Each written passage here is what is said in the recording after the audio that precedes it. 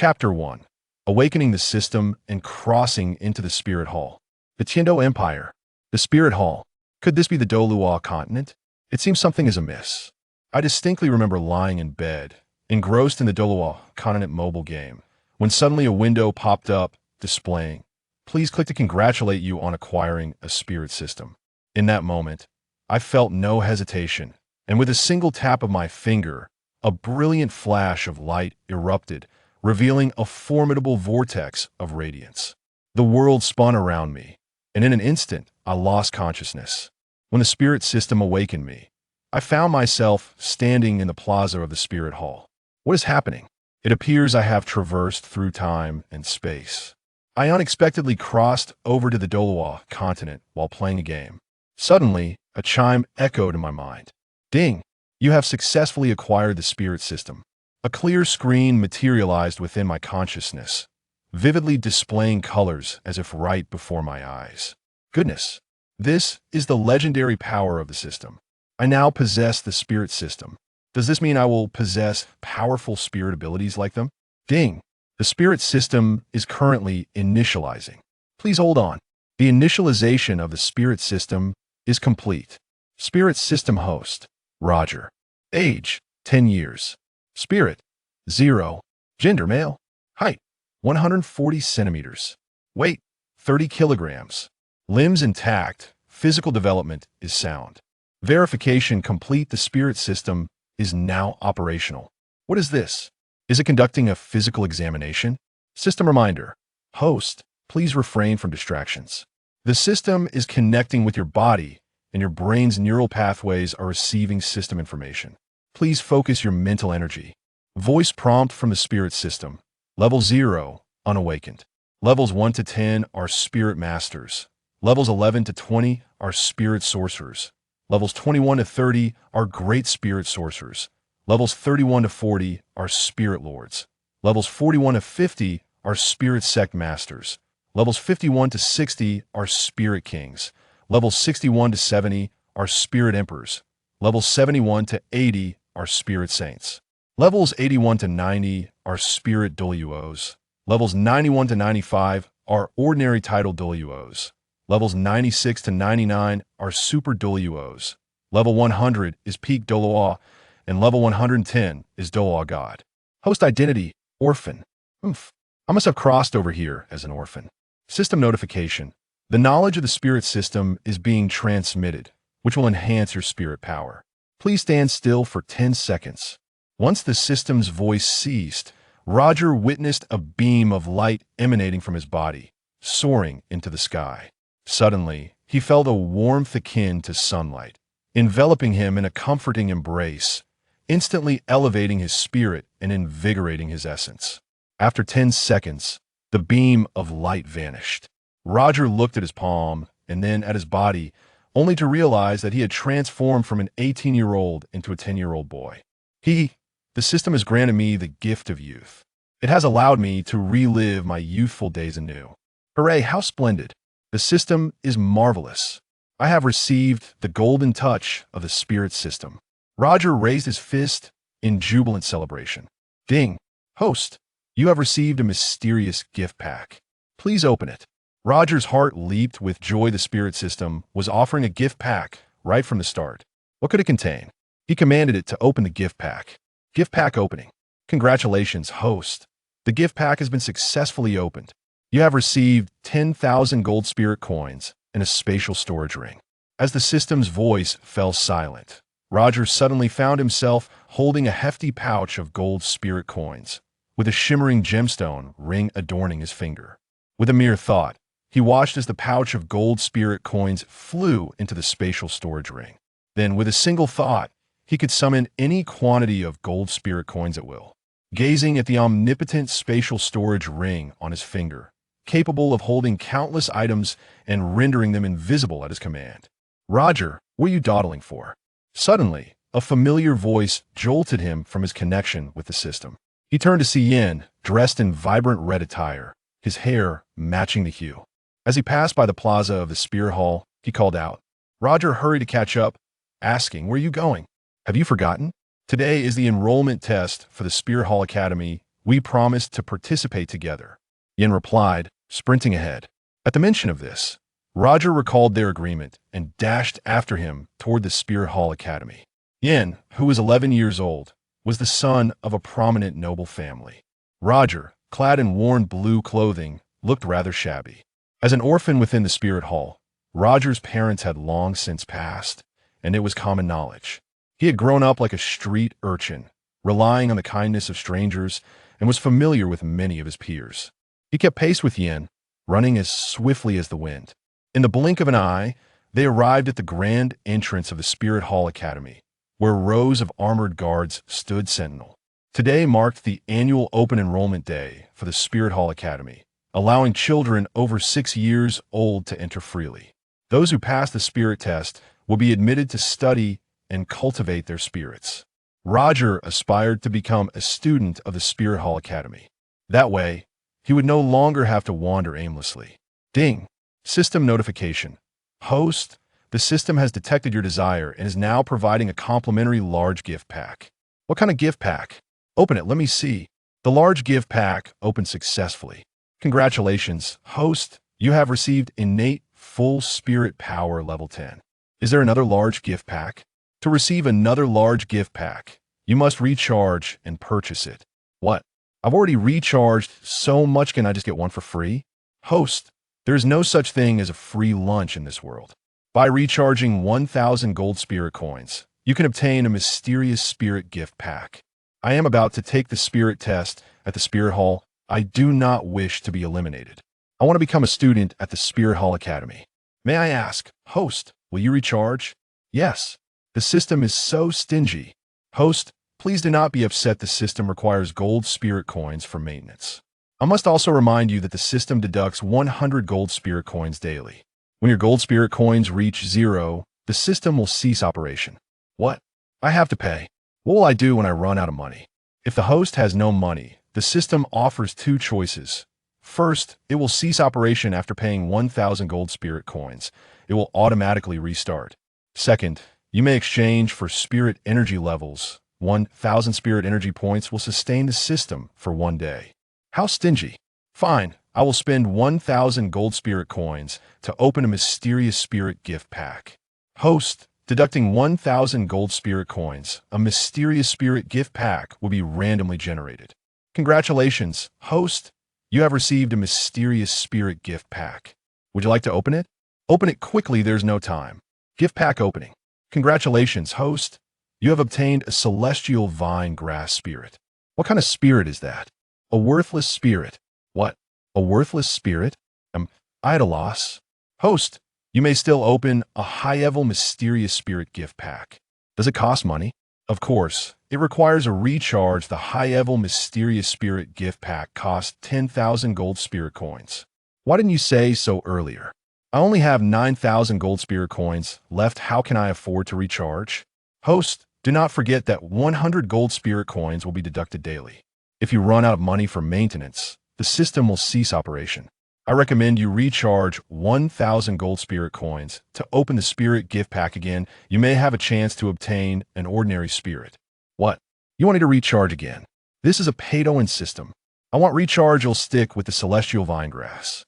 Host, if you wish to open the gift pack, you may call on me at any time. Roger, you made it. A lovely girl's voice called out from behind.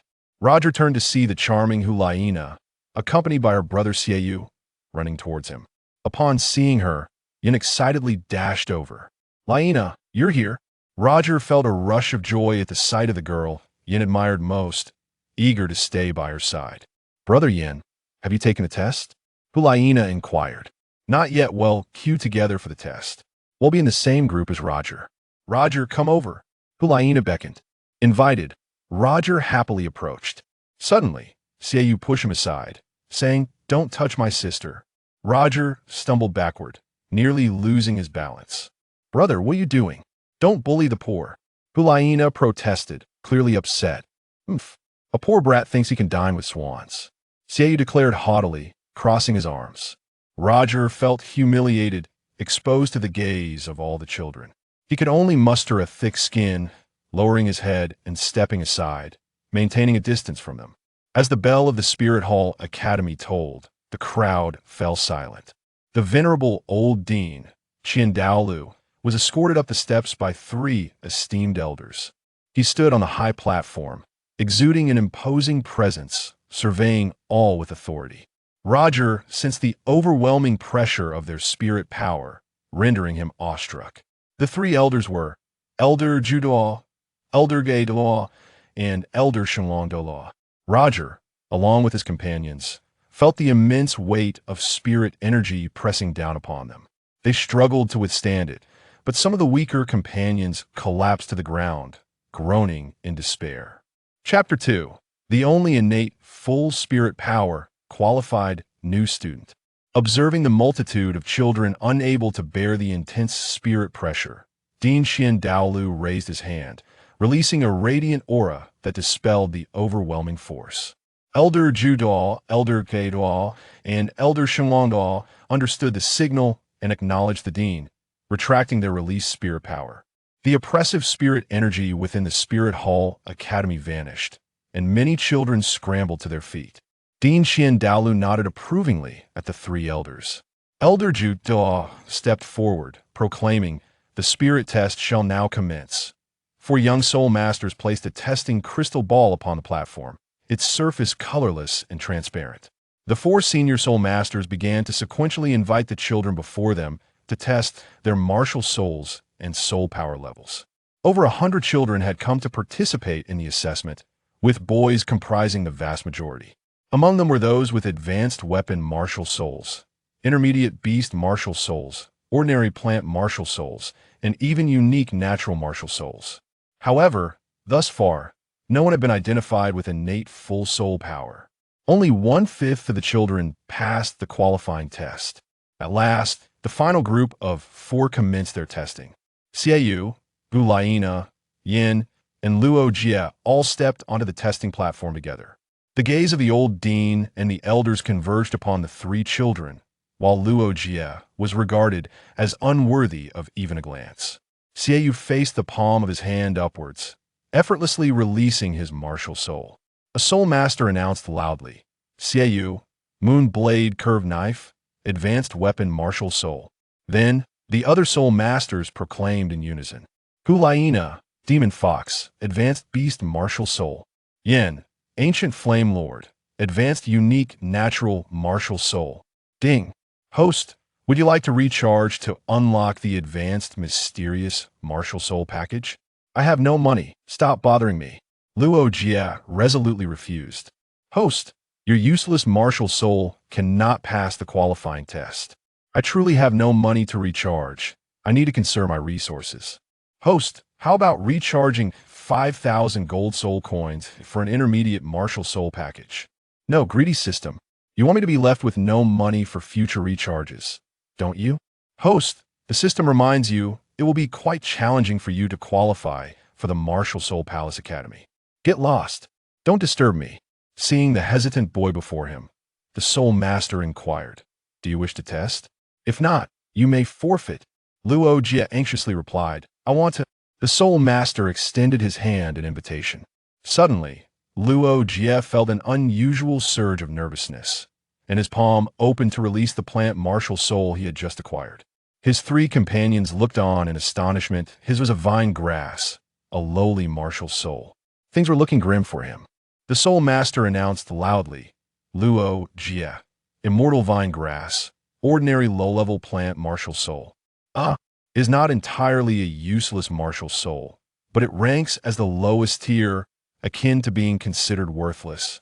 Now we shall begin testing the soul power," a young soul master proclaimed.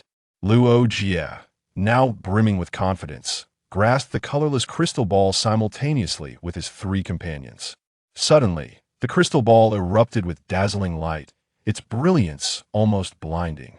The soul master announced, "Shiao, Soul Power Level 9 Hulaina, Level 8 Yin, Level 8 Luo Jie, Level 10 he possesses innate full soul power." He has innate full soul power. All the children present were taken aback in astonishment. The old dean and the 3 senior elders thought they must have misheard. Among them, Elder Duel was particularly skeptical and insisted on personally verifying the claim. Upon realizing he was the only child with innate full soul power, Luo Jie couldn't help but feel a swell of pride, thoroughly grateful to the martial soul system. Child, please extend your hand to me. Elder Duel extended his long, sharp fingers towards him. Luo Jie trembled in fear, complying obediently as he extended his palm. Elder Duel touched his fingertip to Luo Jie's palm, using a modicum of soul power to test him. His expression shifted to one of surprise indeed. Luo Jie possessed innate full soul power. He then covered Luo Jie's palm with his other hand, sensing with mental acuity, before nodding in confirmation. Child, although you have a useless martial soul, your innate full soul power can be cultivated through postnatal training to transform it into an advanced martial soul. You possess a unique innate full soul power, standing apart from the rest. You have qualified, Elder Duel remarked with admiration. Upon hearing that he had qualified, a radiant smile broke across Luo Jie's face. He was overjoyed. Hulaina rushed to his side, exclaiming, "Congratulations! You are now a student of the Martial Soul Palace Academy. Let us strive together to cultivate our martial souls." Shiao was momentarily taken aback, unable to fathom why his sister would be drawn to a destitute wanderer. Yin, on the other hand, was consumed with jealousy. Flames erupted from atop his head, and his fists blazed with fire, wishing nothing more than to strike Luo Jie down. Luo Jie could only scratch his head and grin foolishly. Now announcing the list of students who have qualified for the Martial Soul Palace Academy, a Soul King declared. He then began to call out the names of qualified students, inviting each to step onto the platform, while those whose names were not mentioned were asked to leave. Shiao, Hulaina, and Yin all heard their names, with Luo Jie's being the last to be called. Ding! Congratulations, host! You have successfully become a student of the Martial Soul Palace Academy, and you shall receive a scholarship. Is that so? Luo Jie chuckled with delight, speaking only to the system. Host, you may now work study at the academy. The more gold soul coins you recharge, the faster your soul power will upgrade, unlocking advanced special martial soul skills. System, you are far too greedy. How could I possibly earn that many gold soul coins? Host, you can complete system tasks to earn gold soul coin rewards. Tasks for gold soul coins? Why didn't you mention this earlier? Ding. Host, please accept your first task. Slay a soul beast over 10 years old to earn 100 gold soul coins. Level up your soul power by 1 rank to earn 100 gold soul coins. Absorb your first soul ring to earn 1,000 gold soul coins. Such generous rewards. Luo Jie chuckled inwardly. Host, the task must be completed personally. Assistance from others will be deemed ineffective, and the task is not simple. System, where am I supposed to complete this task? Host, task location, Star Doe Great Forest. In the vast expanse of the Star Doe Forest, how might I reach it? Host, I am uncertain. The task lacks a navigational guide. You shall find out through inquiry. System, your task seems rather cumbersome. Could you not escort me there? I am unable to do so. Qualified newcomers, please follow me. Roger was momentarily distracted by the voice of the Soul Sect instructor, trailing behind the other newcomers, preoccupied with thoughts on how to accomplish the system's mission. Where might the Star Doe Forest be? Although he understood that the Star Doe Forest was a realm inhabited by soul beasts, a place where one could hunt an array of soul beasts. Absorb soul power, obtain soul rings, and enhance combat abilities while simultaneously breaking through the bottleneck of soul power advancement. They arrived at the rear courtyard of the Wuhuan Palace Academy, surrounded by towering 5-story buildings. Leaving Roger perplexed as to their purpose point, one of the Soul Sect instructors paused and stated, "The building ahead is your dormitory. There are 25 of you, with 5 individuals assigned to each dormitory. Regardless of gender, you may now freely form groups of 5. Upon hearing the instructor's words, they immediately sprang into action. With nothing to offer, Roger had no choice. He was at the mercy of anyone willing to team up. Hey, shall we form a group? Suddenly, a girl volunteered. Roger was taken aback, but nodded in agreement. Count me in, Hulaina added. Laina, why would you choose to team up with him? Shiao inquired loudly, expressing his disapproval. Hulaina made a playful face at her brother, sticking out her tongue, signaling that it was none of his concern. Then I shall join your group, Yin volunteered. Shiao, left with no other option. Sighed. Fine, I will join you. If it weren't for looking after my sister, I wouldn't be teaming up with you. Alright, please head upstairs to select your dormitory and fighting aloud. The Soul Sect instructor's command sent the newcomers rushing towards the dormitory building. Brother, let's choose the top floor. Hurry up, Hulaina, already aware that the best dormitory was on the highest floor, shouted excitedly. Shiao and Yin heard her and quickly dashed upstairs. The other newcomers, upon realizing that the best dormitory was on the top floor, followed suit in a frenzied race. The air was filled with a cacophony of voices. Hulaina, thrilled by the excitement, allowed her brother to compete for the dormitory while she leisurely ascended. As they all rushed up, Roger, unable to match their speed, sought an alternative approach. Ding. The system chimed. Host, you may climb the poles or walls to reach the top directly. Taking heed of the system's suggestion, Roger spotted a pole leading straight to the 5th floor and dashed towards it, swiftly grasping the massive pole and ascending. Having engaged in various escapades in the past, climbing was second nature to him. In the blink of an eye, Roger, agile and swift, was the first to reach the 5th floor and claim the dormitory there. Ding. Host, this dormitory is spacious and well ventilated, ensuring a peaceful resting environment. Trusting the system's evaluation, Roger made his choice. While the other newcomers had yet to arrive, he stood guard at the entrance, announcing his claim. Shiao and Yin, living up to the expectations, dispatched the other newcomers and were the first to reach the 5th floor, only to see Roger waving them over. This is the best, Roger informed them. Shiao shot him a glare filled with resentment. You poor fellow, how did you manage to get up here? He demanded, his voice laced with anger. I climbed the pole, Roger replied candidly. Yin, catching his breath, nodded in understanding. Shiao glanced at the pole and begrudgingly accepted the truth. This time, he acknowledged Roger's skill but remained determined to surpass him next time. Titich. How unfortunate. Shiao clenched his fists in frustration. Chapter 3. Martial Spirit Heart Method. Hulaina gifts Roger a book. Hulaina was the last to ascend to the 5th floor, noticing her brother's flushed face and Yin's heavy breathing. She approached him with praise. What is wrong with you two? Why do you look so worn out? Brother, who are you angry with? As Xiao Shui arrived, she began inspecting each room, finding them all to her liking. Hey, these rooms are so spacious, she exclaimed, noticing the en-suite bathrooms that eliminated the need to compete for access. How delightful, she announced to her companions. Humph, Shiao, still aggrieved, huffed at Roger and took his sister's hand, saying, Come on, let us select our room. Brother, what is so special about these rooms? There are 7 or 8 of them. We can pick any, Hulaina replied, unwilling to let her brother dictate everything. Shiao managed to select the best room, one with a balcony and a large window. You will stay here, and I shall occupy the adjacent room. Do not speak to that poor fellow again. We must not lower our status. Brother, we should be kind-hearted. Shouldn't we? Helping a poor fellow like him means he will remember our kindness, Hulaina retorted. You're helping him now, but he may turn ungrateful in the future. All right, you may leave now. Hulaina, finding her brother bothersome and nagging, pushed him out with both hands. After closing the door, she gleefully jumped onto the bed, reveling in her happiness. Shiao, witnessing his sister shutting the door, entered the neighboring room. Upon opening the door, he was taken aback to find she had claimed it. What are you doing in here? He inquired angrily. Xiao Shui wanted to stay next to her, and upon their entrance, she promptly occupied a room equally as splendid. Why can't I stay here? Is there a name on this room that belongs to you? We girls can reside on one side, while you boys should keep to yourselves. Go occupy the room across from us, Xiao Shui asserted, standing her ground. Get out, Shiao commanded. I want tea. Xiao Shui replied defiantly, puffing out her chest. If you don't leave, I will start undressing, and if you see me, you'll be responsible. Shiao found himself at a loss against the girl, gritting his teeth in frustration as he pointed at her face. Unfazed, Xiao Shui leaned closer, staring him down. Shiao, recalling that a true gentleman should not quarrel with a lady, resignedly turned to leave, slamming the door behind him with a resounding thud.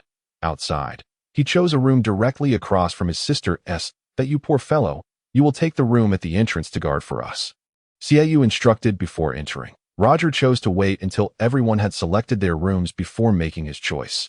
Avoiding any confrontation, he ultimately settled on a spacious room at the entrance, feeling weary. Roger lay down on the large bed to rest. He closed his eyes to rejuvenate. The martial spirit system activated. Ding. Host, please sign in. Why must I sign in with the system? Host. Daily sign-ins yield various rewards. What is today's reward? The first sign-in will grant you a grand gift package. Alright, I will sign in with the system and open the grand gift package. The grand gift package is being opened. Congratulations, host. You have received a martial spirit heart method and 100 gold soul coins. Roger sat upright, receiving the martial spirit heart method in his hands. Title of the heart method: 9 Transformations Heart Method. Upon opening the 9 Transformations Heart Method, he saw a diagram of a human body, detailed with markings, accompanied by explanatory text below. Thus, Roger diligently perused the heart method, committing every detail to memory. The cultivation of the martial spirit heart method is to be conducted through meditation in a manner akin to genuine cultivation. Seated cross-legged upon the large bed, Roger placed his fists in front of his dantian and concentrated, embarking on the foundational cultivation of the 9 Transformations Heart Method. The 9 Transformations Heart Method comprises 3 tiers. The first tier is the upper dantian. The second tier is the lower dantian, and the third tier is the true person. The third tier is achieved upon successfully activating the upper and lower dantian, merging to open the true person space, allowing the absorption of even more powerful martial spirit true energy. To ascend to the third tier, one requires a higher level of martial spirit cultivation, attainable only upon reaching the 60th level of soul power. As Roger delved into the realm of martial spirit cultivation, he envisioned the Xian Teng Chao martial spirit. Within his heart, it found a fertile ground, absorbing soul power to grow. Before long, the Xian Teng Chao began to flourish, sprouting leaves one after the other. In a moment of clarity, Roger understood that each leaf signified an elevation in level. Upon reaching 100 leaves, it would require a reawakening. Each reawakening signifies a qualitative transformation for the Xian Teng Chao. Having received this divine insight, Roger began to wholeheartedly cultivate the Xian Teng Chao, capitalizing on his innate full soul power to focus on its rapid growth. The martial spirit Xian Teng Chao resonated with its master and grew swiftly after absorbing soul power. Hee, what are you cultivating? A sweet, melodious voice echoed in his ear, jolting Roger from his reverie. He opened his eyes to find her before him, momentarily startled, fearing her brother was lurking behind. What are you afraid of? Hulaina inquired, noticing his startled expression. Alas, how embarrassing. Why has fear of her brother rendered her utterly timid? Is she not being overly cowardly? Here, present Hulaina with a crimson apple and inquire, are you hungry? Ding, host, promptly accept the girl's kind gesture. No, I cannot be so casual. Simply offer her something in return. That will suffice. What can I give her? I possess nothing. Host, you may activate the grand gift pack. The system contains a soul technique particularly suited for her cultivation. She will undoubtedly appreciate it. What technique? Host, there is a special promotion currently available. Time sensitive. The Soul Technique gift pack is priced at 1,000 gold soul coins. You are asking for more money again. Host, do you wish to please the girl? Very well. I shall spend 1,000 gold soul coins to unlock a Soul Technique gift pack. Ding. The Soul Technique gift pack has been successfully opened. Congratulations, host. You have obtained a high-level soul technique. Roger, why do you keep staring at me? Hulaina felt embarrassed under his infatuated gaze. Her cheeks flushed as she shyly inquired, "Do." Upon her words, Roger snapped back to reality. "My apologies," he said, as drool escaped the corner of his mouth. Observing his drooling, Hulaina burst into laughter, covering her mouth. "Thank you." Roger gratefully accepted her offering of the apple. "You're welcome." There's no need for thanks. We are companions. From now on, do not be so polite with me. Oh, Hulaina, do you possess a soul technique? Roger suddenly remembered to ask. Hulaina shook her head, indicating that she did not have one. "Do. I have a technique here that I found. Let me see if it is of any use to you." Roger said, summoning the soul technique from his spatial ring. He presented the technique before her. Hulaina's eyes widened with curiosity as she asked, "What is it?" "Here, this soul technique is for you." Without hesitation, Hulaina accepted the technique, her gaze landing on the title, Seductive Charm. Upon opening the first page to find an illustration, her face immediately flushed crimson, and a sense of affection blossomed within her. It was indeed a technique tailored for the cultivation of her fox spirit form. "This is an exceptional soul technique. Are you truly giving it to me?" Hulaina's face reddened briefly before she closed the book and asked. "Indeed. It is yours." Hulaina's heart soared with joy. Unable to contain her gratitude, She rushed forward and pecked him on the cheek, then swiftly fled, startled by the kiss. It felt as though his soul had been whisked away. Roger touched the spot where she had kissed him. An inexplicable sensation surged from within, a sweet warmth that filled him with boundless excitement. Chapter 4. Gaining a growth-type martial soul. Twin martial souls at dawn the following day. As the sun rose, the bell of the Martial Soul Temple Academy rang, awakening all students for morning exercises. After participating in morning drills with his companions, Roger had breakfast, then proceeded to class where various teachers imparted knowledge on soul cultivation. In the afternoon, Elder Ju arrived that he gathered the freshmen to capture soul beasts, assisting them in leveling up. Each freshman would break through to level 10 and acquire their first basic soul ring.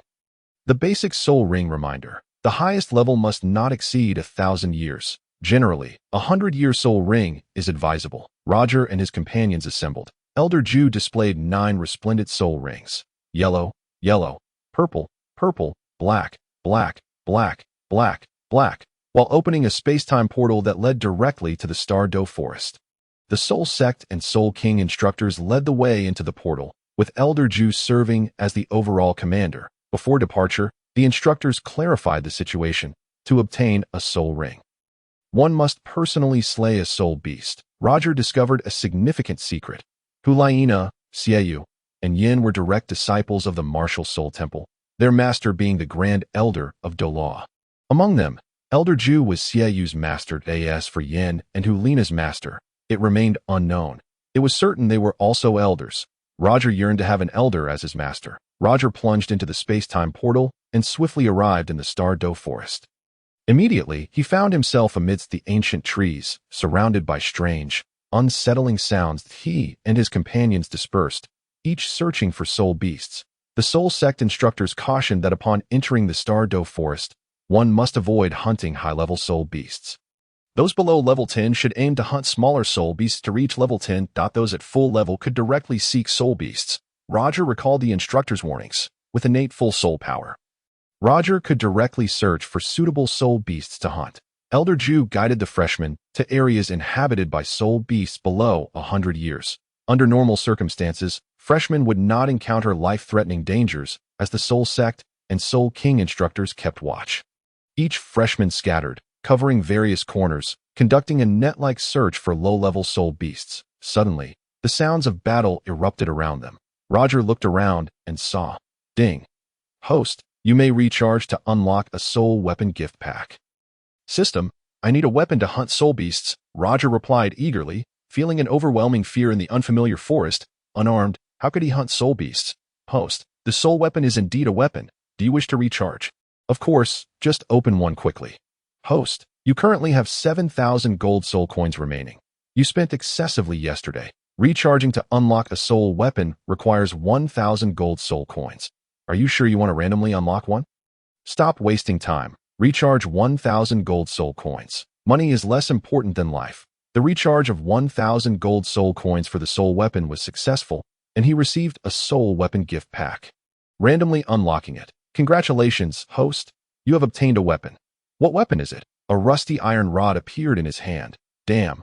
Roger exclaimed in disappointment, seeing the rusty iron rod he held. System.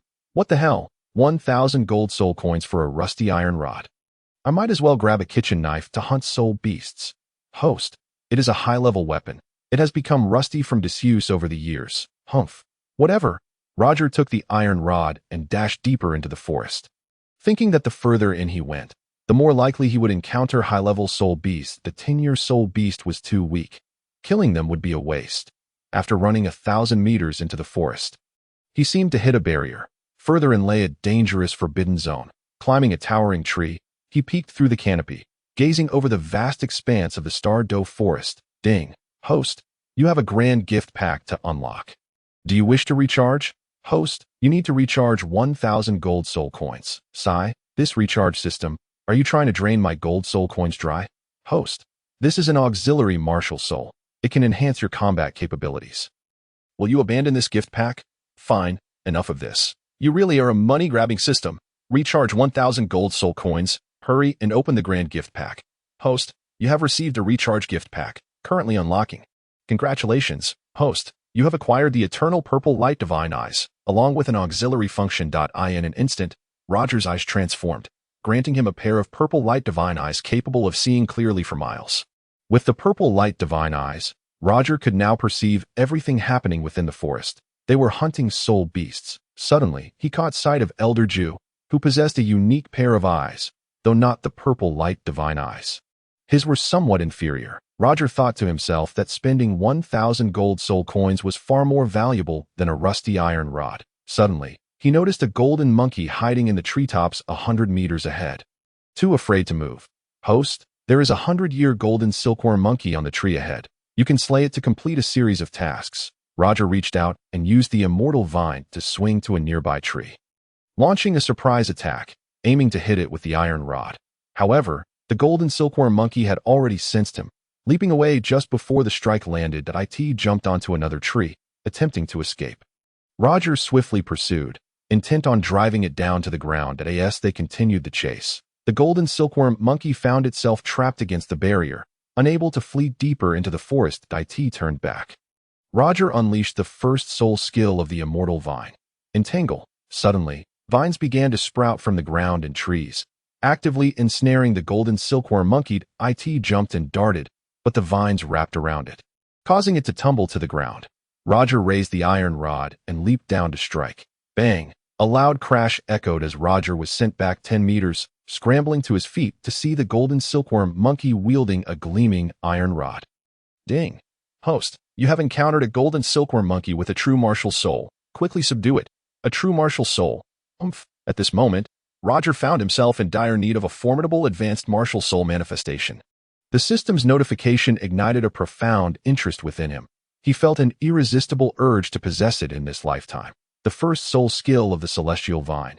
Entangle, entangle, entangle. Only by incessantly ensnaring the golden silk monkey could he hope to hunt it down. Once the golden silk monkey was thoroughly bound by the resilient celestial vine, it struggled helplessly on the ground. Roger, intent on acquiring its soul ring and martial soul manifestation, felt no pity for its life. He leaped high, wielding an iron rod, and struck down heavily upon its forehead. Bang! The iron rod rendered the golden silk monkey unconscious, and with another blow, it lay gasping for breath before a final strike left it lifeless on the grass. Having mastered the martial soul mental technique, Roger swiftly sat beside the golden silk monkey to absorb its soul ring. He gathered spiritual energy and extracted the century-old soul ring from the monkey's body. Suddenly, a pink soul ring materialized. It descended onto Roger, burrowing into his being. Once the absorption was complete, Roger successfully assimilated all the soul power of the golden silk monkey, leaving it a withered corpse. At that moment, the martial soul manifestation of the golden silk monkey emerged. Roger's consciousness seized the martial soul manifestation, drawing it into his soul ring. In that instant, he perfectly absorbed the soul ring. Soul power and martial soul manifestation of the golden silk monkey, achieving a flawless fusion of essence, energy, and spirit. Now, Roger's innate soul power surged to the 13th rank, having ascended 3 levels merely by absorbing a single century-old golden silk monkey. Propelling his physical strength to unprecedented heights, he transformed into a genuine soul master. No longer the same as before, Roger could sense the presence of the golden silk monkey's martial soul manifestation at any time and place. It merged with his spiritual consciousness, residing within his dantian. During the cultivation of the 9 turns mental method, he would train alongside the golden silk monkey's martial soul. It belonged to the category of growth-type martial souls. Ding! Congratulations, host, on acquiring an exceptional growth-type martial soul manifestation. Congratulations, host, on obtaining the soul tool. The golden light, or OD.IT, can merge with your soul tool, the iron rod, transforming into a tangible soul tool with boundless potential in the future. Hee. Isn't it akin to the formidable Rui Jingu Bang wielded by Sun Wukong during the Havoc in Heaven? Host, the golden light rod's power will significantly increase as your soul power level rises. TCH, I understand that without needing your instruction, system. Hurry and grant me my rewards. Ding. Host has completed the first task, slaying a soul beast with a soul ring over 10 years, rewarding 100 gold soul coins. A 3-level soul power increase, totaling 300 gold soul coins, and an additional 1,000 gold soul coins for absorbing the first soul ring. Host, The total task rewards amount to 1,400 gold soul coins. With a remaining balance of 6,400 gold soul coins. Hey, system, I killed a century-old soul beast, which should warrant 1,000 gold soul coins, not just 10 times that. Are you mistaken? You killed one, not 10, so it doesn't count. TCH, system, you are stingy. Host, if you wish to level up quickly, go hunt soul beasts. TCH, I won't kill them. They are all lives. Striving to cultivate soul power. It would be a pity to slay them. After the golden silk monkey's body absorbed the soul ring and martial soul manifestation, it vanished into thin air. With his task accomplished, Roger swaggered towards the new student assembly point, bearing the iron rod upon his shoulder. Ding. Host, you have acquired a martial soul manifestation. You now possess twin martial souls. You must not flaunt this, as it could attract calamity. What should I do? Host, exercise restraint and conceal your golden silk monkey martial soul. System, you truly know how to instruct others. You have earned my respect. Host, do not forget that I am the martial soul system, omnipresent, capable of foreseeing all matters of the world. System, you can boast all you like. Just pretend to be a deity. Roger stored the soul tool, the iron rod, within his spatial ring. Hu Liena, Shiao, and Yen, favored by the elder Duel, each captured a millennium fox, a millennium wolf, and a millennium earth flame serpent. They all acquired millennium soul rings and soul power, boosting their soul power levels to 15. That they underwent a transformative change, no longer the same as before. Roger, you have completed your task. Roger turned to see Shiao running towards him from behind. Did you finish? I did. What soul beast did you slay? I killed a monkey. And you? I killed a century-old snow leopard. Hee, I have reached level 12, Shiao joyfully exclaimed before dashing towards the assembly point. It seemed they all completed their tasks, with Roger being the last to arrive. Elder Duel summoned a time-space black hole, ensuring all new students returned to the Martial Soul Hall Academy, without exception. Chapter 5. They are the Elder's disciples. All new students returned to the plaza of the Martial Soul Hall Academy through the time-space black hole. They had all risen to the rank of Soul Master.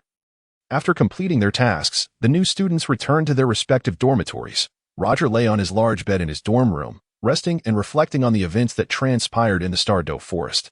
Suddenly, a knock echoed at the door. Roger sprang up to answer it. Hey! Hulaina suddenly stood before him, exclaiming, How are you? Roger jumped in surprise, hastily peeking out to ensure his brother did not see. What are you looking at? Hulaina asked cutely, her hands behind her back. Nothing to be afraid of, Roger replied with a sigh of relief. Here, Hulaina presented him with a large red apple, saying, Eat it, you eat it, I won't. Roger, having tasted its flavor, politely declined. Take it, don't be so formal. No. Roger waved his hands, retreating further. I genuinely want you to eat it. Don't be so polite.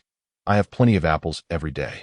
You must help me eat them. Hulaina extended her arm, her sparkling eyes twinkling. Roger, unable to refuse her kindness without risking her ire, finally relented. Thank you. You eat. I've washed it. Hulaina smiled sweetly, continuously blinking her enchanting eyes. Remembering the apple's delightful taste, Roger took a bite under her admiring gaze, savoring its sweetness as he exclaimed, delicious. He took a bite. Hulaina beamed with joy and then stepped into the room. Asking, What soul beast did you kill? Roger followed her, replying, I killed a monkey and got a pink soul ring. What about you? Me. Hulaina twirled dramatically, excitedly revealing, I effortlessly killed a millennium fox, earning a purple millennium soul ring, instantly raising my soul power to 15. Roger, suddenly thrilled, admired, You're amazing. Hulaina playfully waved her delicate, pale fingers, bending forward and declaring, You are mistaken. I told you, I killed a millennium fox without exerting any effort. Guess how? After finishing, she blinked her cute, large eyes.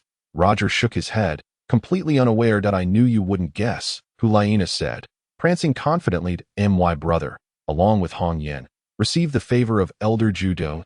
He helped us capture 3 millennium soul beasts. We easily defeated them while they were stunned and absorbed their soul rings effortlessly. With our 3 full-level soul powers, how could we possibly slay a millennium soul beast? What is your relationship with the 3 of them? Roger suddenly realized they were quite different from others. Having the assistance of Elder Judo, he could hardly fathom the immense power of a millennium soul ring. Elder Judo is my brother's master. And I am a disciple of His Holiness the Pope, BBDong. Yin is the disciple of Elder Ghost Douluo Continent. Oh, you think I and those two are impressive. So, they were all disciples of top-tier figures. Especially her, who was even more extraordinary. Seeing his astonishment, Hulaina became even prouder, proclaiming, I am the saintess of the Martial Soul Hall, destined to become the Pope. Ah, she is to be the Pope of the Martial Soul Hall in the future. What an honor. Roger was taken aback, left utterly speechless. Roger, you're shocked, aren't you? Seeing you in such a state makes me a little disappointed, Hulaina said, her eyes sparkling as she snapped her fingers before him. Shall we become friends? Every word she spoke resonated with him. Roger blinked, coming back to his senses, and couldn't help but smile at her adorable demeanor. Hulaina, you came here again. Roger, startled by a menacing voice, jumped in fright. Hulaina turned to see her brother standing at the door, scaring her, and angrily retorted, Brother, how did you appear out of nowhere? You scared me terribly.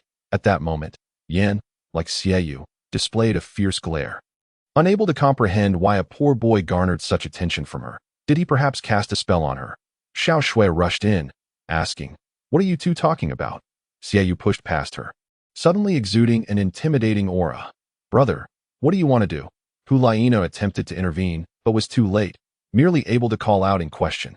Roger noticed the impending trouble. Ding! Host, flee quickly. However, when Roger heard the system's alert, it was truly too late. He would not dare to resist, only able to watch helplessly as his opponent charged at him with a forceful shove. In an instant, Roger was sent flying, crashing into the wall and falling to the ground. The half-eaten apple slipping from his grasp and tumbling onto the floor. Brother, stop! Hulaina shouted in anger. Dazed from the collision, Roger lay on the ground, disoriented. Shiua picked up the apple and rushed over, shoving it into his mouth with contempt, exclaiming, This is what you get for daring to eat my sister's apple. Have your fill. Clenching his teeth, Roger resolved not to let him run rampant. He would refuse to eat, even if it meant defying the demands of a wealthy bully. Eat it, Shiua bellowed. Roger fought desperately against the urge to comply. Shiua, witnessing the scene, was horrified and turned numb. The boy she had admired so much was revealed to be so vicious and cruel. She wondered if being with him would lead to such harm. Realizing the truth of his character, she could only shake her head in regret, thinking she shouldn't have liked him at all. Yin watched coldly, deciding not to intervene, as he would take away the girl he cherished most. Hulaina was terrified, having never seen her brother so fierce and domineering. Unable to bear it any longer, she felt compelled to step in. Brother, stop, Hulaina warned, grabbing his shoulder and tossing him aside. In a swift motion, she threw her brother away as if he were a sandbag. Caught off guard, Shiua fell heavily to the ground, his anger barely contained. Are you all right? Hulaina asked, squatting down with concern. Roger, with his mouth full of apple pulp and wiping his arm, ignored her kindness, which only served to further infuriate him, seizing the opportunity while he lay on the ground. Roger quickly lunged at Shiua. Huh? What does he want? Shiua felt a surge of fear upon meeting Roger's murderous gaze. By the time he reacted, Roger was already atop him, delivering a flurry of punches to his face. Enduring a brutal beating, Yin knew he had to help. Otherwise, life would become unbearable. He charged in and tackled Shiua to the ground. Shiua, recovering, mounted Roger and began to strike him with far greater ferocity. Shiua could only watch anxiously. Meanwhile, Hulaina was unable to assist. Roger, battered, could only shield his head, allowing Shiua to strike anywhere but his face. Ding. Host, you are being beaten.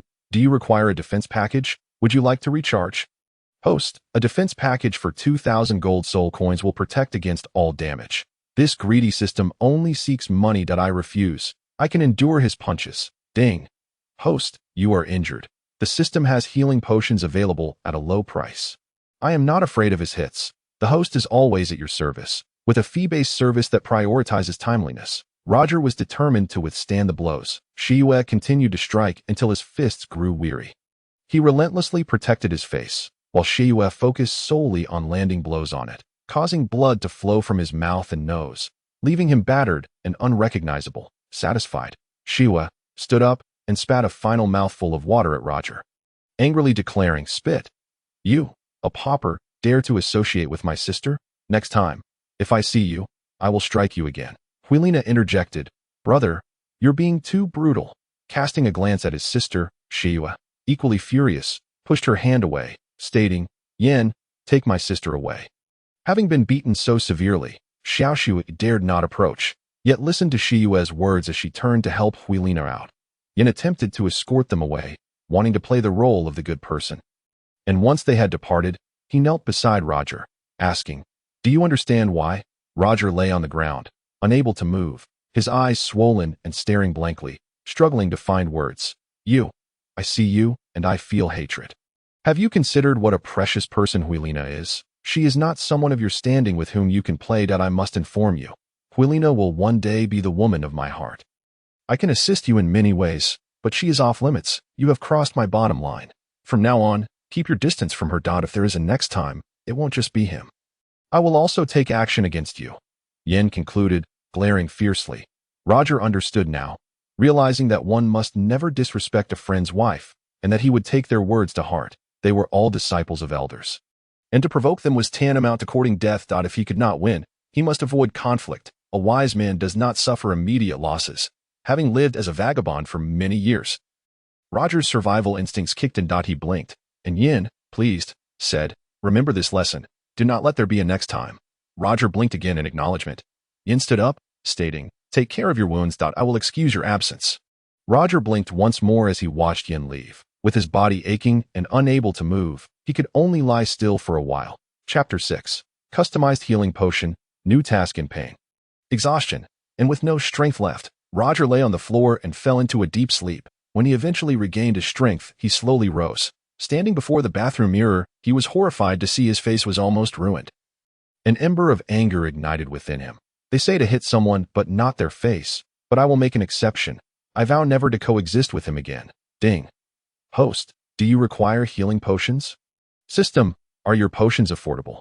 Host, painkillers cost 2 gold soul coins, hemostatic agents 5 gold soul coins, and customized healing potions 10 gold soul coins. What is this customized healing potion? Host, your facial injuries are severe, with 80% of the dermal tissue damaged. Without treatment, you will face disfigurement. Pfft.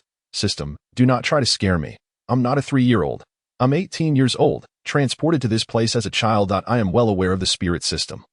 What is the best potion for treating my face? Based on your face shape and condition, the system has customized a healing facial mask for you that will show results immediately upon application. Quick, customize the mask for me. Customized healing facial mask, 10 gold soul coins. Customization in progress. Ding, customization successful. Transaction commencing. Roger received a mask in his hands. Transaction complete. Usage instructions. Please apply the mask to your face and rest for 10 minutes. Following the instructions, Roger lay on the bed and applied the customized mask. Suddenly, the medicinal effects took hold, and the fiery pain on his face transformed into a refreshing coolness. In an instant, Roger found himself within a vision. Observing his past life, a time of wasted youth, neglecting studies for a life of gaming, resulting in failure to graduate high school and squandered youthful potential. Now, having crossed over to Douluo Continent, equipped with a golden finger system, he was determined to embrace his youth anew, learning from past mistakes to become an exemplary young man, striving for excellence and achieving the kind of glory that others would envy. In this moment of reflection, Roger resolved to become a powerful titled Douluo in the future. Unbeknownst to him, he drifted into a deep sleep until dawn. When he awoke to the sound of the morning bell, he realized it was the next day. As if awakening from a dream, he removed the mask from his face and felt no trace of injury. Leaping from the bed, he rushed to the bathroom to check. Wow, my goodness, all the wounds on my face have healed. His skin was now smooth and fair, resembling the visage of a beautiful maiden. Surely, this was the effect of the system's customized healing mask. Roger examined his reflection closely in the mirror. System, ding. Host, what can I assist you with? How did the mask transform my appearance so handsomely? Host, you were born with good looks. System, let us get this straight. I am a boy, not a girl. Can a boy be handsome? Why would a boy need to be this handsome? I am not looking to marry. Host, innate beauty cannot be altered. The system can only enhance beauty, not diminish it. The training bell of the Wuhuan Temple Academy rang, signaling all students to participate in morning exercises to enhance their physical fitness. The instructor had stated that every student aspiring to cultivate their martial spirit must possess a healthy and developed physique. Martial spirit cultivation does not cater to the weak or ill. Roger dashed out of his room, Witnessing the others rushing down the stairs, he attempted to greet them, only to be met with indifference as they treated him like a stranger. None of the four acknowledged him. Their disregard was understandable, but why were Huilina and Shiao also ignoring him? It suddenly dawned on him that he had been isolated by their alliance. Roger joined the ranks and began the 1,000-meter morning run, after which they all found places to sit and meditate in their respective corners. The vast Wuhan Temple Academy was filled with students seated in meditation, even in the early hours of the morning. They adhered to a martial spirit cultivation tradition. The year begins in spring, and the day begins in the morning. Spring is the season when all things awaken, when the warmth of the sun brings forth blossoms, and is the prime time for the surge of spiritual energy in the universe. Similarly, the early hours of dawn represent a moment when the essence of all things is most intensely released. At this juncture, it is the most opportune time for the cultivation of one's martial soul. Roger, having been guided by the martial soul system, found himself in an ideal location, not beneath a tree or in a corner, but atop the highest edifice of the Martial Soul Academy, the Bell Tower. Generally, few venture there. The Bell Tower remains open to the public at all hours. After dispersing his team, Roger swiftly ascended the 100-meter-high tower, settling into a meditative posture on the highest platform, calming his spirit and absorbing the essence of the heavens and earth, employing the secret technique of the 9 turns heart method for martial soul cultivation. Roger initiated his practice as if opening a treasure furnace, continuously infusing the ethereal energy of the world into his expansive Dantian. An hour later, his morning training concluded. Roger's soul power rose by 1 level. Reaching level 14, he felt revitalized. Standing at the pinnacle, he gazed over the vast expanse of the world, as if the entire realm lay within his grasp, his heart soaring with ambition and determination. "Hey, what are you doing up there?" Roger looked down to see Huilina inquiring, wondering what she was doing there and how she had discovered his presence. He had thought she would no longer engage with others and let down without hesitation. "I am up here enjoying the view," Roger explained. "Is it beautiful?" "Indeed, I want to see it too," Huilina exclaimed, preparing to climb up. Roger grasped her hand, saying, "Wait, if your brother finds out, I'll be in serious trouble. I certainly don't wish to endure another beating from him." Upon hearing his cowardice, Huilina turned, her curiosity piqued, asking, "Hey, where did your facial injury go?" Her eyes widened in disbelief. Roger covered his face and replied, "I am not sure how it happened. I just woke up like this. No worries. As long as you're healed, I was even considering bringing you some healing medicine. My brother is far too rough. I got into a huge argument with him and thought I'd never want to speak to him again. He tries to strip me of my autonomy. He is your brother. You ought to heed his words. I've heard your parents passed away long ago. I believe he feels a heavy responsibility as your elder brother, hence his strictness. Your words bring me immense joy." Observing her happiness, Roger couldn't help but smile foolishly. As he beamed, Huilina joined him in a silly laugh. "Ding. Host, you have a new mission." "What mission?" "Host, your new task is to find a master as soon as possible, with a reward of 1,000 gold soul coins." "Finding a master comes with gold soul coins?" "Host, you should seek her assistance in finding a suitable master." "Can I really ask her?" "How would you know unless you try?" Roger accepted the system's task and advice. "Hey, Huilina, do you think it would be difficult for me to find a master?" Huilina pointed upward and inquired, "You wish to find a master? I thought all 3 of you already had one. Do you think it's possible for me to find a master? Am I being overly ambitious?" After expressing his thoughts, he regretted the question. "If you want to find a master, follow me," Huilina exclaimed.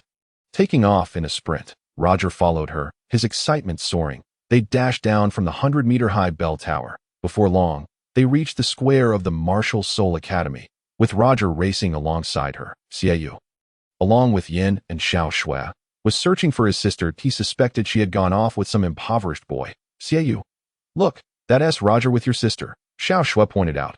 Xiao, upon seeing them, seethed with anger, exclaiming, "Gotcha, I'll make him pay dearly." Yin, even more anxious, took off in pursuit. Xiao ran alongside Xiao, eager to close the gap and win his favor, hoping to avoid being oppressed by him. Finding a supportive senior brother within the Martial Soul Academy was crucial. Chapter 7. The Pope of the Martial Soul Hall, BBDong, accepts disciples. Perched upon a majestic mountain range lies a vast and splendid city known as Martial Soul City.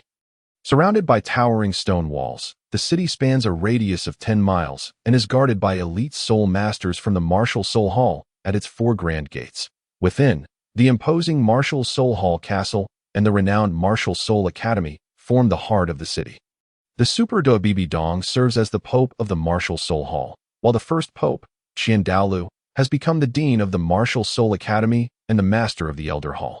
Holding prestige far exceeding that of BBDong, the Martial Soul Hall serves as a martial organization between the Tiando Empire and the Xinglua Empire on the Douluo Continent, balancing the conflicts between the two empires and ensuring peace across the realm. Both empires strive to curry favor with the Martial Soul Hall, offering annual tributes of 1 billion gold soul coins and countless resources. Consequently, the Martial Soul Hall possesses immense wealth, with branches established throughout the land, attracting talented soul masters. Each year, it provides free awakenings of martial souls for all eligible children, transforming awakened children into soul practitioners who may then engage in martial soul cultivation. Young soul practitioners in Martial Soul City have the opportunity to be assessed by the Martial Soul Academy and become free students, following esteemed teachers from the Soul Sect and Soul King to refine their martial soul skills. The Martial Soul Academy is merely separated from the Martial Soul Hall Castle by a river, and after crossing a bridge, they enter the castle. Huliena held Roger's hand as they dashed out of the academy, crossing the bridge into the Martial Soul Hall Castle. As they ran, Roger looked up in awe at the grand and resplendent building. Utterly captivated, they hurried toward the Pope's hall. Shiao, Yin, and Xiao Shui followed closely behind. Huliena intended to find her master, Pope BBDong, residing in the Grand Hall. Pope BBDong, adorned with a crown, sat regally upon her throne, a delicate snow-white arm supporting her soft cheek. Her icy gaze fixated ahead as she listened to the envoy from the Tiando Empire report the tribute list. Master, Huliena burst into the hall, her voice ringing loudly. Then, she dragged Roger over. BBDong, the elders, and their envoys were taken aback, turning their attention toward her. What was she doing here? Upon meeting her master's frosty gaze, Huliena instantly recognized her error and dared only to lower her head in silence. Roger, too intimidated to look up, kept his hand tightly clasped in hers. 3 other children followed them into the hall. Xiao's eyes were solely on his sister as he rushed over, shoving Roger aside and bellowing, "Let go!" Roger, caught off guard, fell to the ground with a resounding thud. Quickly recovering, he assessed the situation. Too frightened to speak. Suddenly, Pope BBDong furrowed her brow, preparing to question the origins of these unruly children. "How dare you?" the elder Do shouted at the critical moment. Only then did Xiao realize that he had provoked his master and the Pope's ire, and he immediately knelt, afraid to argue. "Do you take this place for what?" Duel inquired, her face contorted with anger. "Master, please forgive me," Xiao stammered in fear. Yin and Xiao Shui scurried to Huliena's side, gazing up at the imposing figures of the Pope and the elders, their bodies trembling with fear, not daring to utter a word. Pope BBDong maintained a stoic expression, gesturing for them to leave. The elder of the Martial Soul Hall waved dismissively at the envoy from the Tiando Empire, disregarding their presence. The Tiando Empire's envoys, having received the command, respectfully led their subordinates out of the Grand Hall. Once they departed, only the elders and their disciples remained, all observing how the Pope would handle these 5 impudent children. However, they were not concerned about any punishment from Pope BBDong, as she would undoubtedly forgive them, with the entire incident stemming from Huliena alone. After regaining her composure, BBDong waved her arm nonchalantly, rising gracefully from her throne, her long and elegant figure descending the high platform. In their eyes, Roger appeared utterly panicked. Upon encountering the proud and enchanting Pope, he swallowed hard. Lost in admiration in his heart, he formed a singular conclusion. The most beautiful person in the world was none other than the Pope herself. Ding. System reminder. Host, please observe decorum. Do not stare for too long. Bow your head in respect. Upon receiving the system notification, Roger quickly lowered his head as the stunning Pope descended the steps beside him. Huliena whispered anxiously, "What should we do?" Roger noticed her concern about the trouble they had caused. The 5 children believed they had created a significant mess. However, in BBDong's eyes, it was hardly a concern, and she would only express care for them. BBDong did not hail from a noble lineage. Her life was filled with challenges and adventures, and her achievements today were the result of overcoming countless hardships. She, too, experiences heartache as she comprehends the plight of those impoverished children. Pope BBDong has never directly harmed a civilian or the weak at this moment. BBDong has discerned the intentions of Saintess Hulayina. She wishes to seek her master's assistance for a destitute child. Her kindness is commendable, yet it is imperative that she does not display this in front of the elders, the Dueluos, and her subordinates. The divine authority must always take precedence.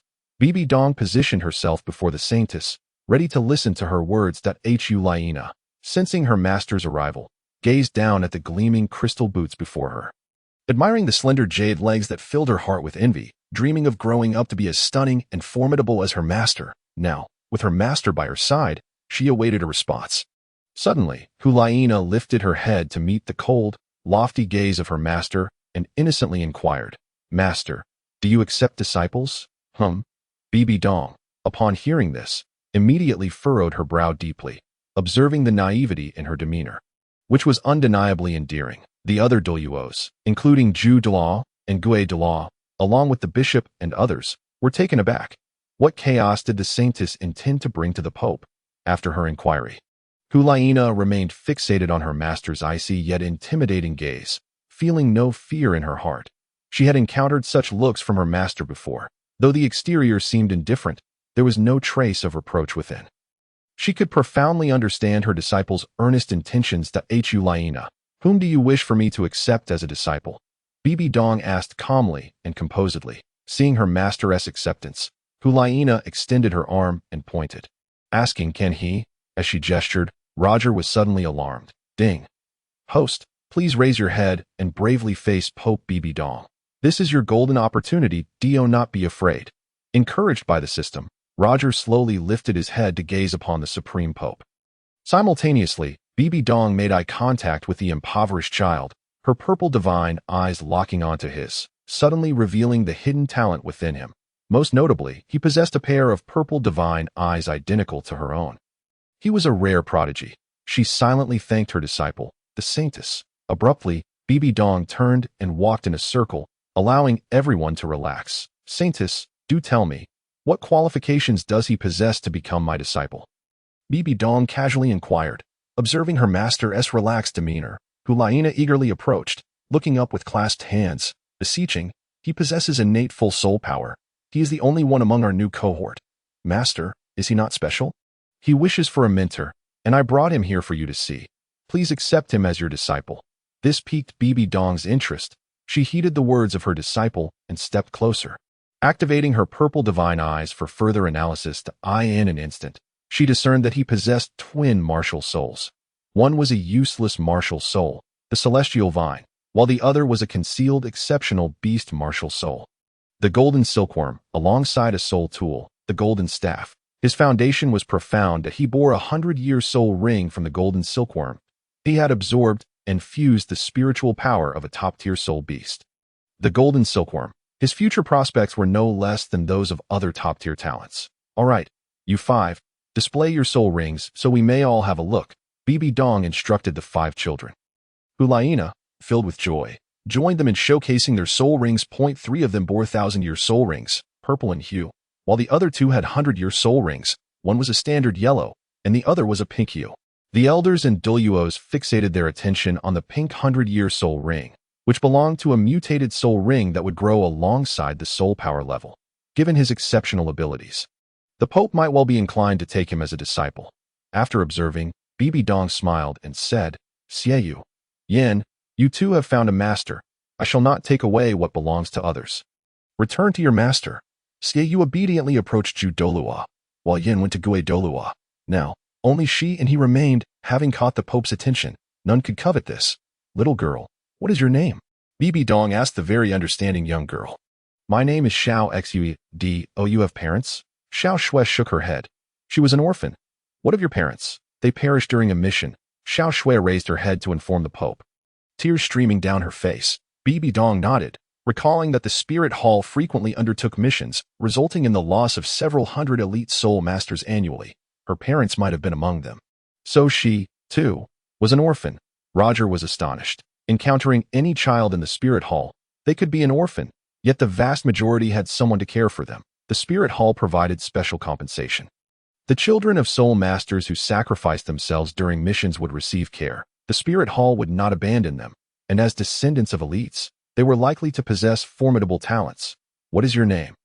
BBDong inquired, maintaining her gaze on the B.O.Y. Name is Roger. I am an orphan, Roger answered boldly. BBDong nodded and asked, do you too wish to become my disciples? Hulaina, nearby, joyfully urged them to nod in agreement. I do. Roger replied first that I wish to be your disciple. Xiao Shui responded with clarity. Very well. You too shall henceforth be my disciples. BBDong accepted with delight. Upon witnessing the Pope's new disciples, everyone congratulated. Congratulations, Your Holiness, on accepting 2 new disciples. BBDong waved her hand, saying, you may all leave now. They departed, showing respect as they exited the Pope's grand hall, leaving only the 4 of them, master and disciples, behind.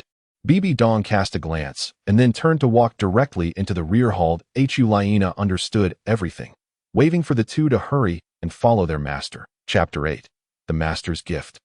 Hulaina becomes the senior sister. The rear courtyard of the Spirit Hall housed an exquisitely crafted castle, its pinnacle reaching the clouds. Roger was the last to follow behind Xiao Shui. She was positioned behind Hulaina, who was directly behind Master Pope BBDong, as they ascended the shimmering crystal staircase together. Where are we headed? Roger could only perceive this place as his master's castle. Forbidden to others, the thought that he could now freely enter and exit this most magnificent castle on the Douluo Continent filled him with awe. No imperial castle could rival its supremacy. Upon reaching the Pope's resting hall, 2 fairy-like attendants respectfully opened a double-leaf door to welcome the Pope. That Hulaina, lively and proud, turned to beckon the 2 to come closer, urging them not to be afraid. In the Pope's grand chamber, BBDong settled into a wide, crown-shaped sofa, elegantly crossing her legs, her fingertips resting against her right temple in repose. BBDong was a super Duel with dual exceptional martial souls. Her first was the Death Spider Queen, and her second was the Soul-Devouring Spider Queen. These twin martial souls consumed vast amounts of mental energy day and night, while also facing backlash from powerful soul energy during the arduous journey to reach level 100. Her body was under constant strain, necessitating every movement to minimize soul energy depletion. Particularly, the neurons releasing information from her brain significantly drained her mental energy. Only by exerting minimal effort could she maintain a balance against the losses. An epic battle would be a harrowing ordeal, unless she could swiftly break through the Douluo realm and ascend to divinity. Achieving a qualitative leap, she would transform into a divine being, solidifying her essence, allowing her to move with the grace of flight and clarity of spirit. BBDong was solely focused on becoming the Rakshasa god. Years ago, she had acquired a 10,000-year soul ring from the Divine Rabbit, but had missed out on another smaller 10,000-year Divine Rabbit. Searching the Star-Do forest without success, she wondered where it might be hiding. If she could obtain another 10,000-year soul ring from the Divine Rabbit, she would ascend to divinity in one fell swoop. Becoming invincible in the world, what ambition could remain unfulfilled? Hulaina, cheerful and charming, approached her side, affectionately calling out, Master, we have arrived. BBDong blinked her bright eyes, a radiant smile illuminating her face as she said, You too, come in. Roger and Xiao Shui, upon sensing this, respectfully approached their master. Quickly, greet the master, Hulaina gently reminded, drawing on her experience. Though Roger understood and knelt, clasping his hands in a bow, saying, Disciple Roger, pays respect to the master. Xiao Shui followed suit, kneeling and bowing. Disciple Xiao Shui, pays respect to the master. BBDong regarded them with appreciation, a joyful smile gracing her lips as she said, Hulaina, allow them to rise. Please, get up. Hulaina urged them. Thank you, senior sister. Roger expressed his gratitude. Thank you, senior sister. Xiao Shui echoed. BBDong glanced at them and asked, What gifts would you like from your master? Roger and Xiao Shui were at a loss for words. Ding! The host has successfully completed the master apprenticeship task and received a reward of 1,000 gold soul coins. Roger smiled with delight and inquired, System, what tasks lie ahead? The system replied, The next task is to serve your master once. How should I serve? Should I fetch tea and water? Roger asked. Host, the task is personally assigned by your master. Your voluntary service does not count, the system clarified. You are quite stingy, system, that I'm not going to recharge you anymore. Roger retorted. Host, you haven't signed in today. That don't you wish to sign in? Can't you do it automatically? Yesterday's sign-in only rewarded 100 gold soul coins. Will today also yield just 100? The system responded. Today's sign-in grants a mysterious gift. Very well, system. I will sign in now. Task complete. The system then notified. Host has received a mysterious sign-in gift. Open the gift, Roger commanded. Mysterious gift opening. Congratulations, the host has obtained an exceptional beast martial soul cultivation method. Valued at 100,000 gold soul coins. System, why is it so expensive? I recharge for only 1,000 gold soul coins. The system explained, you did not read the notice clearly. That was a one-time discount gift. Classified as high grade. While this one is exceptional. Realizing the distinction, Roger trusted the system. Yet he already possessed the 9 transformation method and had no need for the martial soul cultivation manual. All right, I shall gift it to my master as a meeting present. Ding. Host, the cultivation method gifted to your master will not be cherished. Instead, give it to your junior sister, Shiao. She is in need of a cultivation method and will be grateful to you. Understood, I will follow your advice. Before him, Pope BBDong extended her hand, and 2 items materialized. Roger, come here. As Roger approached her, he was engulfed by an intoxicating fragrance that nearly overwhelmed his senses. Take this exceptional spatial belt, she said.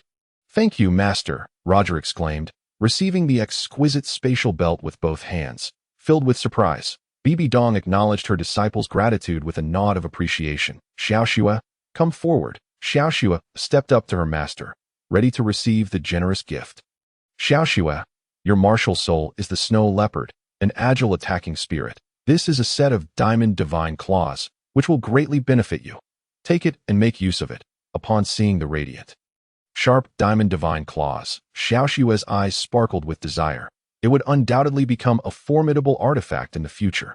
Thank you, master, Shiao replied, overwhelmed with joy as she accepted the gift. After presenting meeting gifts to her 2 new disciples, BBDong stood and declared, you may all leave now to in the evening.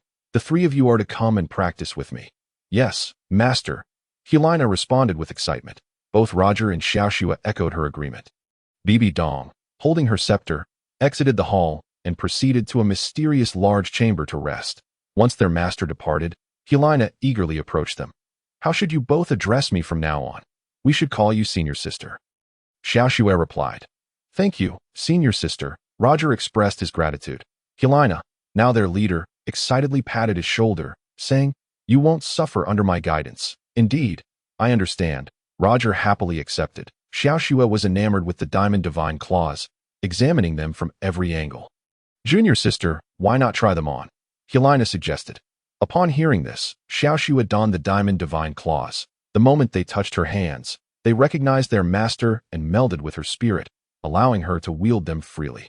Wow, this truly is a divine artifact, Shiao exclaimed, feeling as if she had struck gold. Meanwhile, Roger fastened the spatial belt around his waist, and with a thought, a package of gold soul coins flew into his hand.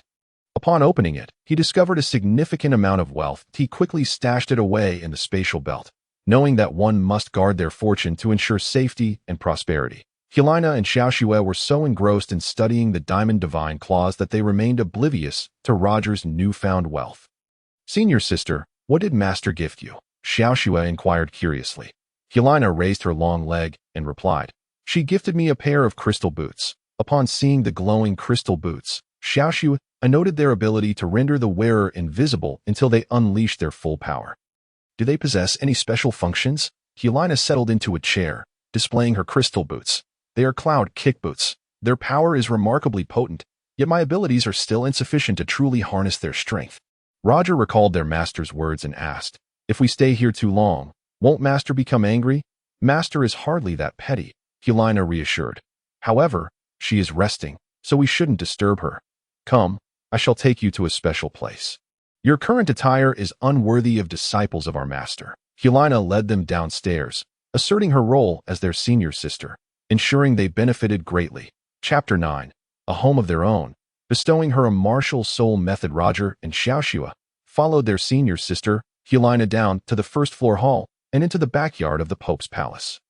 It was an expansive area, reminiscent of a royal garden, adorned with exquisite and elegant castle towers. Hurry, follow me. Helena beckoned as she dashed ahead. Roger and Shiao excitedly trailed their senior sister into a tailor's workshop, where several seamstresses were busy embroidering by hand. "Saintus, what brings you here?" an elderly master tailor inquired. "Master Xie, please craft garments for my junior siblings. They are newly accepted disciples of our master, the Pope. Just look at how shabby their attire is. Kindly tailor them a few sets of clothing. I am certain our master would approve. Can you do that?" Helena politely requested, looking up at him. Roger observed his senior sister conversing with the elderly tailor, requesting custom clothing. Shiao, with her keen hearing, listened intently, her eyes gleaming with anticipation. Upon hearing the saintess's request, Master Xie smiled warmly, nodding in agreement. "Certainly, since the Pope has taken in 2 beloved disciples, their clothing shall naturally be tailored by us here. Please bring them over." With his approval, Helena turned and waved for Roger and Shiao to approach. "Greetings, Master." Roger and Shiao respectfully bowed and greeted him in unison. Master Xie stroked his chin, nodding appreciatively, sensing their potential. Otherwise, the Pope would not have chosen them as disciples. "Come here, you two," Master Xie called. 2 attractive seamstresses approached. "You will measure their sizes and craft them new outfits. It appears they will need them for tonight.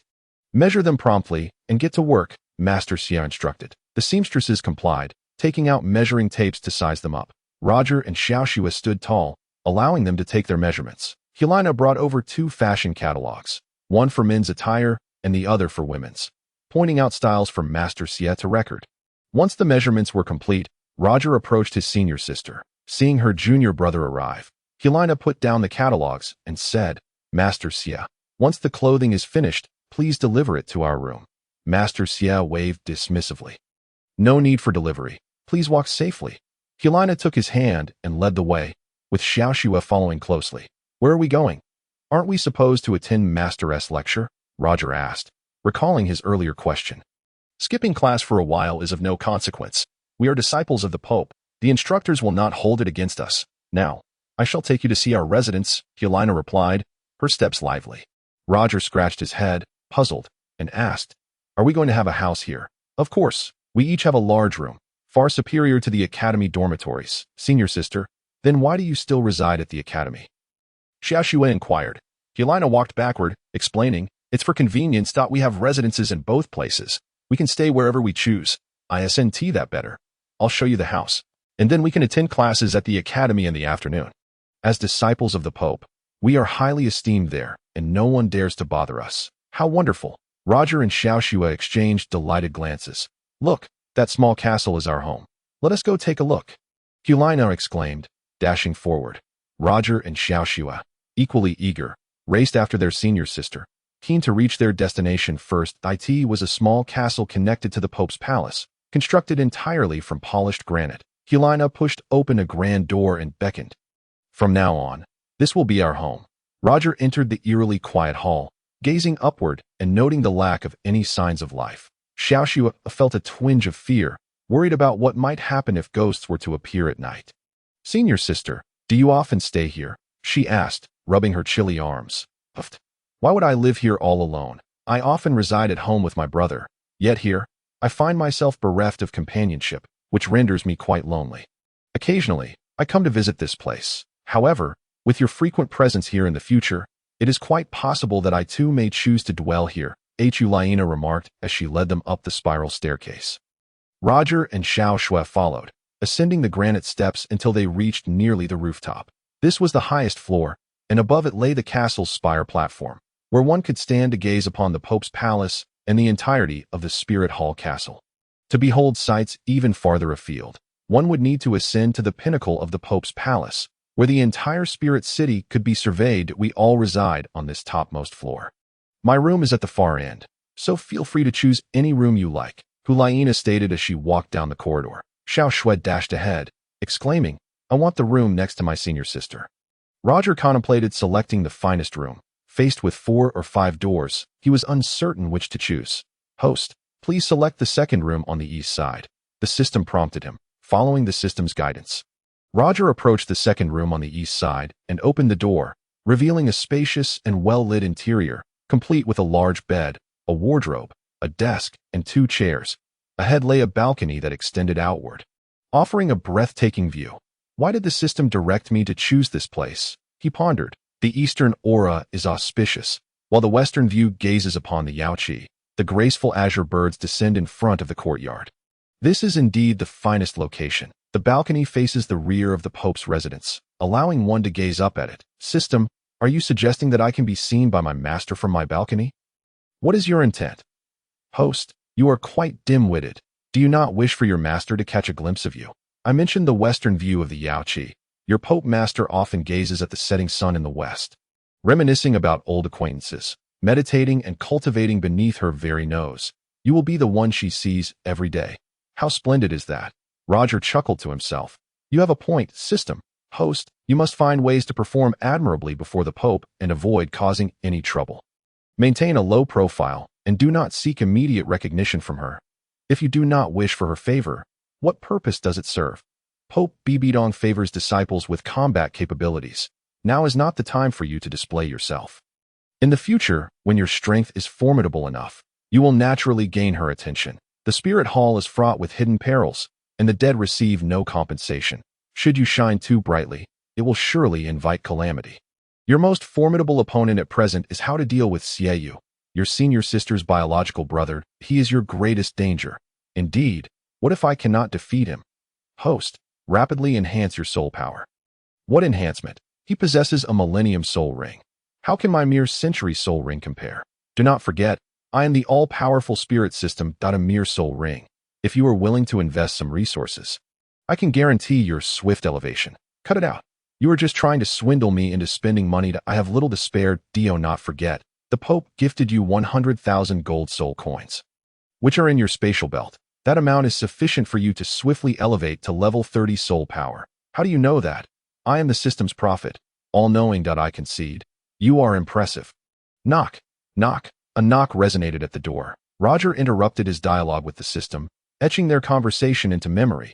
Upon opening the door, he saw Xiao Shui standing there. What brings you here, junior brother? Where do you reside? I am in the room east of my senior sisteress, in the same direction, so it should be adjacent. But your room has a balcony, whereas mine does not. Xiao Shui ran over to the balcony upon noticing it. Roger, who was not adept at conversing with girls, had always been so, but after his rebirth, he felt he could change that. Xiao Shui, I am Roger. He stood behind her, suddenly stuttering and unable to speak. Wow, your balcony is truly splendid. It bathes in sunlight, Xiao Shui exclaimed with delight. Roger, scratching his head, felt embarrassed. Noticing his flushed face, Xiao Shui asked, Do you not wish for me to be here? No. Roger hurriedly waved his hands in denial. Xiao Shui, with her hands clasped behind her back, glanced around the room, saying, I never dreamed I would have such a wonderful day. Senior brother, let us support each other from now on. Indeed, no problem. Ding. Host, this is an opportunity. Quickly present that martial soul manual to her as a token of your first meeting, and she will surely be grateful that is it appropriate now. Trust me. Roger accepted the system's suggestion. Xiao Shui, do you have a martial soul technique? Xiao Shui turned around, puzzled, and asked, I do not. Do you know where I could find one? Hee. Roger chuckled foolishly, saying, By coincidence, I have a copy here. If you desire it, I shall gift it to you. As he spoke, a martial soul manual appeared in his hands, which he immediately offered to her. Xiao Shui took it, examining it. This is the Beast Martial Soul Technique. Where did you obtain it? It is a high-level technique. Hee. I stumbled upon it by accident, Roger replied, scratching his head, unsure how to lie. You happened to stumble upon it? Xiao Shui inched closer, scrutinizing him. Realizing he had misspoken, Roger quickly corrected himself. I accidentally took it. I used to engage in petty thefts, casually pilfering a book from others' homes. After all, it was of no use to me. Yours is a beast martial soul, so it is perfect for your cultivation. You truly give it to me? Thank you so much. Xiao Shui cherished it as if it were a treasure, reluctant to part with it, fearing he might retract his gift after expressing her gratitude. However, you must not speak of it. I fear it may bring calamity upon me. Roger now spoke with prudence. Rest assured, if it must remain hidden, I shall ensure it does not see the light of day. Fear not, senior brother. My lips are tighter than the city gates, Xiao Shui said, patting him on the shoulder in gratitude. Roger could only smile more joyfully. You two are here, Hulaina entered and stated. I went to the restroom and was worried you would leave. Where are we going? Roger inquired. Let us return to the academy. It is time for lunch. Hulaina thought of them both wholeheartedly. Roger and Xiao Shui followed their senior sister, departing from the residence that would be their long-term home before heading together to the academy. Chapter 10. Unyielding. If you want to fight, come. From the Spirit Hall Castle to the Spirit Hall Academy. A mere river separated them, and crossing a bridge brought them to their destination. They arrived, only to be surrounded by a group of upperclassmen. What do you want? Hulaina, taking on the role of senior sister, immediately intimidated them into an action. They surrounded but did not attack, clearly hesitant to proceed. Yet, they had a leader in the shadows directing them, and Roger quickly discerned that they were indeed targeting him. System, what is happening? Roger urgently called out to the system. Host, you are in big trouble. What trouble? Host, it is the trouble before you. Handle it as you see fit. The system was powerless. System, how can you be powerless? Aren't you omnipotent? Host, I can only assist you in enhancing your cultivation and progressing in rank. The system cannot help you in a fight. Get lost. I fear no one. Understanding the situation, Roger was unafraid of the upperclassmen. He stepped forward, pushing aside his senior sister, saying, They are here for me. Please step back, senior sister. Junior brother, do not be reckless. You cannot defeat them. Hulaina urged anxiously. Indeed, you are no match for them, Xiao Shui echoed. Worried, Roger acknowledged their good intentions but tilted his head, glancing at each of them, asking, Who sent you? If you dare act recklessly, I will inform Pope BBDong. You must understand that I am the holy maiden of the Spirit Hall. If you provoke me, you shall meet a grim fate, Hulaina threatened. The group of upperclassmen, sensing the gravity of her words, began to retreat in fear. Let me clarify this. He and she have today become disciples under Pope BBDong. If you dare touch a single hair on them, you will see how the Pope deals with you. Seeing the intimidation take effect, Hulaina escalated her threats, ensuring none dared to act out of line. Upon hearing this, they retreated even further in fear. Get lost, a bunch of ruffians. What do you think money can accomplish? Shiao, lurking in the shadows, could no longer bear it and angrily shouted at them. As soon as their leader arrived, they parted ways, heads bowed in acknowledgement. Hulaina, realizing her brother was behind this, became furious and demanded, Brother, what are you commanding them to do? Xiao Shui, sensing the brewing storm, quietly grasped her senior sister's hand and whispered, He is targeting Roger. Hulaina had realized the same. Roger, however, was well aware that they were indeed coming for him, yet he felt no fear. After all, he was a disciple of the Pope. Shiao, who would have thought a noble like you would resort to such despicable tactics? If you have the courage, come at me directly. Do you not think that wealth can manipulate the world? I am telling you now, I am a disciple of the Pope. What do you dare to do to me? Roger attempted to mimic his senior sister, first frightening him before making his escape. The words had indeed startled both him and their companions. However, who is Shiao? He was audacious and fearless, relying on the backing of his master, Duel. Shiao ferociously advanced, baring his teeth and declaring, Even if I were to slay you here, it would merely be the death of a dog. His Holiness the Pope would not hold me accountable. Care to test that? I fear you not.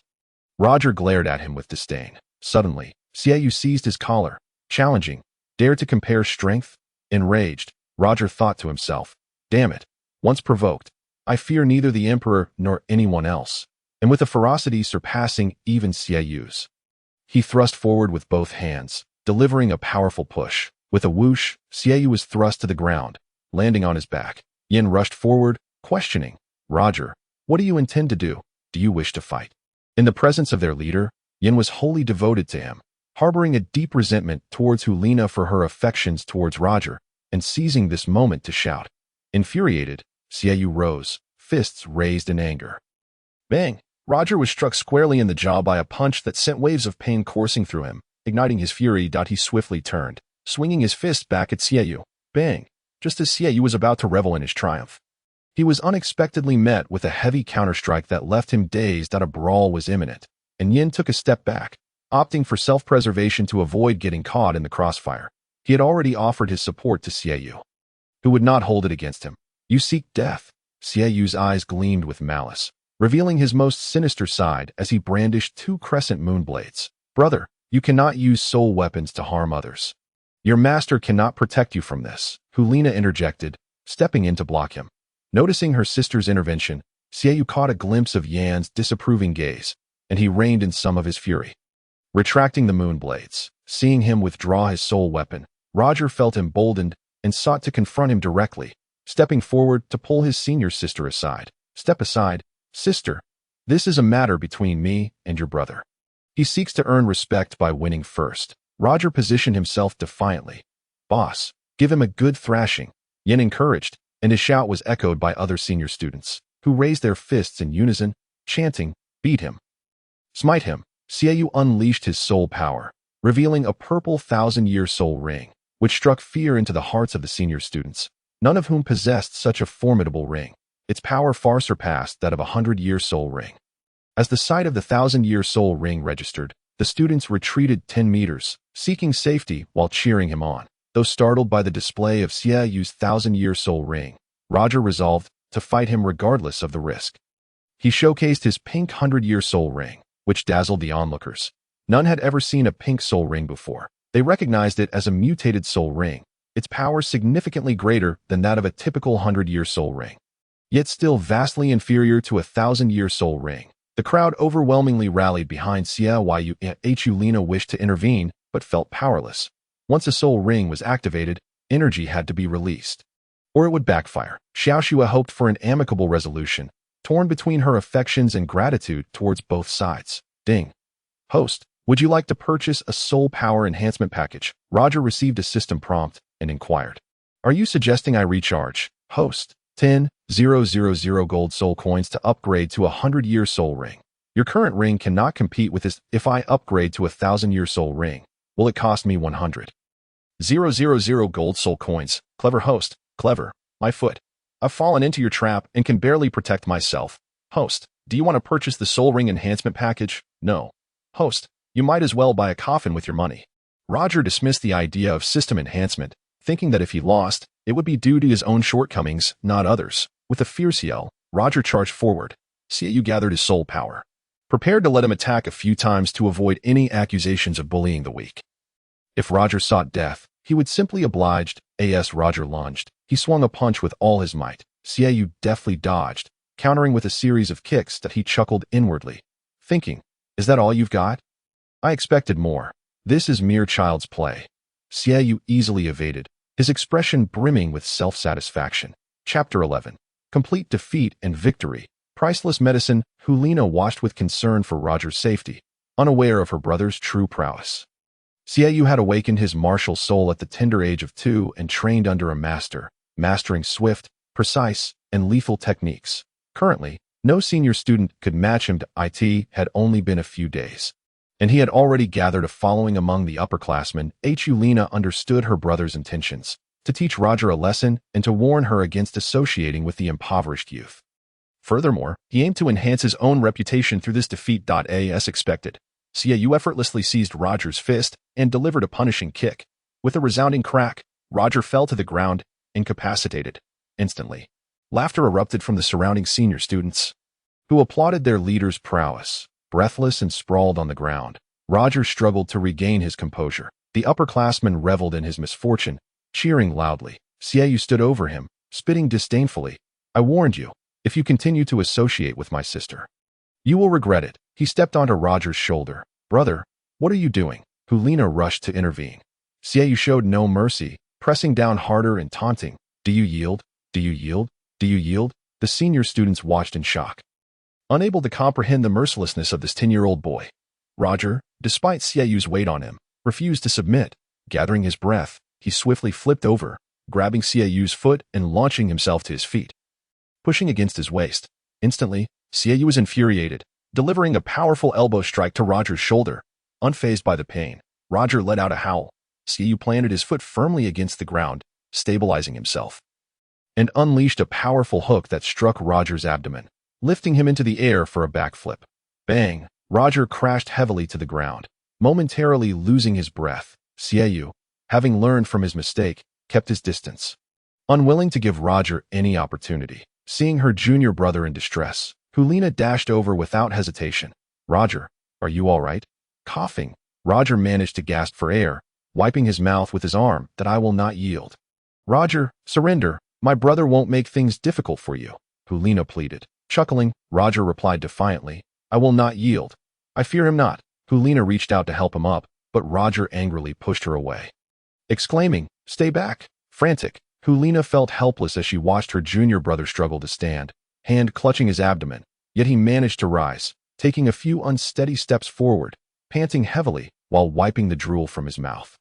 "Heh, with such little strength, you might as well be tickling me," Roger taunted. Shiao, incensed by the ridicule, roared in fury, "You seek death."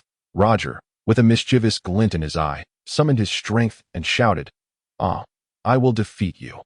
With a mighty roar, he channeled all his energy into his fists, prepared for a desperate struggle.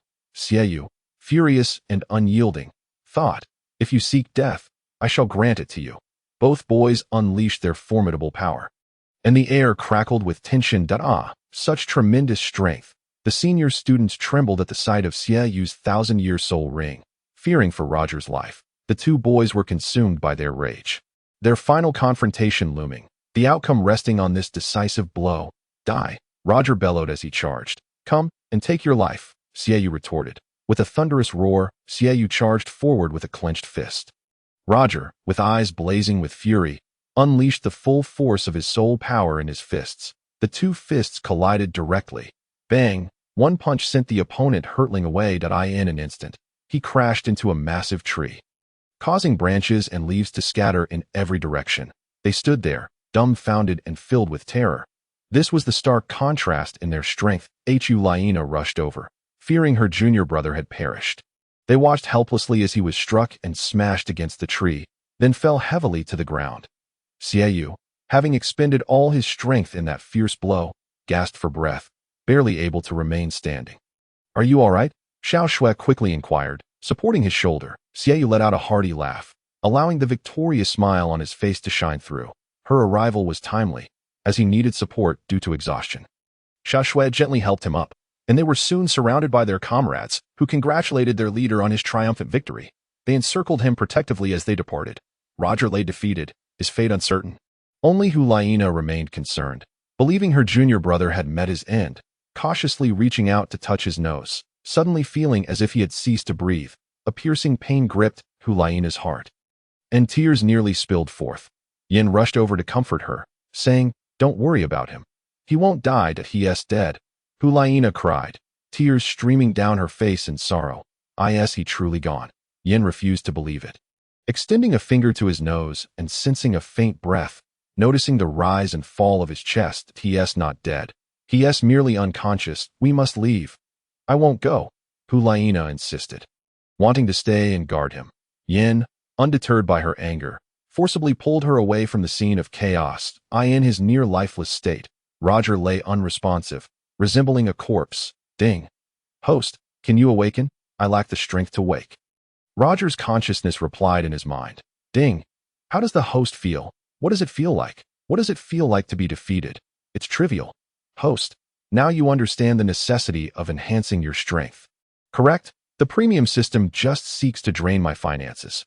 Host, such words are inappropriate. There's no free lunch in this world. Free benefits must eventually be repaid. You wish to restore your body now. System, it hurts so much. Please help me alleviate the pain." Roger pleaded with his mental consciousness. "Host, alleviating pain is possible, but it requires payment for medicine. How much must I pay? Given your current injuries, you urgently need a top-grade pain relief pill and a restoration pill. Consuming both will swiftly restore your physical strength. Each pill requires a recharge of 1,000 gold soul coins. System, you are taking advantage of my misfortune. That wasn't it said that pain relief and healing pills cost only 2 gold soul coins?" The host misunderstands. That was for ordinary grade medicine. You require 2 top-grade special effect pills for immediate results. Are you advertising here? Should everything depend on your words? Yes. Even if it costs a fortune, on the brink of death. Roger was willing to pay any price for the medicine. 1 top-grade pain relief pill costs 1,000 gold soul coins. 1 top-grade restoration pill also costs 1,000 gold soul coins. Transaction successful. The host is currently ingesting the medicine.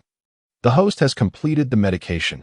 After taking the medicine, Roger immediately felt the pain subside, his body brimming with soul power, his strength restored in an instant. The system's special effect medicine was genuine.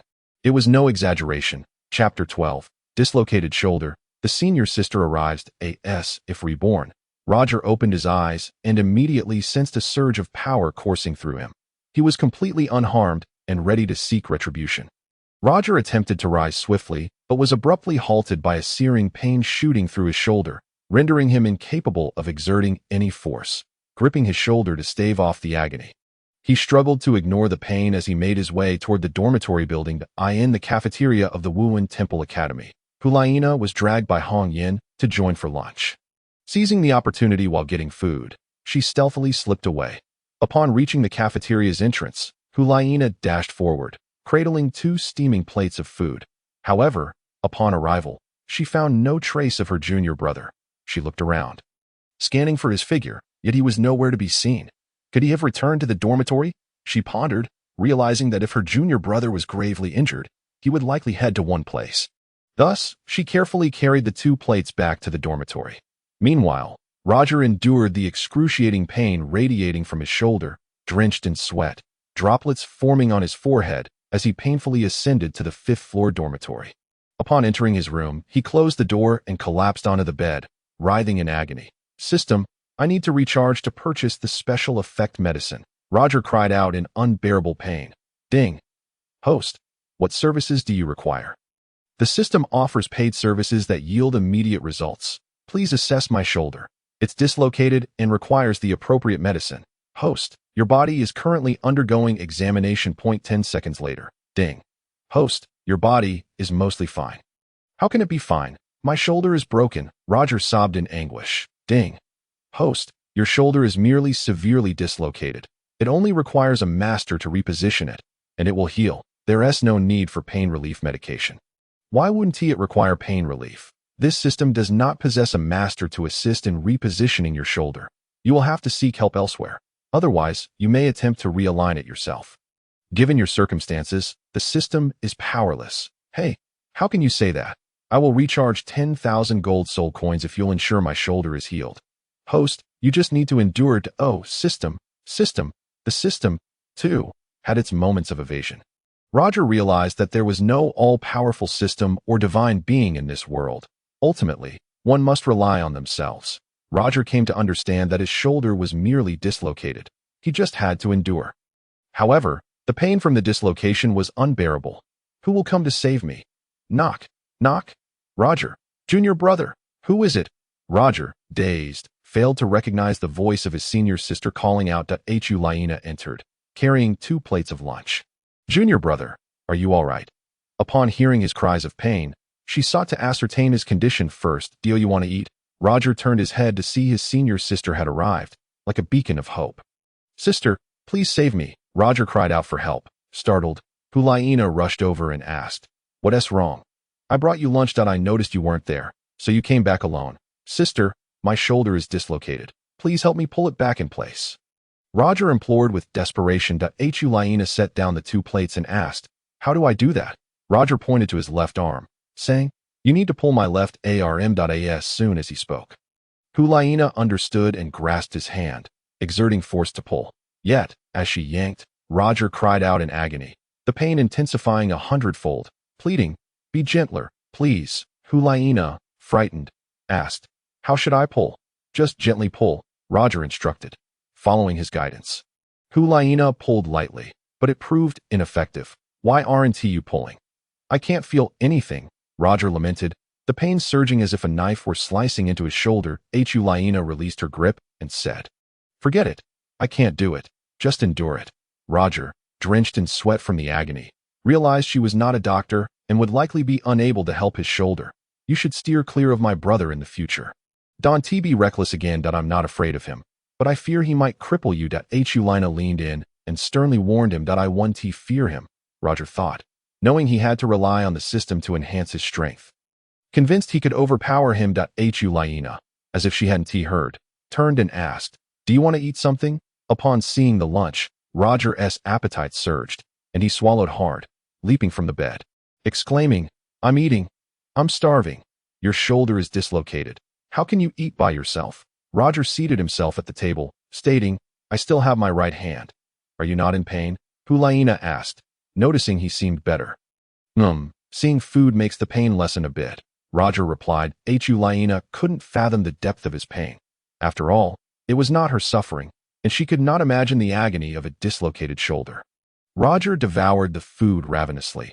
Having consumed nothing all day, he was famished to the point his stomach pressed against his back, realizing that losing the fight might mean missing meals and lacking energy.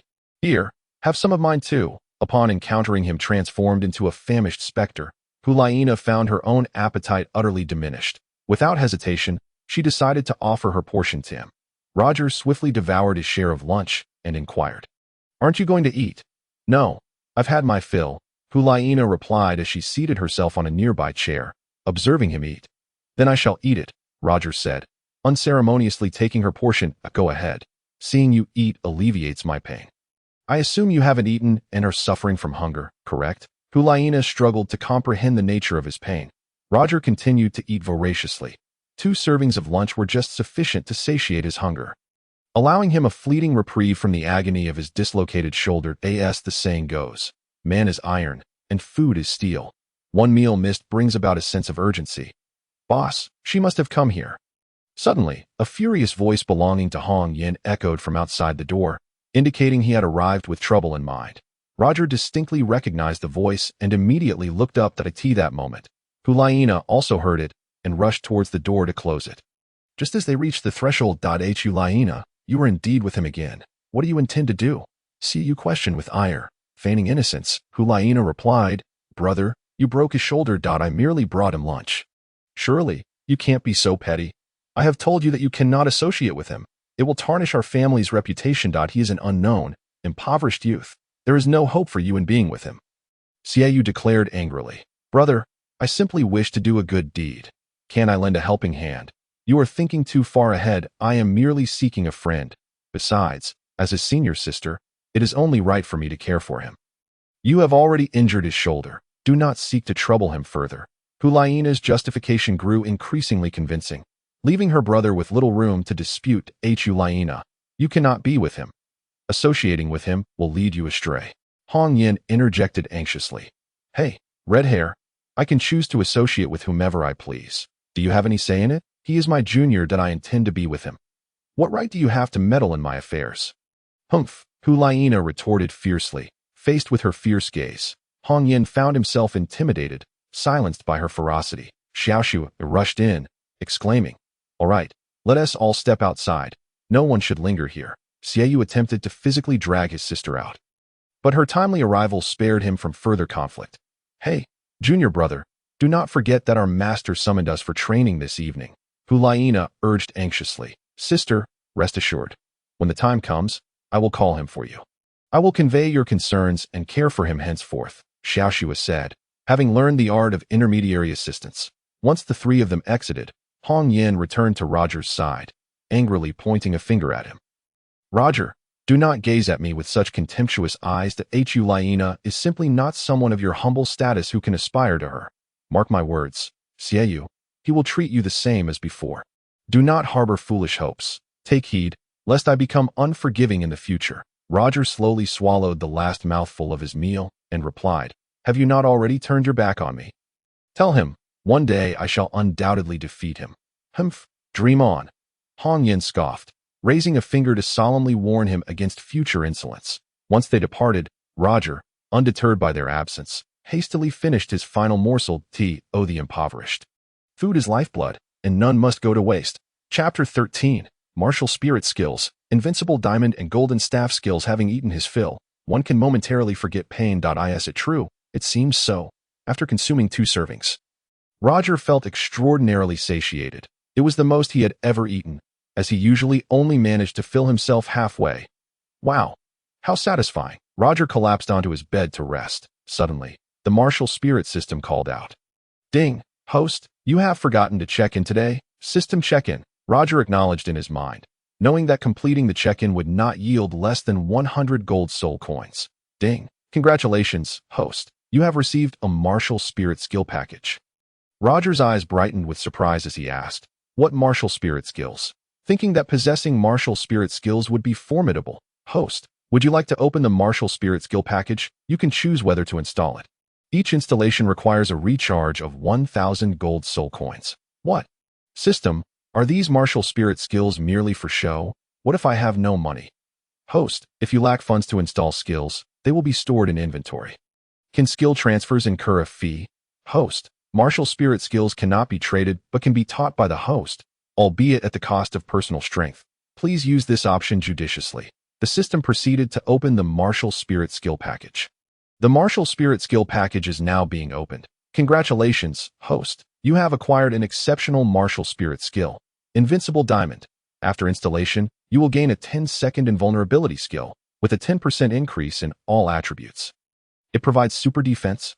Roger queried excitedly. Indeed, host. System, please install it quickly. It's just 1,000 gold soul coins. Host, installation fee transaction successful. Commencing Invincible Diamond installation. A second later, the skill was successfully installed. Host, the Invincible Diamond skill has been successfully installed. You may activate the skill at will using your mental energy. Is it really true? Roger sat up, and with a mere thought, a radiant golden diamond shield enveloped his entire being. He then struck out a palm, producing a golden palm imprint that could block all attacks, lasting for 10 seconds. An opportunity to escape peril. This technique is to be utilized only in the direst circumstances, as the cooldown for the next activation is 30 minutes. He scrutinized the usage prompts provided by the martial spirit system in his mind.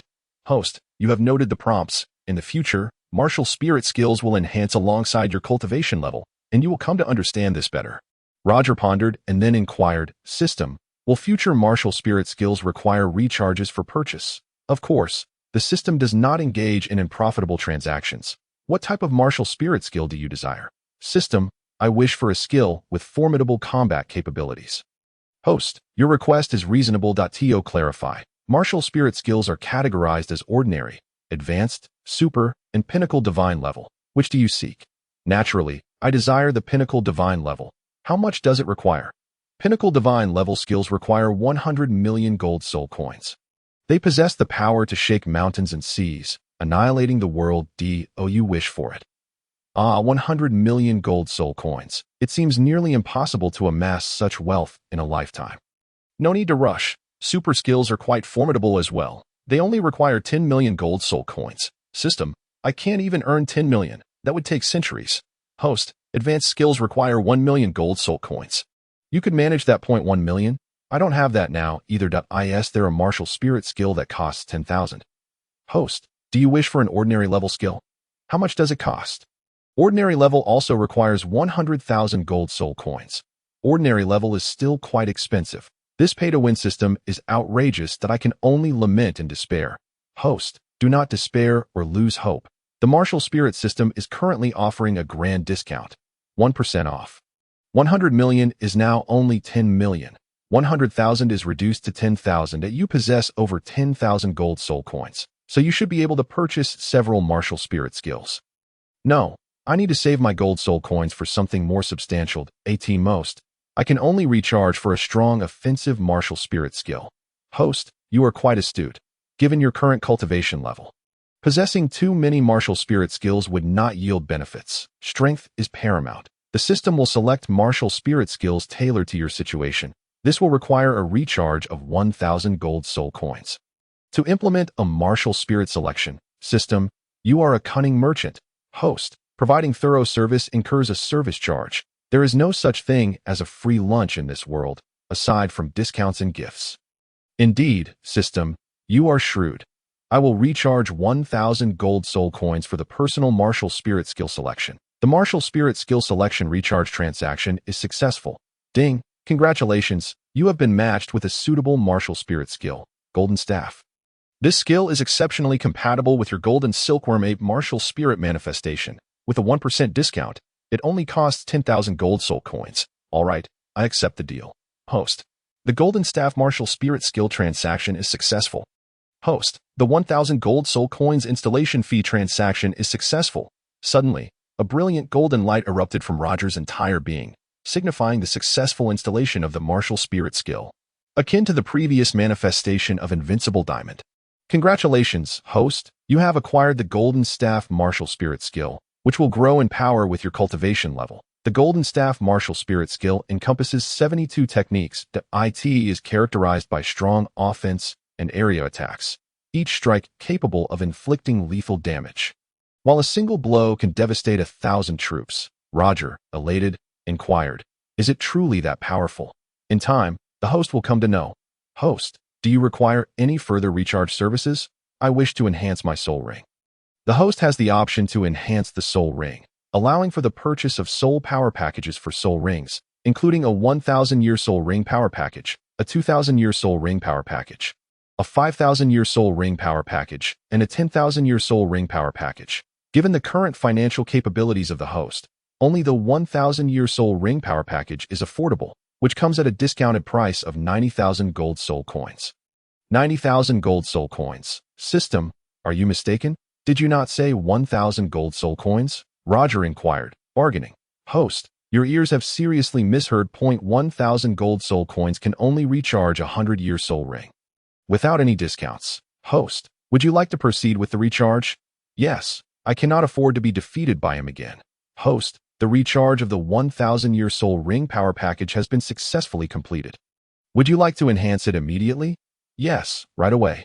Host, the pink 100-year soul ring is currently being enhanced with the 1,000-year soul ring. Suddenly, Roger exhibited a 100-year pink soul ring, which was undergoing a significant enhancement. The immense power surging within him was unmistakable. After approximately 30 seconds, the pink soul ring transformed into a purple-pink soul ring, signifying it as a 1,000-year soul ring. Congratulations, host. Your 1,000-year soul ring has been successfully upgraded. Roger gazed at the 1,000-year soul ring adorning him, filled with joy, his fingertips tingling with the palpable power it possessed, marking a transformation in his capabilities. At that moment, Roger received the soul power granted by the soul ring, ascending 2 levels, reaching the 16th level. Now he truly witnessed the benefits bestowed by the martial soul system, and henceforth, he would no longer hesitate to invest in it. Here, Roger enhanced both his soul ring and soul power level. Meanwhile, Hulaina and Shiao were diligently practicing their respective martial soul techniques on their beds, experiencing substantial growth akin to the sun rising in the sky. Chapter 14. Martial soul techniques as wings to a tiger. Roger's determination. An hour later, their training reached a successful conclusion. Hulaina withdrew from her meditation, activating the foundational secrets of the enchanting martial soul technique, allowing her to strengthen her training at any time. She felt an overwhelming sense of pride, for the enchanting technique was the method of cultivation for the true form of the fox spirit martial soul, and her future surge in soul power would rely heavily on the enhancements from this technique. Simultaneously, in the adjacent dormitory, Xiao also unlocked the foundational secrets of her beast martial soul technique, knowing that with the aid of the technique, her martial soul cultivation would complement one another, propelling her soul power to new heights. Time was drawing near for their afternoon class. Hulaina and Xiao simultaneously opened their doors, exchanging glances, only to find their 2 companions lingering in the dormitory hall. "Brother, why are you 2 still here instead of attending class?" Hulaina asked, puzzled. Shiao was visibly annoyed and chose not to respond. Yin rushed up to her, declaring, "We are all waiting for you." Hulaina, not pleased, retorted, "What is there to wait for? In truth, I need to keep an eye on you to prevent any mischief." Yin conveyed the leader's sentiment. Hulaina shot a fierce glare at her brother, her expression icy, and in frustration, she stomped her foot and declared, "Humph, you can wait all you want, but I am leaving. Don't think you can interfere with my freedom. I won't allow it." Observing her storm out, Shiao exchanged a knowing glance. Yin, receiving the command, dashed after her, calling out, "Don't run away. Wait for me." The 2 departed. Xiao seized the opportunity and approached, saying, "Shiao, shall we go?" She had already discerned his intentions. "Why are you waiting for me?" Shiao questioned. Hoping for her to articulate her thoughts, Xiao merely responded with a sweet smile, her eyes sparkling with affection. Her gaze and smile spoke volumes. And even Xiao's cold demeanor softened into a smile under her influence. He finally smiled. The typically stoic Xiao found himself smiling in her presence, a testament to her effect on him. Xiao walked ahead, unable to resist glancing back at him, wishing to capture another glimpse of his cool, indifferent facade. His aloof expression was particularly handsome, making it even easier to win a girl's heart. As she walked ahead, Xiao followed leisurely, casting a sidelong glance at the door as they passed, contemplating the injured individual still recuperating inside, a foolish poor boy whom no one would care about even if he perished. They all departed. Roger sat cross-legged on his bed, eyes closed in deep meditation. immersing himself in the realm of spiritual manifestations, where he cultivated amidst that enchanting world, allowing the celestial vine to flourish and spread its branches. The celestial vine developed an increasingly profound connection with the host, synchronizing with his consciousness as their hearts and intentions moved in unison. Now, the celestial vine had sprouted 30 leaves, corresponding to the 30th level, and had developed numerous branches, both large and small, with each minute branch capable of sensing the host's intentions and responding in kind. The celestial vine's first skill, entangle, its strength and resilience had significantly increased. The manifestation of the celestial vine skills still relied on the host's martial soul cultivation. The higher the level, the more synergistic their relationship became, each being indispensable within the realm of spiritual manifestations. Roger lost track of time, capable of lingering endlessly in that space. After what felt like an eternity, Roger continued his cultivation within the realm. Suddenly, influenced by the outside world, he opened his eyes, awakening from his trance. He was greeted by a playful face, sparkling, round eyes grinning at him incessantly. Roger, upon opening his eyes, was startled to see his senior sister grinning at him, akin to a spirit emerging from the shadows, causing his complexion to pale, his heart to skip a beat, and his throat to constrict, leaving him frozen, save for his moving eyes and blinking eyelids. "Junior brother, did I frighten you?" Hulaina inquired, her laughter fading into curiosity. Roger stared blankly, blinking in disbelief. "How dare you appear here again? Aren't you afraid your brother will come looking for trouble with me?" Hulaina leaned in closer, her adorable face before him, her bright eyes twinkling as she replied, "He won't if he doesn't know I'm here, that I tricked him." Roger gazed at her in astonishment. Fearful of brushing against her delicate nose, he tilted his head back and asked, "How did you manage to deceive him?" Hulaina stepped back, walking a few paces with an air of triumph, then turned cutely to say, "I told him I went to see the Pope, he believed me, and he went to find his master. He won't bother with me anymore." Her words were convincing, and Roger found himself believing her. "Senior sister, what brings you to see me?" Hulaina approached, presenting him with an offering. "Here, please enjoy this apple." Roger's eyes locked onto the apple, feeling touched by her kindness. "You brought me another apple?"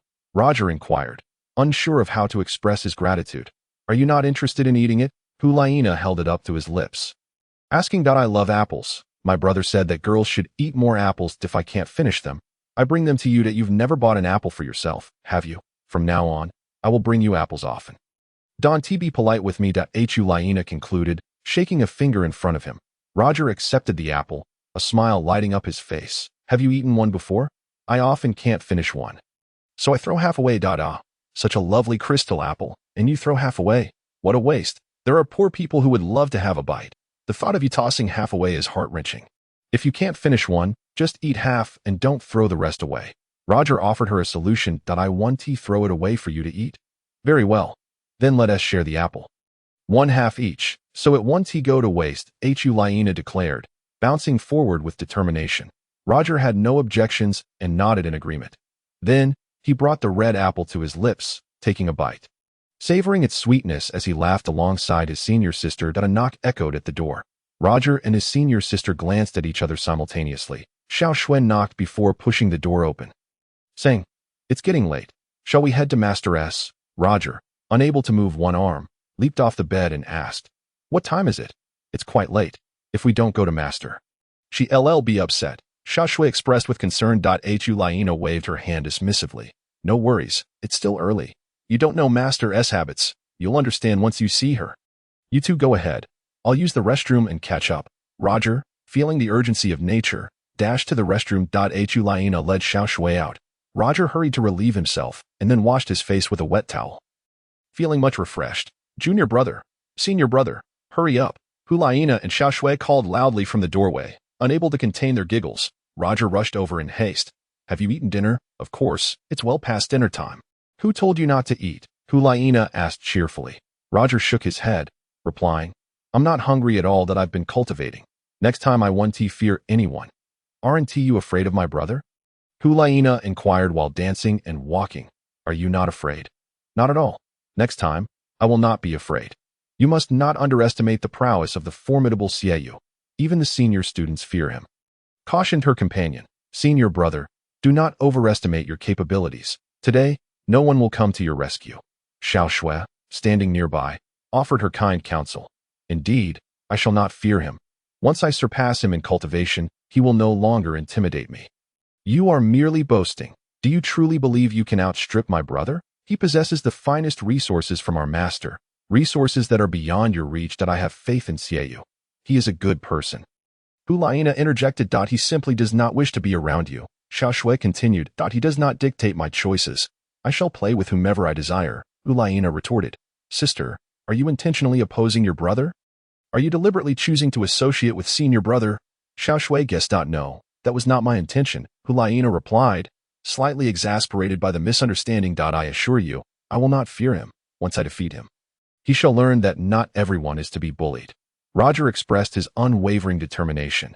You are beyond redemption. Would it truly hurt to show a hint of humility before my brother? Hulaina exclaimed, pushing him lightly. You, reckless as ever, refusing to heed today's lesson, will surely find yourself in a predicament again. No one will come to your aid, Xiao warned. Unfazed by their admonitions, Roger merely smiled confidently. As they made their way to the Pope's palace, Roger and Xiao trailed behind their senior sister, engaged in a lively discourse, speaking freely and candidly, their youthful exuberance evident. Who could possibly intervene in the whimsical chatter of these three disciples? Upon reaching the grand hall of the Pope, Roger and Xiao fell silent, not daring to utter a sound. In the sacred space of the Pope, one must not disrupt the tranquility needed for meditation. Chapter 15. BBDong trains her three disciples in the majestic castle of the Pope's palace. Pope BBDong reclined upon her throne at the summit, her snow-white arms supporting her delicate chin as she pondered deeply. Suddenly, a grand double door swung open. Hulaina, well aware of her master's habits, beckoned the two to enter quietly. Roger and Xiao followed Hulaina discreetly before their master, waiting in silence. Detecting a shift in the atmosphere, BBDong immediately sensed the presence of her three disciples. Slowly, she opened her luminous eyes and gazed over. Upon noticing their master's gaze, Hulaina, Roger, and Xiao bowed in unison, exclaiming, Master, we have arrived. With a subtle shift of her arm, BBDong straightened her regal posture and acknowledged them. Ah, you have come. Why the delay? I have awaited your arrival for some time. Without hesitation, Hulaina knelt down, prompting Roger and Xiao to follow suit swiftly, obeying their master's presence. Why are you three kneeling? I have no intention of punishing you. Rise at once, BBDong stated gently, never one to scold her young disciples. Thank you, master, they chorused in gratitude. Come closer, she beckoned with a warm smile. Pleased, with her master's forgiveness granted, Hulaina joyfully approached, her voice sweetly coaxing. Master, I have missed you dearly. We intended to arrive earlier, but I lost track of time after commencing my training in the enchanting art. Soon as I awoke, I brought them here to attend to you. Please do not be angry. BBDong, charmed by Hulaina's articulate expression, felt a wave of curiosity wash over her upon hearing about the advanced technique. Laina, from where did you acquire a cultivation method suited to your martial soul? She inquired. This was left to me by my mother. I inherited her enchanting fox form, and she bestowed this upon me, stating that I could not begin my training until I became a soul master. Now that I have achieved that status, I am ready to commence. Hulaina hesitated, carefully fabricating a light-hearted fib to spare Roger from any scrutiny. BBDong, entirely convinced, requested, May I see your cultivation technique?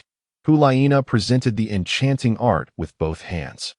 BBDong examined the tome closely. Hulaina remained apprehensive, fearing her master might disapprove of the method, which could ensnare her mind and overwhelm her with its potent allure. Master, she might discern its pitfalls. She thought anxiously. Very well, take this and cultivate, BBDong concluded after her inspection. Ecstatic, Hulaina received the tome, asking eagerly, Master, am I permitted to study it? Yes, you may. However, this technique possesses a formidable allure. Ensure you mentally prepare yourself before commencing your training. Otherwise, as you mentioned, you may find yourself ensnared and unable to escape. Fear not, it shall yield great benefits in the future, BBDong reassured her. Thank you, Master. Hulaina expressed her heartfelt gratitude. Elated by her master's guidance and approval, BBDong viewed Hulaina with immense satisfaction, envisioning her promising future as a vital asset. She then turned her attention to Roger, noticing his injured shoulder. Roger, what has happened to your arm? She inquired with concern. Master, Hulaina was about to explain, but, Master, it was my own clumsiness that led to my injury that I merely dislocated my shoulder. A simple adjustment will suffice, Roger interjected, taking responsibility for his mishap. BBDong gestured for him to approach. Come here, Roger. Let me assist you. Roger, with his arm immobilized, approached his master for treatment. Upon assessing the situation, BBDong recognized it to be a minor injury, a result of his youth and inexperience in self-care. With a swift motion, she manipulated his arm back into place. Roger cried in pain. Hulaina and Xiao Shui were momentarily stunned. With a gentle yet firm grip, BBDong swiftly realigned Roger's arm. The pain dissipating almost instantly. Relieved, he moved his arm, discovering it more agile than before, devoid of any lingering discomfort. Thank you, Master. Roger expressed his gratitude wholeheartedly. Do not mention it to Hulaina. Roger, Xiao Shui, you have all become soul masters. Unlocking the door to your potential. It is time for us to commence your training. Follow me and fulfill the tasks I assign you, BBDong instructed as she rose to that moment. Hulaina, Roger, and Xiao Shui gazed up in astonishment. BBDong led them to the training chamber, where they entered a secluded room, the Master's private sanctuary for meditation.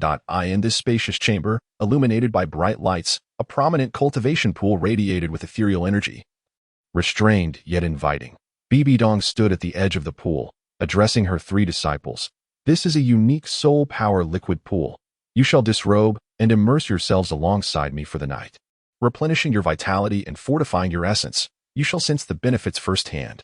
What? Disrobe? Is that truly what you mean, Master? Both Hulaina and Xiao Shui exclaimed, their faces flushing crimson as they gazed at her in shock. What are you dawdling for? Hurry and assist me in shedding my garments. BBDong extended her arms, encouraging them. Previously, she had trained alone in solitude. Now, accompanied by her three disciples, the experience would be all the more enriching.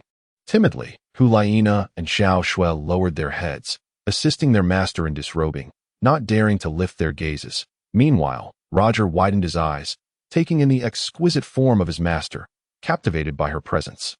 Ding, host, you have received the task from your master to immerse in the liquid pool. Upon completion, you will fulfill the system's task and receive a reward of 100 gold soul coins. System, for completing my master's task. I only receive 100 gold soul coins. Host, you have activated a chain task from your master. 10 tasks per day, each rewarding 100 gold soul coins to is a daily master-disciple task. Indeed, host, you are now eligible for the benefits from your master. Do not hesitate to enjoy them, but I must disrobe, and it feels inappropriate with my senior and junior sisters present, Roger thought, feeling a sense of injustice and unwilling to accept such benefits. Host, do you wish to defy your master's command? BBDong addressed her three disciples straightforwardly. Hurry along now. Upon receiving the master's command, Hulaina was the first to shyly cover her face. Xiao Shui also hesitated, covering her face, unable to muster the courage. Roger, you may proceed first, BBDong observed, offering her guidance. Master, I understand, Roger replied obediently. He removed his clothing before them, his hands shyly covering himself as he stepped into the pool of soul power liquid.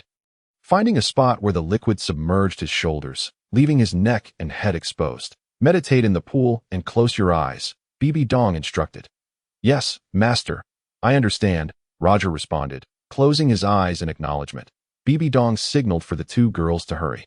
Inquiring why they were still hesitating. Hulaina and Xiao Shui, obediently in front of their master, gradually adjusted their difficult emotions. BBDong led them into the soul liquid pool, teaching them to close their eyes.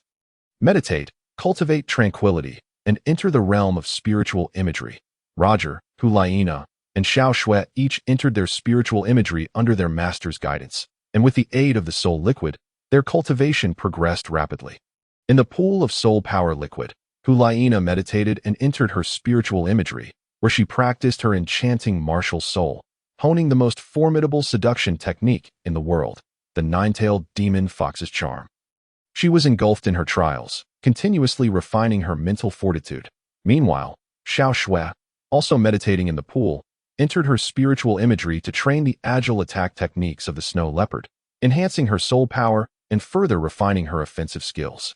Roger, like his senior and junior sisters, swiftly entered his spiritual imagery, where he trained in the powerful offensive techniques of the golden silk monkey and the group attacks of the immortal vine, continuously amplifying the cooperative power of his twin martial souls. Every time BBDong, the Pope, meditated within her spiritual imagery, she faced the first challenge of overcoming the most haunting nightmares of her past, her greatest torment. Once ensnared in that nightmare, her emotions would surge violently, her nature turning terrifying, almost demonic. Ding. Host. The system has detected the Pope's terrifying instability. Do you wish to intervene? The system inquired. What does the Pope wish to do? Roger asked, regaining his focus. Host. The Pope has a past she wishes to keep hidden, buried deep within her heart. You can enter her spiritual imagery with the assistance of the martial soul system and communicate with her, gaining insight into all her past. Would you be willing?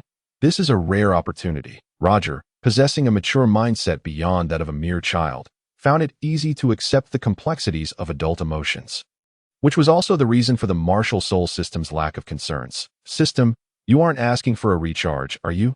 Ding. Host, the system task to enter the Pope's spiritual imagery is successful. Completing the task rewards you with 1,000 gold soul coins. It's a system task with a reward? Why didn't you mention that earlier? Roger accepted the task without hesitation. The system assisted him in entering the Pope's spiritual imagery, and the task commenced.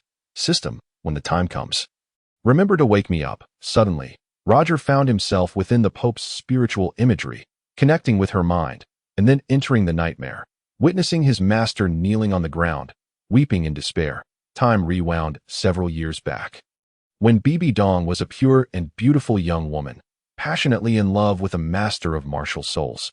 Blessed with the rare dual martial souls, she caught the eye of the Pope, Qian Xuanji, who took her as an inner disciple. Thus, Qian Xuanji became BBDong's mentor, but he was also consumed by desire for her beauty, dreaming of making her his own, upon discovering her secret romance with the young master Yu Shaojiang.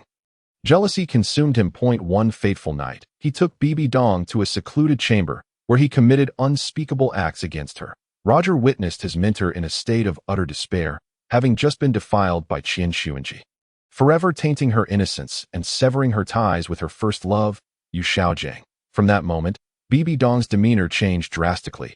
She was filled with deep-seated hatred and vowed to kill her master, seeking vengeance. Little did she know that the opportunity for revenge would soon present itself.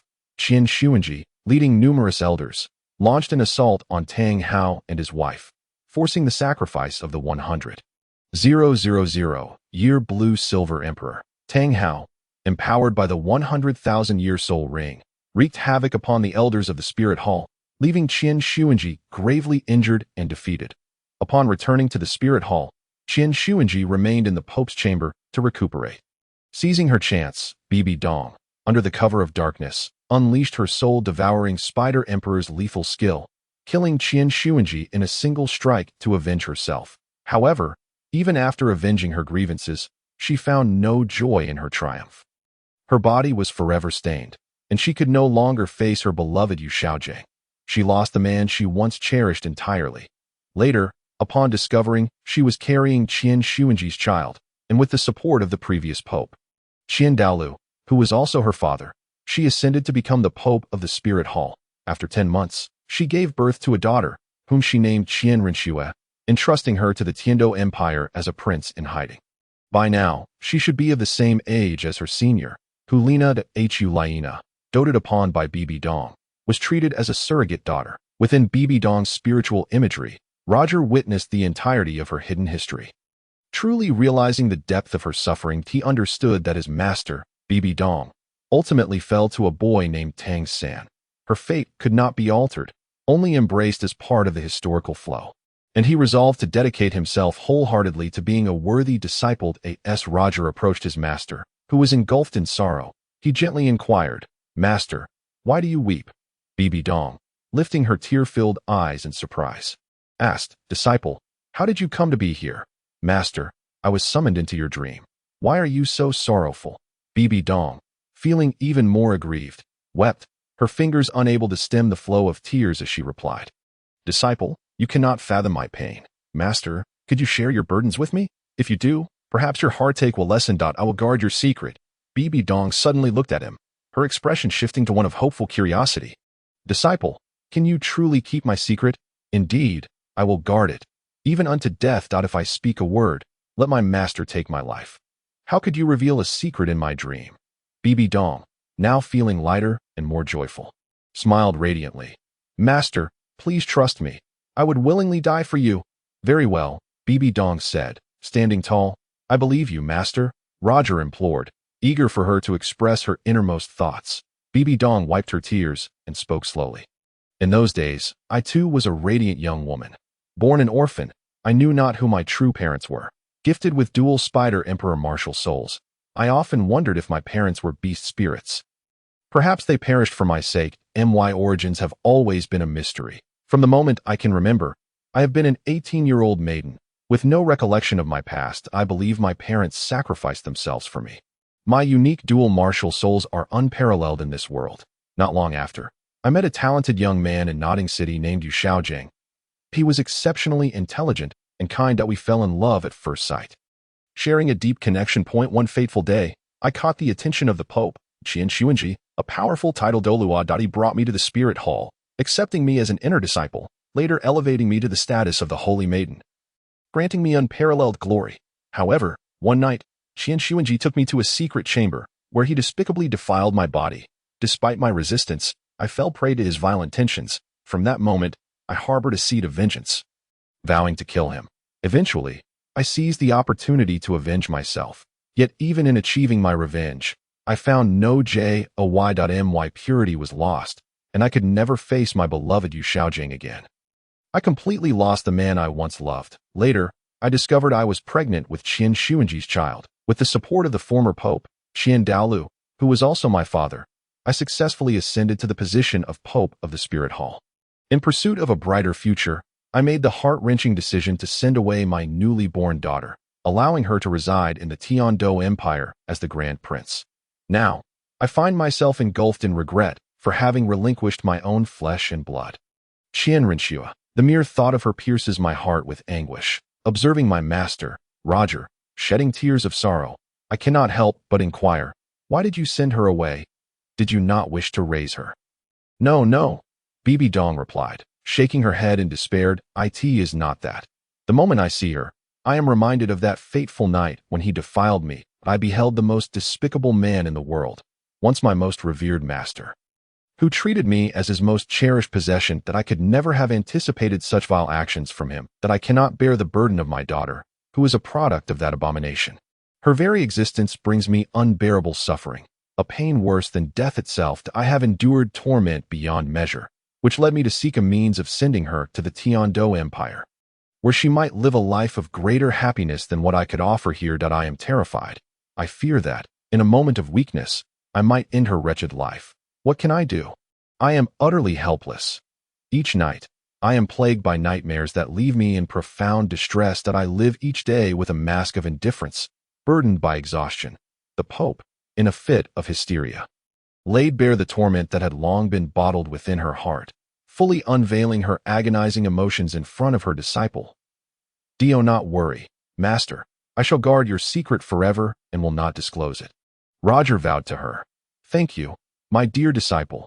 BBDong impulsively expressed her gratitude, embracing Roger in a warm and tender hug, reluctant to let go. Suddenly, Roger, overwhelmed by the intensity of the moment, struggled in her embrace. Yet the tighter she held him, the more he felt as if life itself was slipping away. It was as if he were dying in the arms of the Pope. In an instant, Roger awoke, as though emerging from a dreadful nightmare, his heart racing with anxiety as he fearfully glanced at the Pope, who remained in meditation, a faint smile gracing her lips as if she were lost in a beautiful dream. Ding, host, you have successfully completed the task and earned a reward of 1,000 gold soul coins. System, what should I do now? Host, you may leave once you awaken. Can I truly leave? Yes, host. Your senior sisters have quietly departed after regaining consciousness. Where have they gone? To the Wuhuan Palace, your residence. You should hurry in a moment. Your master, the Pope, will awaken. You have seen many things in her dream that were not meant for your eyes. Please exercise caution in the future. Do not speak a word of it. What do you mean?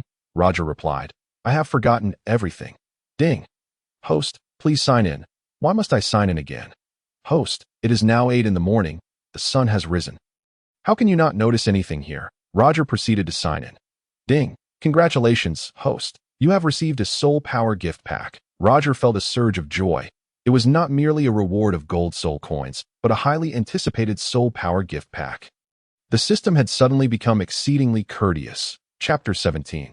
Winning the favor of the Pope, seeking out senior sisters, a soul power gift pack. What tremendous benefits might it bring? Eagerly, Roger absorbed the contents. Meditating as a continuous stream of soul power surged into his dantian, while simultaneously activating the 9 revolutions heart method to elevate the soul energy within his upper dantian. Suddenly, BBDong's senses detected the essence of the soul power emanating from the spiritual liquid pool, prompting her to open her eyes with alertness. Witnessing the soul energy flowing towards him, rapidly being absorbed, he was a miracle. How had he managed to gather such an immense amount of soul power in an instant? He had ascended to level 17 to 8 at such a young age, achieving a 4 or 5 level increase in a single night. What was the secret behind this? His talent was extraordinary, having completed the absorption of the soul power gift pack.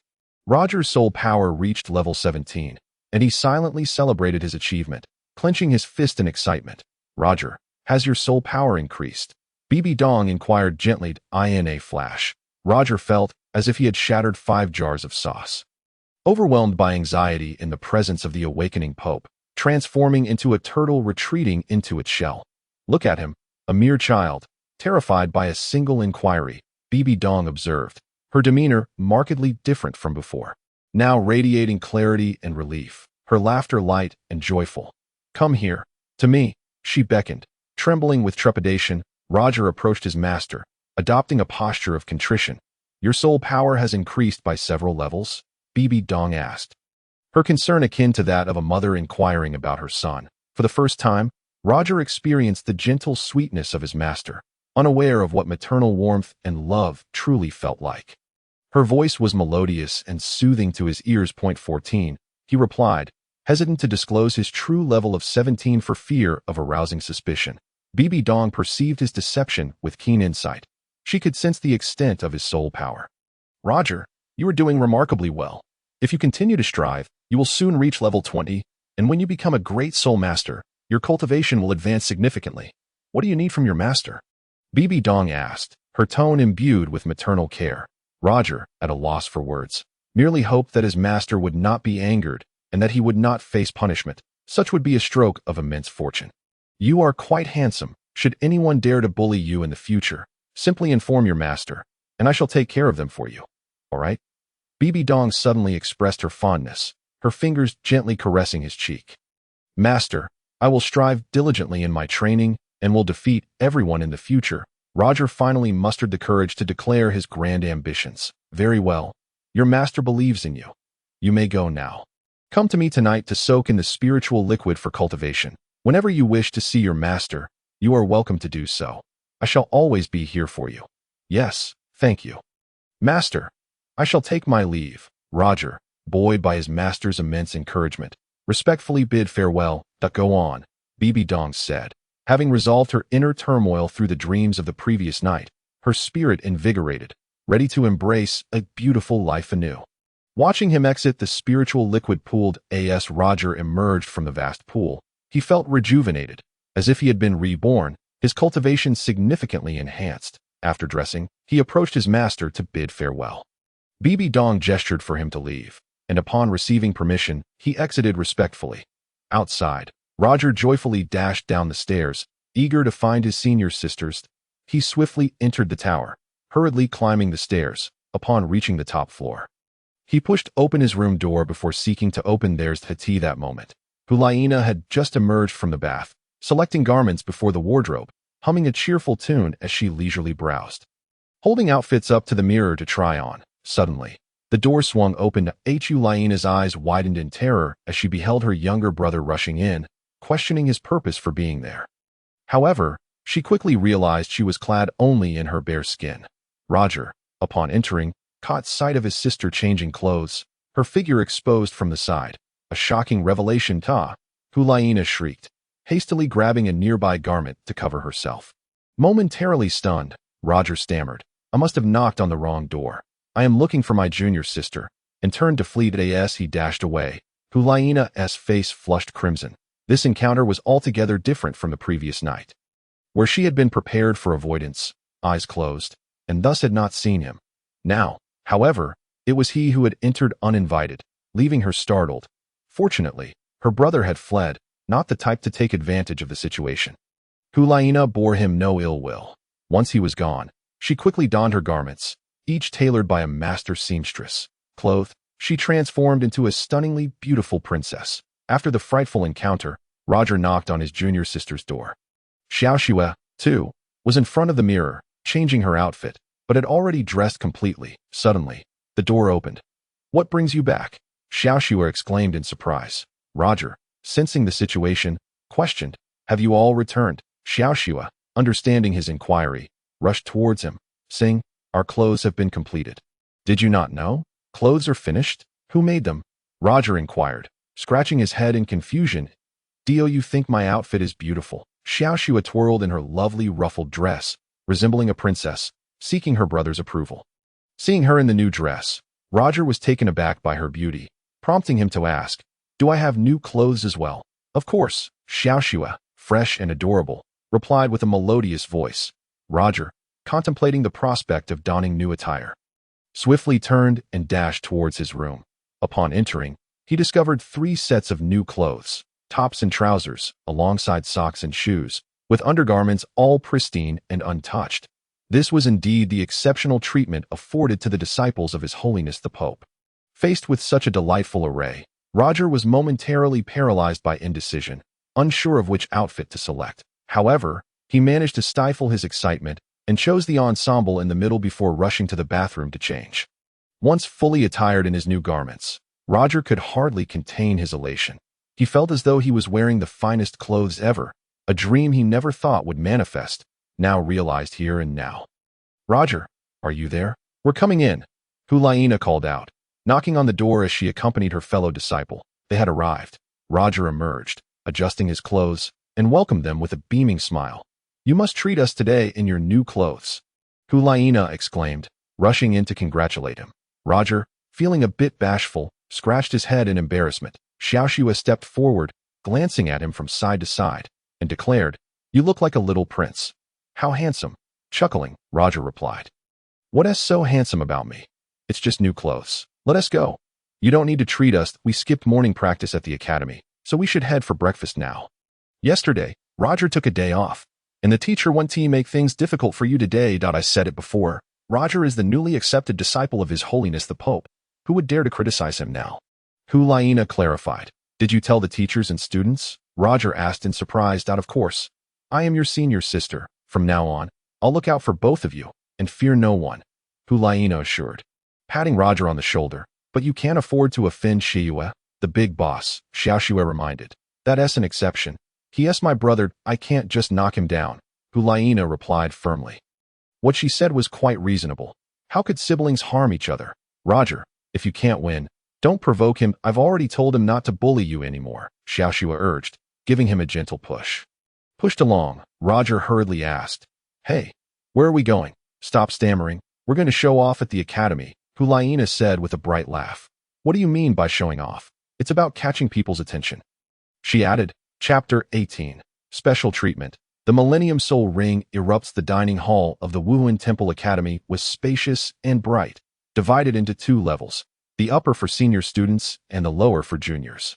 As Hulaina, Roger, and Shiua entered the dining hall, they immediately caught the attention of the senior students above, who began to whisper and speculate among themselves. They are disciples of His Holiness Pope BBDong, and he is the only male disciple among them. What virtue does he possess to earn such favor? They pondered, though it was known that he had been recommended to the Pope by the Holy Maiden Hulaina. Hulaina, she is the Holy Maiden of the Wuhan Temple and is destined to inherit the position of Pope in the future. Her status is unparalleled, something no one can compare to. They looked on in envy and admiration as the trio made their entrance. Roger walked behind his senior sister, strutting with an air that resembled a fox assuming the guise of a tiger. Shiua followed, proudly waving her little finger to greet classmates from her year. They could only gaze up from a distance, their eyes sparkling with admiration. Yin rushed over. "Laina, why are you 3 only just arriving?" "The food's all gone," he exclaimed, Couldn't you save some for us? Hulaina asked, hands on her hips, feigning anger. I saved some for you too, but the rest is gone. Let us get breakfast, she said, striding towards her brother. Shiua, feeling displeased, thought it foolish for him to follow his sister, which only intensified his irritation, itching to pounce on him. Brother, we're here, Hulaina chirped, playfully leaning on his shoulder. You didn't wait for us to eat. Don't you like me anymore? Why are you still with him? Shiua glared, clearly agitated. Hulaina pretended not to hear and simply said, Roger, come sit down and eat. Yin interjected, saying, there's no place for him here that if he wants to eat. He can go get his own food that we only saved for Shiao and Laina. Both Hulaina and Shiao's expressions soured. You two sit and eat. I'll help you get food next time that he can go somewhere else. He's just an eyesore here, Shiua said, casting a sidelong glance at Roger. It's all right. I can get my own food. I am leaving, Roger said, opting not to engage with them, and bade them farewell before heading off to get his meal. Brother, how can you be like this? He is a disciple of His Holiness the Pope. You should give him some respect, if not for him, then for the Pope, Hulaina said, sitting down angrily. Shiua shot her a disapproving glance before bringing a plate of breakfast to Shiao, saying, this is for you. If I have a portion, you'll have one too. Eat up. Shiao and her senior sister sat on either side of him, their hearts warmed by his kindness, and they thanked him. Thank you, Shiua. I'll listen to you from now on. Shiao, why are you siding with my brother? Hulaina snapped, her temper flaring. Shiao had no words to defend herself and simply lowered her head to eat. Yin chimed in. Shiao is now the boss's girl. Don't be jealous. We're destined to be a pair. Laina, you can play with me. The boss doesn't mind at all. Shiua glared at Yin, warning, if you make her angry, I'll deal with you. Hulaina shot him a fierce look, her fingers poised threateningly, warning him that meddling would not end well. Yin raised his hands in surrender, replying, I wouldn't dare, as long as the boss allows it. I'll follow your lead. All right, stop flattering me. Next time, you'll help me deal with Shiua, agreed? Hulaina stated. I will. Yin replied cheerfully. Unfortunately, Hulaina's day took a turn for the worse, leaving her with little appetite. And she only nibbled at her food. Roger approached the kitchen staff to get breakfast. The aunties and uncles seemed to recognize him, greeting him with warm smiles and serving him the finest dishes. One auntie even handed him a chicken leg, advising him to eat well to stay healthy. Observing this remarkable treatment, Roger felt as if the sun had risen in the west, perplexed by this newfound privilege. Students consciously parted to make way for him, treating him like royalty. That he silently absorbed their actions, realizing it was the result of being a disciple of the Pope, thus enjoying a different level of treatment. With a plate brimming with breakfast, Roger found an empty table to sit and eat. He's not coming over, Shiua signaled, and Yin noticed. Rising from his seat, Yin and his followers stood up, converging from all directions. Roger buried himself in his meal. Suddenly, a notification rang. Ding. Host, you are encountering significant trouble, the system warned. Roger looked up to find a group of about 10 students surrounding him, each with a fierce demeanor, as if ready to devour him. Their leader was none other than Yin, a former friend turned rival, now exuding an intimidating presence. That he stood at the forefront, exuding authority, ready to pounce like a predator. Likely under Shiua's orders, he would not have dared initiate a challenge otherwise. His martial spirit was that of a terrifying ancient flame lord, capable of immense destruction. If unleashed, it could obliterate the entire dining hall. Ding, host, you must unleash formidable power to intimidate them. Otherwise, your days here will be unbearable. System, if I unleash my power, will it provoke retaliation? Host, remember, the strong rule, the weak are oppressed. There's no need to overthink it. Your Millennium Soul Ring is sufficient to instill fear in them. What if they report me? Don't forget, you are a disciple of His Holiness Pope BBDong. She certainly wouldn't want to hear about her disciple being bullied outside. All right, I know what to do, Yin signaled, and 4 students menacingly approached. Bang! Bang! The 4 students slammed their hands on the table, stomping their feet, creating a deafening noise, asserting dominance, demanding Roger to recognize their intimidation, startled by their actions. Roger, in a fit of anger, shouted, "Get lost!" Suddenly, a colossal powdery purple soul ring erupted with immense power, sweeping across the area with a wave of soul energy. They screamed in terror as they were toppled to the ground. And numerous tables were sent flying amidst the radiant wave. Roger, filled with fury, unleashed a formidable wave of soul power that rendered them unable to resist, sweeping away everything in its path. They lay sprawled on the ground, unable to rise, their cries echoing continuously. Yin, under the fierce assault of the soul ring, immediately summoned his 1,000-year soul ring for protection, emerging unscathed. What is happening? Shiua, sensing the overwhelming force and feeling threatened, stood up to witness the unfolding chaos. What a destitute fellow. In a single night, he has conjured a 1,000-year soul ring, and its power is not to be underestimated. Likewise, Shiua summoned his 1,000-year soul ring to counteract the threat. Brother, what are you planning? Hulaina, having observed everything clearly, grasped his shoulder in an attempt to intervene. Shiua wished to leap forward to confront him, but upon hearing his sister's plea and noticing Shiua trembling beneath the table in fear, his rage subsided considerably. Breakfast had barely been consumed, and now they could not even enjoy a meal properly. Roger, unable to contain his wrath, challenged Yin and Shiua, shouting, "If you wish to fight, then come at me quickly." Chapter 19. Enchanting Soul Technique. A bet for combat in the cafeteria of the Wuhuan Temple Academy. 2,000-year soul masters were about to engage in a fierce battle. The lower-year students panicked and fled, while upper-year students rushed in to witness the spectacle. Shiua shrugged off his sister's grasp and leaped to Yan's side to confirm their location. Yan raised one hand, flames blazing fiercely, and with a clenched fist, the fire cascaded to the ground, igniting tables and chairs around him. Shiao, lying beneath the table, was paralyzed with fear upon witnessing the flames engulfing the table before her. Hulaina pulled Shiao out, saying, "Don't hide down there." Shiao, rescued by her senior, regained some courage as she witnessed Shiua brandishing the moonblade, a legendary weapon said to be the sharpest in the Wuhuan Temple, capable of cutting through anything.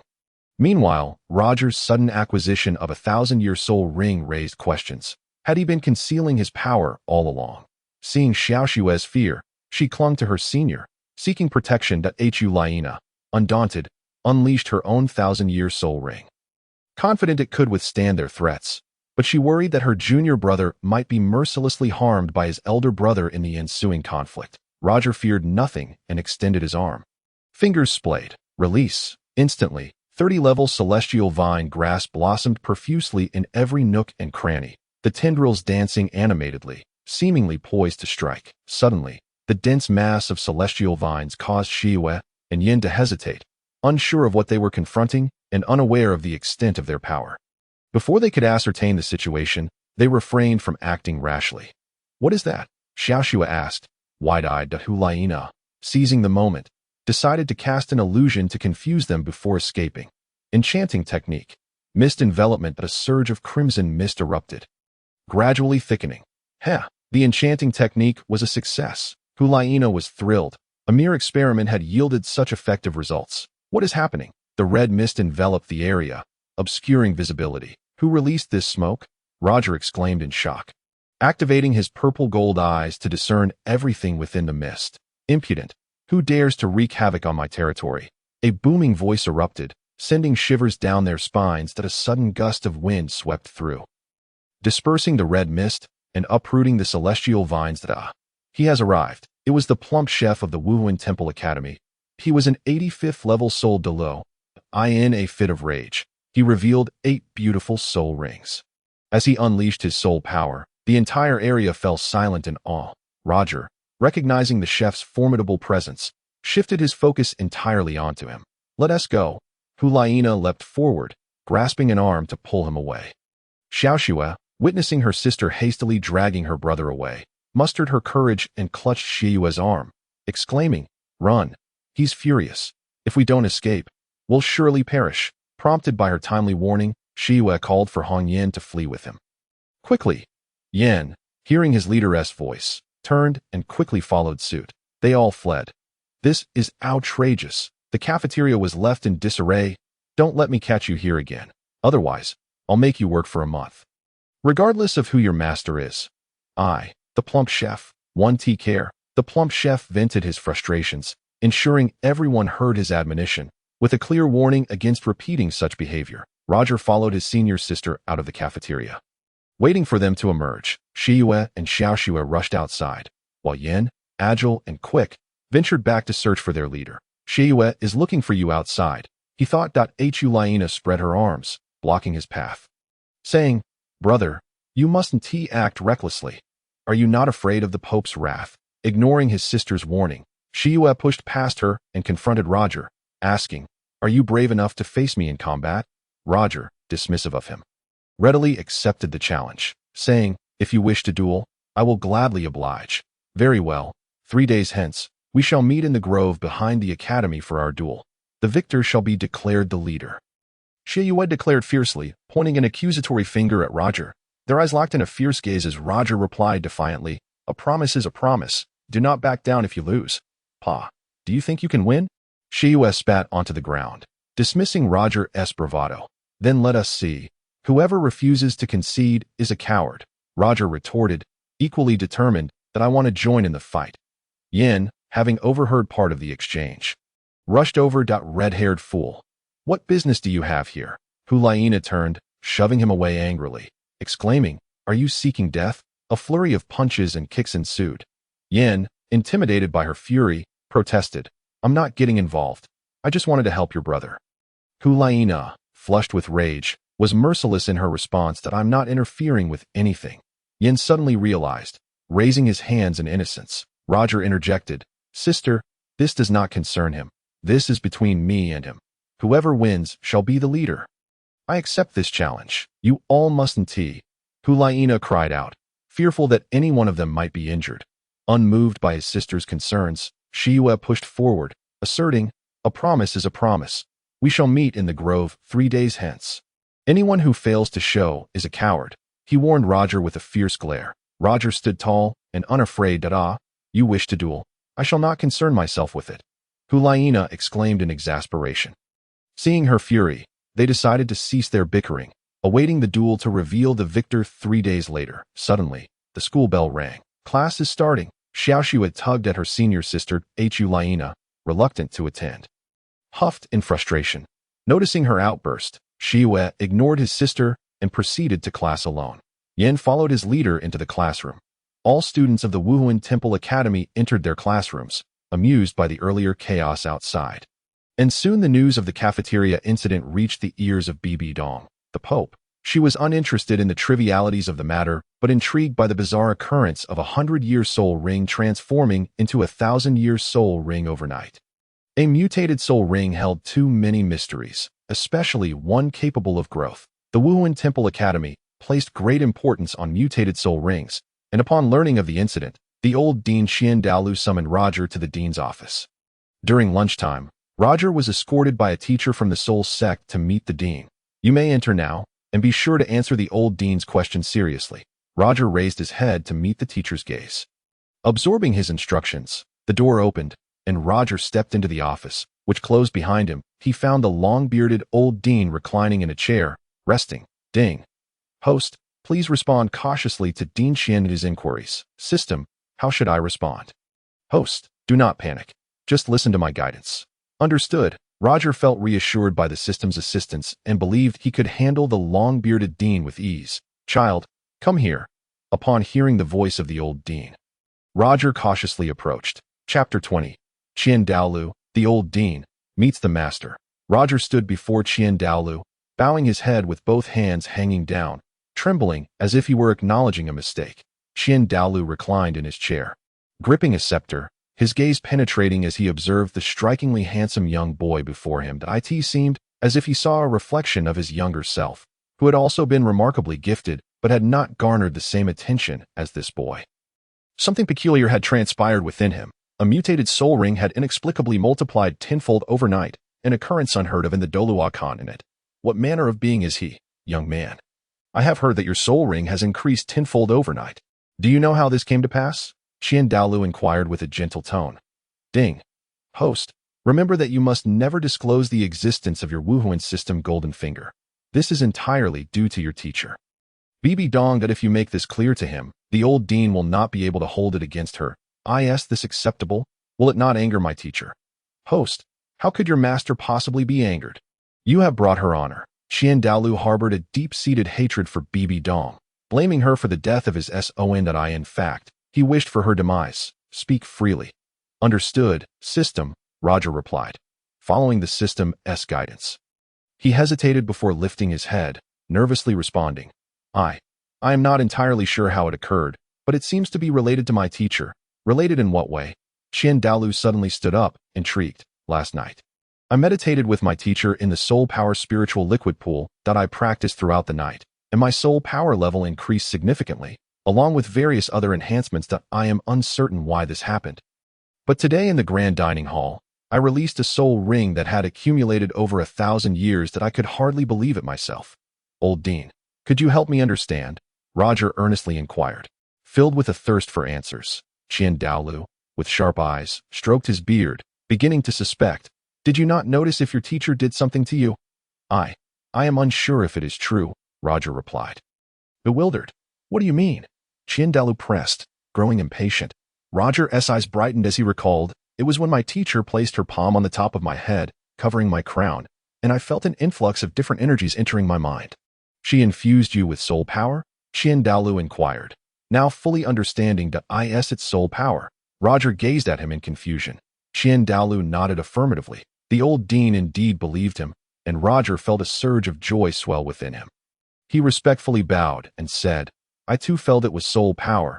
Lifting my body as if I were floating, I sense my soul power increasing rapidly. Is this true? Douluo asked, more convinced that it is indeed true.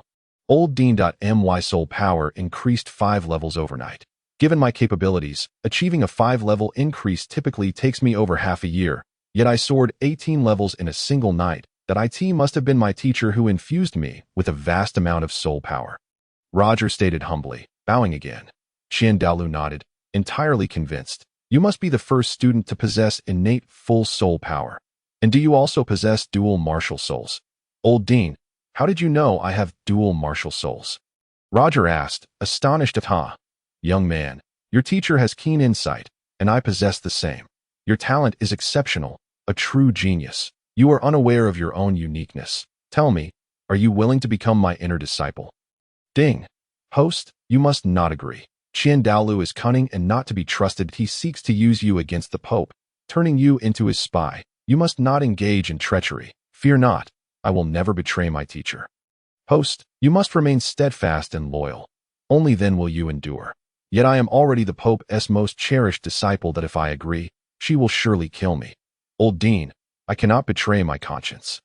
My teacher has significantly aided my soul power. I owe her a debt of gratitude. Roger said respectfully. Young man, remember this. Whatever the Pope can offer you, I can provide double. I can elevate you to Soul Master overnight and grant you a 10,000-year soul ring. Would you accept? Douluo laughed heartily, attempting to bribe him. However, my teacher has cautioned that we are too young to withstand the pressure of a 10,000-year soul power. It could shatter our bodies. Roger hesitated, feeling apprehensive. Do not take that teacher's words too seriously. Once you surpass level 30, you will be a soul master, and a 10,000-year soul ring can be absorbed at will. It has nothing to do with age. Generally, children like you, arriving at 10 years old, cannot reach level 30, but with my assistance, it will be no problem at all. Do you wish for this? Well, Old Dean, I apologize. I cannot agree immediately. I have pledged my loyalty to the Pope. And I must clarify this with her first. Roger bravely declared his resolution, recalling the system's instructions not to agree. Douluo glared, his eyes fierce. The old dean's expression is quite menacing. He seems intent on silencing me. Roger's heart raced in fear, and he felt a chill run down his spine. Young man, do you dare to defy the old dean's wishes? Douluo's sharp gaze bore down on him. Roger hastily waved his hands in terror. No, I wouldn't dare. I am just scared. Ha ha. Douluo laughed loudly twice, then softened his gaze, saying, Do not fear, young man, that I was merely testing your loyalty to your teacher. BBDong is my daughter-in-law. How could I seize what she cherishes? She is the one I supported to become the Pope. Roger exclaimed in surprise. You are my teacher's father-in-law. That I should call you master. Douluo stroked his long beard, realizing that being called master would be more beneficial than teacher. Ha. You are quite clever. Why not call me master? Douluo laughed heartily. Roger immediately knelt, saying, Disciple Roger pays respects to master. Douluo, feeling as if he had found a beloved student, extended his hand to assist him. Good disciple, come visit me often. Your future is boundless. As long as you heed my guidance, I shall grant you the world. Thank you, master. I do not yet harbor such grand ambitions. For now, I merely wish to be a diligent student. Serving the spirit hall with all my heart until my last breath, Roger replied, hands clasped in reverence. Excellent. Excellent. Douluo joyfully grasped his hand. Quickly, let me see your dual martial souls and mutated soul ring. Do you truly wish to see? Roger asked, puzzled. Indeed. Douluo nodded eagerly. Roger took 2 steps back and declared, please, master, watch closely as I demonstrate. Seeing his confidence, Douluo chuckled, finding his naivety amusing. In the future, he would have him act as an undercover agent, keeping a close eye on BBDong's every move. Roger fully unleashed his 1,000-year mutated soul ring, revealing the true form of his golden silk monkey martial soul, along with the soul tool. The golden light staff, showcasing the rapid advancement of his immortal vine. Upon witnessing the transformation of his previously deemed useless martial soul, immortal vine, Douluo remembered the 10,000-year blue-silver emperor, which his son, Shuanji, had relentlessly pursued. The immortal vine bore a striking resemblance to the blue-silver grass, and in fact, it surpassed it. After fully displaying his abilities, Roger ensured the old dean had seen everything clearly. Douluo nodded in appreciation, satisfied. Master, do you think my abilities are still too weak? Roger inquired, stepping forward. Haha. Not at all. You are merely a 10-year-old child. Imagine 10 years from now. You will be a formidable Douluo. Instilling fear across the realm, Douluo boomed with laughter. Roger, filled with desire, rushed forward, asking, can I truly achieve that? Douluo nodded earnestly. Thank you, master. Roger seized the opportunity to express his gratitude, further delighting the old dean. All right, you may leave now. If you ever wish to see me, my door is always open for you. Yes, master. Douluo nodded in satisfaction, envisioning how, once Roger matured, he could be used to counter BBDong without needing anything else. His future immortal vine would suffice. After respectfully bidding farewell to his master, Roger left. Once in the corridor, he let out a sigh of relief and wiped the sweat from his brow. He had been terrified moments ago, his heart racing in a frenzy. Thankfully, his wit had seen him through a precarious situation. Chapter 21. The Great Forest Tournament. The old dean and the Pope observed from the shadows. Why have they both come? As Roger stepped into the corridor, he glanced upwards to find his senior and junior sisters stationed at the stairway, waiting for someone. Upon spotting him, they rushed over. How are you? Did they give you any trouble? Shiua inquired eagerly, concern evident in her tone. Shiao circled around him, inspecting him with a puzzled expression. Are you really unscathed? Roger responded to his senior and junior sisters with a goofy smile. How could anything be wrong? They didn't trouble me at all, just asked a few questions. This is not the place to linger, Shiao urged, giving his shoulder a gentle push to prompt him onward. What did they ask? Shiua queried while stepping backward, maintaining her focus on him. Nothing much, just some questions that I couldn't even answer myself, Roger replied nonchalantly. They wanted to know how you suddenly became so powerful, right? Shiua pondered this question for the umpteenth time, unable to fathom an answer. Did you play the fool and not respond? Shiao, following her senior's line of thought, directly probed. How could I pretend? They could see right through my lies. I had to honestly admit that I had no idea how I suddenly became stronger overnight. Do you know? What? No way. Both Shiua and Shiao exclaimed in disbelief simultaneously. I'm fine now. No one will ask me again. I feel no pressure, Roger declared triumphantly. Raising his fist in celebration, Shiua clapped a hand on his shoulder. How can you say you feel no pressure? Your pressure is akin to a mountain. How do you intend to face my brother in combat? You won't even know how you met your end. My brother's crescent moon blade does not retract until it draws blood. We all refer to it as the soul-devouring blade. What of it? Roger brushed off her concerns dismissively. Sister, is your brother's blade truly that formidable? Shiao asked with wide-eyed curiosity. Absolutely. Without a doubt. You're doomed this time. I can't save you, Shiua replied, feigning fury as she lightly pushed Roger's head, her heart aching with worry. Brother, you should concede in the duel. There's no shame in admitting defeat, Shiao suggested earnestly. Roger, however, dismissed their concerns, pushing past them and racing down the stairs, declaring, I will never give up. He's oblivious to the danger. No one can save him now. Shiua and Shiao exchanged glances, their expressions filled with disappointment as they shook their heads, realizing their earlier efforts to dissuade him had been in vain. He'll be reckless and face dire consequences. No one will be able to help him. We must avoid alarming the Pope, or he will surely be furious. Roger remained carefree and untroubled, intent only on pursuing his own desires. He attended classes as usual in the afternoon, and by evening, he joined his senior and junior sisters to meditate in the Pope's sacred spirit liquid pool until dawn, concluding their session and heading to the academy for morning practice.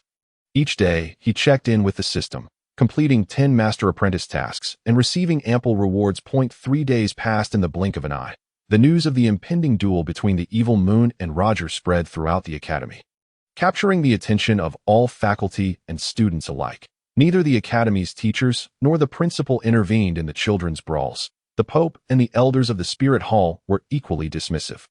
Such trivial matters were best resolved by those involved. On the afternoon of the third day, numerous curious students flocked to the dense woods behind the academy. For safety, several spirit masters accompanied them. Within the woods, there was a spacious area, ideal for any super expert's duel. Hundreds of students from the Spirit Hall Academy arrived at the forest, hiding in various corners to watch the anticipated grand competition with bated breath. The evil Moon, confident and well-prepared, entered the woods amidst his supporters. Meanwhile, Roger was accompanied solely by his senior and junior sisters, who continued to implore him to withdraw from the duel, assuring him that conceding would not bring shame. Yet, Roger, determined and resolute, refused to heed their pleas, vowing to confront his opponent decisively. Like a true man, once he spoke, there was no turning back. Tio acquiesced to their advice. Now would paint him as a coward, unworthy of being the Pope's disciple. Even if he faced death, he would do so courageously. Ding. Host has received a special task. What task? He inquired of the system. Host task. Achieve victory in a duel against your opponent once, with a reward of 10,000 gold spirit coins. You must be of a higher level. System. Have you anticipated my duel and activated the task? Host. This is essentially your PK competition task, to be implemented here first. Spirit skills are most suited for dueling competitions. Oh, you have any doubts? System. I have no doubts. Since it's a task, I will strive to complete it. Host. I wish you success in fulfilling your first PK task. Rest assured, I am prepared to claim my reward. Upon reaching the dueling arena in the woods, students formed a large circle, their excitement palpable as if attending a grand celebration. The academy and the Spirit Hall had already taken notice of the impending duel. They understood that this was no ordinary contest. It was a chance to witness the emergence of true strength in the younger generation. The venerable Principal Qiandao Lu observed the live broadcast from his office, captivated by the unfolding spectacle, even without an official commentator. Meanwhile, BBDong sat upon the Pope's throne, surrounded by a gathering of Douluo elders, all captivated by the live broadcast of the forthcoming duel. Congratulations, Elder Ju. The Holy Dragon Elder remarked, stepping forward. Elder Ju gleamed with pride, his fingers dancing with delight. Do not jest, my disciple. The evil Moon is still but a fledgling, unaware of the vastness of the world. I have faith in the Pope's disciple, Roger. He is the true hidden gem, and it would be beneficial for him to teach my disciple a lesson. Elder Ju, you're being modest in the presence of the Pope. Everyone knows of your disciple's prowess. His crescent moon blade is invincible. Surely, none of the same level can contend with him. The golden crocodile Douluo interjected. Indeed, your beloved disciple has garnered much attention. The serpent spear Daw added that I foresee a thrilling match. While the evil Moon wields the sharpest blade, Roger, as the Pope's disciple, must possess extraordinary skills. His twin martial souls are exceptionally rare, and I believe everyone has heard of the miraculous events surrounding him. Roger ascended to level 18 overnight, and his century-old spirit ring was upgraded to a millennium. Such miracles are beyond comprehension. The ghost leopard Douluo remarked. Indeed, he speaks true. Many present nearly forgot that extraordinary event. Upon this revelation, the assembly felt a chill run through them. BBDong, seated high upon her throne, rested her chin on her hand, her expression languid and disinterested. You need not be surprised. He is my own elevation. There are no miracles in this world. The Pope must provide an explanation to quell the growing rumors, resolving to keep this secret to herself, though. So it was indeed the Pope who facilitated his rise.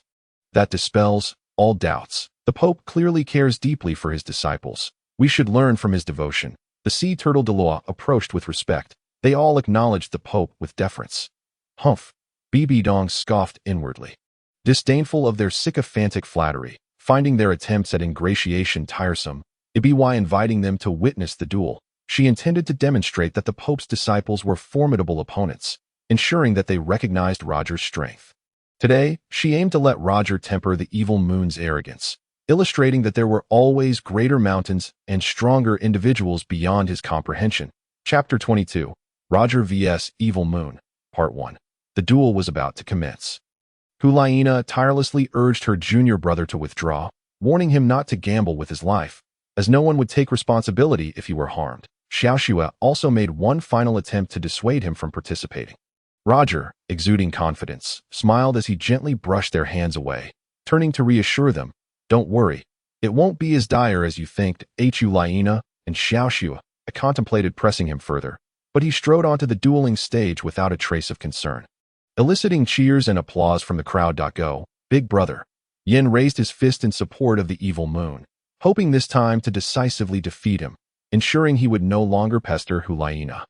The evil moon, self-assured, gave him a hearty pat on the shoulder, raising his hands in triumph, signaling to the audience that victory was within reach. The atmosphere erupted into fervent cheers, rallying cries to defeat Roger filled the air.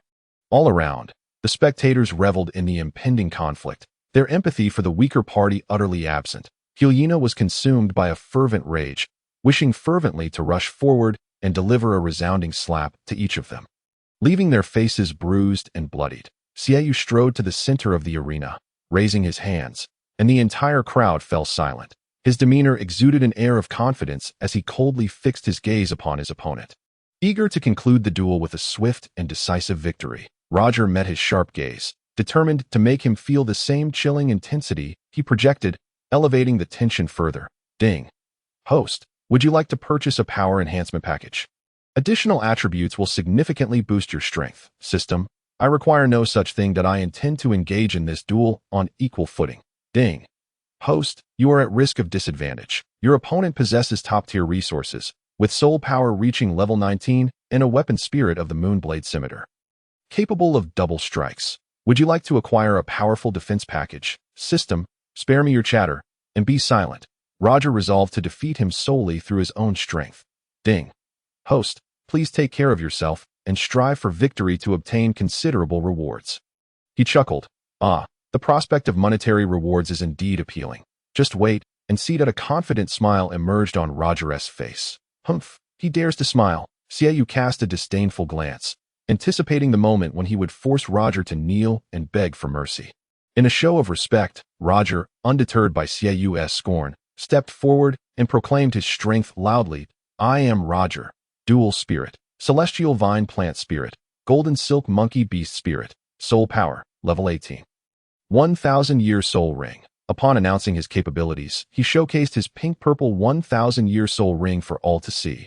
Following suit, Shiao also declared his prowess. I am Shiao, Weapon Spirit, Moonblade Scimitar. Soul Power, level 19. 1,000-year Soul Ring. As Shiao revealed his yellow 1,000-year Soul Ring, the arena fell into a hushed awe. The spectators beheld Shiao wielding two dark red Moonblade Scimitars, their sharp glimmer sending shivers down spines, casting a shadow of dread across the space. The oppressive aura he emitted compelled many to instinctively retreat 10 meters, creating a broader arena for their duel. Hee. Shiao smiled confidently, retracting his blades, pondering why one would employ a sledgehammer to crack a nut. Roger likewise sheathed his golden rod and celestial vine, with a sudden explosion of soul ring power. Roger unleashed waves of yellow and pink-purple energy, the immense pressure sending chills through the onlookers. Typically, a mutated soul ring would wield greater power than a standard one of the same level, giving Roger an edge. However, the disparity in their soul power levels created a significant gap in strength. Altogether, their soul powers seemed evenly matched. Taking the initiative, Roger charged forward, fists clenched, determined to deliver a blow that would alleviate the humiliation he had suffered. As he surged ahead, Shiao mirrored his movement, raising his fist for a direct strike. With a resounding clash, their fists collided, sending shockwaves through their arms. Roger followed up with another punch, while Shiao leaped into the air, delivering a sweeping kick. Another thunderous impact echoed as their limbs collided. In an instant, Roger was sent staggering back 2 steps, struggling to regain his footing after experiencing Xiao's relentless flurry of strikes.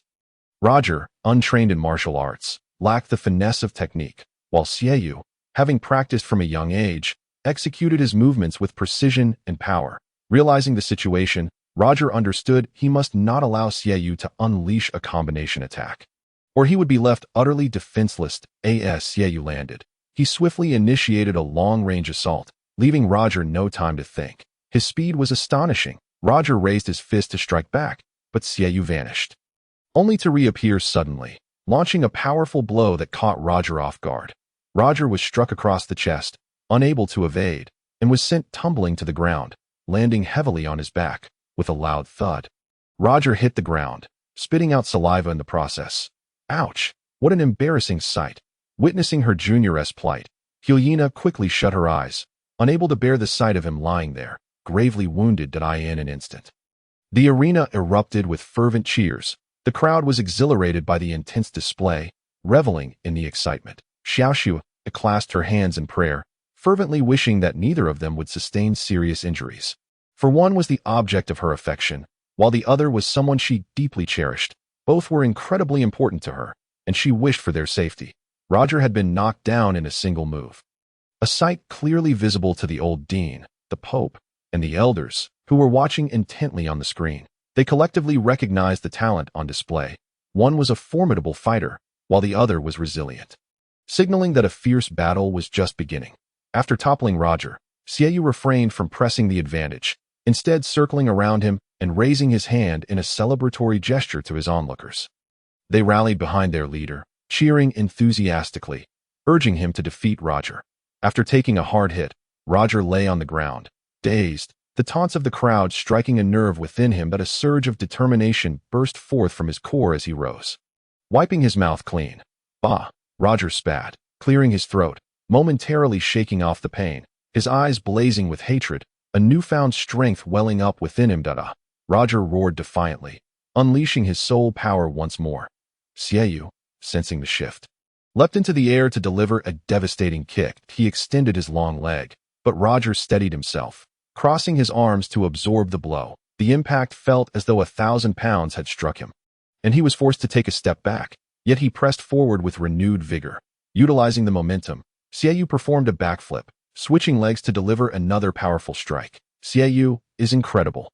His fans cheered, witnessing him soar like a dragonfly skimming the surface of water, seamlessly transitioning into a powerful kick aimed to subdue Roger. With determination in his gaze, Roger activated his purple light divine eye. Slowing down Xiao's rapid movements, he leaned back, seizing the opportunity to grasp Xiao's long leg, utilizing the force to throw him aside. Suddenly, Xiao was sent tumbling several feet away, rolling across the ground. What? The crowd gasped in disbelief, astonished by the unexpected turn of events. How did he manage that? Xiao, who had seemed poised to deliver a crushing blow, found himself on the ground instead that he may be hurt. Chapter 23. Roger vs. Xiao. Part 2. Ha! Bah! Roger laughed heartily, releasing a breath of frustration as he spat onto the grass. He would not take advantage of a fallen opponent, taking a moment to catch his breath. He awaited Xiao's recovery. The fact that he had managed to bring Xiao down was a testament to his unusual strength. The crowd was astounded. Shiua continued to pray, her heart aching at the sight of Xiao crashing to the ground. Feeling as though a piece of her heart had been severed, that it was a painful sight. Were it not for the presence of others, she would have shed tears for him. Helena felt a deep sense of disappointment as she witnessed her brother fall. Gently touching her head, unable to utter a sound. One was her junior, her best companion. The other was her beloved brother. Both were cherished equally, and seeing either of them in pain troubled her heart deeply. Go, Xiao. You can do it. You are the best. Xiao's fans continued to rally, cheering him on. Their hearts ached for him, and they shouted encouragement fervently. For the first time in history, Xiao had been thrown to the ground, and he felt the sting of defeat. With frustration fueling him, he pushed himself off the ground, taking a deep breath, and leaped back onto his feet, greeted by a wave of enthusiastic cheers. Defeat him. Defeat him. The entire assembly of students had turned into a one-sided affair, fervently cheering for the nefarious Lord Shiua, their sole desire being to witness him vanquish his opponent until he lay defeated and unable to rise. Roger, upon witnessing the overwhelming support for his adversary, felt an even more intense surge of motivation within himself. The realization that he was so utterly disregarded only fueled his determination to prove himself by defeating Shiua. With no one in his corner, Roger clenched his fists tighter, steeling himself for the battle ahead. Emboldened by the encouragement, Shiua's confidence soared as he gritted his teeth and prepared to retaliate. He unleashed a fierce wave of soul power. Channeling it into his fists as he charged forward, Roger attempted to strike first, but Shiua deftly evaded his blow as Roger swung again, aiming to land a hit. Shiua dodged once more, with both attacks missing their mark. Roger found himself on the receiving end of a swift counterpunch to his jaw. His attacks were clumsy, and with a resounding thud, he was sent reeling backward before he could regain his footing. Shiua extended his long leg, landing a powerful kick that sent Roger flying a considerable distance. The relentless barrage of fists and kicks forced Roger to retreat step by step, caught off guard by Shiua's rapid onslaught. Though he could see the trajectory of the attacks clearly, his reflexes failed to keep pace, leaving him vulnerable to a series of brutal strikes. The sound of punches and kicks echoed through the arena as Roger was left with no option but to defend himself and retreat. A sudden blow sent him soaring into the air, rendering him momentarily unconscious. Another kick followed, sending him flying again. In an instant, Roger found himself sprawled on the ground, gasping for breath, the pain overwhelming him. The crowd, devoid of compassion, continued to cheer for Shiua as Roger lay defeated, the deafening noise ringing in his ears. Anger surged within him, fueled by the injustice of the situation. He vowed not to be defeated today. Gathering all his strength, he endured the pain and gradually rose, his gaze sharp and unyielding. Shiua, seeing his defiance, approached with the intent to crush his spirit, seizing him by the throat and delivering relentless blows. Hulaina gasped in horror, her heart aching as she watched her brother endure the brutal assault. The scene was unbearable, and she felt a deep sense of dread. Roger, trapped like a bird in a cage, struggled against the unyielding grip of Shiua's fists. His fellow students, meanwhile, were transfixed, witnessing the ferocity of the fight. "Do you yield?" Shiua taunted, his voice dripping with disdain. Roger, bruised and battered, glared defiantly, refusing to submit. With each punishing blow, Shiua's confidence grew, and the crowd's excitement reached a fever pitch. Roger's body bore the marks of the relentless assault, yet his spirit remained unbroken as he prepared to unleash his ultimate technique.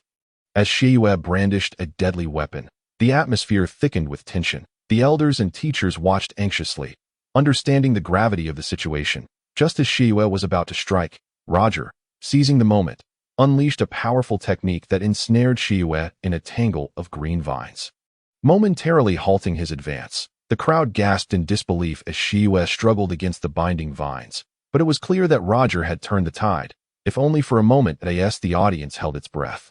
The battle continued, the outcome hanging in the balance. Hulaina swiftly covered her eyes with both hands, unable to bear the sight of her brother taking the life of his closest companion. He was her junior disciple, and she could not endure witnessing his mangled form. Xiao widened her eyes, staring without blinking. The gathered students all bore witness to the event. It was certain that he was doomed. However, the Soul Sect, upon seeing his calm demeanor, refrained from taking immediate action to intervene, instead recognizing that he seemed confident and in control of the situation. Xiao unleashed his full power, striking downward with an unstoppable force. "You shall perish," he thought, as the crescent blade aimed for his opponent's crown. In an instant, a brilliant flash erupted, and a wave of light exploded forth, the clash of blade energy creating a violent collision that swept through the surroundings. Suddenly, a powerful shockwave surged, the wind reaching a force of level 5, hurling sand and debris that made it impossible for anyone to keep their eyes open. How could this be? Xiao, confused, observed that the crescent blade had merely struck a protective light barrier. A foot away from its target, the blade's edge had not penetrated at all. The 4 Soul Sect instructors, witnessing this, were utterly astonished. It was their first encounter with such a barrier that could withstand all forms of attack. What divine technique was he employing? The instructors immediately reported the situation. Yin observed everything with keen eyes. Witnessing the truth of the event, he raised his palm, and a golden light barrier emerged, absorbing Xiao's powerful strike. This move was an extraordinary defense, impenetrable by any means. Xiao, dumbfounded, could not comprehend how this was possible. The two had come to a standstill at Hu Liena, waiting for the commotion to subside, parted her fingers to sneak a glance at the shimmering barrier that had deflected her brother's blow. Yet, she could not fathom the technique her junior disciple had employed. He had never mentioned it before. No wonder he seemed unafraid of her brother. It turned out he possessed a countermeasure against him. Roger released his hand, the indomitable golden figure completely absorbing the impact of the strike. 10 seconds of defense had proven sufficient. With a vigorous push, Roger sent the golden figure flying forward, generating a thunderous explosion and releasing a tremendous force. Fortunately, it had been propelled away. Otherwise, the shockwave from the golden figure's explosion would have surely caused injury. Shiao was sent tumbling over 3 meters, narrowly avoiding the destructive blast. The explosion of the golden figure resembled that of a bomb. Its power astonishing, causing many to recoil in fear. Ding! Host, system alert. The indomitable golden figure requires a 30-minute cooldown before it can be used again. Roger, witnessing his success, felt a surge of satisfaction. This single act would suffice. Let them see my prowess. Host, do not underestimate your opponent. They are not to be trifled with. Fear not, for I still have formidable moves in reserve. Let him witness my golden staff. Host, please take care.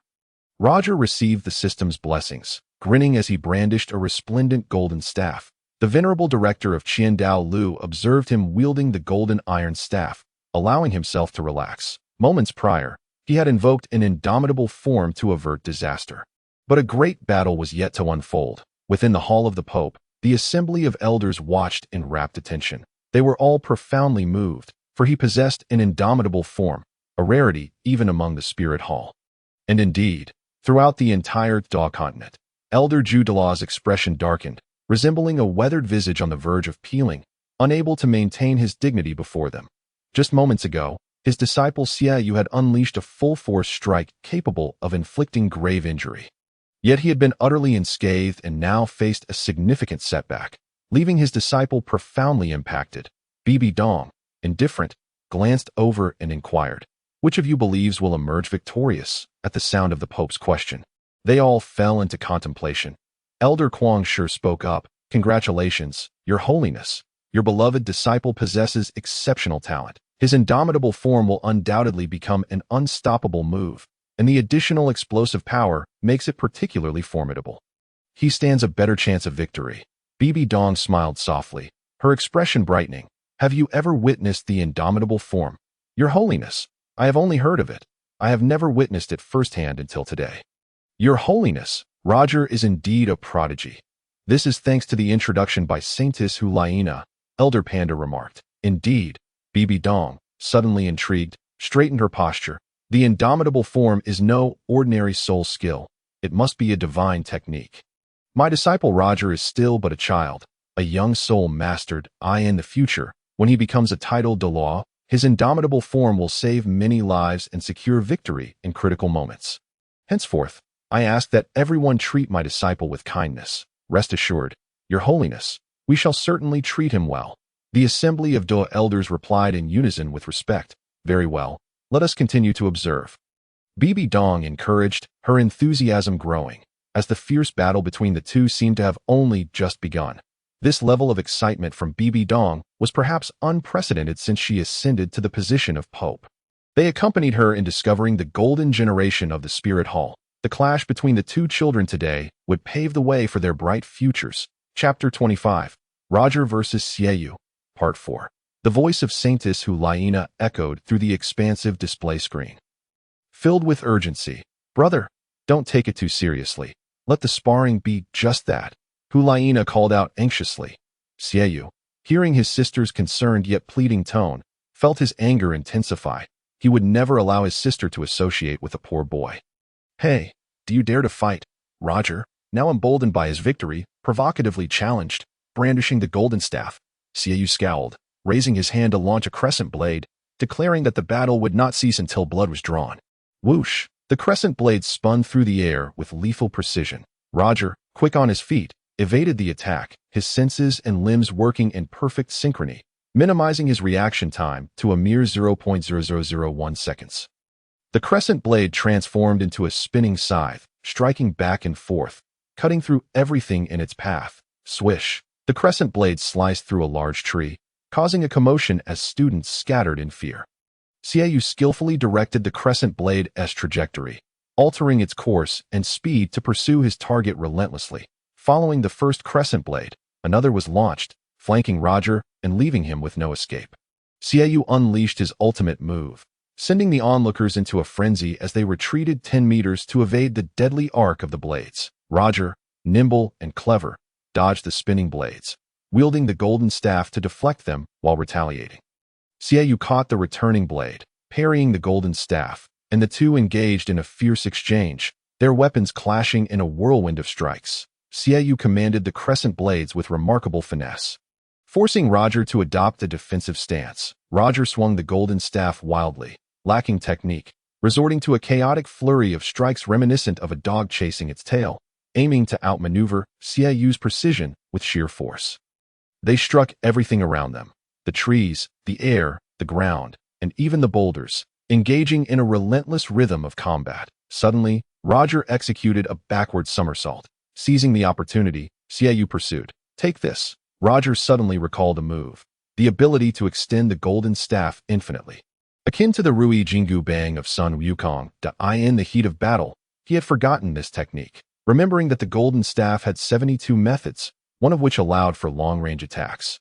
He recognized that Xiao's crescent blades were exceptionally powerful in close combat, especially given his incredible speed. Engaging him at close quarters would only lead to disaster. In a flash, the golden staff extended. Xiao, taken by surprise, found himself propelled against a massive tree, pinned down. Roger pressed the golden staff against his chest, leaving him suspended helplessly against the trunk. Brother, Hulaina cried out, wanting to rush to his aid. Xiao Shui quickly seized her shoulder, urging her not to go. Xiao hung helplessly from the tree, his feet dangling without any leverage. Roger unleashed another technique, celestial vine grass. First technique, entanglement. Suddenly, vines sprouted from the tree, wrapping around him in the blink of an eye, binding him tightly.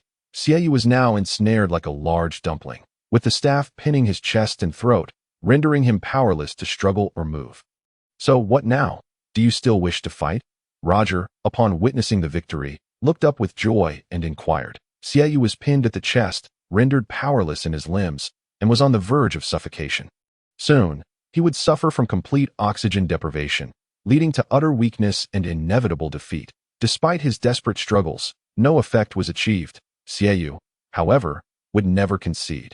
When Yin met his gaze, he immediately unleashed his ancient flame, Lord Martial Soul.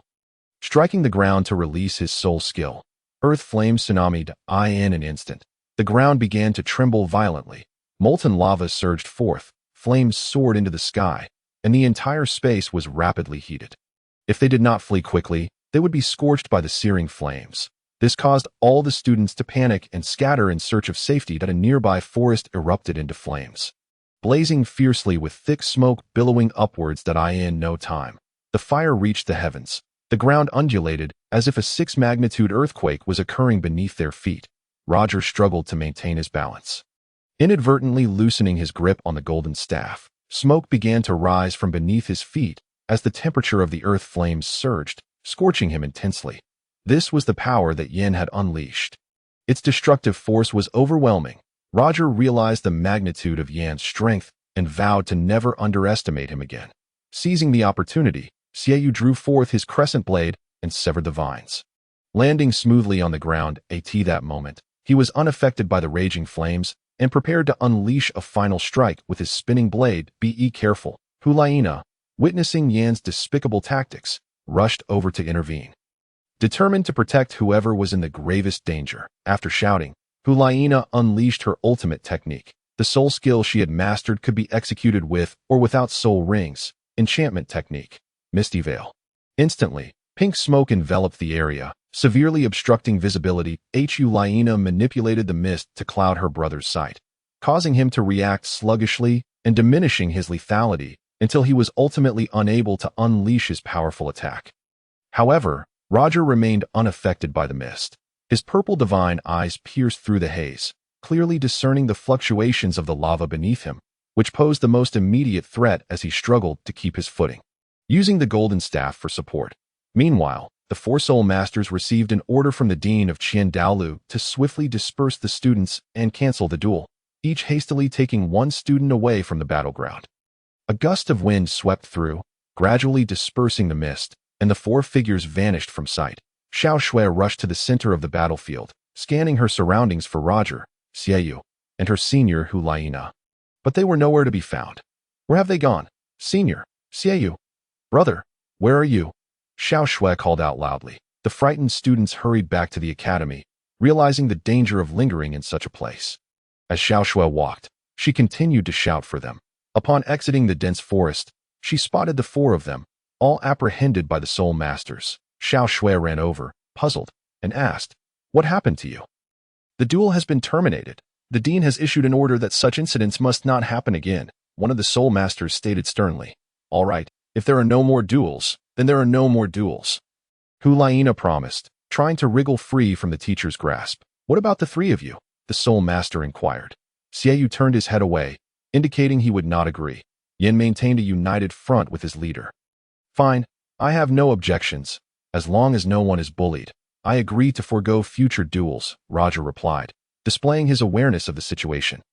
Humph. Xiao reluctantly accepted the resolution. The four soul masters exchanged glances, deciding to release them. In the future, no dueling among peers is allowed, unless it is a competition organized by the academy. One of the soul masters declared to Hulaina, attempting to lighten the mood, asked, "When will the academy hold a competition?" "That will be announced later. I will definitely participate whenever the academy organizes a competition," Hulaina added, trying to uplift the atmosphere. "You two should reconcile. Call it a draw. The academy will pay close attention to you both. Everyone has witnessed your duel today, including the entire process observed by Dean Douluo. Do you have anything else to say? It would be best for you to reconcile here, lest the dean intervene," one of the soul masters advised. Roger waved his hand amicably, saying, "I have no objections. A draw is preferable. That I will not engage in hostility." Xiao, feeling embarrassed, was forced to accept the reconciliation. Hulaina joyfully exclaimed, "Great! I will treat you all to a feast. Come along with me." Xiao Shui raised her hand in agreement. "I concur. Then off you go." The soul master permitted them to leave. Hulaina eagerly turned and took her brother's arm, leading him away. Hong Yin simply followed his leader. Xiao Shui nudged Roger's shoulder, encouraging him to move forward. The two girls became intermediaries, acting as peacemakers to resolve the conflict between the two boys. The four soul masters watched their departing figures and simultaneously sighed. "Ah, each generation surpasses the last. The blue surpasses the blue." Chapter 26. My treat. Big brother Shiao has arrived in Wuhan City. The five children were quite familiar with their surroundings. Hulaina arrived at a street-side barbecue stall, seated herself at an empty table by the roadside, and beckoned her brother and the others to sit down and eat. "Boss, come quickly. We want to order barbecue," Hulaina called out loudly. "Coming right up," a cheerful Andy responded with enthusiasm. Hulaina waved her arm and asked, "Brother, what do you all want to eat?" "It's my treat." Roger, covering his bruised face, felt embarrassed to be seen in public and kept his head down, avoiding eye contact as if he had committed some wrongdoing. Xiao Shui, sitting across from Xiao, dared not express concern for her brother beside her, only silently sympathizing. "Hey, junior brother, why are you covering your face? The swelling will go down soon. Just wait a bit. Aren't you supposed to be tough?" Hulaina scolded, showing no sympathy, instead blaming him for not listening to his elder sister and suffering the consequences. Roger's face was a patchwork of bruises, hardly recognizable. When Xiao noticed him lowering his hand, he could hardly suppress his laughter at the sight of Roger's unappealing visage, nearly choking on a sip of cold water, as it was entirely of his own making. Yin also chuckled at Roger's grotesque appearance, joining in Xiao's amusement. "What would you little masters like to eat?" the auntie inquired, holding a menu. "Auntie, I'd like to order 100 skewers of beef, 10 chicken wings, 20 pieces of dried tofu, 50 skewers of lamb, a plate of peanuts, a plate of cold dishes, and 5 bottles of peanut milk. Is that enough for now?" Hulaina asked, temporarily placing such a large order. "I think that's too much. Can we finish all of that?" Xiao Shui worriedly interjected. "All right, you all wait a moment. I'll bring over the drinks and cold dishes, and the barbecue will take a bit longer," the auntie replied. "No problem." We can wait. Hulaina waved her hand dismissively. Xiao set down his teacup and remarked, Hey, you poor kid, you can't mooch off food and drink here. Did you bring money? Hulaina interjected. Brother, what are you saying? I said I would treat you. The seriousness of Roger's situation struck him. He clearly looked down on others. Hearing his sister's words was like a warm spring breeze. But he had to stand his ground and produced 1,000 gold soul coins, placing them on the table. Ding. Host, your gold soul coins will soon run low. The system suddenly chimed in with a reminder. How much is left? Host, you currently have 3,200 gold soul coins remaining. After using 1,000, you will have 2,200 left. That's fine. There's still over 2,000 left.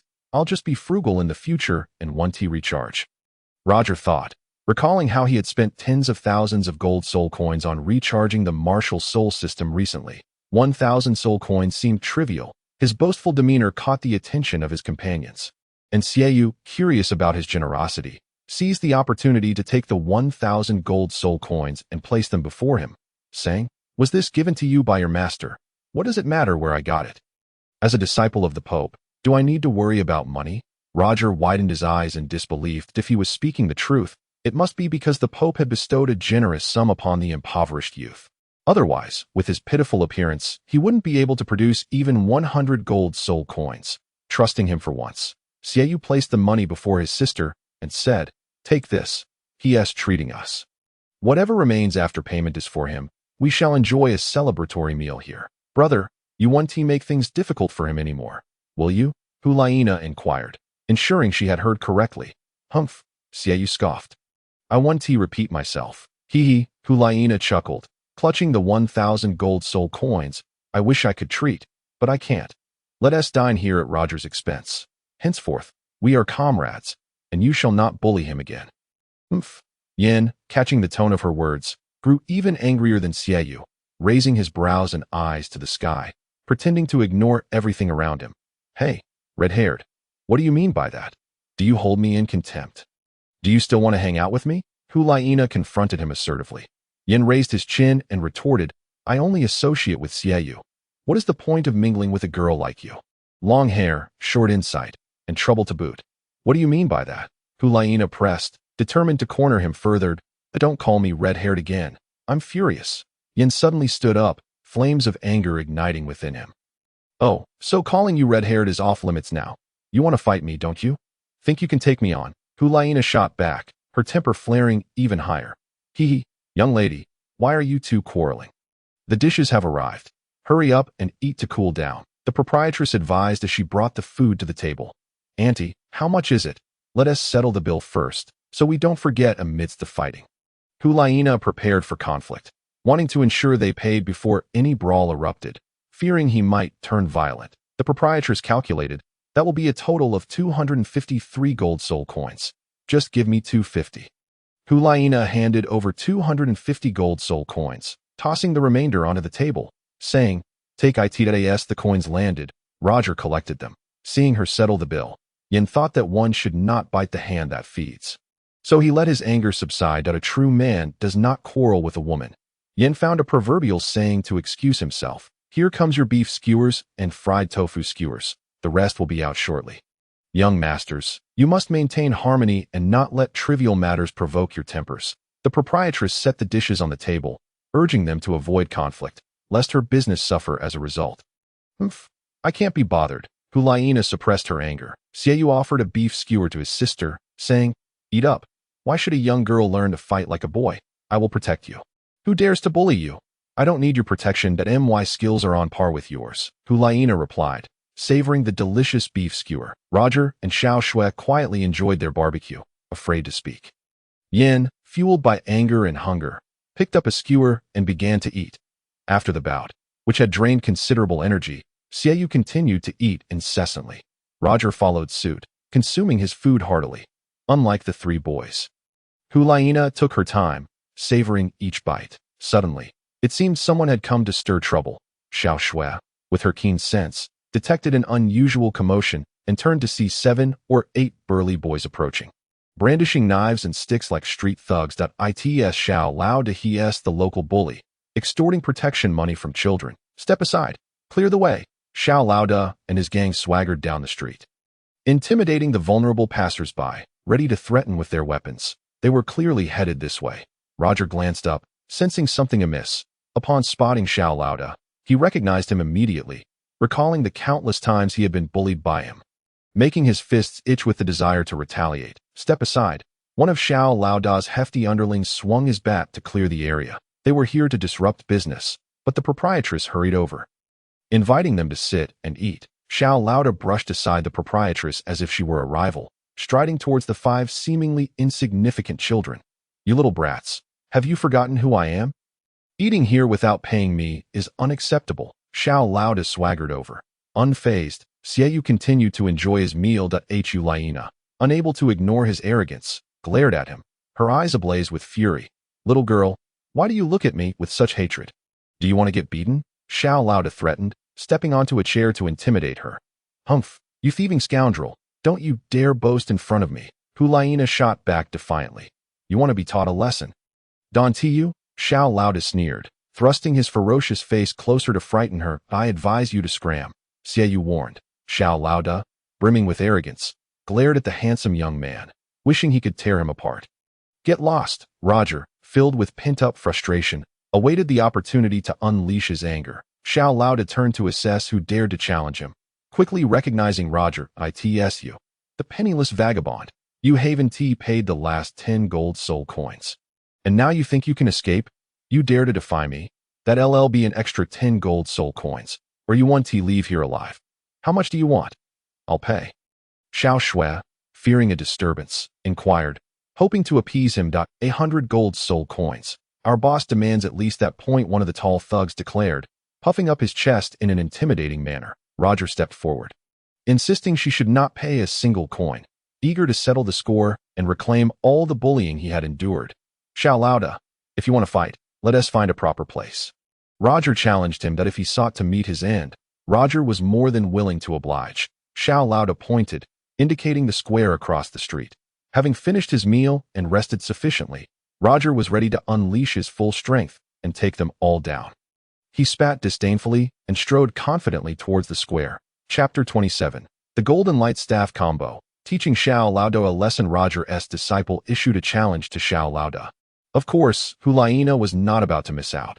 She ran over without a second thought. Shiao, holding a skewer of lamb, ate while walking, feigning indifference, merely curious to see how he would fare against the street bully. Xiao Shui packed up the remaining skewers from the table, carrying them as she rushed over. Last to follow, Yin leisurely munched on a chicken leg, adopting an attitude similar to Xiao's, as if he had no stake in the outcome. Upon arriving at the town square across the street, filled with elderly and children at play, the sight of the bullies caused everyone to scatter. Roger stood in the center of a 10-meter radius, turning to face Xiao Laoda, declaring his challenge. Pauper, I advise you to hand over 100 gold soul coins and let this matter rest. The hefty thug wielding a massive iron rod chuckled. Pa! Roger spat onto the ground beside him, his gaze more sinister than theirs, and angrily pointed. You've stolen plenty of my gold soul coins. Today, I demand every last one of them back. Xiao Laoda. Do you see? He dares to disregard us. Today will mark his last day on this earth. The hefty thug urged. Go. Take him down. Any money you find is yours. Xiao Laoda cunningly commanded. The hefty thug, receiving the order, charged forward, swinging the iron rod. You're dead now. Ha! Roger activated his purple light divine eye, focusing to discover that the thug was merely a junior soul master, with a soul power of level 11. However, his physical strength was astonishing, reaching 800 kilograms, and with the weight of the iron rod and his speed, his final attack power exceeded 3,000 kilograms, making him extremely dangerous. Ding, the host is impressive. He calculated the opponent's attack power without the system. This is a trivial matter.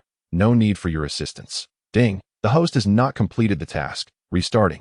Defeating their strongest leader will yield a reward of 10,000 gold soul coins. Defeating him grants a substantial reward. Yes, host. Very well. Please observe closely. I am about to settle a score. Host, the system reminds you that your opponent, Xiao Laoda, is a senior soul master, level 28. He is a formidable adversary, not inferior to Shiao in strength. Proceed with caution and fully utilize your abilities. There is still a chance of victory. System, Do I only have a chance of winning? Isn't there an absolute certainty of victory? Of course, there is a guarantee of absolute victory. But you lack the gold soul coins for a recharge. With just 3,000 insufficient gold soul coins, it's best not to overthink it. Defeat the hefty thug first. A microtransaction system. Very clever. Just wait and see. As Roger saw the hefty thug swinging the iron rod toward him, he swiftly grasped the golden light staff and leaped into action, preparing to deliver a decisive blow. The hefty figure swung an iron rod in defense. Effortlessly repelling the attack, Roger was struck back with tremendous force, skidding a yard along the ground, his strength indeed astonishing. However, his heart brimmed with a newfound vigor for battle, a feeling he had never experienced before. With keen focus, Roger took a step forward, propelling himself ahead, raising the golden rod high, and delivered a powerful strike downwards. The hefty man raised his iron rod to block, easily catching the blow, then retaliated with a forceful shove. Roger was sent soaring into the air, landing heavily on the ground, panting heavily. The two strikes he had just executed had taken a toll on him, failing to budge the hefty opponent, and he had suffered a setback in the process. This approach was futile. He could not continue to rely on brute strength alone, as it was evidently insufficient. It seemed he would have to unleash a more formidable technique. The hefty man laughed heartily, triumph radiating from him. Rising to his feet, Roger summoned his spirit ring, unleashing the true form of his golden silk monkey martial spirit, augmenting it with his golden rod, instantly amplifying both his power and speed. The hefty man, in turn, revealed a century-old spirit ring, his martial spirit taking the form of a mighty bull. No wonder he possessed such strength. It was a bull spirit. Both Hulayina and the others observed the hefty man transform into a colossal wild bull spirit, its imposing presence quite terrifying. Leaving them awestruck, Roger realized he was facing a formidable adversary that he knew to confront this brutish giant. He could not match his raw power with sheer force. The hefty man lifted his iron rod. Commencing his assault, release, Roger opened his palm wide. The celestial vine spiraled forth from the earth, swiftly entangling the hefty man. Bound tightly, the hefty man's limbs were ensnared, tumbling to the ground like a rolling pig. Ah, what a relief! Roger marveled at the ease with which the celestial vine subdued a brute who relied solely on relentless aggression. Oh yeah, Hulayina exclaimed, leaping in excitement. Roger pressed the golden rod against the hefty man's neck. Taunting, weren't you quite formidable? What has become of you now? Let me go. Isn't using tricks beneath the honor of a hero? The hefty man shouted, struggling in fury. Look closely. I'm merely a child, hardly a hero. You should lie down quietly, Roger replied.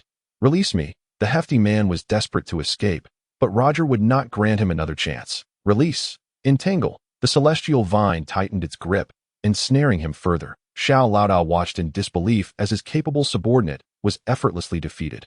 His teeth clenched in frustration. He waved his arm, issuing a command. Charge. The 5 burly boys launched a coordinated attack. System, why can't I freely unleash the 72 techniques of my golden rod? Host, mere observation without practice will not allow for effortless skill activation. The system responded, isn't that a deception?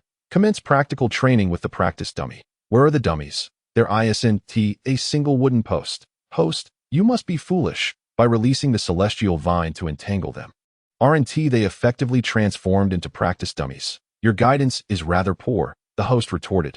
The system merely offers a kind reminder. Do as you see fit. The 5 boys surrounded Roger from all directions. Launching their assault, Roger struck the ground, releasing the first technique of the celestial vine, entanglement. The celestial vine emerged like a ghostly apparition, swiftly ensnaring his opponents. The celestial vine never disappointed its master. When it sought to entangle, it achieved a perfect 100% success rate.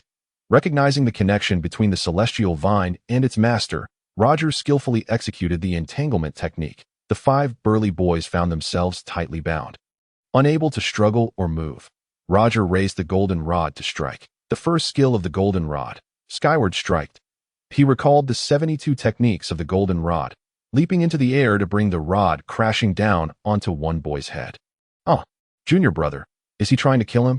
Hulayina and the others stared wide-eyed in shock. With a resounding crash, the rod struck the ground, creating a massive crater. This approach was ineffective. Practicing on living targets was dangerous. They would not be killed, but at that moment, Roger altered his intent and struck the ground again. Then he unleashed the second skill, sweeping the army. The 5 burly boys were sent flying into the air, howling in pain as they crashed to the ground. Roger felt a surge of pride, having successfully executed both the first and second skills of the golden rod. The third skill was Heaven and Earth Stand Tall. He had used it before, lifting Shiao into the treetops. It was indeed the technique of reaching for the heavens, extending infinitely. The fourth skill was Thousand Gene Lift that it could transform at will, enabling a catapulting force combined with speed for an unrelenting attack. Ensuring no fleeing enemy could escape, Xiao Laoda, seething with anger, roared in rage. Wielding a large cleaver with an air of arrogance, he charged forward. Roger held his rod in front of him, declaring, "Kneel and surrender. And I shall spare your life." What audacity! You have thoroughly enraged me. Xiao Laoda flexed his arms, revealing a 100-year-old yellow spirit ring and a purple spirit ring, manifesting the true form of a wild wolf martial spirit. A rather common beast spirit, AT level 28, he was undoubtedly a great soul master. Facing this formidable foe, Roger was convinced that he was stronger than Shiao, with the sole weakness being the lack of a lethal soul technique.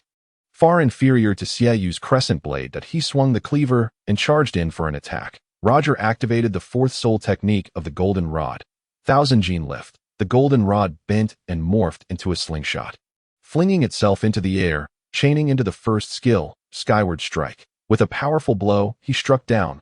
Bang! Xiao Laoda raised his cleaver to block the impact. Roger recoiled, activating the second soul technique, sweeping the army. Xiao Laoda, caught off guard, was struck squarely in the abdomen, sent flying 2 yards away. The third soul technique, Heaven and Earth Stand Tall. In an instant, the golden rod transformed into a 100-meter-long staff. Shooting upwards, with a mighty thrust, Xiao Laoda was propelled into the sky. Retract. The golden rod returned to its original form. Xiao Laoda plummeted from the heights. Boom! With a thunderous crash, he landed like a lifeless fish. Celestial Vine, Entangle. Roger leaped, bringing the golden rod down with a forceful strike. A terrible scream echoed. Xiao Laoda fell silent, though. That was brutal. Hulaina covered her eyes, unable to bear the sight. Xiao Shui and the others stared in shock. Wide-eyed at Roger's continuous strikes were formidable, rendering the 28th level Great Soul Master utterly powerless to retaliate. Xiao and Hong Yin, witnessing the conclusion of the battle, could not help but swallow hard in admiration. It turned out he had a powerful move, which he had not had the chance to unleash during the duel. This was a revelation.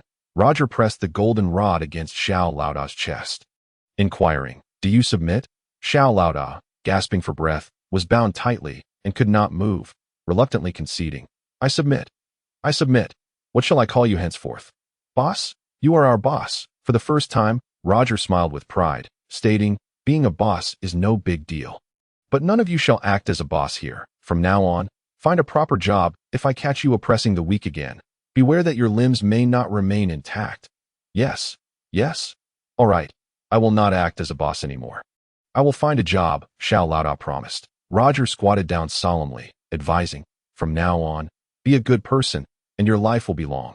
Otherwise, you might not even know when you died. I will be a good person."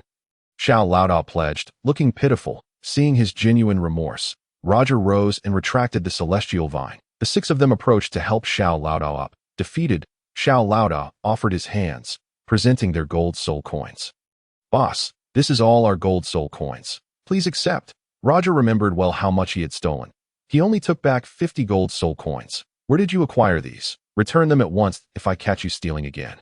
"There will be consequences," Roger warned. "I understand. I will return it immediately," Xiao Laoda replied, swiftly leading his gang away. With 50 gold soul coins in hand, once the fruits of his hard work, Roger felt a surge of satisfaction. Reclaiming all the grievances he had endured, his spirits soaring high. Chapter 28. The words of the junior sister. The care of the senior sister Hulaina was the most excited, bounding over with glee. "Yay, junior brother, you were amazing," she exclaimed joyfully. Roger began to feel as though he had been dreaming. Having effortlessly defeated Xiao Laoda and his gang, he turned to the 2, hoping for their recognition, wishing to become allies in the future. He had indeed impressed them, and Xiao felt a newfound respect for him, approaching him in a congenial manner. "Senior brother, You were remarkable, Xiao Shui praised, giving him a thumbs up. Humph, Hong Yin scoffed, her pride wounded. Casting him a disdainful glance, Xiao placed a hand on his shoulder, saying, You did well. From now on, keep an eye on my sister. If anything happens to her, you will answer for it, ha. At last. My brother has come to his senses, allowing me to befriend those from outside. Hu Laina beamed with delight. Boss, weren't you the one who asked me to take care of her? Yin suddenly inquired. His eyes filled with urgency and envy. Xiao turned, patting his shoulder, and said, Do you think you can manage her all on your own? I did not instruct you to keep a 24-hour watch over my sister. His abilities are commendable as well. He can assist in looking after her too. Do you have any objections? Yin, taken aback by Xiao's sudden shift in demeanor, struggled to adapt, harboring only affection for her in his heart. It was now a matter of agreeing, even if he disagreed, lest he lose all hope for the future. Fine, I accept your suggestion, boss, Yin conceded. What do you mean by my suggestion? This is my demand. The one among you two with greater capability is the one I will trust to look after my sister. Having made his point, Xiao patted his shoulder, ensuring he understood that it became abundantly clear. The boss had expressed himself with utmost clarity. Yin chuckled as he stroked his head, convinced that his prowess as the Flame Lord would render him unmatched in the future, believing he would ultimately become the most formidable soul master. In his heart, he swore that Hu Laina was destined to belong to him alone. Let's head back. It's getting dark, Xiao Shui remarked as she observed the sun had completely set. That's true. Where else would we go? Roger looked up at the now darkened sky, awaiting the command of his senior sister. Shall we return to report to Master? Hu Laina suggested, eager to share the good news. No, I'll head back to the academy dormitory. Roger replied, feeling too embarrassed to face Master. I believe it's best to see Master. After such a significant event today, she must know, Xiao Shui insisted, heeding her sister's words. Hey, are you three leaving or not? Xiao called back after walking a considerable distance. It's my fault, Hu Laina retorted, deflecting her brother's blame onto others. Roger felt wronged. Why must responsibility for such trivial matters fall on him? Was it a common flaw among girls to push blame? When the senior sister expressed her dissatisfaction, there was no room for rebuttal. Come on, we need to hurry. It's dark, Xiao Shui urged, nudging her shoulder. As they walked, they kept their distance, each lost in their own thoughts, until they reached the fork in the road leading to the academy and the Pope's hall, where they each sought their respective masters. Hu Laina dashed into the Pope's disciple building, racing up the stairs and the first to reach her room. What is she up to? Roger mused, ascending the stairs leisurely alongside Xiao Shui. Brother, you performed exceptionally today. At the very least, you've regained a considerable amount of face for yourself. No one in the academy will dare to bully or underestimate you now. From this point forward, both Xiao and Hong Yin will regard you with newfound respect. Xiao won't trouble you anymore. Just look at how happy the senior sister is today. Xiao Shui expressed all her thoughts as they climbed the stairs. Your thoughts align with the senior sisters? Roger inquired, genuinely pleased her. She's likely even happier than I am. Now, she can openly be friends with you. Generally, when a girl plays with a boy, she must have some affection first. If she didn't like you, she wouldn't even consider playing with you. Brother, I believe the senior sister has feelings for you. That's what Xiao is wary of, Xiao Shui stated, holding him back to convey her final thought. Roger's eyes widened at her words, questioning why she would say such a thing. Such thoughts had never crossed his mind until now, and her words filled his heart with turmoil. It feels so overwhelming. Don't say such things recklessly, Roger cautioned. Xiao Shui dashed up the stairs, glancing back to assert, I'm not being reckless. It's the truth. You must seize this opportunity. I genuinely enjoy seeing both of you together. With that, she fled swiftly to avoid any potential conflict with her brother.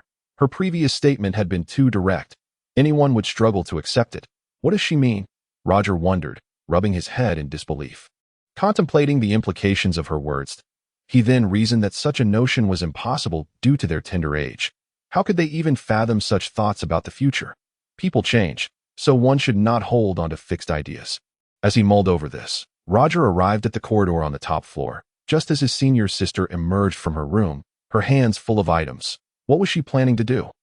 Roger waited at the entrance for her to approach. Xiao Shui, she didn't accompany you? Hu Laina inquired as she rushed to his side. She has already returned to her room. All right then, let us go in. Hu Laina leaped into the room.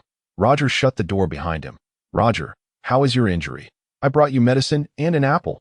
Hulaina turned to face him, one hand clutching a medicine bottle and the other a bright red apple. Roger felt deeply touched by her kindness, but recalling Xiao Shue's words, his joy was dampened. Her assertions were valid. If the senior sister didn't harbor feelings for him, she wouldn't be this considerate. Faced with such goodwill, Roger felt compelled to accept, albeit a bit awkwardly. He said, "Please don't bring me apples anymore. I have some here as well." "Where do you even have an apple? I haven't seen a single one." "Do you only buy one apple at a time and eat it secretly?" Hulaina glanced around. Her curiosity piqued up. "No, I don't," Roger replied, truthfully. "All right, let me apply the medicine for you to Hulaina," entirely focused on caring for him. Showed no other intentions, her heart pure and kind, and after saying so, she urged him to sit in a chair. Roger complied, remaining still as she applied the medicine to his face, mouth, and around his eyes. "Today, we aren't going to see Master that we fear you won't be able to explain things clearly. After all, you were beaten to this extent by my brother. How could you face Master?" Hulaina commented while gently applying the medicine. "Sister, do you think Master will know about my duel with him?" Roger pondered, convinced that Master would surely find out. Rest assured, the Pope won't concern herself with such trivial matters. She only focuses on the significant issues in her heart. What significant issues does she have? Roger inquired. In any case, it's a matter of great importance. Master told me to diligently cultivate my martial soul, saying it would prepare me for great deeds in the future. What do you think she means by that? Sister, didn't you say you would inherit the role of Pope one day? Sigh, when would that be? I've realized that if Master lives for a few more centuries, I'll have to wait for centuries to become Pope. What if Master has another candidate in mind? My aspirations would be dashed. I don't consider it the most important thing. Being a saintess was arranged by Master and could also destroy my position as one to yet. I see Master burdened with worries daily. She must have significant concerns. Roger sat still in the chair, allowing his sister to continue applying the medicine. Once the ointment was on his face, he felt a wave of comfort, believing the application would hasten his healing. All right, the medicine has been applied to your face. Don't touch the wound with your fingers, and it will heal soon, Hulaina said, releasing her hold. Roger gazed at her gratefully, smiling at Hulaina, oblivious to his smile. Placed the medicine bottle down and remarked, "From now on, you should apply the medicine yourself." "Thank you, sister." Roger couldn't help but express his gratitude. "You should rest now. I'll head back to my room." "Remember to eat the apple," Hulaina stated before opening the door and exiting, closing it gently behind her. Roger watched her leave, feeling a twinge of doubt. Surely, it wasn't as Xiao Shui had described. His sister merely wished to be a good sibling. How could she have romantic feelings at just 10 years old? Would she even ponder such thoughts? Ding! Congratulations, host. You have received 10,000 gold soul coins as a task reward. System, why did you only give me the reward now? Roger grumbled. Host, did you have time to accept the reward? Are you not worried about revealing your uniqueness to them? What makes me unique? Host, you are a transmigrator. You possess a super martial soul system. You are unlike anyone among them. System, can I engage in romance, marriage, and childbirth in this world? Host, those are basic life conditions. Of course you can. However, you are different. Your previous life knew some history of Douluo Continent. You know that the fate of the Pope lies in the hands of someone named Tang San. The system will arrange for you to undertake some unique tasks. System, do you want me to change the history of Douluo Continent? Host, yes. In due time. It will depend on your capabilities. Can I save Master? That cannot be determined yet. In the future, you will have to accept the arrangements of fate like everyone else. What lies ahead is uncertain. For now, your task is to continually cultivate your martial soul and grow stronger. I understand. System, look, my face is bruised again. I need to customize a special effect facial mask, 10 gold soul coins for the transaction. Host, understood. No problem at all. Use the special effect facial mask for healing. Suddenly, Roger found himself in possession of a special facial mask and laid down on the bed to apply it. Chapter 29. The door opens with a start, revealing a handsome face. Wow. After putting on the mask, his entire visage felt cool and refreshing, an exquisite comfort enveloping him. The pain on his face had vanished entirely. With the absence of discomfort, Roger soon drifted into a deep slumber. Meanwhile, Shiua returned to the house to take a long bath. Huilina, having delivered apples and ointment to Roger, also headed to her room for a wash. The two of them luxuriated in the bath. As if in a dream, time flew by, and they lost track of it amidst the bliss of sleep and bathing. In the Pope's palace, BBDong waited and waited, yet the three disciples had yet to arrive. She summoned them. The head elder of the Spirit Hall approached the Pope respectfully and inquired, "Your Holiness, what is your command? Go and bring them here." Yes, the elder received the order and personally went to their little castle to convey the message. Upon arriving at the castle's hall, the elder instructed two maidservants to go upstairs and fetch the three disciples of the Pope. They ascended as commanded. The elder patiently waited in the hall. Knock, knock. The door echoed with a sound. Roger was sleeping soundly, as if in a deep stupor, utterly unresponsive. Ding. Host, please wake up. Someone is here. Huh? Someone is here. Roger suddenly sprang up, anxiously looking around, wondering who had arrived. Knock, knock. Someone was indeed knocking at the door. It was certainly not his senior sisters. Roger jumped out of bed to open the door, peeling off the mask from his face. Upon opening the door, he was greeted by a young, beautiful, and alluring maidservant. She was exceedingly polite and charming. "Young Master Roger, His Holiness the Pope requests your presence. The head elder is waiting for you in the hall below." Upon hearing her, Roger responded, "Oh, I shall be there shortly." Just as he was about to rush out, he was stopped. "Young Master Roger, you cannot meet His Holiness in this state." "Why not?" The maidservant covered her nose with a finger and replied, "You have a rather strong scent of sweat. His Holiness does not approve of that. You should take a shower and change into clean clothes." Realizing, Roger said, "Please wait for me 10 minutes. I will be ready shortly." The maidservant nodded. Roger hurriedly dashed off to take a shower. Hearing the maidservant's message, the two girls joyfully changed their clothes in preparation to depart. At the entrance, Huilina encountered Shiao as she emerged. "Shiao, you are here too?" Huilina, clad in a lovely princess dress, cheerfully approached her.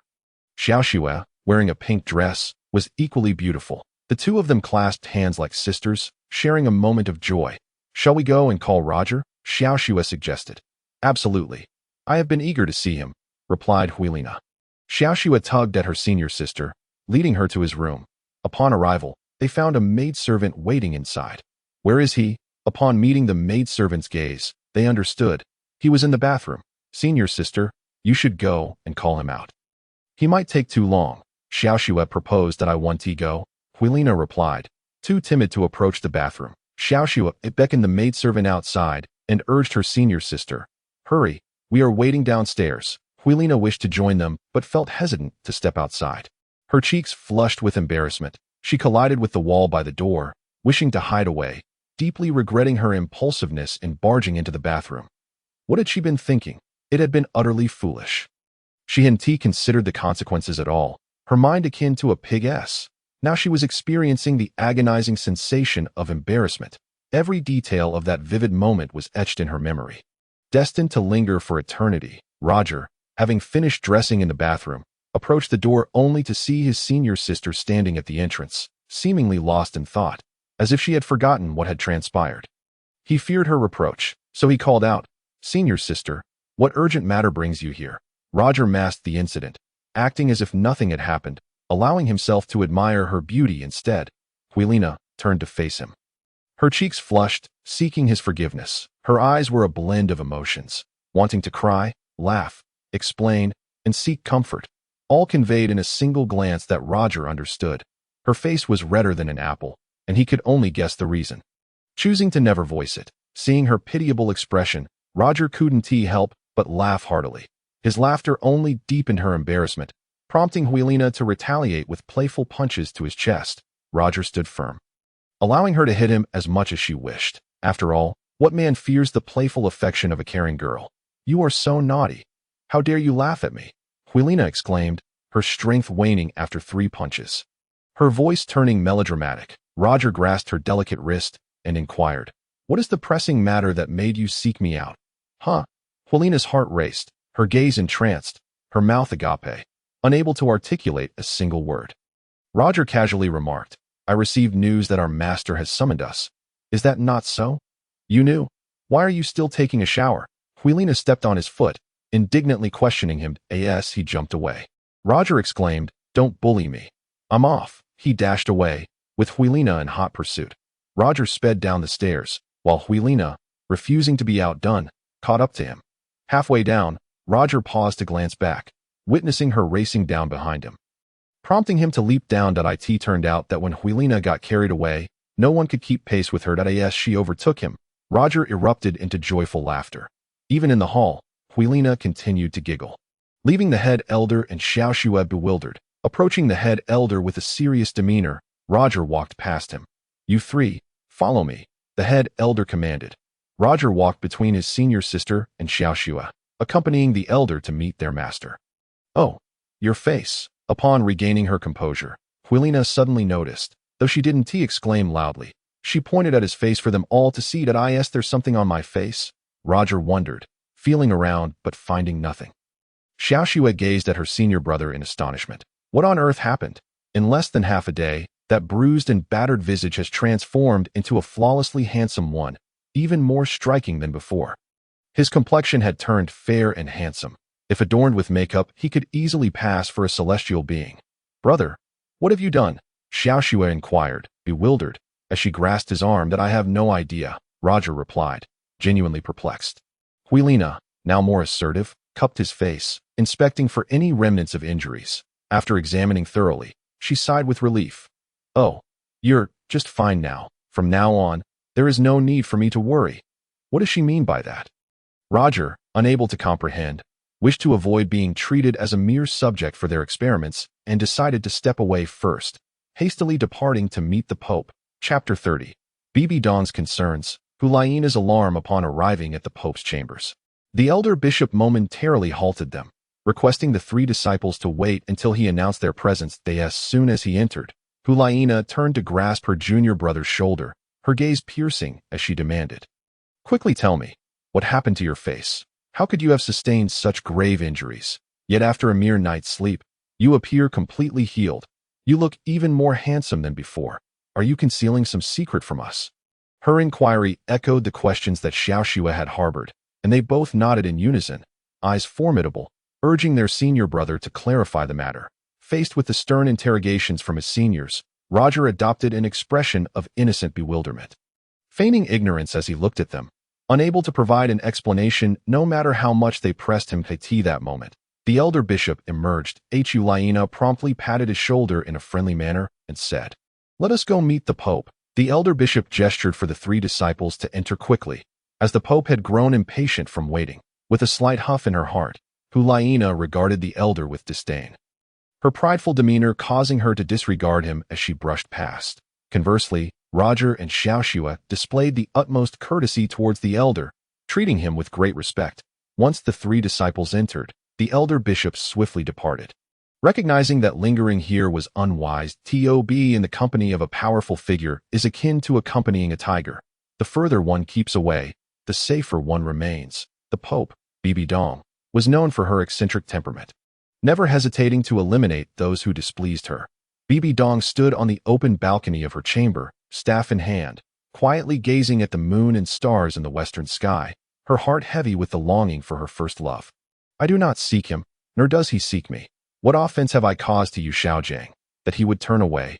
He is a man devoid of any true masculine sentiment. The man of honor would risk everything for love, defying all odds. Now, I stand above all, second only to the Emperor Candeliu in the vast and boundless Douluo Continent. Who else should I fear?" As her thoughts lingered on her memories, an unavoidable sorrow gripped her heart. When would Xiaojang comprehend her plight? Behind the Pope, Huilina, Roger, and Shiao waited quietly for their master to notice their arrival. The three were well behaved, refraining from rushing in to interrupt, waiting patiently until BBDong turned to acknowledge them. "You have arrived?" Upon hearing the Pope's voice, Huilina was the first to approach with a friendly jog, placing her hands on her master's arm and gazing up in admiration.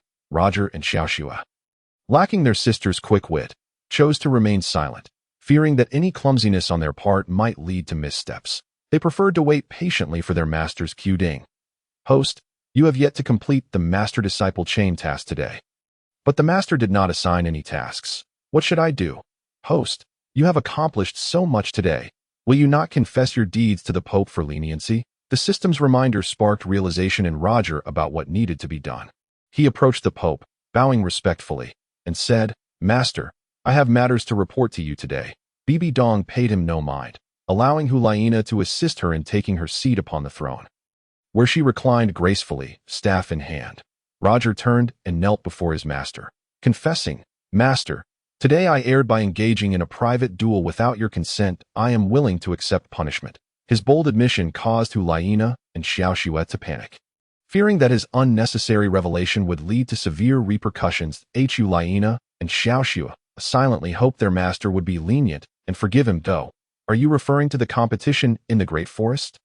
BBDong inquired, as if just realizing the context. Yes, Master, Roger confirmed without reservation, kneeling at her feet. Very well.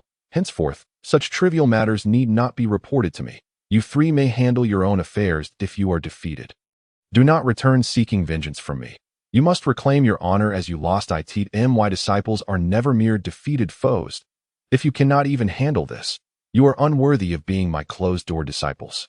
This time, Roger, you did not lose. Strive harder in the future. Shiao is undoubtedly your strongest adversary in time.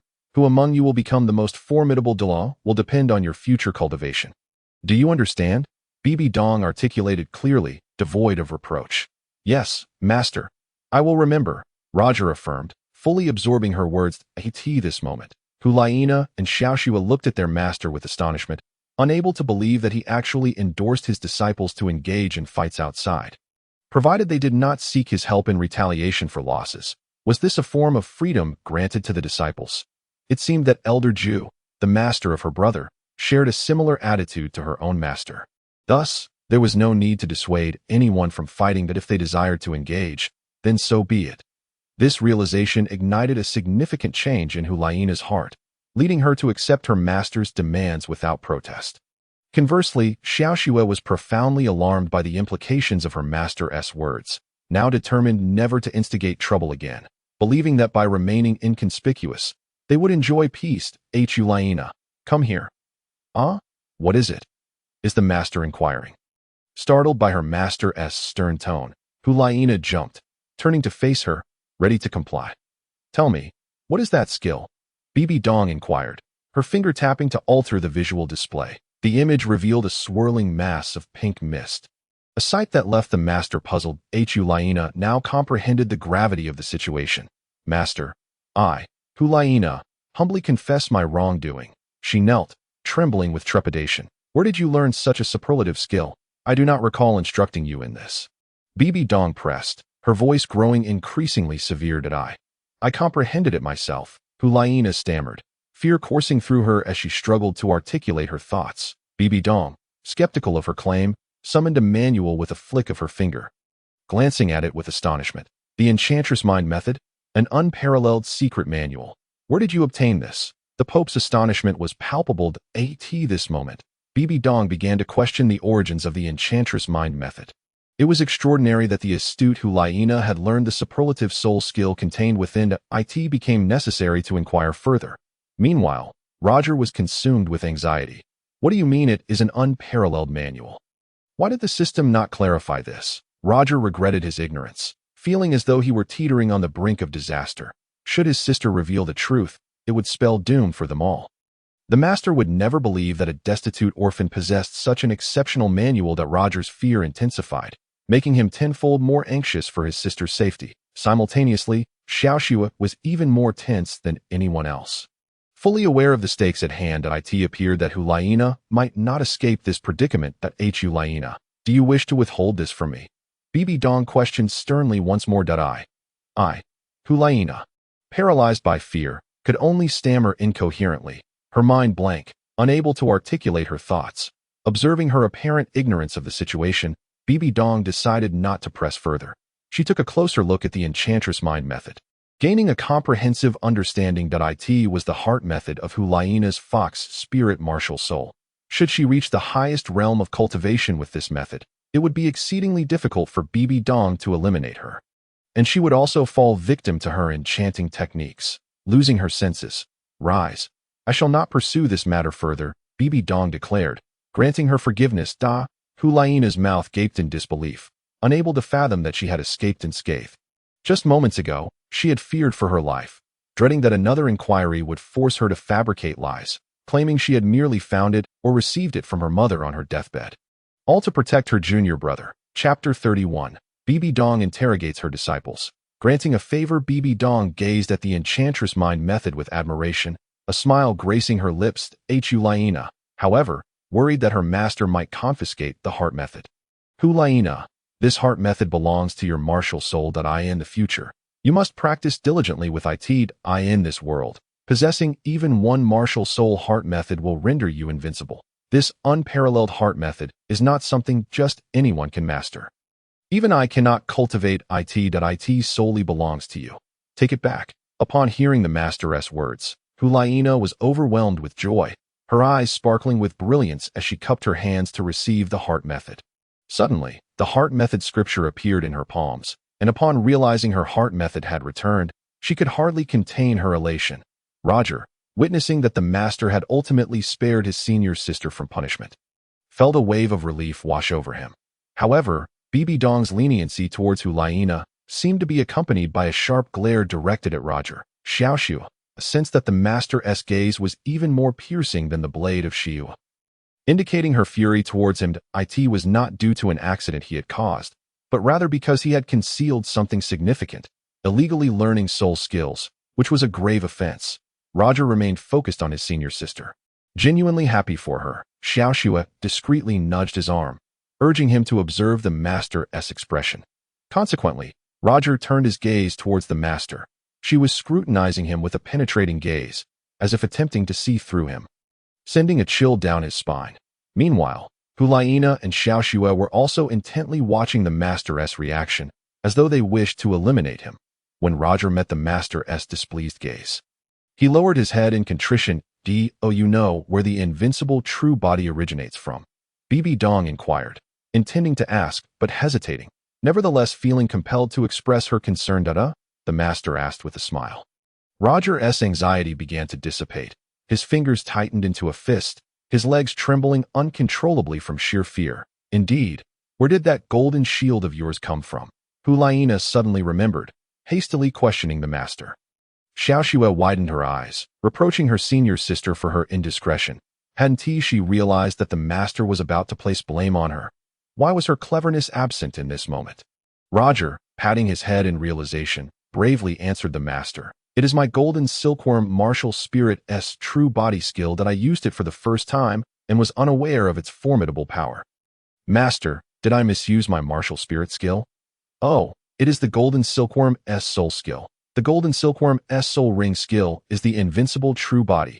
Yet, when first discovered, the soul ring did not carry a soul skill, and it genuinely possesses a martial spirit. BBDong did not doubt her own judgment, but like Hulaina, she had her own unspoken troubles, or perhaps she simply did not know its origin, only how to utilize it. Being young, he had yet to fully comprehend the intricacies of martial spirit true bodies and soul ring skills. Indeed, I believe you. Now, please demonstrate your martial spirit true body, allowing me to observe it further and facilitate your martial spirit's enhancement. Yes, Roger accepted the command, exerting himself as his golden silkworm martial spirit transformed into a golden figure over 10 feet tall, exuding an aura of invincibility, wielding a shimmering golden staff. Concurrently, a pinkish-purple soul ring materialized, resplendent and vibrant, endowed with the invincible true body soul skill. Under the influence of powerful spiritual energy, Roger forcibly attached the invincible true body skill to the Millennium Soul Ring, thus clarifying everything for the master at a glance. Hulaina and Shiao gasped in awe, their mouths agape, as they beheld his striking martial spirit true body, golden staff, soul ring, and golden shield. The impressive assets he possessed. BBDong's expression remained serene as she delicately gestured with her slender, porcelain-white finger, disassembling his golden silkworm martial spirit true body, golden staff, Millennium Soul Ring, and invincible true body golden shield, allowing them to hover in the air for clear observation. Roger was astounded, realizing that they could be effortlessly separated by the master, rendering his previous actions futile. The three of them simultaneously recognized the master's extraordinary strength. Even the mightiest of entities appeared trivial before her. Once disassembled, were they rendered useless? After analyzing them, BBDong's eyes sparkled with a knowing smile, as she deftly restored them with a mere flick of her finger, permitting them to remain intact. With a wink that conveyed her deep understanding, Roger grasped the Master-S intentions. Receiving the Master-S permission through her gaze, Roger retracted them. Roger, your first Millennium Soul Ring skill is the Golden Silkworm Martial Spirit True Body. With the accompanying Martial Spirit, the Golden Staff, your Invincible True Body is your second independent, unparalleled skill that I understand now and will not blame you. Everything is well. You and Hulaina have instilled hope in me. Henceforth, train diligently and do not let me down. BBDong clarified, assuring him she would not impose difficulties. Before rising to her full height, the three of them gazed up at their master, her long legs accentuated by silver-gray, form-fitting leggings, making her appear extraordinarily alluring. Not only was Roger captivated, but the two girls also gazed at her with immense envy. Follow me.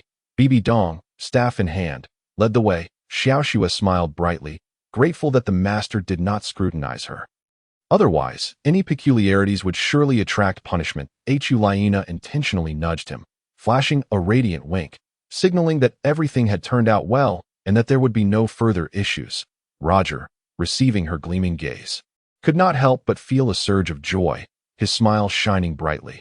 Upon arriving at the Soul Power Liquid Pool's hidden chamber, BBDong turned to the three of them, indicating that a mere glance was sufficient for them to comprehend their tasks. Roger, Hulaina, and Shiao, understanding the Master-S unspoken command, simultaneously shed their garments and stepped into the Soul Power Liquid Pool. They instinctively avoided looking at one another, exercising utmost caution. BBDong removed her attire and sat in the center of the liquid pool, instructing, "You three, gather around." Roger, Hulaina, and Shiao approached their master, submerging their shoulders in the liquid pool while keeping their heads above water, facing her as they meditated that I will release my soul power aura.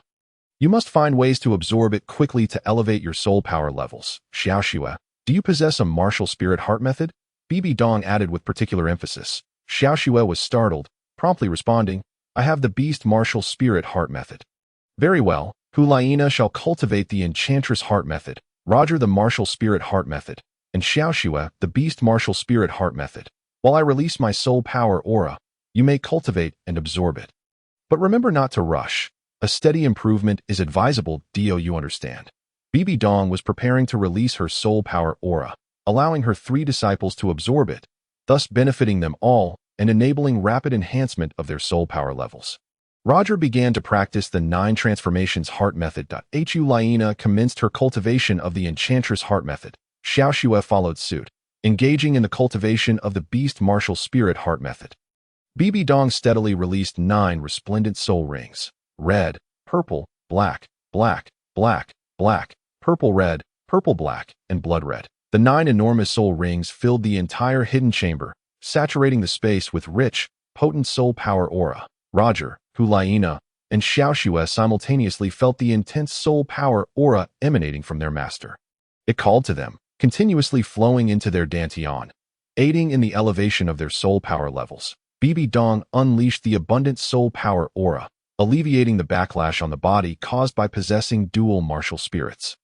A dual martial spirit bearer, upon becoming a super Douluo, could face devastating soul power absorption forces capable of annihilating the host, risking madness, or even triggering a soul power explosion, resulting in a gruesome demise. Each full moon night, BBDong would release a substantial amount of soul power aura into the soul power liquid pool, storing the aura within the liquid, though half of the soul power aura would dissipate in waste. Now, the 3 disciples were reaping the immense benefits bestowed by their master, with their soul power levels poised to reach the breakthrough of level 20 overnight, subsequently converting the excess soul power aura into the cultivation of their martial spirit true bodies. Roger's golden silkworm martial spirit true body, Hulaina's enchantress martial spirit true body, and Shiao's snow leopard martial spirit true body would all receive soul power aura, continuously enhancing their strength. Chapter 32. In the Pope's Quarters. Roger promises his master. Roger sat cross-legged in the soul power liquid pool, cultivating his martial spirit with the 9 transformations heart method, first elevating his soul power level to 20, after which he could no longer break through with just a soul ring. Once a soul master reaches the boundary point of level 20, they can no longer advance unless they absorb a higher level soul ring, forming a soul ring barrier at level 20, which allows for further breakthroughs in soul power levels. Soul power aura is also soul energy. Once they are filled to level 20, Roger did not abandon his efforts to continue absorbing soul power aura, nourishing the fairy vine grass's growth within the spiritual realm with the soul power aura.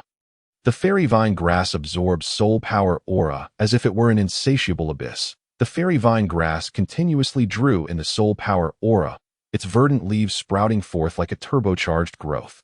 Rapidly increasing from 30 leaves to 50, the fairy vine grass suddenly advanced to level 50, its power becoming formidable that a day spent in the spiritual realm equates to a year in the mortal world.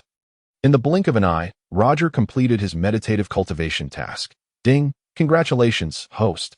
Your soul power has reached the full level of 20. Reward: 10,000 gold soul coins. Ding! Host, you have a task to absorb the second soul ring. Reward: 10,000 gold soul coins. Hey, system, why has the reward for absorbing the second soul ring task increased? Host, your task has become more challenging. The second soul ring must be 1,000 years or more. However, it cannot exceed 10,000 years. Otherwise, you will suffer backlash from the soul ring, causing harm to your body. System, where should the task be completed? The task location is the Douluo Forest, and you must personally slay the soul beasts. Otherwise, the task will remain unfulfilled. Once again, it is the Douluo Forest. Rest assured, your senior sister and junior sisters have also reached level 20. Your Pope Master will guide you to accomplish your objectives. Once you absorb the second soul ring, you will become a great soul master, truly embarking on the path of the powerful. Humph, system, don't deceive me. I am merely a level 20 great soul master. What does that even mean in terms of strength? I aspire to be among the most formidable, destined to achieve the rank of title Douluo in the future. Host, where there is will, there is a way. I firmly believe you will attain it. Suddenly smiling inwardly, Roger could not help but withdraw his energy. Surrounding him was a profound silence as Roger opened his eyes, full of vitality, only to find the Pope Master absent. While his senior and junior sisters remained deeply engrossed in their meditation and cultivation. Thus, Roger quietly emerged from the pool of soul power liquid, donned his clothes, and intended to return to the Disciple Tower. As he pushed open the grand double-leaf door, a beam of piercing, radiant sunlight flooded in. Blinded by the brightness, Roger instinctively shut his eyes and raised his hand to shield them, reopening them to find the world illuminated. Stepping outside, he was filled with curiosity about the Pope Master's grand palace and could not resist the urge to explore, shattering the aura of mystery surrounding his master's abode. Curiosity killed the cat, yet at that moment, Roger was oblivious to this truth. Curiosity filled his mind as he wandered through the corridors, cautiously pushing open door after door, silent and apprehensive of disturbing anyone or being discovered by his master. Before him stood an exquisitely adorned grand door, behind which lay treasures untold. Unable to contain his curiosity, Roger gently pushed open the towering double-leaf door and stepped inside. As he entered quietly, his gaze fell upon a world decorated in shades of pink. A fragrant paradise. This was indeed the Pope Master's lavish bedroom. Assuming his master was not present, Roger approached, delicately parting the sheer pinkish-white curtains, and was instantly captivated by the sight of his master reclining on the grand bed. Her fingers caressing her long, elegant legs. In that moment, he was spellbound. Roger's heart raced, fear gripping him as he dared not breathe, his eyes transfixed upon his master's enchanting visage, lost in a whirlwind of thoughts.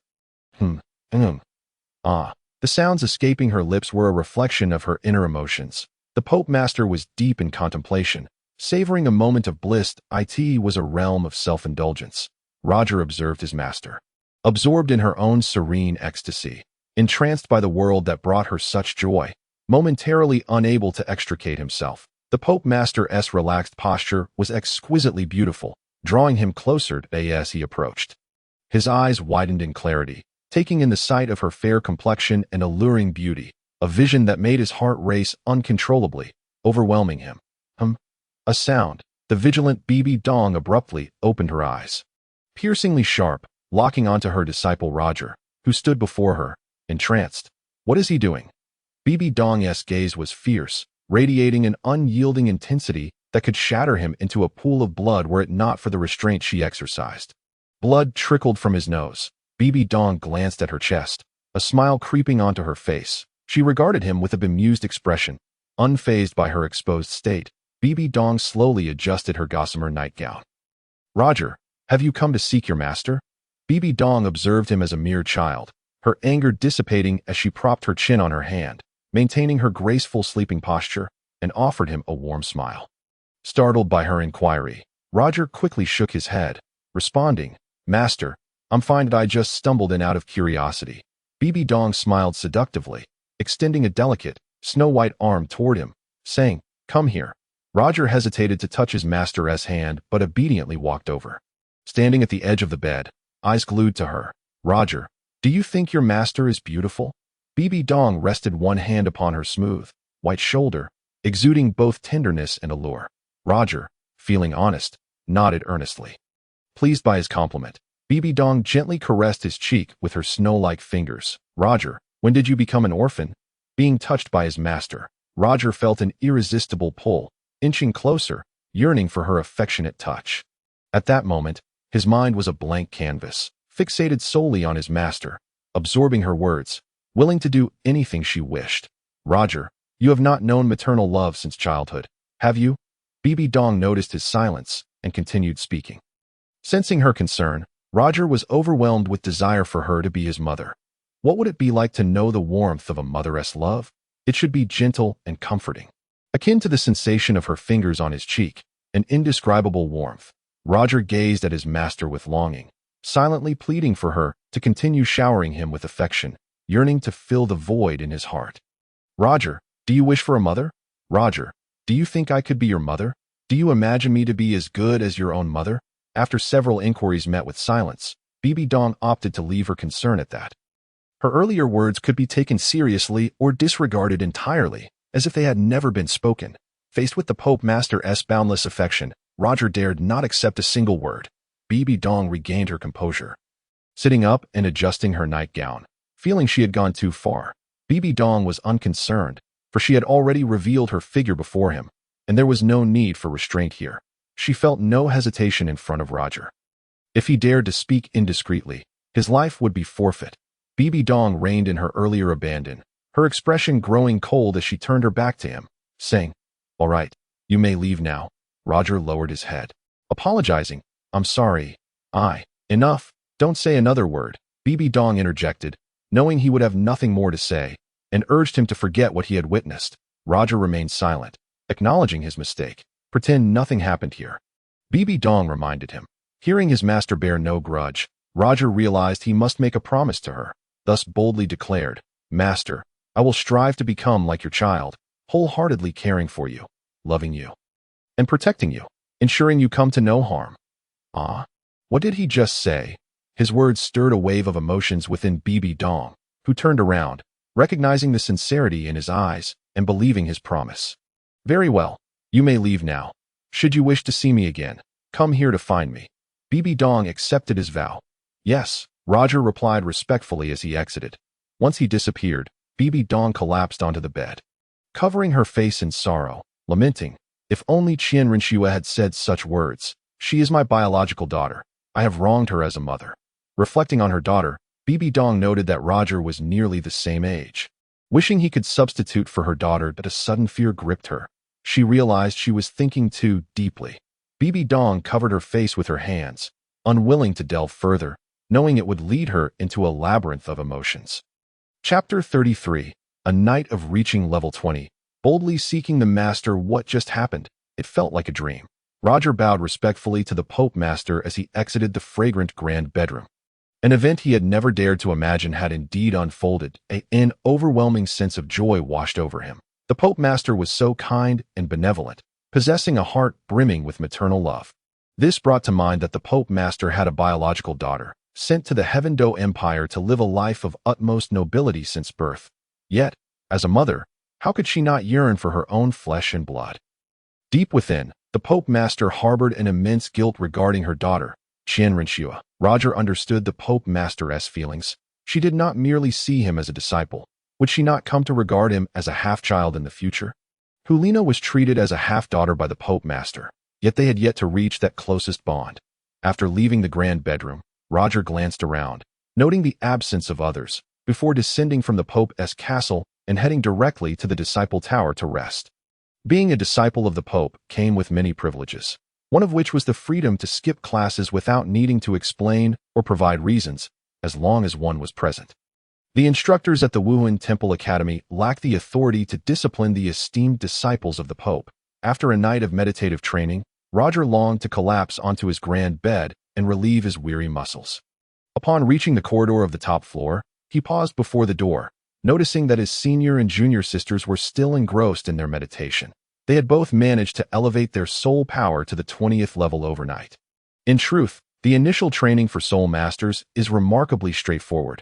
For those disciples fortunate enough to receive the Pope's unique resources, attaining a 30th level in a single night is entirely plausible.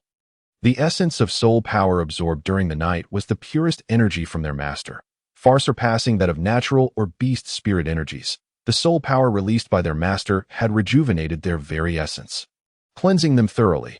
She intended for her 3 disciples to benefit from this, providing them with the utmost privilege. As Roger lay on the grand bed, gazing at the ceiling, the scene from the large bedroom replayed in his mind. The perfect and flawless figure of the Pope etched into his thoughts, a memory to be cherished forever. Suddenly, a startling voice broke his reverie, causing him to leap up in surprise. He turned to see Hulaina and Shiao standing beside him. When had they entered? He had been so lost in thought that he hadn't noticed their presence, and now he felt a flicker of anxiety, fearing they might have caught a glimpse of his innermost secrets. "What brings you here?" Roger inquired, somewhat dazed. "Roger, what do you think of Shiao and me?" Hulaina asked, hands on her hips, striking a proud pose. Shiao giggled, covering her mouth in delight. Indeed, they were both brimming with joy. Having reached the 20th level of soul power, eager to flaunt their achievement, Roger, confused, asked, "Why are you both so happy? Didn't you inform Master of your return?" "Of course we did. Shiao and I have both reached the 20th level," Hulaina exclaimed, wiggling 2 fingers in triumph. "Indeed, you've come to boast," Roger remarked. Nonchalantly, "I've reached the 20th level as well." "You too have reached the 20th level," Hulaina responded, her excitement surpassing her own accomplishment. She jumped up, arms raised in joy, exclaiming, "Ha! We are all at the 20th level." "Yes, I just reached it and returned. I saw you two were still focused on your training, so I didn't want to disturb you." After absorbing Master S energy, my mental fortitude surged, and my soul power level skyrocketed. Roger explained, "Yes, I experienced the same. After absorbing Master S soul energy, my level climbed rapidly," Hulaina added, illustrating her ascent with her fingers pointing skyward. Shiao tugged at her senior sister's arm, saying, "You're being a bit dramatic. I only advanced about a level every half hour. Once I hit the 20th level, I couldn't break through anymore. So I began converting soul energy into beast spirit energy for training." "Have you both started training with beast spirit energy?" Yes, I'm doing the same. Converting to train with beast spirits. It turns out that the true form of my beast spirit can enhance my cultivation. My 1,000-year-old fox spirit, after absorbing the soul energy, grows stronger year after year. One day, it might even become a 10,000-year-old fox. When that time comes, releasing my beast spirit will surely be awe-inspiring." Hulaina laughed heartily after sharing her thoughts. Roger and Shiao joined in her laughter, sharing in the excitement. After Hulaina finished laughing, she said, "Come on, let's go play. I want to show my brother that I've reached the 20th level and can absorb my second spirit ring." Hulaina tugged at Roger's arm insistently, but he stood his ground, thinking there was nothing to boast about regarding the 20th level. "I'm not going. You can go alone. I'm utterly exhausted and just want to lie in bed and sleep." He firmly rejected. "What's the point of sleeping in broad daylight?" Hulaina huffed, shaking her arm in frustration. Seeing her brother's unwilling expression, Shiao interjected, "Sister, let us not disturb him. He's exhausted from yesterday and needs to recuperate."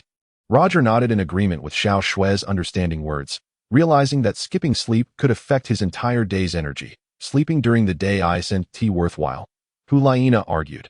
Shiao pulled her sister away, not wanting the 2 rivals to encounter each other unnecessarily.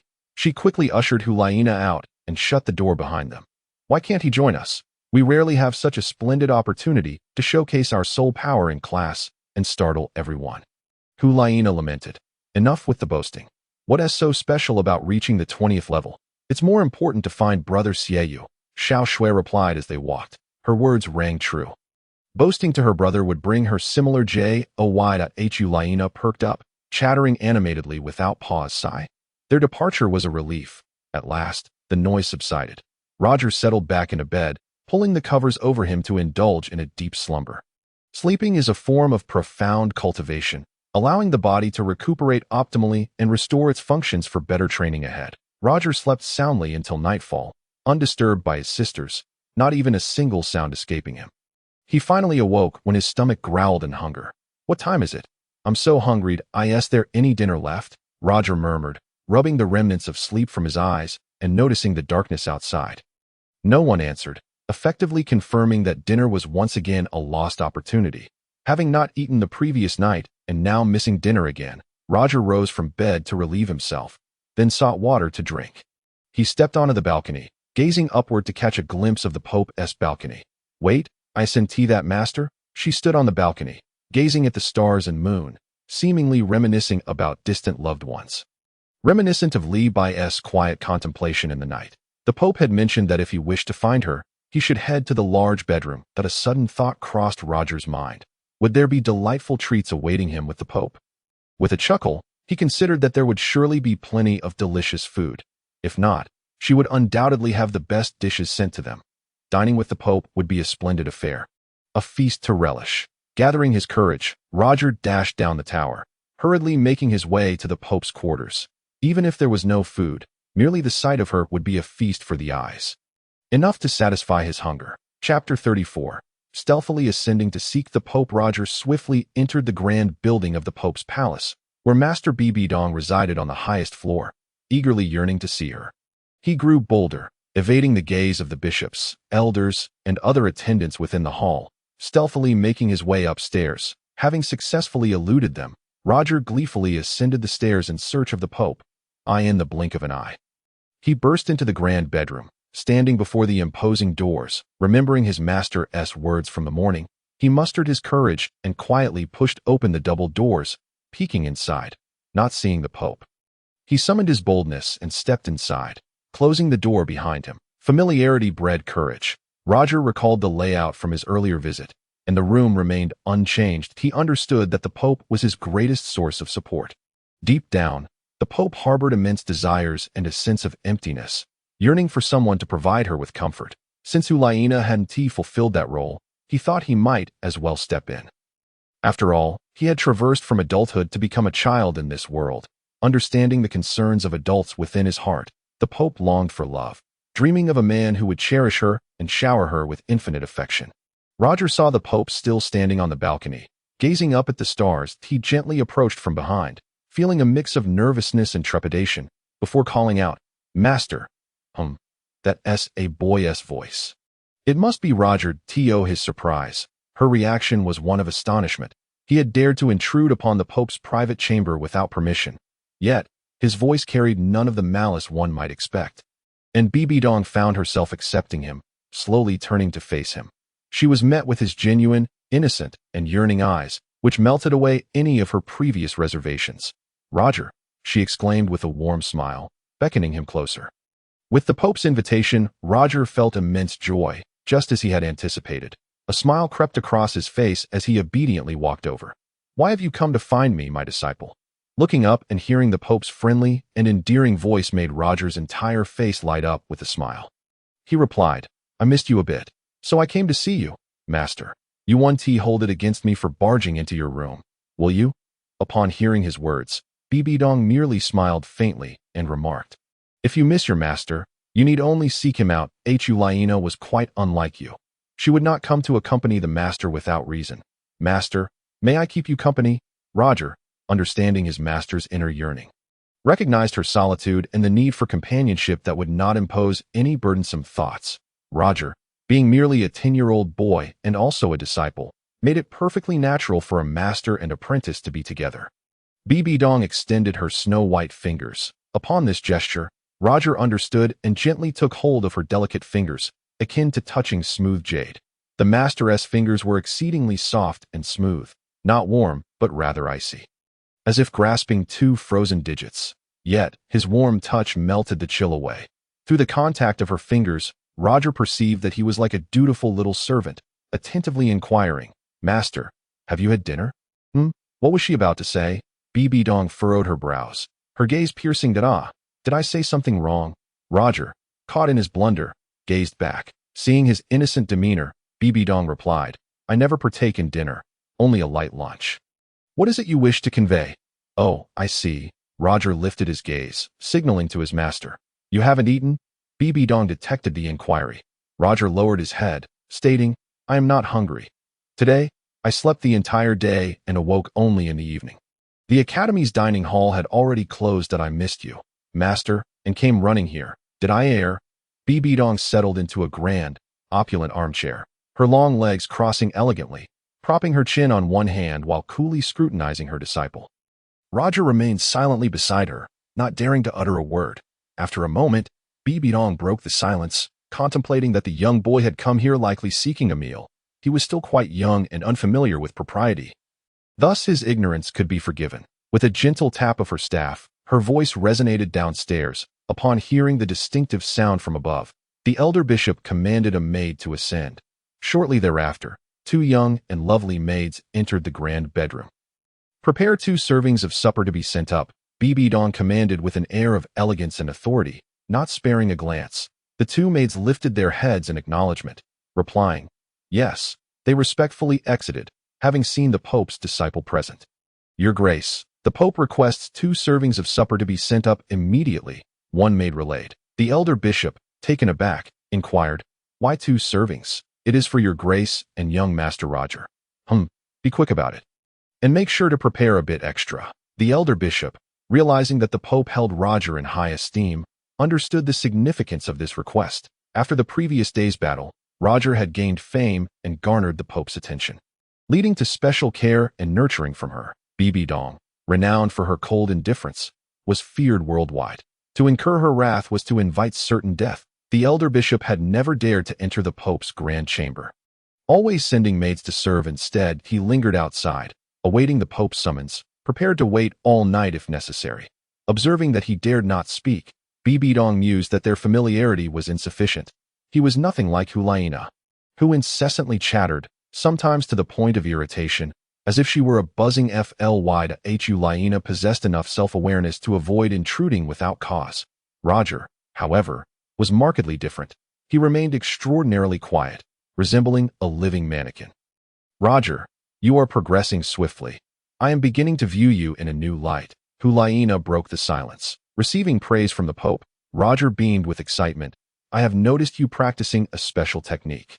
"Allow me to observe," BBDong inquired, curious about his honesty. Startled, Roger answered sincerely, "It was a technique gifted to me by someone, and I have been practicing with it. What book is it?" BBDong asked, her trust evident. Roger retrieved the 9-turn technique from his spatial ring, presenting it with both hands. BBDong, already aware of his cultivation of a superior martial soul technique, recognized upon receiving it that it was indeed the 9-turn technique. "Exceedingly advanced. Where did you obtain this?" BBDong questioned sternly. Suddenly, Roger knelt at her feet, confessing, Chapter 35. "Do not leave. You must stay. There is no defying the master's command." BBDong examined the profound 9-turn technique, then calmly set it down. Roger trembled in trepidation. "Tell me, who gave you this technique?" Roger, gazing up at her, noticed no hint of reproach in her expression. She merely sought clarity. Thus, he recounted, "I was playing on the street when a man clad in a black robe approached. His face covered in a beard, appearing quite elderly and eccentric. He gave me a package of food in this book, instructing me to practice diligently so that I would not be bullied in the future." "Can you comprehend it?" BBDong asked, her skepticism evident. Roger replied pitifully, "There is much I do not understand. I can only practice what I grasp, using the illustrations as a guide at your tender age. It is perfectly normal not to comprehend. With time and knowledge, you shall understand more," she reassured him. "Yes, master." He accepted the book back, determined to practice it diligently. Dai is an exceedingly superior martial soul technique. You must ensure it does not fall into the hands of others.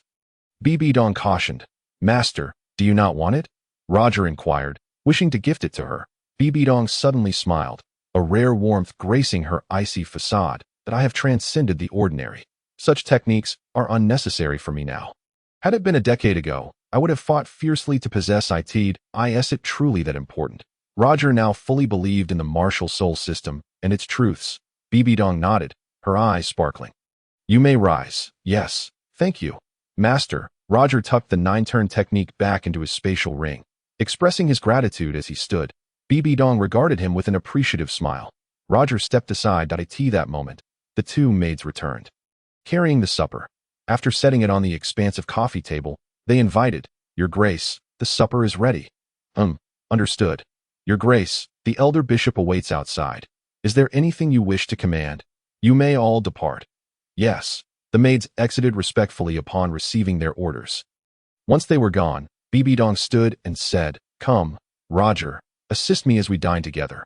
Roger extended his hand, aiding his master as they prepared to eat. Subsequently, at the Pope's invitation, Roger sat respectfully beside her, sitting upright and attentive. BBDong served herself a small bowl of sweet porridge, placing the remainder before him, her bright eyes urging him to eat swiftly. Do not stand on ceremony. Eat whatever you desire, she offered as she handed him chopsticks. Roger understood that the Pope's hospitality was not merely formality. He responded with even greater politeness. Ensuring he made no missteps, he waited for his master to begin before he took his own portion, starting with smaller bites and gradually indulging in larger morsels, all while being careful to avoid making noise that might disturb her appetite. Observing his timid demeanor, BBDong smiled warmly, akin to a mother teaching her child, encouraging him to eat heartily and not to nibble like a little girl. Roger felt the warmth of maternal affection as he smiled and ate alongside his master, his appetite growing, and soon he was consuming the delicious food eagerly. BBDong urged him to eat more and, in the end, insisted he finish everything on his plate, not allowing any to go to waste. Roger found the meal delightful and joyous, the best he had ever experienced. As if his master shared in his happiness, having enjoyed a fulfilling meal, Roger felt a pang of urgency to return home. Master, I see it is getting late. I wish to head back, he said. Wiping his mouth clean, BBDong glanced at him, saying, What do you mean, returning? You shall stay here with me tonight. Wait, what is this turn of events? Roger felt a surge of anxiety, wondering what to do. Ding, congratulations, host. You have received a task to stay with your master. Reward, 1,000 gold soul coins. Hey, this is no joke. How can I stay overnight? The master is female, and I am male. Host, what are you but a mere 10-year-old boy? Your master has asked you to stay. She may have something special for you. System, what else does my master wish to give me? She is a woman, I am a boy of considerable psychological maturity. I cannot remain here. Host, do you intend to defy your master's command? I dare not. Host, remember that one must not go against their master's orders. Indeed, the system speaks the truth. Roger has come to understand that one must first be a gentleman before resorting to cunning. Thus, he boldly inquired of his master, Master, is it inappropriate for me to stay the night? Roger, when was the last time you bathed? BBDong asked, frowning in distaste. Is my master trying to make things difficult for me? Roger scratched his head and looked up, feeling compelled to clarify. I bathe every day. You bathe daily, but is it done thoroughly? How is it that I can still detect a strong odor of sweat from your back? Surely, your short arms cannot reach that area? BBDong's brow furrowed even deeper. Master, must the back be washed too? Is it not sufficient to simply rinse it? How disappointing it is that you are still my closed-door disciple. What must I think of this? Master, I shall ensure my back is washed properly in the future. Roger humbly accepted. BBDong stood and took a few steps. Come with me. Roger, unsure of his master's intentions, followed closely behind. Ding. Host task. Accompany the Pope for a bath once. Reward, 1,000 gold soul coins. System, please refrain from assigning such tasks. I am embarrassed. Host, you need not worry about this task. I have cancelled it. Henceforth, accompanying the Pope for a bath will yield no reward. Is this an obligatory task? Host, the system has already issued a reminder. One must not go against their master's wishes. You have your reasons. But you must complete it. Do you think your master would put you in a difficult position? Everything she does for you is worthwhile. It is precisely what she needs. What is it that my master requires of me? Host, your master simply seeks a reliable male companion. She is a woman, as you understand. Yet, I am merely a child. Host, where does your mind wander? Is your master the type to think that way? How much do you truly understand of her inner world? My master surely longs for her own child. Host, you are partly correct. Thus, she wishes to express some maternal affection through you. Have pity on a woman possessing such great maternal love. Am I to selflessly contribute to assist my master based on this? Host, you are astute. Now, you will continue to undertake various master-disciple tasks. The system offers abundant rewards, and you shall find your hands full. Hee hee. Roger chuckled heartily within. What does my master intend to take me? What lies beyond that door? After his master entered, Roger hesitated for a moment outside, but fearing his master might call for him, he cleverly pushed the door open and stepped inside. Upon entering, it felt as though he had entered a fantastical world of pure white. Everything illuminated so brightly that even a single strand of hair on the floor was clearly visible. Ahead, there was a large bathing pool, significantly smaller than the spirit liquid pool, appearing to accommodate only 2 adults in an oval-shaped, colorless crystal bath. The Pope herself had personally drawn the bathwater. For whom could this possibly be intended? Surely not for my master. This is an extraordinary privilege. Roger, remove your clothing and bathe, BBDong announced upon finishing filling the water.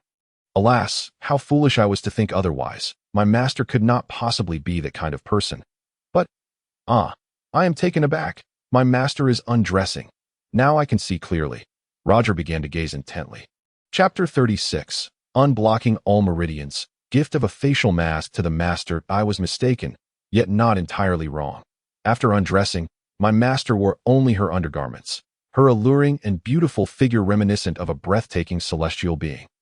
However, this situation is terribly uncomfortable. Roger, unable to gaze at his master, obediently lowered his head while seated in the bath, instinctively closing his eyes at critical moments. His master, fearing her garments might become wet, had removed her outer clothing and was now using a bath ball to scrub her back. In that moment, Roger felt as though a boy was being bathed by his mother, diligently ensuring he was clean all over.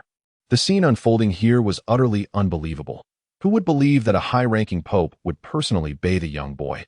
Who could one share such a tale with? For no one would believe it. Roger himself would never have believed such rumors, yet here it was, occurring right before his eyes, destined to be etched in his memory forever. After roughly 10 minutes, the bath concluded, and his hair was cleansed. Roger obediently rinsed off the foam from his body, feeling completely refreshed and comfortable. Roger, come here. Upon hearing his master's voice, Roger turned to see her reclining in the bubble bath, with only her head above the water. Was she calling for her disciple's assistance? Roger donned his shorts. Please assist me in scrubbing my back.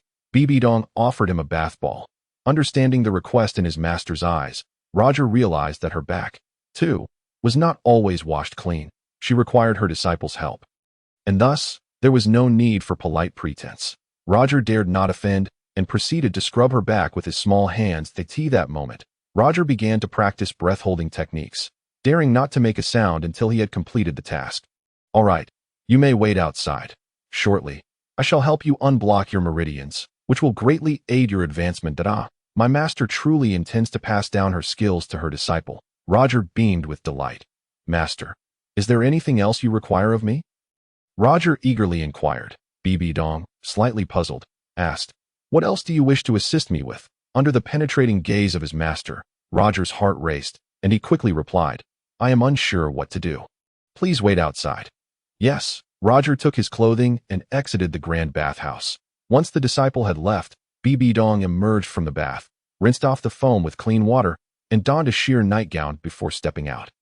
Before long, Roger beheld his master, sensuously adorned, emerge. She paid no mind to the young boy and commanded, Sit on the bed and meditate. Upon receiving the command, Roger promptly complied, as he typically did during practice. Roger focused intently on meditating, awaiting his master's assistance to unblock his meridians. In the realm of martial spirit cultivation, there exists a crucial juncture, the unblocking of the 8 extraordinary meridians. Generally, it is difficult for a cultivator to unblock their meridians alone. The most efficient method is through the assistance of others, significantly easing the process and saving time. Roger settled into his meditation. BBDong, facing him, moved her hands gracefully in the air, channeling her soul power, preparing to impart the meridian heart technique, saying, Roger, please concentrate. I shall teach you the heart method for unblocking your meridians. Once mastered, you will be able to assist others in unblocking the 8 extraordinary meridians and the Ren and Du vessels. This is the highest level meridian heart technique, not to be shared with outsiders in the future. You may only pass it down to your disciples. Do you understand? Roger absorbed every word spoken by his master. Very well, let us begin. BBDong struck his forehead with her palm, channeling true energy while simultaneously imparting the meridian heart technique. Roger devoted himself entirely, connecting with the information shared by his master in his mind.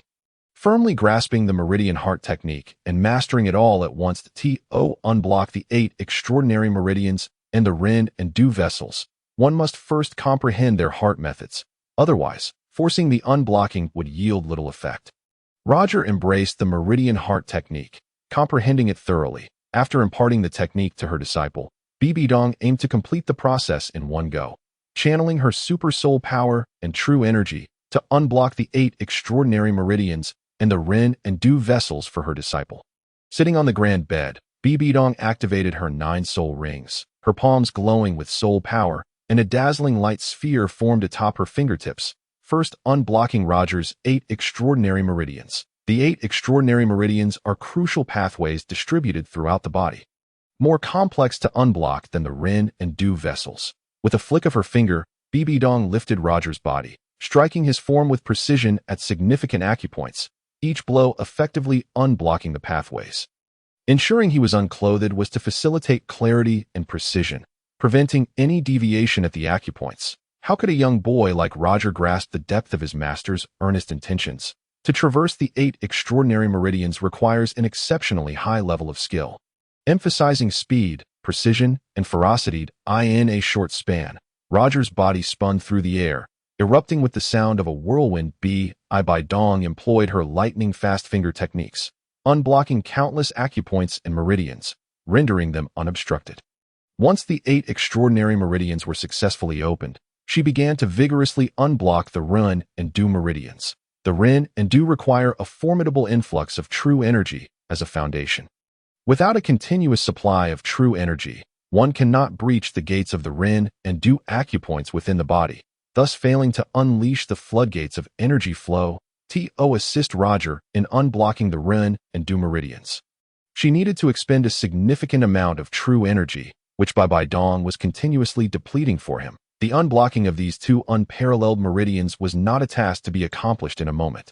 It demanded the sustained consumption of substantial soul power. BBDong was diligently supplying true energy.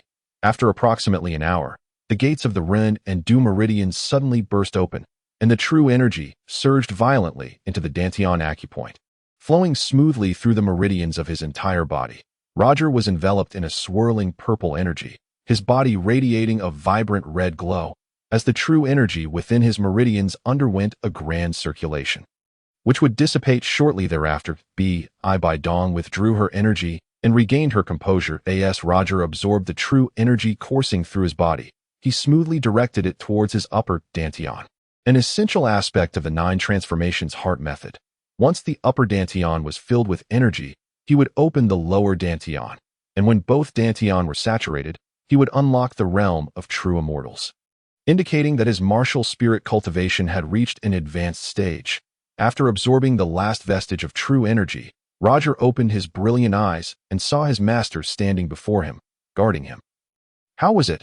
BBDong inquired, her first words filled with praise upon witnessing her disciple's success. Roger felt the energy coursing through him and replied, "It feels as if my entire being is pulsating with true energy. I am brimming with vitality that I feel as though I have been reborn." "Thank you, Master." BBDong smiled appreciatively, saying, "What is there to thank me for? You must intensify your cultivation henceforth. Do not let your master down." "All right," Roger readily agreed, eager to rise and return. "Wait a moment," BBDong interjected urgently. Roger paused and looked at his master. BBDong pointed at his acupoints, rendering him immobile, and explained, "You cannot leave just yet. I will send you back shortly." "Master, do you have other matters to attend to?" Roger could only move his mouth, while his entire body remained still. BBDong, envious of his increasingly handsome visage, pinched his cheek and asked, "What happened to your face? It was covered in injuries yesterday, and today there is not a single mark left, and you have become even more dashing. Roger, tell your master. I will not make it difficult for you, Dada. Roger thought to himself, realizing that both his master and the senior sisters had noticed, and he felt a sense of impending doom. System, quickly devise a plan. Host, why not offer your master some facial masks? The system suggested. You have beauty masks? Roger asked anxiously. Host, there are no beauty masks available, but there are nourishing masks. Your master is in need of a nourishing mask. If she applies it overnight, she will surely glow by morning. Would you like a few? Give me 10. I also want to repay my master's kindness. Host, a customized nourishing mask costs 100 gold soul coins each, totaling 1,000 for 10. Why are you raising the price? Host, you are unfairly accusing the system. There are costs involved. The nourishing masks require extracted essences. Fine deal. Roger thought it prudent not to keep his master waiting. BBDong, growing impatient, asked once more, Roger, are you hiding something from me? No, absolutely not.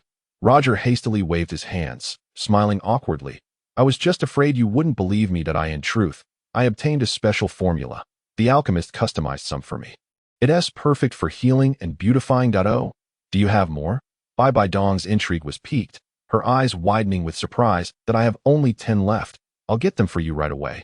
Upon saying this, BBDong promptly released his influence. As soon as he was free, Roger eagerly produced 10 nourishing masks. Master, these are my healing masks. Have you seen anything like them? BBDong had never encountered such peculiar items and inquired. How do you use them? Simply tear open the package, apply it to your face, and remove it once the mask dries. Understanding the instructions, BBDong nodded. Roger set down the 10 masks and asked, Master, may I return now? BBDong once again pressed on his acupoints, this time rendering him unable to speak. Targeting the fainting point as Roger succumbed to slumber, BBDong lifted him into her arms and, leaping from the balcony, swiftly arrived at his bedroom.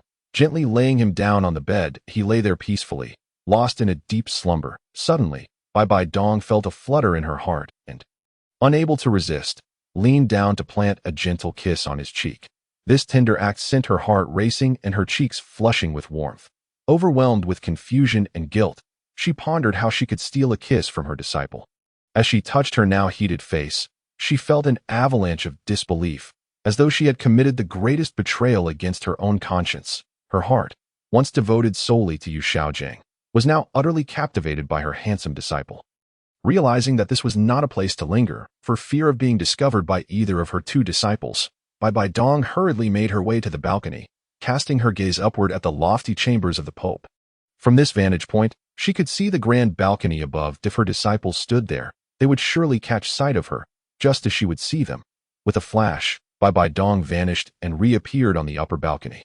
Entering the grand bedroom, she picked up a mask, following Roger's instructions to unfold and apply it to her face while lying on the bed. Almost immediately, the mask began to take effect, rejuvenating her skin. A smile of satisfaction blossomed on BBDong's face. It was right to cherish her disciple, who had bestowed upon her unimaginable gifts. She hoped not to disappoint him in the future and to continue earning his favor. BBDong settled onto the grand bed, drifting into a peaceful slumber filled with sweet dreams. Chapter 37. A knock to the head and a slap to the face. The senior sister acts like a dog's nose. Wow. It smells so good. It felt as though he were lying in his master's tender, warm embrace, enjoying a blissful sleep from which he wished never to awaken, longing to remain forever nestled in her arms. Roger was lost in a sweet dream. Meanwhile, Hulaina, like a dog with a keen nose, was sniffing around his face and body. The overwhelming scent of femininity enveloped him, almost suffocating him. Last night, he had been nowhere to be found. Having been with the Pope, such a significant matter, and he hadn't included her, Hulaina, familiar with the scent of the Pope, detected it strongly in the air. Bang, slap. Furious, Hulaina delivered a punch to his head and followed up with a stinging slap to his cheek. Ah, Roger cried out in pain, jolted awake from his beautiful dream, feeling a sharp sting on his face and head. What are you doing? Upon realizing it was his senior sister who had struck him awake, he managed to suppress the pain, but his anger surged uncontrollably as he fired back at her. Humph, Hulaina huffed, hands on her hips, resembling an irate housekeeper, her fury radiating as if she wished to devour him. Roger gingerly touched the spot where he had been hit. Even the slightest touch to his scalp sent sharp pangs of pain shooting through him. What is there to be in pain about? Stop pretending. Now tell me, where were you last night? I waited here for you all night. Hulaina was clearly seeking to hold him accountable for his absence, but Roger was not one to cower. He felt no affection for her and retorted angrily. How was I supposed to know you were waiting here? I thought you were with your brother. What do I care about where you went? Oh, so you're being dishonest now, are you? Hulaina fumed, raising her hand as if to tug at his ear as a warning. Roger swiftly swatted her hand away, saying, all right, I'll tell you. Fearing her unreasonable wrath would escalate beyond control, he reluctantly complied. What is it? Hulaina demanded with her hands still on her hips, her demeanor relentless. I was with the master. If you don't believe me, go ask her yourself, Roger said, effectively silencing her. You. Hulaina stomped her foot in fury. Realizing she could no longer press him further, the evidence was irrefutable. The fragrance on him was solid proof that he had indeed been with the master last night. What grounds did she have to pursue the matter? If the Pope were to learn of this, how would she feel? The Pope's master was unwilling to witness the unruly and capricious Hulaina. Infuriated, Hulaina found herself at a loss for words, rendered speechless and dumbfounded, struggling to contain her anger. Last night, I sought out my master, who instructed me in my training and then treated me to a light supper. And that was that. If you doubt my words, feel free to inquire with my master. Roger observed her utter helplessness and seized the opportunity to clarify matters with her amicably, even with 100-fold courage. She would not dare to question the master in an instant. Hulaina's fury dissipated, and she turned to sit at the edge of the bed, reaching out to gently inquire, does your head still ache? How could it not hurt? Roger, now intent on holding her accountable, reproached her without reservation. Let me see. Hulaina, recognizing her error, began to express her sympathy with genuine warmth. Roger leaned forward, inviting her to examine the injured spot for signs of swelling. As Hulaina tenderly brushed aside his hair, she was enveloped by a robust scent of bath essence. Did he use the master's shampoo? The fragrance wafting from his hair was intoxicating, becoming increasingly unbearable with each whiff. All right, what's the big deal?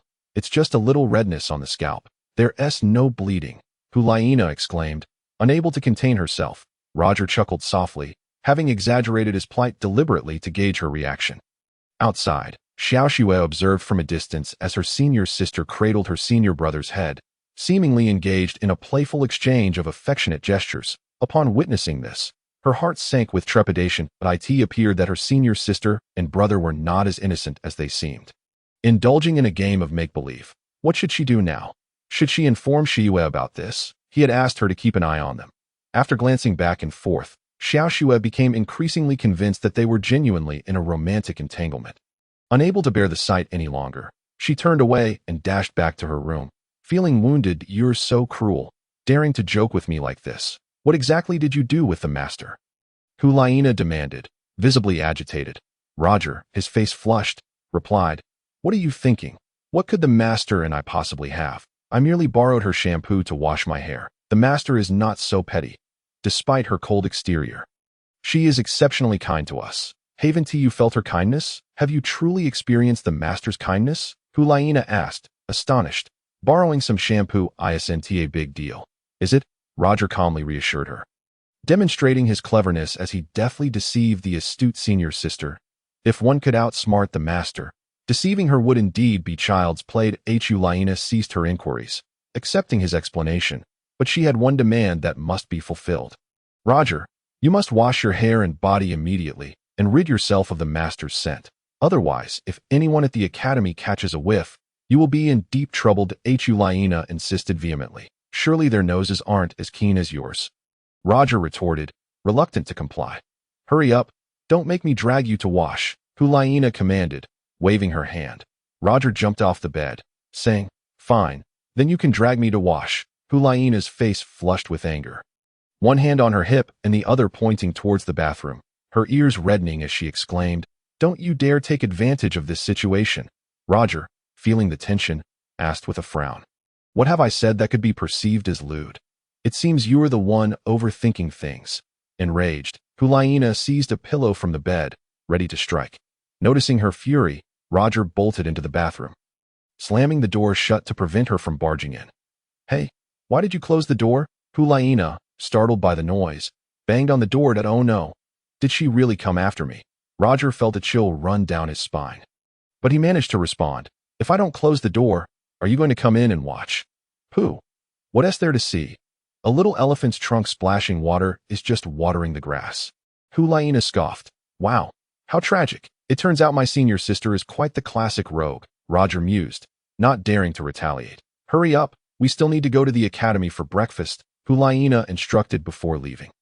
Once Roger sensed silence from outside, he reflected on his senior sister's earlier warning. He realized she was right. How would others perceive him if they caught a whiff of a woman's fragrance on him? His senior sister was quite thoughtful, and as he recalled her kindness, warmth enveloped him, feeling fortunate to have crossed paths with Hulaina. However, he was also reminded of his senior sister's unrequited affection for a person named Tang San.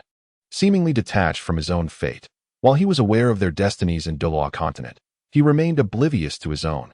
What if his destiny led him to cross paths with a nefarious character who might end his life? What should he do? Sighing, he resolved that since he had traversed to this realm, he must tread carefully, prioritizing safety and avoiding any display of brilliance that might attract calamity. Ding! The host has completed multiple special tasks last night, earning a total of 30,000 gold soul coins. Huh? What special tasks? Roger paused, asking system, "What special tasks are you referring to? I didn't receive any notifications." Host, "Special tasks are first completed, and then feedback is provided for rewards." The system replied. "Wait, system, you have such special tasks?" Indeed, the first special task. The host has opened the 8 extraordinary meridians, earning 10,000 gold soul coins. The second special task. The host has opened the Ren and Du meridians, earning another 10,000 gold soul coins. The third special task. The host engaged in intimate interaction with the master, earning yet another 10,000 gold soul coins. The first 2 tasks were understandable, but Roger was puzzled by the third task, which bore a hefty reward. System, did my interaction with the master really count as a task? Yes, of course. It merits special rewards. It signifies that you have taken a significant step towards maturity. So if I find a girlfriend or get married in the future, will there be special rewards too? Yes, that should be the case. System, I must insist that you refrain from assigning such personal tasks in the future. Host, system tasks are executed according to standards and cannot be altered. I advise you to go with the flow in the future. Roger reluctantly accepted this and inquired, "Do I have any pending tasks?" There is one pending task. The host should absorb the second soul ring as soon as possible to trigger subsequent new tasks. Understood. After washing his hair, Roger thoroughly scrubbed his body with soap, ensuring the master's fragrance was eliminated. Once clean, he took a careful sniff. Apart from the soap scent, there was no trace of a woman's fragrance. After donning fresh clothes, all traces of any scent were completely masked. Roger stepped outside, encountering his senior sister and junior sister waiting in the corridor. "Hey, are you all cleaned up?" Hulaina cheerfully bounded towards him. She remained meddlesome, and Roger caught a glimpse of the nervous expression on the junior sister's face, suggesting she had been informed of recent events by the senior sister. She was understandably anxious about the senior sister discovering the truth. Roger offered a relaxed smile to the junior sister. Shiua was indeed very tense, fearing that their relationship would grow increasingly intimate, worrying that Shiua would discover the truth and intervene, leading to potential conflict. Hulaina playfully sniffed around Roger's body.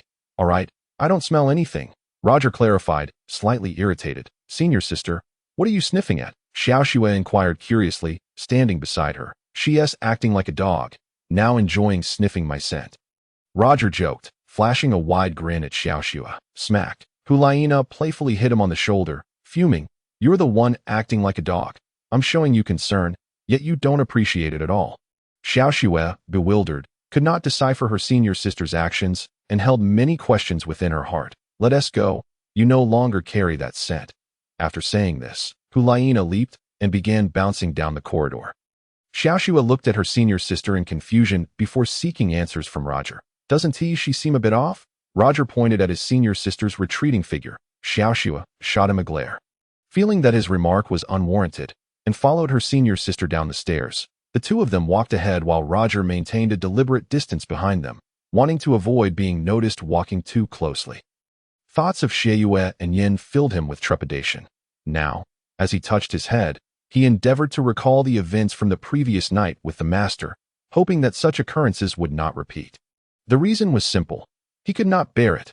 That secret, which Roger would take to his grave, was not due to the malice of his senior sister, but rather her exceptional intelligence. She had always believed that the Pope must have bestowed something of great value upon Roger. Otherwise, such events would not have transpired, leaving an everlasting shroud of suspicion on the evening of the third day. Roger, alongside his senior and junior sisters, received a summons from His Holiness the Pope and promptly made their way to the papal chamber. "Do the three of you wish to absorb a second soul ring?" BBDong inquired, seated regally upon her opulent chair, her gaze fixed upon her three disciples. Liana was the first to eagerly leap forth, exclaiming, "Yes, Master, I have dreamt of this moment." BBDong, with a satisfied nod, exchanged a knowing smile with Roger and Xiao Shui, and lowered her hand from her cheek, saying, "I shall take you to the Duel forest. Stay close and do not wander off. Is it just the four of us?" Liana tilted her head, her large eyes sparkling with curiosity. "Yes, follow me," BBDong replied, rising and grasping her staff as she set off. Liana closely trailed her master, beckoning her junior siblings to keep pace. Upon reaching the expansive summit of the papal tower, BBDong waved her hand through the air, and a radiant black hole of time materialized. She then shot forth 3 beams of light, ensnaring her 3 disciples. A wave of fear washed over Liana, Roger, and Xiao Shui simultaneously, as they wondered why their master felt the need to bind them. BBDong led her 3 disciples into the time black hole, ensuring they remained together. The destination was markedly different. In the blink of an eye, they emerged from the time black hole. BBDong waved her hand. The black hole vanished. Roger recognized that they had arrived in the Duel forest, but was perplexed as to why they had come at night. Was she not concerned about the soul beasts lurking in the shadows? "Calling system, may I inquire why we chose to venture into the Duel forest at night?" Ding. "Host, are you not aware of the soul beast's pattern of activity during the day and night?" "I understand that, but I do not comprehend why our Pope Master has chosen to travel at night." "Host, your question is rather foolish. Ponder it yourself." "Sigh, system, why this attitude?" "Host, the quality of attitude is determined by the line between intelligence and foolishness." "Fine, I shall not rely on your explanations." Roger, trailing at the back, remained particularly cautious. Liana and Xiao Shui stayed close to their master, moving with utmost care. "Master, there are many strange sounds in the Duel forest at night." Liana whispered, her voice tinged with trepidation. Xiao Shui, even more fearful, kept her senses alert, aware of the countless high-level soul beasts prowling in search of prey. BBDong, holding her staff, remained calm and composed, suppressing all traces of her soul power to avoid alarming the soul beasts. The purpose of their visit was to capture soul beasts that were over 2,000 years old. The time black hole had transported them deep into the Duel forest. Another objective of this journey was to continue the search for the elusive 10,000-year rabbit, which was essential for Roger's ascension to the perfect Rakshasa deity, with the dual soul of Spider Emperor within him. He urgently required 2 top-tier 10,000-year rabbit souls to achieve a harmonious balance and prevent backlash, ultimately attaining an immortal state. At this moment, BBDong was even more cautious than her 3 disciples. Intent on avoiding any disturbances, guided by the moonlight, BBDong led her disciples beneath a towering ancient tree, its crown obscured from view, standing at a staggering height of 500 meters, a tree that had existed for 1,000,000 years. Standing at its base, they appeared as mere ants in motion. Roger activated his purple divine eye, perceiving the surroundings with clarity as if donning night vision goggles. Among the 4, only Liana was blind to the scenery. Left to guess and infer. "Stay put under this tree and do not move," BBDong instructed. "Huh? Is it a tree?" Liana queried, puzzled to her. It resembled a towering earthen wall, overgrown with weeds, making it impossible to discern its true nature as a tree. "This tree is so tall," Xiao Shui remarked, catching the sound of the wind through the treetops, whispering to her sister in Liana, astonished, gazed at her, thinking she had spotted the crown. "Did you see the top of the tree?" Xiao Shui, reluctant to boast of her unique ability, replied with a smile, "I was just guessing." Roger, alongside his master, examined the ancient tree with his purple divine eye. After a thorough inspection, BBDong moved to the other side, gathering kindling for a fire. Seeing her master ignite a flame, Hulaina rushed over to collect more wood. Roger noticed something peculiar about his master, who was lighting a fire next to a vine entwined around the ancient tree. After the fire was lit, Roger approached and touched the vine with his own hands. Xiao Shui followed her sister to gather more wood for the growing flame as they prepared to spend the night in this place. Xiao Shui busied herself with tasks, unconcerned with her master's intentions. However, Hulaina, unable to suppress her curiosity, finally inquired, "Master, are we staying here for the night?" Xiao Shui echoed her sister's question, eager for clarification to quell their uncertainty. BBDong withdrew her hand from the vine and looked down at her three disciples, a satisfied smile gracing her face as she stepped closer to the fire, stating, "Here, I shall capture high-level soul beasts for you to kill and absorb their soul rings." "Master, what kind of soul beast do I need?" Hulaina asked. Her curiosity piqued. Hulaina, your true martial soul is the spirit of the demon fox. You require soul beasts from the fox clan. Xiao Shui, your true martial soul is the snow leopard. You need felines from the leopard family. Not just any soul ring will suffice for your martial soul cultivation. Any soul ring that does not correspond to your true martial soul will not only fail to provide power, but may also cause backlash, posing a risk to your life. Henceforth, you must absorb only the soul rings of soul beasts that align with your true martial souls. BBDong elaborated. Hulaina, Xiao Shui, and Roger listened intently as the Pope reiterated the knowledge of soul rings they had previously learned from their teachers at the Martial Soul Hall Academy. They exchanged knowing glances. "Roger, come here for a moment." Sensing a special task, Roger approached. You recognize this vine tree?" BBDong asked, pointing it out. Roger, illuminated by the firelight, observed a vine tree spiraling up the ancient tree. Without an end in sight, confused, he stared at Hulaina and Xiao Shui circled the base of the vine tree. Its trunk measured 2 meters in diameter, resembling a large tree rather than a vine. They wondered what their master wanted them to do. This was a tree that had existed for 1,000,000 years, while this vine tree was at least 10,000 years old, though different in type.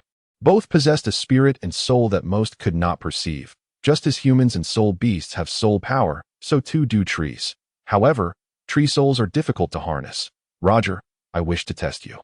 Extract a soul ring from this vine tree to serve as your second soul ring. It is 10,000 years old, and its essence is extraordinary. BBDong explained to Roger. Master, can a 10,000-year tree soul truly be absorbed by Roger? Is he capable of enduring it? Hulaina voiced her concerns. Indeed, the second soul ring should not exceed 10,000 years, Roger recalled, sharing the same doubts. Xiao Shui appeared even more perplexed. BBDong chuckled lightly. A 10,000-year tree that has yet to gain sentience will yield a greatly diminished essence upon absorption. At most, it will produce a 1,000-year soul ring. This is a parasitic tree clinging to the ancient tree. Its soul ring is unique. Is that so? Hulaina's mind brimmed with questions. BBDong, unfazed by her inquiries, focused on Roger's thoughts, saying, Roger, your martial soul is the celestial vine grass. You will utilize the essence of the celestial vine grass to communicate with this parasitic tree and absorb its soul ring through the celestial vine grass. Trust in your master. You can achieve this. Haha. Hulaina could not suppress her laughter. Xiao Shui joined in with a smile. Roger, however, remained serious, feeling that there was little to jest about, and simply wished to ask his master one question. Is it my spiritual power that will be used? BBDong solemnly nodded. Roger settled beneath the parasitic tree, meditating to begin the process of absorbing the tree's soul essence, endeavoring to turn his master's words into reality. Chapter 39. The Three-Tailed White Fox. Green Soul Ring. Meanwhile, Hulaina found the situation incomprehensible. The Pope and her junior brother exuded such confidence in the existence of tree souls and soul rings, yet to her, it felt as though they were playing a tune to cattle, an impossibility. You two remain by the fire and do not wander off, BBDong commanded, settling down on the grass. Xiao Shui pulled her sister to sit beside the Pope's fire, knowing that in the presence of high-level soul beasts, safety in numbers was paramount. That high-level soul beasts were intelligent creatures, and those with greater age possessed even higher levels of wisdom. It is said that any soul beast that has existed for 10,000 years possesses extraordinary intelligence, far surpassing that of humans by 100-fold. Xiao Shui, believing in the possibility rather than its absence, clutched her senior sister, and settled beside their master, the Pope, to warm themselves by the fire. Upon witnessing Roger and the Pope enter a meditative state, Hulayina shared Xiao Shue's sentiments. Her only desire was to remain close to their master, in case of unforeseen events. Sister, are you afraid? I sense many strange noises. They lurk in the shadows, watching us intently, treating us as their prey. Could they possibly extend their long tongues and snatch us away? Xiao Shue's acute hearing detected a multitude of terrifying sounds. Hulayina, however, heard nothing of great concern, occasionally catching the faint chirps of insects or the rustling of leaves, dismissing her junior's fears as mere manifestations of her inner trepidation. What are you afraid of? We are guarding our master and Roger. The vast majority of soul beasts fear fire. Upon encountering human flames, they flee in terror. Yet, Xiao Shui added, but I believe I saw a gigantic black snake fall from the treetops. It opened its mouth, revealing a venomous forked tongue, seemingly intent on swallowing us whole. Snakes are known to consume their prey alive. As Xiao Shui gazed upward at the branches, she felt as though she had indeed seen it. The mere mention of snakes sent Hulayina quaking with fear, her teeth chattering, followed by a shiver that escaped her lips in a terrified gasp. What are you afraid of? Xiao Shui noticed her sister's trembling voice, which only intensified her own dread. Hulayina, still shivering in fear, voiced her concerns. It's all your fault for mentioning snakes. They are my greatest fear. The mere thought of them conjures images of their deadly venom. A single bite could lead to an immediate death, beyond even the help of ghosts. Your words frighten me as well. With our master and Roger disregarding us, it feels as though we are ensnared in a dark, sprawling forest surrounded by snakes. I've heard that the king cobra and the triangle-bellied snake possess the most potent venom. A mere breath from them can be fatal. Have you ever seen such snakes? As Xiao Shui spoke, she clutched her sister's arm, trembling in shared terror. Hulayina, gripped by fear, imagined venomous serpents above her, at her feet, and possibly behind her. They bared their fangs, extending their forked tongues. In a frenzy of panic, Xiao Shui sought refuge in her sister's embrace. Hulayina, you have played with snakes and even consumed them since childhood. Why frighten Xiao Shui? BBDong, in meditation, activated her spiritual energy to search for soul beasts within a kilometer radius. Ever vigilant of any disturbances, this meant that within 1,000 meters lay a safe zone under BBDong's protection, dispelling any notions of fear or danger. Hulayina, covering her mouth, burst into uncontrollable laughter. Xiao Shui, annoyed, pushed her away, exclaiming, Sister, you are so wicked.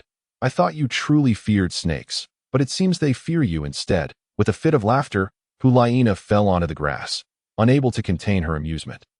Humph! Xiao Shui, unimpressed, turned her back on her sister in frustration, seeking solace beside her brother. At that moment, BBDong remained indifferent to Hulayina's antics, her spiritual energy roaming in search of the fox clan and high-level soul beast from the tiger, jackal, leopard, and cat families. Suddenly, one of her consciousnesses detected a three-tailed fox, boasting 3,000 years of soul rings, and it was female, perfectly suitable for Hulayina's martial spirit. Hulayina, to the northeast, 800 meters away, there lies a three-tailed 1,000-year white fox. Hurry and retrieve it. BBDong's consciousness effectively subdued the three-tailed fox. Upon hearing about the three-tailed white fox, Hulayina leaped 100 meters forward. Dashing towards the northeast, in the blink of an eye, she arrived. Observing the Pope's consciousness having incapacitated the three-tailed 1,000-year white fox, Hulayina swiftly rushed over, delivering a powerful punch to knock the fox unconscious once more. She then seized the three-tailed white fox and returned to her master. Master, I have brought back the 1,000-year fox. Xiao Shui rushed over, witnessing her sister draw a sharp dagger and plunge it into the heart of the three-tailed white fox. The fox let out a pitiful gasp before succumbing to its fate, perhaps unaware of how it had met its end. Xiao Shui then grasped her sister's true nature. She could kill without so much as a blink. The memory of her earlier deception lingered, sending chills down her spine. Realizing it would be safer to remain close to her brother, Xiao Shui resolved to keep her distance from her sister in the future. Hulayina, after slaying the three-tailed white fox, began to meditate, absorbing the 3,000-year soul ring, draining the white fox's soul power until it was nothing more than a withered corpse. Xiao Shui, contemplating her sister's significant gain, suddenly felt a wave of disappointment wash over her, finding it utterly dull to gaze at her brother, pondering how he could possibly believe their master's words. That I wonder, does a tree possess a tree soul? She mused. Tonight, they might not find the high-level beast leopard they sought, prompting BBDong to retract her released consciousness. Laina focused wholly on absorbing the soul ring, completing the process shortly thereafter. BBDong glanced over, ensuring no worries arose, safeguarding her. Upon seeing her master approach, Xiao stood to greet him. Master, has Roger shown no signs of progress? She inquired with concern. Xiao, I wish to find you a 3,000-year beast leopard. They are rarer than foxes. I will search for it tomorrow morning. Do not lose hope, BBDong reassured her. Xiao beamed, replying, Master, I am not anxious. That I am fine. Do you think Roger can absorb the 10,000-year tree soul ring? It depends on his destiny. Everyone has their opportunities, and one cannot force them. That if he masters the essence of the fairy vine grass, he will be able to locate the tree soul of the vine. It is a rare 10,000-year vine tree, which would greatly assist his fairy vine grass martial spirit, BBDong explained, imparting profound wisdom, gauging her understanding. Master, your soul power is unfathomable. Can you not assist? Xiao inquired hopefully.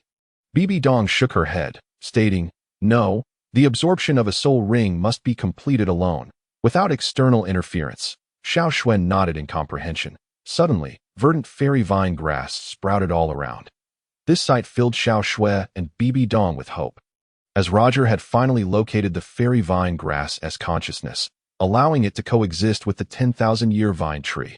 Under the moonlight, the green leaves shimmered with a crystalline glow, radiating warmth and comfort.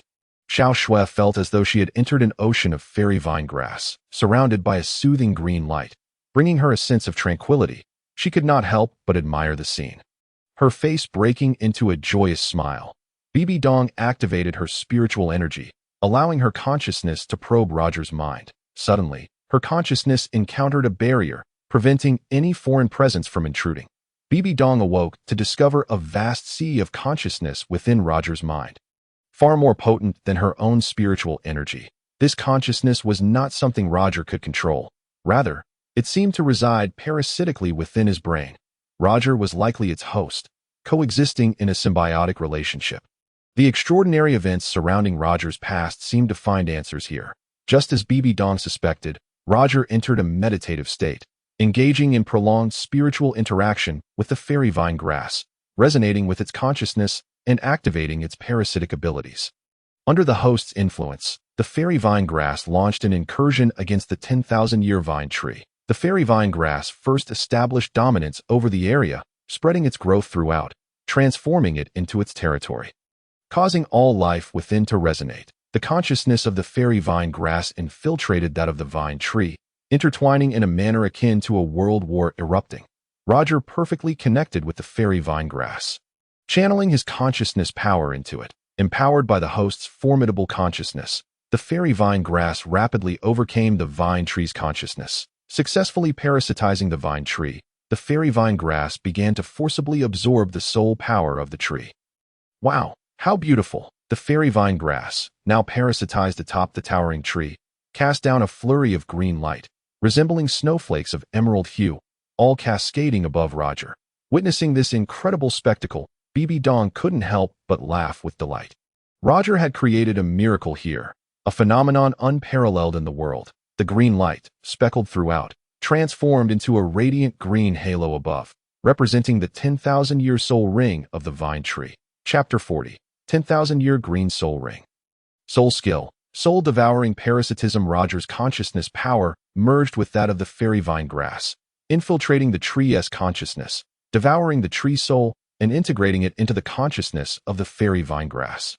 Under the influence of the host's consciousness, the tree soul was compelled to release the 10,000-year soul ring. The 10,000-year vine tree emitted a soul ring of 10,000 years, which scattered gradually as green light, drawn in and gathered above Roger's head by the powerful soul-devouring force. Wow, it is a green luminous soul ring, Xiao exclaimed in astonishment and delight. BBDong gazed intently at the 10,000-year green soul ring. What kind of soul ring is it? Up to this point, no one has ever encountered a green soul ring. The green light evokes a sense of tranquility and renewal, symbolizing the rebirth of life. Roger unleashed all his spiritual energy, fully absorbing the green glow of the soul ring. Suddenly, the verdant light surged into Roger's body in an instant. Shiao, witnessing her senior brother's successful absorption of the green soul ring, clapped her hands joyfully in celebration. BBDong, with a grave expression, nodded her head in approval, feeling elated for him. A grand soul master possessing a 10,000-year soul ring is indeed an extraordinary event. Yet now, the question lingered.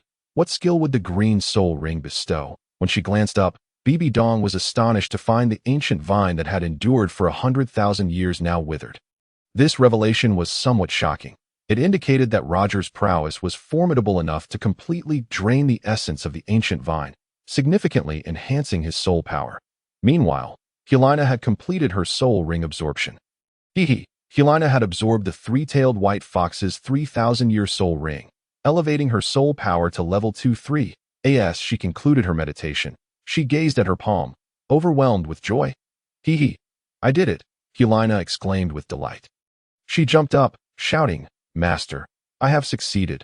BBDong remained composed, her expression devoid of a smile. Shiua hurried over, clasping her hands around her senior sister's arm, warning, Be quiet. Do not disturb Roger while he absorbs the soul ring. Has junior brother Roger not finished yet? Helena asked, her curiosity piqued. Let us go. Master is protecting you all, Shiua clarified, pulling her exuberant senior sister along. Helena approached, only to find Roger still quietly meditating, having missed the magnificent spectacle that had just transpired. She could never have imagined the extraordinary scene of him absorbing a 10,000-year soul ring. BBDong stood guard beside them. After a while, Roger completed his absorption, radiating with vitality and energy. He opened his bright eyes, looking at his master and sisters, and revealed a joyful smile. Helena, leaping beside him, asked in excitement, Did you succeed? Roger nodded at his sister and walked over to his master. Master, I have successfully absorbed a 10,000-year soul ring. Roger reported. BBDong nodded with satisfaction and inquired, Do you know what soul skill it possesses? Shiao looked on with anticipation. Helena blinked her bright eyes, filled with curiosity. Yes, I know, Roger replied confidently. Oh, what is it? Helena asked eagerly. Roger stepped back, ready to demonstrate his soul ring to his master. With a flourish, a radiant green soul ring ascended from his feet, a sight he had never witnessed before. Wow, it's a glowing green soul ring. Helena gazed in envy, astonished, her eyes wide with wonder. Shiao, upon seeing the green soul ring, clasped her hands at her chest, filled with joy for his achievement. Immortal Vine, second soul skill, soul-devouring parasite. Roger extended his palm, and vibrant green immortal vines sprouted everywhere, dazzlingly bright. BBDong watched in astonishment, her gaze fixed intently on the evolving immortal vines. Have the immortal vines leveled up? Shiao inquired. Roger replied, The immortal vines have surpassed level 100. Experiencing a transformation that makes them far more resilient than before, they have sprouted tendrils that can release soul power to devour, inducing paralysis in opponents. So, once entangled, a person would be rendered incapable of fighting? Helena asked, picking up on the implications. Indeed, although their paralyzing effect is minimal now and ineffective against high-level soul masters, it has a significant impact on those of equal rank, Roger explained. BBDong, now curious, asked, Roger, what does soul-devouring parasite mean? Roger summoned a vine to demonstrate, presenting it before his master. Please take a look, master. After the transformation, the immortal vine has sprouted tendrils. Under my mental control, these tendrils become sharp needles that pierce the skin, siphoning soul power and diminishing the opponent's combat ability. This skill is exceedingly dangerous and should only be utilized in dire situations. By devouring soul power, it can provide a substantial boost to my own, granting me an inexhaustible source of combat strength while rendering my opponent powerless. What does that mean? Helena and Shiao exchanged astonished glances, fear creeping into their expressions. What kind of monstrous soul skill is this? BBDong listened with delight, gently patting his head and saying, This soul skill is unique. Use it cautiously in the future. Yes, I understand. Roger acknowledged his master's guidance. BBDong's admiration for Roger deepened as she turned to Helena, asking, What did you absorb? Helena, feeling a bit shy, hesitated, concerned that the three-tailed white fox might provoke thoughts in Roger. After all, what was so remarkable about a 1,000-year soul ring? Roger found her response somewhat perplexing. Shiao stifled a giggle, understanding her senior sister's embarrassment. Just showcase your soul ring, BBDong urged impatiently. Hee, I'll show it to Master, Helena acquiesced. BBDong believed the three-tailed white fox possessed extraordinary qualities. If Helena wished to keep it private, she would respect that, for soul skills are personal secrets. Roger had just elaborated on the terrifying implications of the soul-devouring parasite, which would undoubtedly instill fear in listeners and prompt opponents to take precautions, a significant taboo. Both Roger and Shiua eagerly anticipated their senior sister's second soul ring. Watch closely, Helena declared, extending her arm that a splendid purple 3,000-year soul ring emerged, dazzling in its display, as Helena began to showcase it. Insisting they pay careful attention, BBDong nodded in satisfaction upon witnessing it. Shiua clasped her hands in envy, delighted for her senior sister's acquisition of the 3,000-year soul ring. Roger mirrored his master's joy with a nod. Though he did not express his excitement as exuberantly as Helena. What do you think? Beautiful, right? Helena asked as she retracted the purple soul ring. Shiua and Roger, mindful of their master's presence, refrained from overstating their admiration, offering only faint smiles that, oh dear, how could this be? I thought they would be just as excited as I am, Helena lamented, realizing they were tempering their reactions out of respect for their master. As night fell, BBDong waved her hand, and a massive tent materialized beside the campfire. You all must be tired. Go inside and rest. Tomorrow, I will help Shiua catch a suitable soul beast, BBDong instructed. Pointing at the tent, her words, Helena was the first to rush inside. The expansive tent could easily accommodate 10 people. This large tent is spacious enough for everyone, Helena remarked as she entered. Roger, showing courtesy, allowed Shiua to enter before him, and then stood beside BBDong, opting not to enter the tent. Why aren't you coming in? BBDong asked fondly, stroking his head. That I wish to stay by your side. Master, Roger replied, displaying a masculine resolve. BBDong affectionately caressed her beloved disciple's smooth face, saying, Go inside. The three of you should rest. I will guard the perimeter. No soul beast will dare approach within 100 meters. Does Master truly not wish for her disciple to keep her company? Roger pondered, wanting to present himself as a gentle and obedient young man, hoping to ease her longing for her daughter far away. Go on in. If you don't, the other two will come out, BBDong insisted, treating him as her own child, tenderly patting his face and head. Touched by his master's affectionate gesture, Roger obediently entered the tent. Oh dear, Roger, you just arrived. I'm taking this spot to sleep. Shiua can stay beside me, and the best spot is left for Master. So you can guard the entrance, Helena commanded as she settled onto the prepared fur blanket. Roger glanced around, saying, I can sleep anywhere. All right then, I'll sleep now, Helena replied, lying down and covering herself with a blanket. Shiua, sleeping beside her senior sister, felt a bit scared and worried, pulling the blanket over her head. Sleeping in the same large tent felt as though they were in the same room. With the distinction of gender, Roger, wrapped in his blanket, stood guard at the entrance, half asleep and half awake. Chapter 41. The master has disappeared, and the senior sister is furious as dawn broke. Roger was awakened by a ray of sunlight. Stepping outside the tent, he searched for his master. Where had the Pope gone? A sense of unease crept over him as he heard distant birds chirping incessantly. The early bird catches the worm, but the early riser among men finds no breakfast, while the lazy one sleeps soundly, oblivious to the sun warming their backs. Where could the Pope have gone? Roger stood guard at the entrance of the tent, reluctant to stray far, pondering that his master, the Pope, should be nearby meditating. If he activated the purple light divine eye, he would surely find her.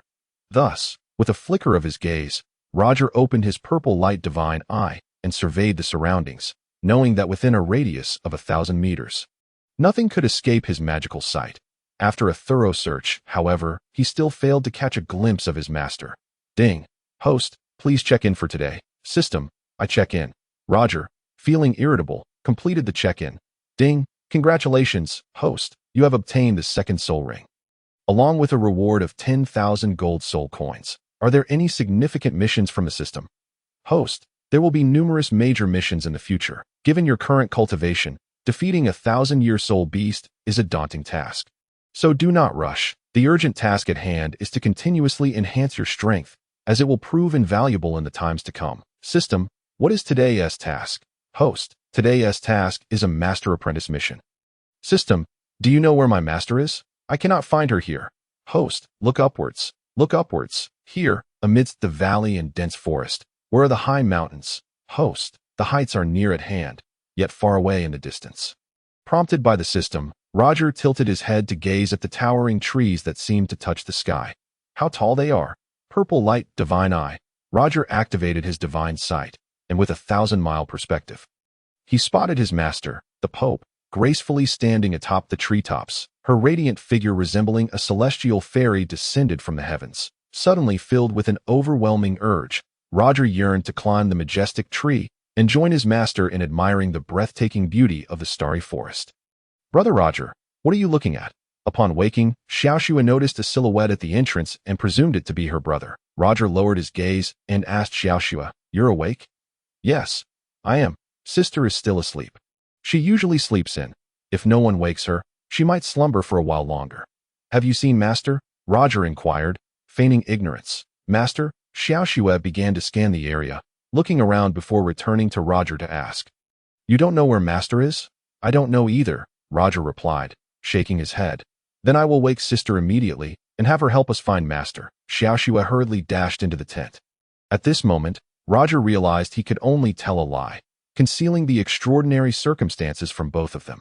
Master's absence could not remain hidden forever. It would eventually be discovered. The system was correct.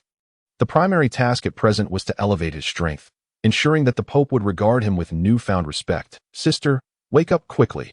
Master is missing." Shiua rushed over, shaking Hulaina while calling out. Upon hearing that Master was missing, Hulaina jolted awake, asking, "Where's Master? If I knew, would I need to wake you?" And Roger? Hulaina, besides thinking of her master, immediately thought of him. "He is outside. He discovered that Master is missing and sent me in to wake you."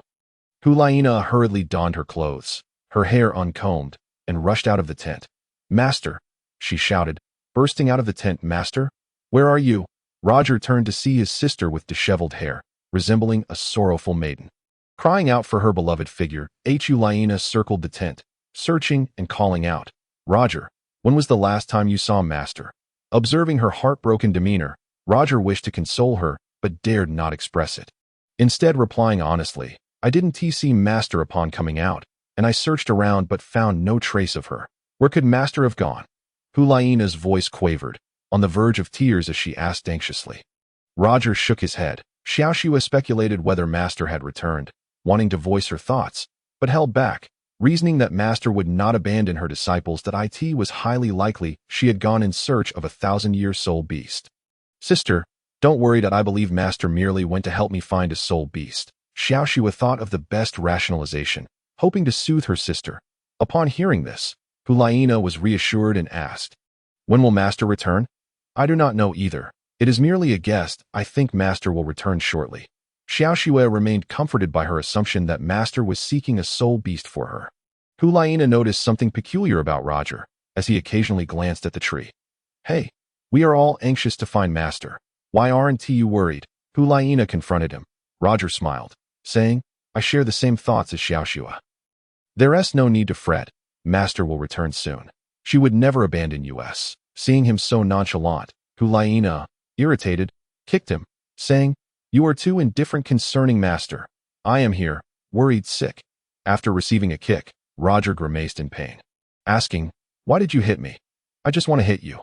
You show no concern for Master." Hulaina vented her frustrations on him, kicking him repeatedly. Roger stood his ground, allowing her to vent her anger. Shiua witnessed her sister's unreasonable behavior and was exasperated with her brother, stepping in to intervene, but fearing that her sister might shift the blame onto her. Hulaina's actions were an expression of her frustration, seeking to release her pent-up emotions. "Hey, it looks like you two are in a romantic relationship," Shiua teased playfully. "What do you mean?" Both Roger and Hulaina turned to her, surprised by her words. "Shiua, what are you saying?" Hulaina asked, annoyed. Shiua took off running, laughing heartily as she circled the tent. Hulaina chased after her, but Shiua was surprisingly quick. "Roger, stop her," Hulaina commanded in a panic. "Haha, sister, why don't you call your husband to catch me?"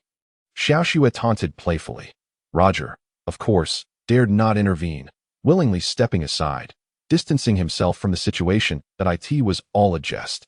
If he truly intervened, it would imply that her words were serious, thereby branding him as her husband, leading to an awkward predicament. Haha, Shiao laughed joyously. Hu caught up, tackling her, and they both fell onto the grass, laughing together. Shiao continued to giggle. What are you still laughing at? Hu playfully demanded, not genuinely angry but relishing the chase.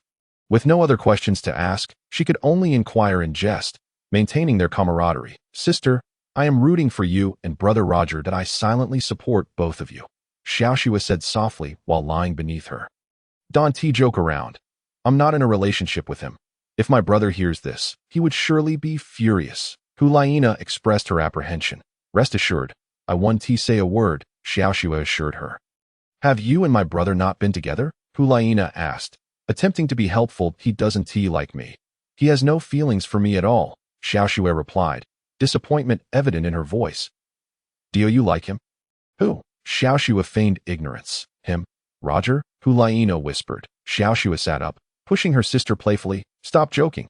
How could I possibly steal someone else's affections? You care so much about him. How could I dare?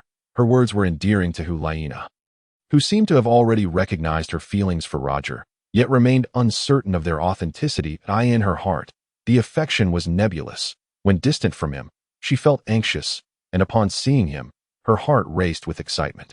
All she wanted was to enjoy his company, yet her emotions often dictated her temperament, leaving her feelings uncontrollable. Was it possible that these sentiments indicated genuine affection? Hu pondered intensely, analyzing their relationship, and ultimately concluded that being with Roger felt akin to being a couple in love. Please don't say such things. It's not true. If it gets out, it will be a disaster. Hu warned her repeatedly. Hee, I misspoke. I won't mention it again, Shiao promised with a smile. Hu now pleased, draped an arm over her shoulder, signaling a shift towards becoming intimate friends. From now on, they would be the closest of companions. Roger observed them occasionally, noting that they were seated on the grass, happily chatting, and he did not dwell on it further. His primary concern was when Master would descend. Roger kept gazing upwards at the towering tree, eagerly awaiting Master's return. Chapter 42. Shiao obtains a 5,000-year soul ring. BBDong stood silently atop the tree crown, her spiritual sense extending outward in search of Shiao's soul beast from a distance of 1,000 meters. Suddenly, she felt a response and discovered a 1,000-year flower leopard. This one will do. BBDong leaped gracefully from the towering tree, which stood 500 meters tall, as if she were a celestial being descending from the heavens. Roger gazed upward, finally witnessing his master's descent. Reminiscent of a fairy gracing the earth, she landed softly upon the grass, making nary a sound. Casting a loving glance at him, BBDong bestowed upon him a warm smile akin to a mother's affection. In response to her maternal warmth, Roger could only return her with a sweet smile. My dear disciples, have you all awakened?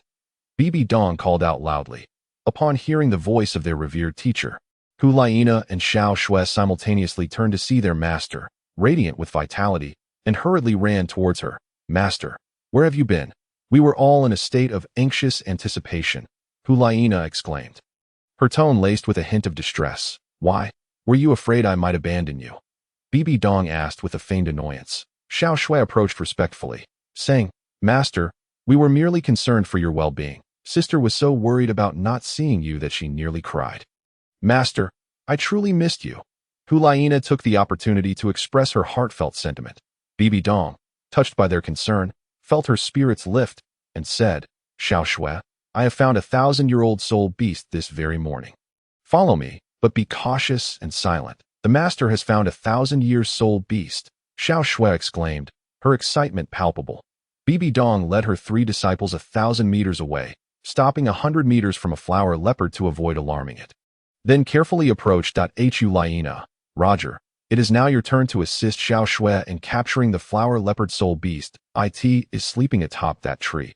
Devise a means to ensnare it, BBDong instructed softly. Upon seeing the 1,000-year flower leopard resting on the tree, Shiao was filled with delight, eager to strike. Master, what if we fail to capture it, and it escapes? Hu inquired anxiously. Fear not. It cannot evade my grasp. This is merely an opportunity for you to showcase your skills, BBDong reassured them. Master, How old is this soul beast? Roger asked. It is 5,000 years old. BBDong responded joyfully. 5,000 years, Hulaina, Roger, and Xiao Shui exchanged astonished glances, trepidation beginning to creep into their hearts. Can a mere grand soul master defeat a 5,000-year soul beast? BBDong observed the uncertainty etched on their faces. A triumphant smile breaking through. Even the mightiest adversaries cannot withstand a surprise attack. With Roger's celestial vine and Hulaina's enchantment, you can render a 10,000-year soul beast powerless. That I believe in your capabilities. Now help Xiao Shui secure it. Once BBDong finished speaking, Xiao Shui clasped her hands together, earnestly beseeching her senior disciples. I promise to repay this great kindness in kind. Roger and Hulaina, emboldened by their master's confidence, resolved to assist their junior sister in capturing the soul beast. They exchanged a glance, nodded in agreement, and stepped forward cautiously. Hulaina activated her first soul skill, Mist Envelopment. Instantly, a vast expanse of pink mist enveloped the area, diminishing the soul power and agility of any soul beast caught within by half, while also slowing their ability to release skills. Simultaneously, Roger unleashed his first soul skill, Bind. In a flash, they successfully executed a surprise attack. The 1,000-year flower leopard, now bound, awoke startled, unable to escape. Roger then activated his second soul skill, Soul Devouring Parasite. The tendrils of the celestial vine transformed into sharp spikes that pierced the prey's body. Inducing instant paralysis, the pink mist had no effect on Hulaina, allowing her to effortlessly target her prey. Summoning her 3,000-year purple soul ring, Hulaina unveiled her true form, manifesting 3 long tails. With her second soul skill, Nine-tailed Spirit Fox, she unleashed 3 snow-white fox tails from behind her, darting into the pink mist with lightning speed, ensnaring the flower leopard in an instant. The 3 tails enveloped the flower leopard, leaving it weakened and helpless, its eyes wide open in resignation. Xiao Shui, it's your turn, Hulaina declared triumphantly. Seizing the moment, Xiao Shui soared into the air, her golden claw aimed at the leopard's neck. Awoo! The 1,000-year flower leopard let out a final cry as its life extinguished, blood flowing freely. Xiao Shui, astute and decisive, began to meditate to absorb the 5,000-year soul ring, aiming to surpass her senior sister and brother in strength. Seeing Xiao Shui successfully slay the 1,000-year flower leopard and reclaim its soul power, Roger marveled at her prowess, noting her swift and decisive actions, akin to Hulaina's BBDong. Witnessing Xiao Shui absorb the 5,000-year soul ring, felt elated, proud not to have disappointed her 3 disciples. Yet, there remained one unfulfilled wish, to locate the elusive little rabbit, which had evaded capture for 10 long years, leaving no trace. Once Xiao Shui completed her absorption, they would venture together to see the guardians of the Star Doe Forest, the Titan giant ape and the sky blue bull python. Were they faring well? As Xiao Shui struggled to absorb the high-level 5,000-year soul ring, Roger, noticing her effort, wished to lend her support, but Hulaina gently deterred him, shaking her head. She understood that the absorption of a soul ring required the host's undivided focus, without external interference, lest it rebound and harm the body. Jeopardizing Xiao Shui's potential, Hulaina prevented Roger from intervening.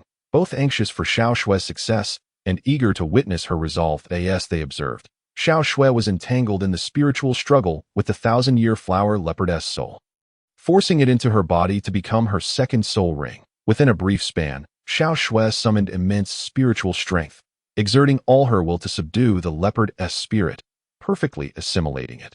A resplendent, deep purple 5,000-year soul ring manifested around Xiao Shui. Roger and her master, along with her senior sister, were taken aback by the sight. After completing her absorption, Xiao Shui beamed, I did it. Opening her eyes to see her master and senior siblings by her side, she joyfully rose to her feet. Thank you, master. Xiao Shui bowed gratefully. Thank you, senior sister and brother, for your invaluable assistance, she expressed with a respectful gesture. Well done, BBDong replied. You have done remarkably well. No one shall dare bully you now. Xiao Shui covered her mouth, laughing with joy. Indeed, I shall now be cautious, Hulaina chimed in. My brother will never defeat you. Roger, he will only be your subordinate. Xiao Shui could not suppress her laughter. Sister, do not flatter me so. I am far from invincible. Roger, addressing a particular individual, remarked, I cannot compete. Xiao Shui would not bully me. Humph, you are undoubtedly Xiao Shui's vanquished foe. Your celestial vine stands no chance against the golden claw, Hulaina retorted. Sensing the underlying meaning that they bickered playfully, Xiao Shui could only cover her mouth. Chuckling at their antics, BBDong, irritated by their noise, moved ahead to lead the way. Xiao Shui quickly followed her master, while Hulaina and Roger trailed behind, akin to two playful pups engaged in endless frolic. Chapter 43, BBDong Goes Mad. Exploding the deep-water lake, where is the Grand Pope headed? Hulaina, having abandoned her playful banter with Roger, caught up to her master and inquired, Master, where are we going? Are we not returning? Are we still in search of soul beasts? BBDong, holding her staff, continued on her path, ignoring her disciples' questions. Roger tugged at her, urging Hulaina to cease her inquiries and observe their master's countenance. For they were entering the perilous depths of the Duel forest, where the atmosphere was fraught with danger, and their teacher had no time to respond. What? Hulaina asked without a second thought. Roger, fully aware of their master's intent, understood that they were here to seek the rulers of the Duel forest, the Titan giant ape and the sky blue bull python, with a particular focus on locating the elusive little white rabbit. However, he knew that the Grand Pope would likely return empty-handed, yet he refrained from voicing this. Interfering with the Grand Pope's actions was tantamount to courting disaster. Roger chose the path of wisdom, adhering to the principle that a clever disciple must always align with their master's will, for one must not defy their teacher's commands. Sister, we are in the Duel forest, where dangers lurk at every corner. Should we encounter a high-level soul beast assault, our master may not be able to protect us. Roger cautioned her gently. Hulaina kicked at him playfully. I fear nothing. Then, in a playful competition of bravery, she chased after their master, glancing back to make a silly face at her brother and sticking out her tongue, signaling that she was unaffected by his concerns. Roger bore no animosity toward his sister. Her charm endeared her to many. She would not have been so playful had she not enjoyed the attention. She is overly sensitive, often venting her anger on others when she feels upset, resorting to violence and unreasonable tantrums. Today, her instances of unreasonable behavior surpassed any previous occasion, as she eagerly sought the care of those she holds dear. Although Roger is merely 10 years old, he possesses the mind and wisdom of an 18-year-old, easily discerning the emotions of the young girl. Naturally, he is acutely aware of the intentions of the Pope, BBDong, who knows that to attain divinity, she must find that elusive little white rabbit.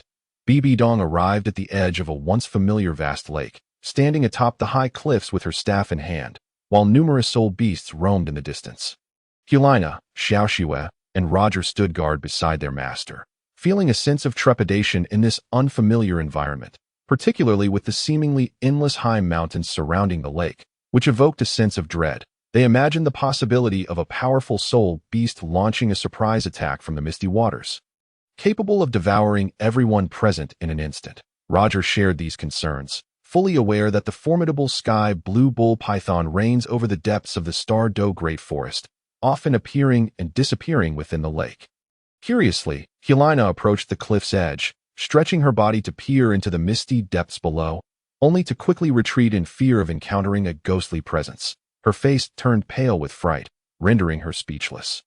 Master, are there super soul beasts in this lake? Xiao Shui inquired, her gaze fixed on the deep waters. Roger, ever cautious, remained silent, instead keeping watch for any potential dangers. In the Duel Great Forest resides a super soul beast known as the sky blue bull python, which has made the deep waters of this valley its home. Hulaina, do you wish to take another look? BBDong asked, casting a glance into the air before lowering her head to remind her. Upon hearing this, Hulaina was so frightened that she hurriedly dashed back to her master's side, her face flushed with fear and discomfort, rendering her devoid of any cheerful spirit the moment she heard her master speak. Hulaina felt utterly terrified, staring wide-eyed at BBDong's face, imploring her not to frighten her further. Then, unable to contain her fear, she turned to Xiao Shui and asked, is there really a giant python in the lake? Yes, listen to Master, Xiao Shui replied, mirroring her sister's trepidation. BBDong cast a serious glance at her 3 disciples and warned, I must go for a moment. You must remain still. Huh? What does Master mean? Where is she going? Hulaina exclaimed, her eyes wide with confusion.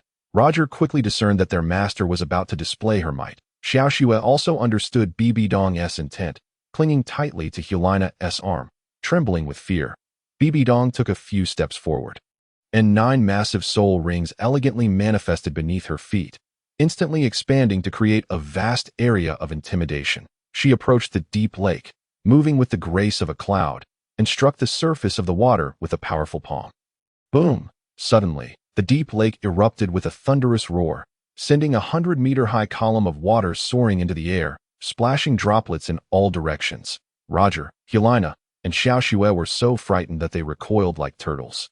Helplessly drenched in a deluge, they were soaked to the bone, resembling drowned rats, while their master was clad in waterproof, insulated attire, remaining completely dry. With renewed vigor, BBDong struck the surface again, followed by a series of successive blows.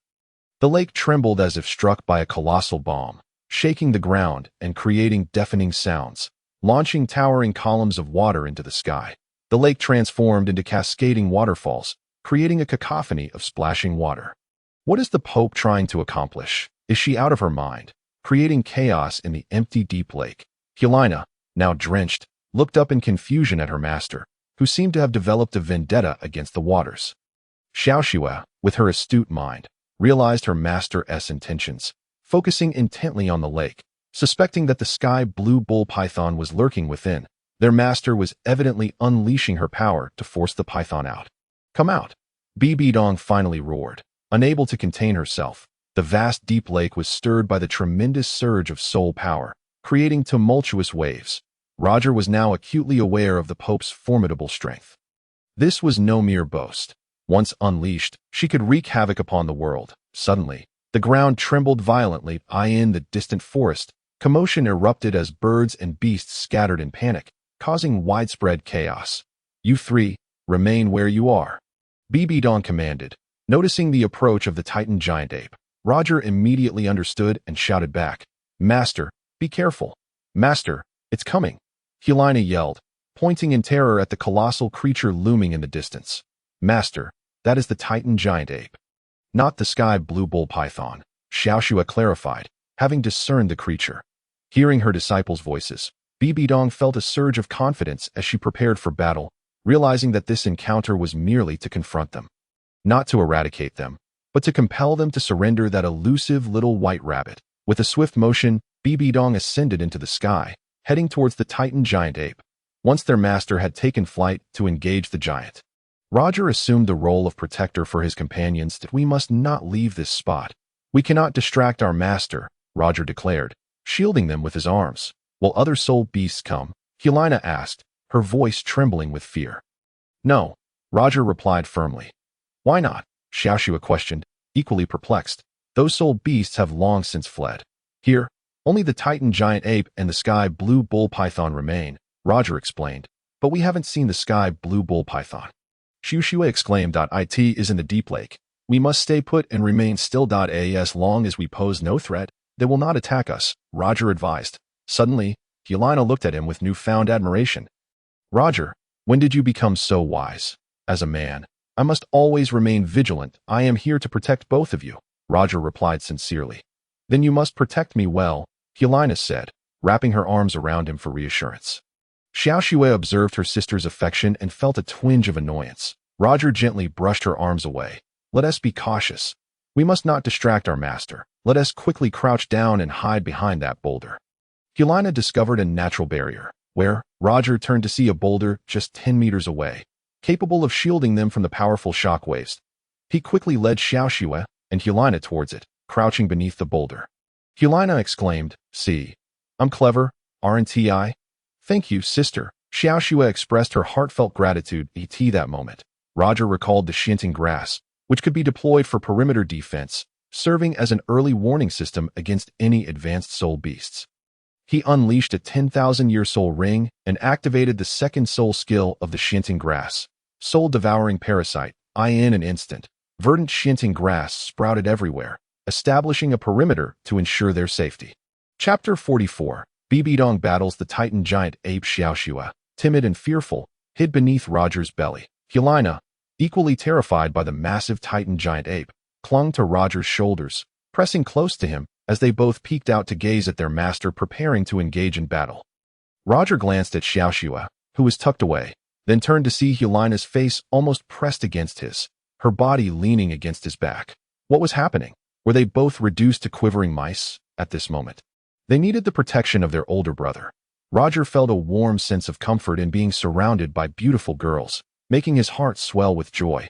The three of them leaned out together, gazing up at their master in the sky, where the 9 brilliant soul rings enveloped the heavens, emitting a powerful aura that altered the very atmosphere. BBDong unleashed a mighty palm strike, sending a colossal wave of soul power that deformed the Titan giant ape's face and caused its entire body to tremble.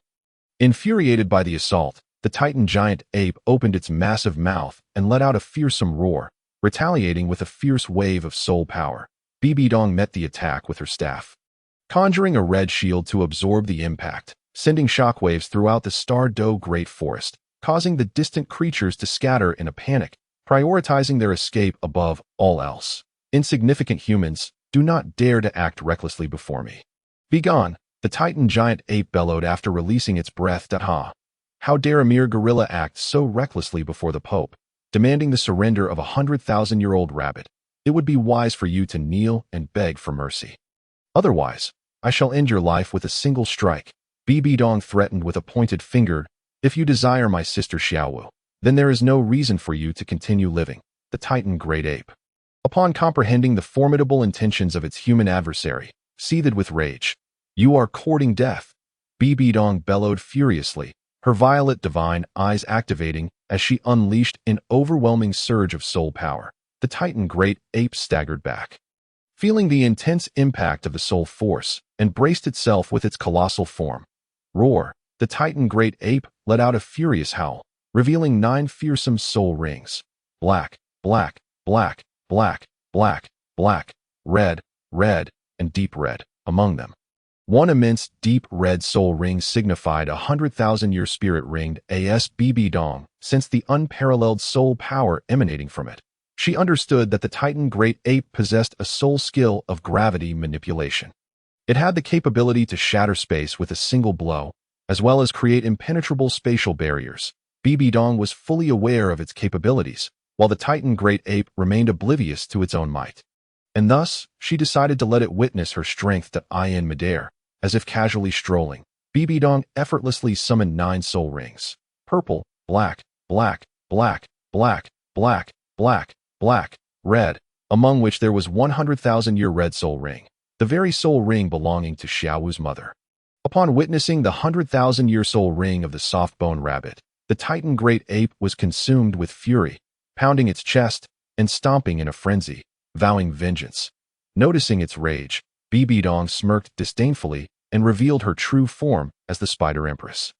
Ah, how terrifying! Helina gasped in fright. Xiao Shui, equally alarmed, covered her mouth with both hands, her eyes wide with disbelief. Roger remained composed, observing the true form of the Pope's Spider Empress with clarity. This was merely her initial transformation. In her final form, she would wield the power of a deity and could easily obliterate the Titan great ape with a single strike. As BBDong transformed into the Spider Empress, she calmly approached the Titan great ape in the air. Sensing the threat to its life, the Titan great ape raised its enormous fist and leaped into the air, delivering a heavy punch. BBDong held up her staff effortlessly, blocking the powerful blow with ease. Yet, the punch tore through the space, shattering it like glass. BBDong unleashed a soul force barrier. Unaffected by the spatial rift, a mere 97th level Duel dares to engage in battle with a 98th level Douluo? There is a vast chasm between just one level, BBDong asserted confidently. Then dare to test my gravitational prowess. The Titan great ape launched another gravity-infused punch. Boom! A tremendous explosion reverberated. BBDong, feeling the impact, was pushed back a step, but quickly unleashed her soul power, countering the Titan great ape's heavy strike with remarkable ease. The Titan great ape's formidable gravity punch faltered after 2 strikes. Unable to muster greater force, BBDong retracted her staff and declared loudly, "Monkey, Titan great ape, your skills are commendable. Engaging with you is evenly matched. Should I fail to kill you today, I shall still inflict severe injury upon you." The Titan great ape roared in fury, declaring, Do not be audacious on my territory. Its skills were nothing to BBDong, who regarded it with contempt. That I will ensure that you perish within my realm of gravitational control, the Titan Great Ape bellowed. Humph, a mere gorilla dares to act so brazenly before the Pope. Speak. If I do not kill you today, simply tell me where your sister Shiao is. Should I obtain her, I shall never set foot in the Star Do Great Forest again. Otherwise, I will slay you and Daming. BBDong threatened, pointing her staff at the Titan Great Ape. Sister Shiao is our great benefactor. How could I possibly hand her over to you? Daming and I vow to protect her with our lives. You would do well to leave while you can. The Titan Great Ape roared in anger, but upon hearing her words, it calmed down. If you and that bull-headed serpent-bodied creature come, I will still slay you both. Is a mere rabbit worth your protection? BBDong attempted to negotiate. You shall not refer to my sister Shiao as a mere animal. The Titan Great Ape shouted. Incensed, it spat a torrent of foul, repugnant saliva, which BBDong could not withstand, forcing her to wave her hand to shield herself and turn her head away. Its foul breath was more potent than its formidable soul skills. If it were to spew again, it might very well frighten her away.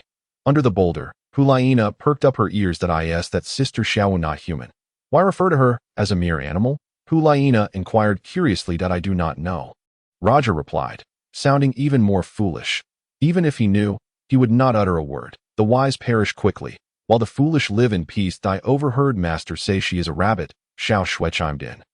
Having heard clearly, and hesitated to elaborate further in front of her senior sister, preferring to feign ignorance. So sister Shiao is a rabbit. It makes sense that she is a mere animal then. Hulaina concluded. Sister, will Master kill it?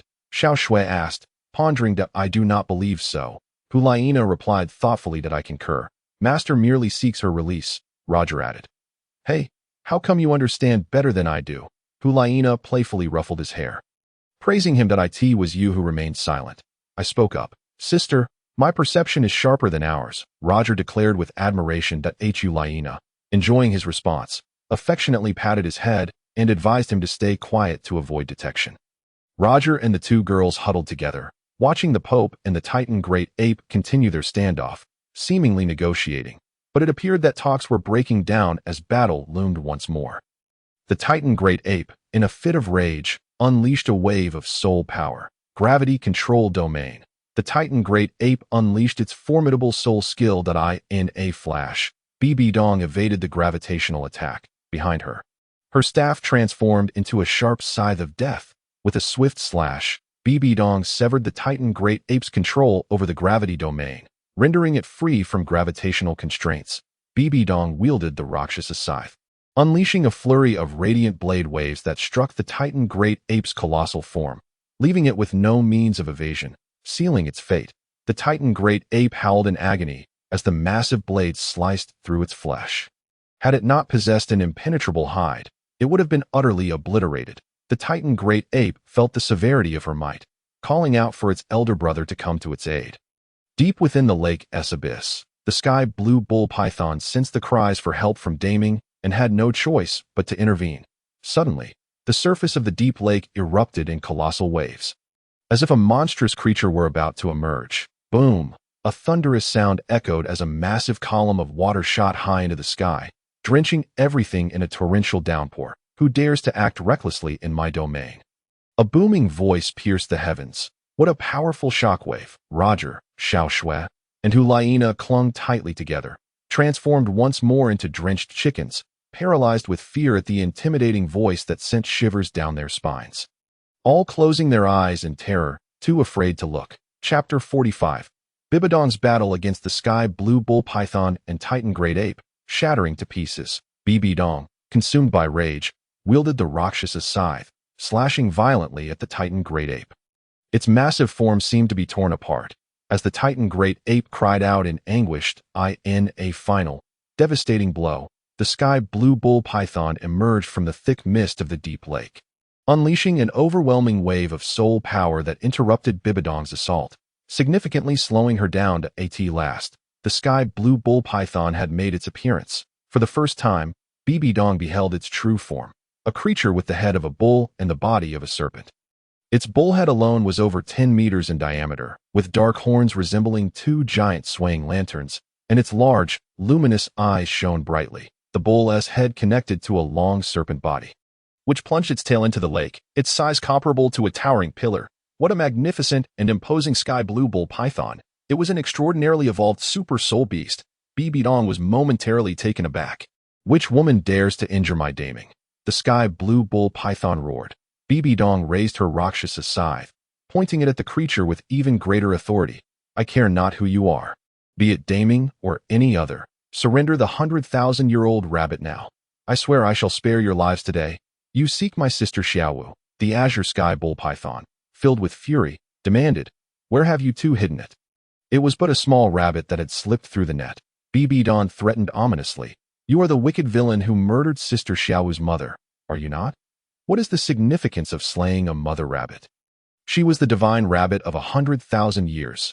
How can you dare to compare her to an ordinary rabbit? The azure sky bull python seethed with hatred that a rabbit is merely a rabbit.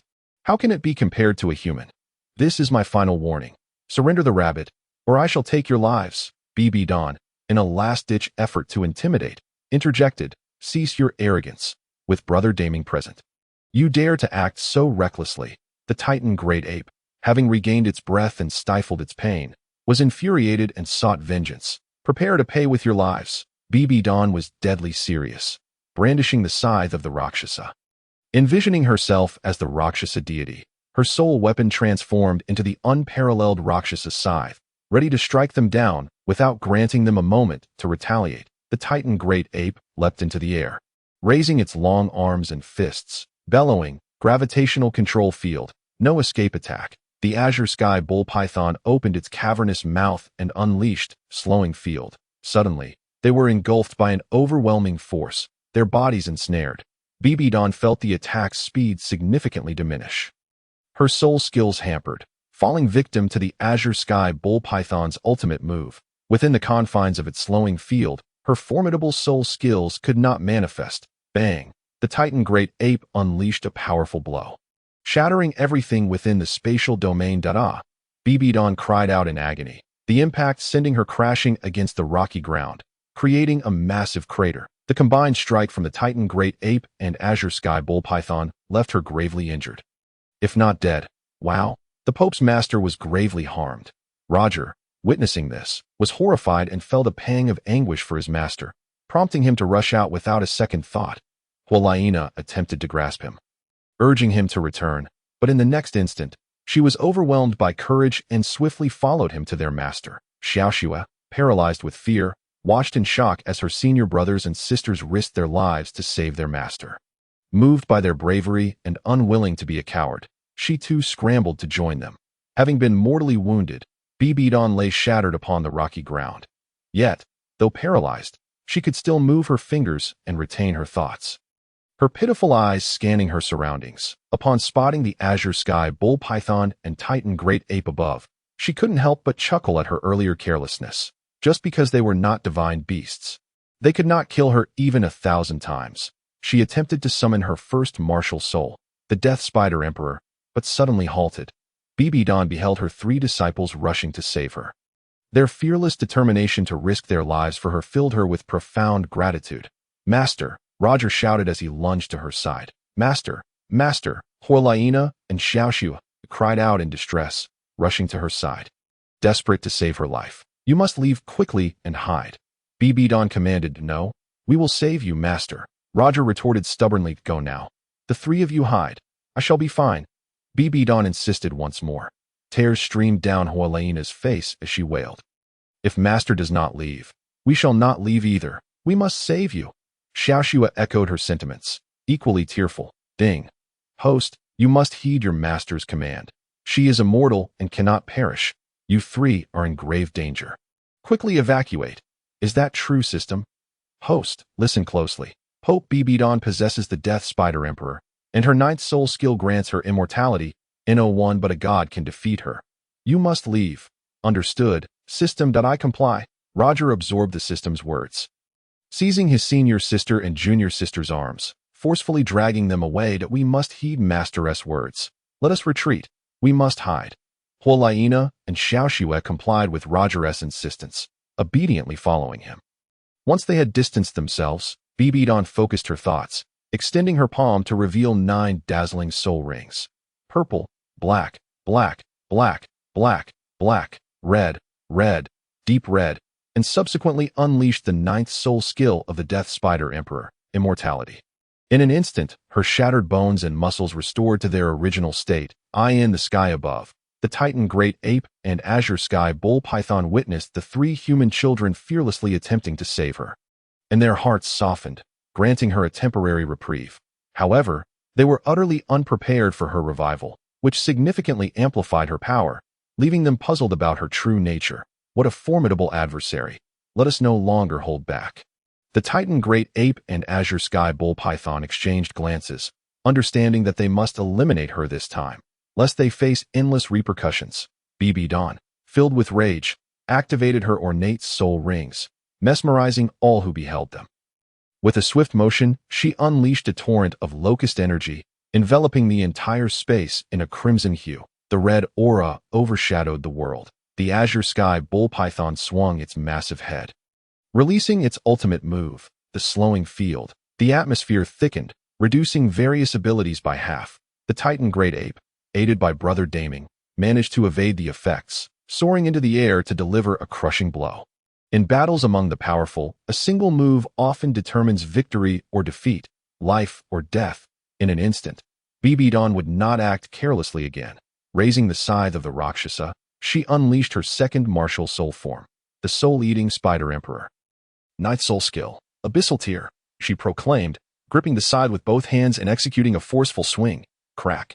Suddenly, the entire sealed spatial domain tore apart like an avalanche. A massive blade of light shot forth. The Titan Great Ape was struck by Daming's horn, sent flying, while the horn deflected the blade of light, pushing it back 1,000 meters and causing it to tumble into a deep lake. Brother, the Titan Great Ape cried out in pain. The Azure Sky Bull Python plunged into the deep lake, created towering waves, unleashing a tsunami that surged in all directions. Not good. BBDong turned and saw the colossal wave rushing towards the shore, threatening the lives of her 3 disciples. In a flash, BBDong positioned herself before the wave, her scythe of the Rakshasa transforming into a staff that effortlessly held back the onslaught. Moments ago, Roger, Hualaina, and Shiao had been paralyzed with fear, their legs trembling, faces reflecting sheer terror as death loomed. Chapter 46. BBDong's Battle, Artificial Respiration, Master the Pope, is truly incredible. Her staff emitted a golden shield that repelled the immense wave. Hualaina and Shiao, their legs weak, knelt on the ground, finally escaping disaster. Roger stood like a stalwart guardian, determined to shield them from the wave's advance. Surely, he is only feigning strength, Hualaina remarked, her gaze slightly envious of Roger's valor. Hey, step aside. You're blocking our view, she implored. Duh.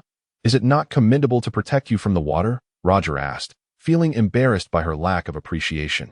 Exactly. Brother, move aside a bit. We cannot see Master, Shiao joined in. Equally displeased, Roger turned to them. Am I not shielding you from the water? We are already drenched. What fear do we have of getting more wet? Hualaina retorted, annoyance evident in her tone. Oh, I see. Roger jumped aside.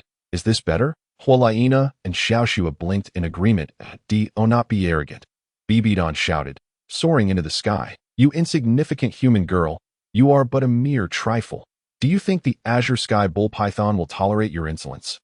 Today, you shall perish, the Azure Sky Bull Python bellowed defiantly, then unleashed a colossal water column. Simultaneously, the Titan Great Ape, in concert with Daming, leaped high into the air, roaring, gravitational fist. Humph. Merely a trifling display of skill. Easily discernible, BBDong held her staff against the gravitational fist. Though the attack appeared simple, it wielded cataclysmic power, far beyond what a mere super Do could withstand. The enormous water column surged toward them. The Pope's master had not anticipated it. Splosh. Bam. Roger, Hualaina, and Shiao were engulfed by the massive water column, their lives hanging by a thread. BBDong, witnessing her 3 disciples consumed by the powerful torrent, seethed. Azure Sky Bull Python. You dare harm my disciples? I shall demand blood for blood. The Titan Great Ape retracted its fist. Brother, do not bully the weak. Let us unite to vanquish the greater threat. She is our true enemy. And we must avenge Sister Xiaowu's mother. A mere misunderstanding. It was her disregard for the safety of her disciples. Unable to tolerate the presence of others, the Azure Serpent, Tianqing Yopong, bellowed. BBDong, seething with rage, declared, "You shall pay with your lives." In her grasp, the staff transformed into a fearsome scythe, its sharpness far exceeding that of the sinister crescent blade. It was a soul-harvesting weapon of death, for once it struck, the soul would be reaped. Leaving no hope of resurrection, the ninth soul skill of the soul-devouring Spider Emperor, Abyssal Rift Slash, BBDong brandished the scythe, unleashing her mightiest attack. The colossal beam of blinding light shot forth. While the Titan Great Ape raised its fists to defend with its gravity domain, the slow field, Tianqing Yopong unleashed his ultimate move, causing the very fabric of space to seem to pause. After a single slash from the scythe, BBDong found her movements drastically slowed, while the Titan Great Ape remained unaffected. Gravity fist, the Titan Great Ape leaped into the air, its fists coming together for a devastating blow.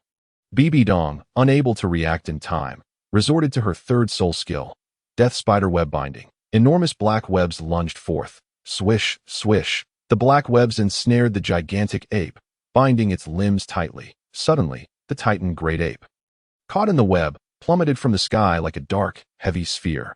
Erming, Tianqing Yopong cried out in alarm. The soul skill of Tianqing Yopong had a time limit, and in the blink of an eye, the slow field vanished. Seizing the opportunity, BBDong swung her scythe directly at Tianqing Yopong.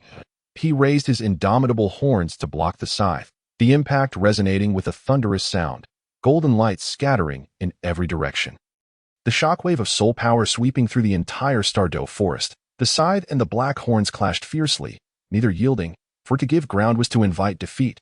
BBDong unleashed 70% of her strength, keeping some in reserve for potential ambushes. The Titan Great Ape tumbled to the rocky ground, rolling uncontrollably. Suddenly, in a violent burst, the black web shattered, and the Titan Great Ape erupted in fury, its fists pummeling the rocks. Its bloodlust reaching its zenith, invigorated and ready for battle. Ah! The Titan Great Ape roared to the heavens. BBDong glanced around, realizing they were about to be ambushed from behind. The seventh soul skill of the Death Spider Emperor, true form of the Death Spider Emperor. A colossal figure of the Death Spider Emperor manifested behind her, its hands wielding the scythe, seamlessly connected to her essence. The eighth soul skill, Spider Emperor Clone. The clone, requiring the true form to be unleashed first, possessed 100% of the original's power, fighting alongside BBDong in perfect synchrony. The Titan Great Ape's leap was intercepted by the clone, preventing it from reaching her true form. BBDong executed the scythe's techniques. Sharp slashes aimed at Tianqing Yopong, the clone mimicking her every move. The basic techniques of the scythe involved thrusting, slicing, cutting, and cleaving. When these four moves were executed in rapid succession, an unstoppable onslaught was unleashed, targeting the colossal beast with direct and unadorned ferocity, maximizing its lethality. High above, BBDong battled fiercely against Tianqing Yopong and the Titan Great Ape, the atmosphere charged with tumultuous energy. The sky darkened.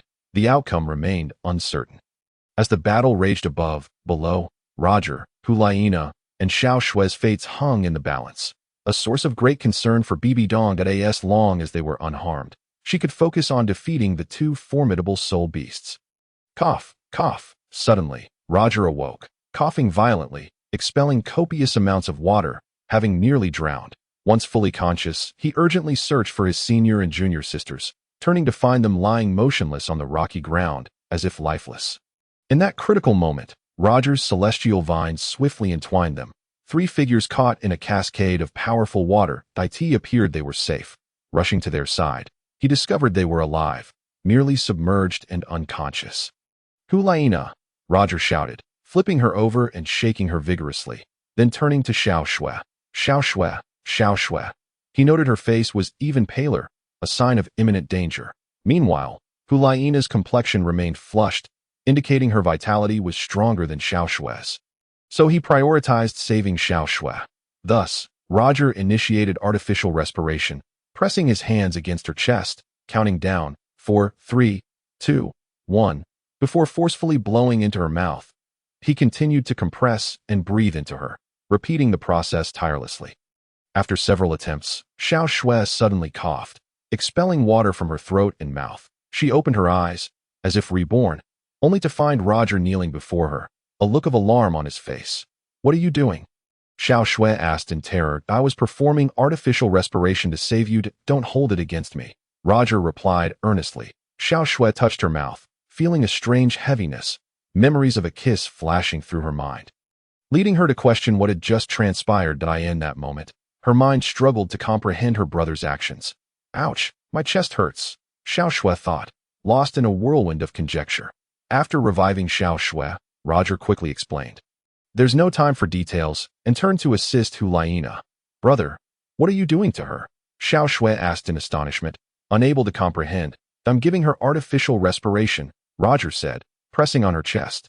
Xiao Shui watched in disbelief as her brother shamelessly kissed Hulaina's delicate lips, blowing air into her mouth. Did he treat her the same way? The thought was unfathomable, and in an instant, Xiao Shui's face flushed crimson with anger towards her brother. On the fifth attempt at artificial respiration, Hulaina's eyes flew open, realizing Roger was kissing her, pressing down firmly and forcefully blowing air. Smack! A resounding slap echoed as Hulaina's hand struck Roger's face, leaving a vivid red mark. The imprint stood out starkly against his pale skin, and he could do nothing but glare at her in silence. "You are so wicked," Hulaina exclaimed, her temper flaring as she glared back at him.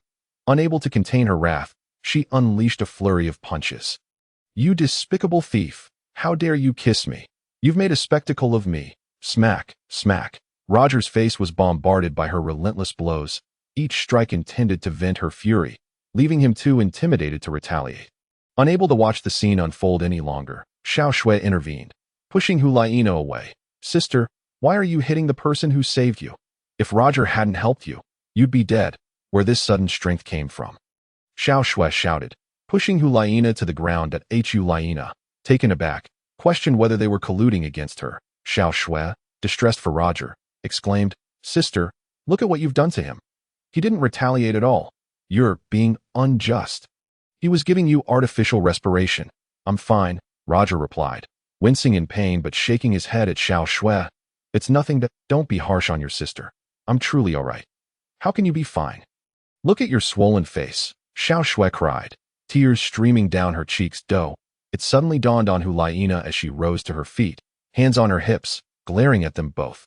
"Humph, you two are in cahoots against me." She stormed off, seemingly intent on leaving. "Wait, sister, don't be angry. We didn't bully you. I just don't know how to explain," Roger called after her. Hulaina turned, furious. "Why did she push me to defend you?"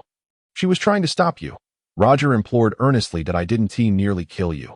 What reason do you have to stop her?" Hulaina retorted, hands on her hips, her fury palpable. "She couldn't bear to see you treat me like this. She is pitiful, and that is why I would stop you. You truly do not wish to kill me, do you?" Roger raised his palm in surrender, attempting to explain that "Yes, it truly that way." Hulaina's anger dissipated as she inquired, "Just look at what has become of my face. Senior sister, can't you feel a bit of sympathy for me?" Roger pointed at the evidence adorning his face and asked earnestly. Hulaina glared at him with fierce eyes. Only then realizing how harshly she had struck him. In denial, she questioned, "Did I inflict that upon your face? How could I have struck you?" "Ugh." Roger waved his hands in denial, insisting, No, it wasn't you. I accidentally fell and got hurt." "Ah." Roger's heart ached. "Exactly."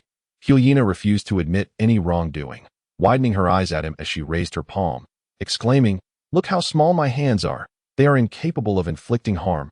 How could I possibly strike you?" "Ha ha." Roger could only chuckle foolishly, stating, "It certainly wasn't you. It was entirely my clumsiness that led me to tumble into the ground. I am perfectly fine." Hulaina pulled him closer, asking, "Let me see. Does your face hurt?"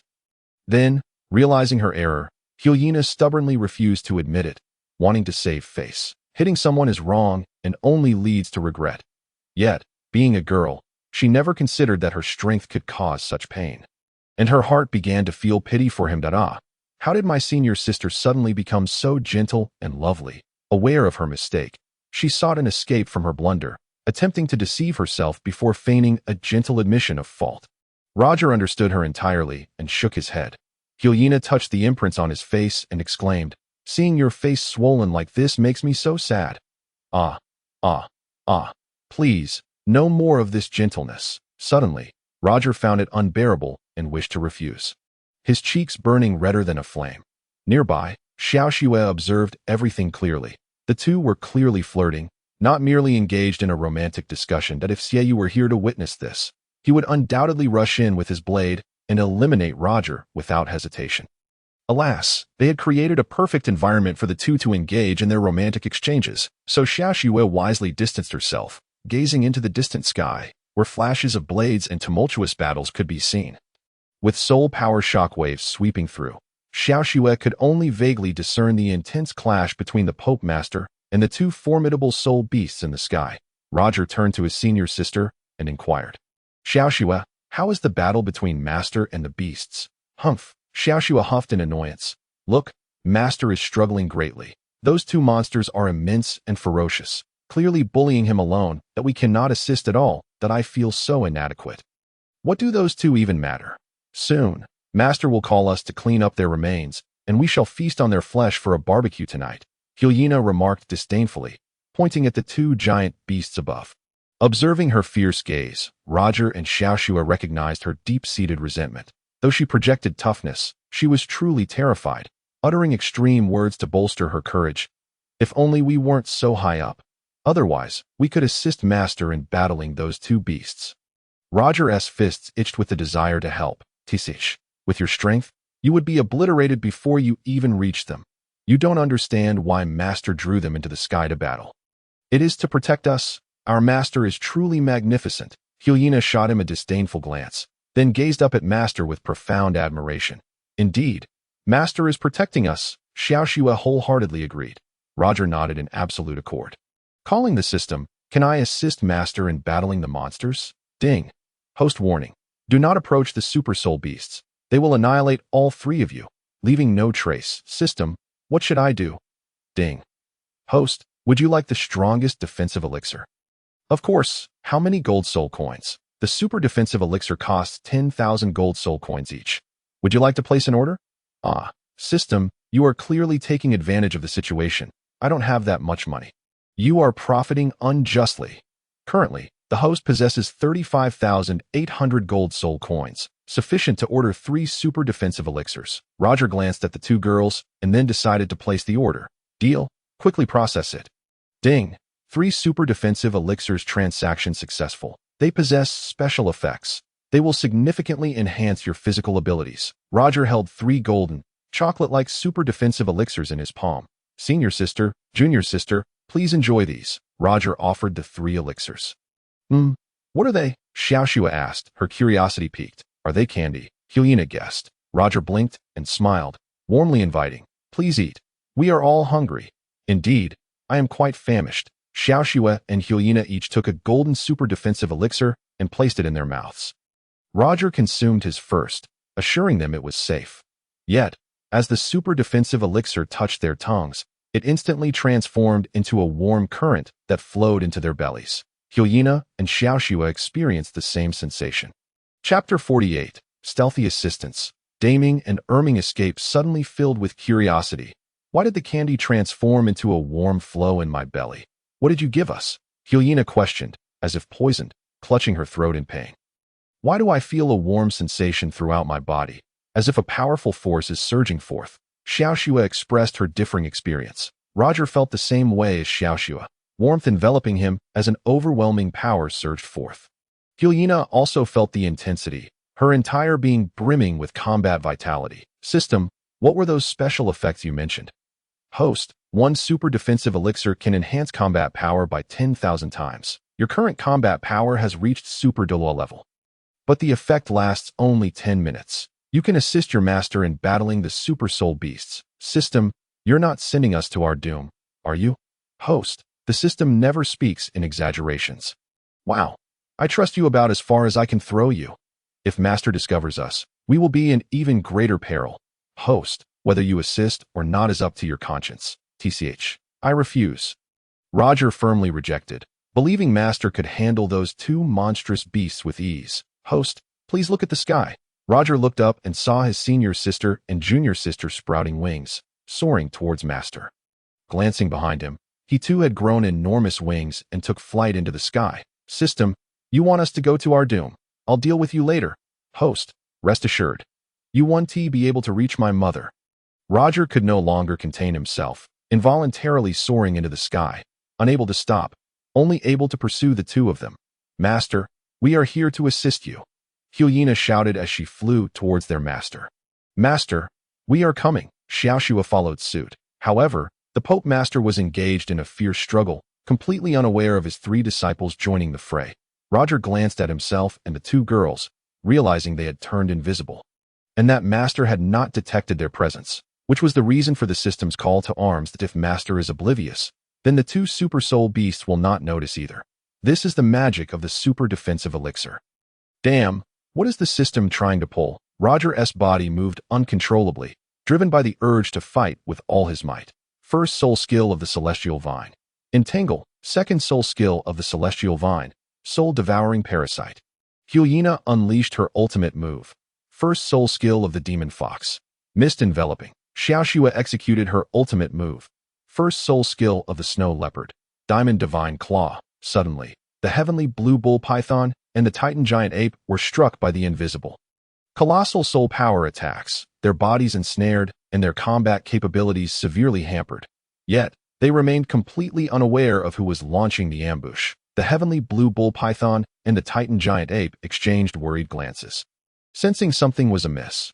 Big brother, we should retreat. The titan giant ape sensed it was being ambushed by a group of tidal Douluo and thought it prudent to withdraw, having battled for hundreds of rounds without a glimmer of hope for victory. Big brother, be careful. The heavenly blue bull python cautioned as it sensed the danger, addressing its companion. Big brother, watch yourself. The titan giant ape, adhering to the elder brother's command, refrained from hindering their retreat, recognizing that engaging her would be futile. Prudence dictated a strategic withdrawal. The illustrious Daming Erming, endowed with extraordinary intellect, would never engage in futile struggles when faced with grave peril. They chose to act as wise soul beasts rather than reckless warriors. Once Erming departed, the Daming Tianqing Neo Python would not linger on the battle, but would unleash its formidable skill, the field of delay, affording them precious time to escape.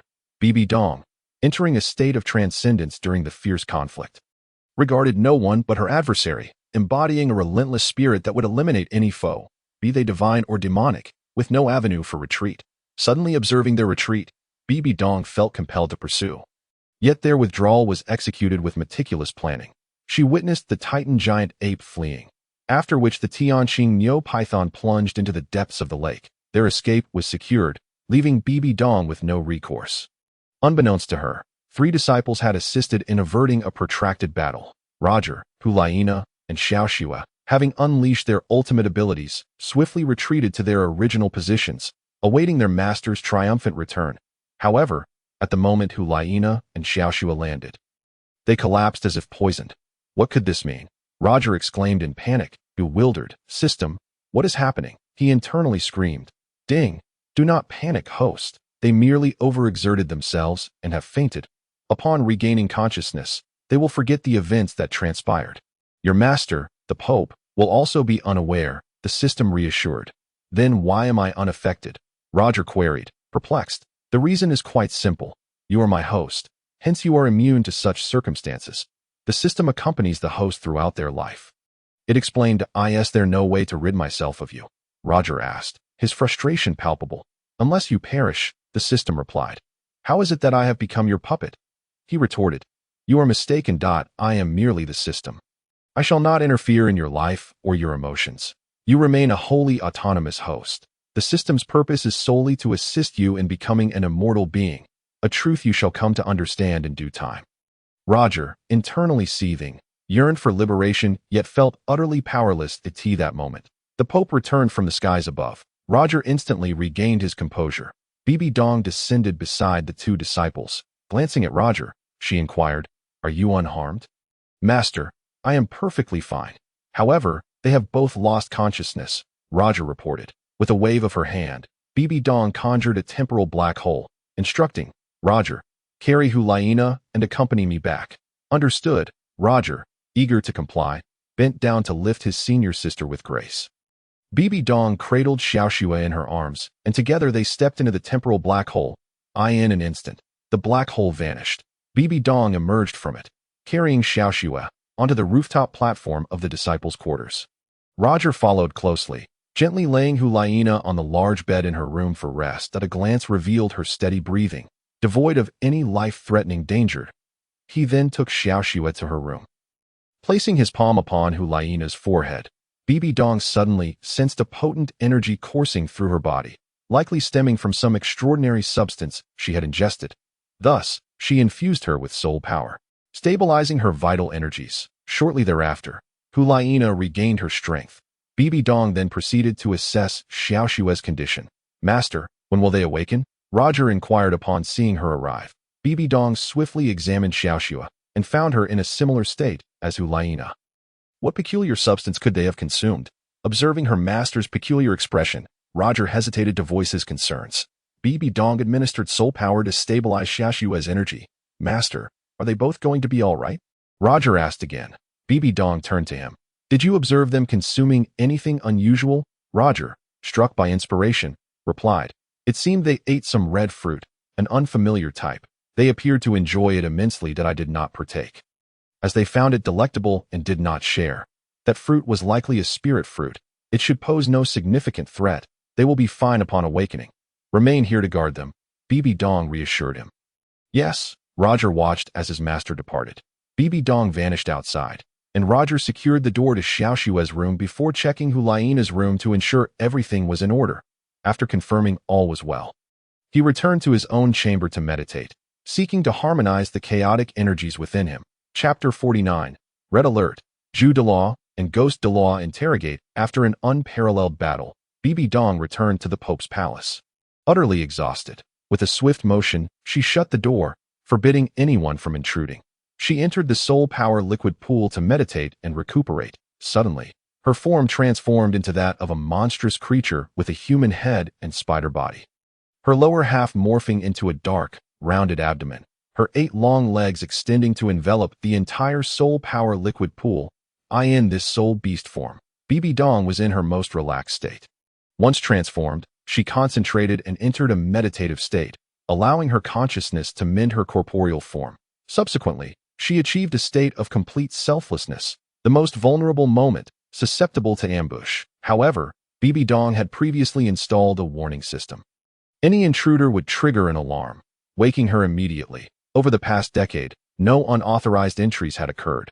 She had issued a strict edict. Any intruder during her meditation would face death. The Grand Elder of the Spirit Hall was the closest individual to BBDong. Anyone wishing to see her must go through the Grand Elder. Even Duel and Ghost Duel had to request an audience through him. They understood that the Pope's quarters were a forbidden zone, especially the Grand Bedroom and the Soul Power Liquid Pool Chamber, which only a few handmaidens dared to enter when necessary. BBDong intended to meditate for an extended period, leading to the illumination of a red warning light outside the palace. Upon seeing the red alert, the Grand Elder promptly secured the Pope's palace, barring all unauthorized personnel from entry, with lethal consequences for any violators. The red alert in the Pope's palace had not occurred in 3 years. The Grand Elder, witnessing the alarm, felt an urgent anxiety and dispatched a warning for heightened vigilance. Duel and Ghost Duel, upon receiving the news, hurried to the scene. They were BBDong's right and left arms. Always by her side during her outings. Grand Elder, what has transpired? Duel urgently inquired. The Grand Elder, appearing distressed, replied, "What a question! The Pope has not left her chamber today, and I am unaware of the circumstances." "Have you noticed any unusual behavior from the Pope?" Ghost Duel, naturally suspicious, asked. The Grand Elder furrowed his brow. "I cannot say for certain, but one of the Pope's disciples has not been seen since the day before yesterday." Duel and Ghost Duel exchanged alarmed glances, their concern for the disciple's safety palpable. "Is the disciple Hulaina?" they asked in unison. "No. The saintess seldom visits the Pope's chamber. It is that male disciple. Roger Tia sneaked into the Pope's quarters and has yet to emerge. Is the Pope with him?" The Grand Elder speculated with growing worry. "Something is amiss, if he is not in the Pope's chamber.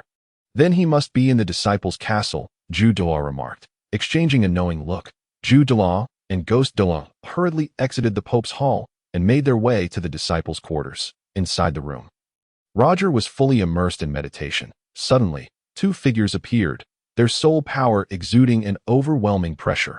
Roger opened his eyes to find the two elders standing before him, their demeanor aggressive and lacking any courtesy. "Speak," Duel demanded, his hand gripping Roger's throat, tightening as he interrogated him harshly. Roger, suffocating in terror, struggled helplessly as Duel released his grip, pressing on with, "How did you exit the Pope's chamber?" "I was escorted back by my master." Roger gasped, striving to catch his breath. "Speak. What has transpired with the Pope?"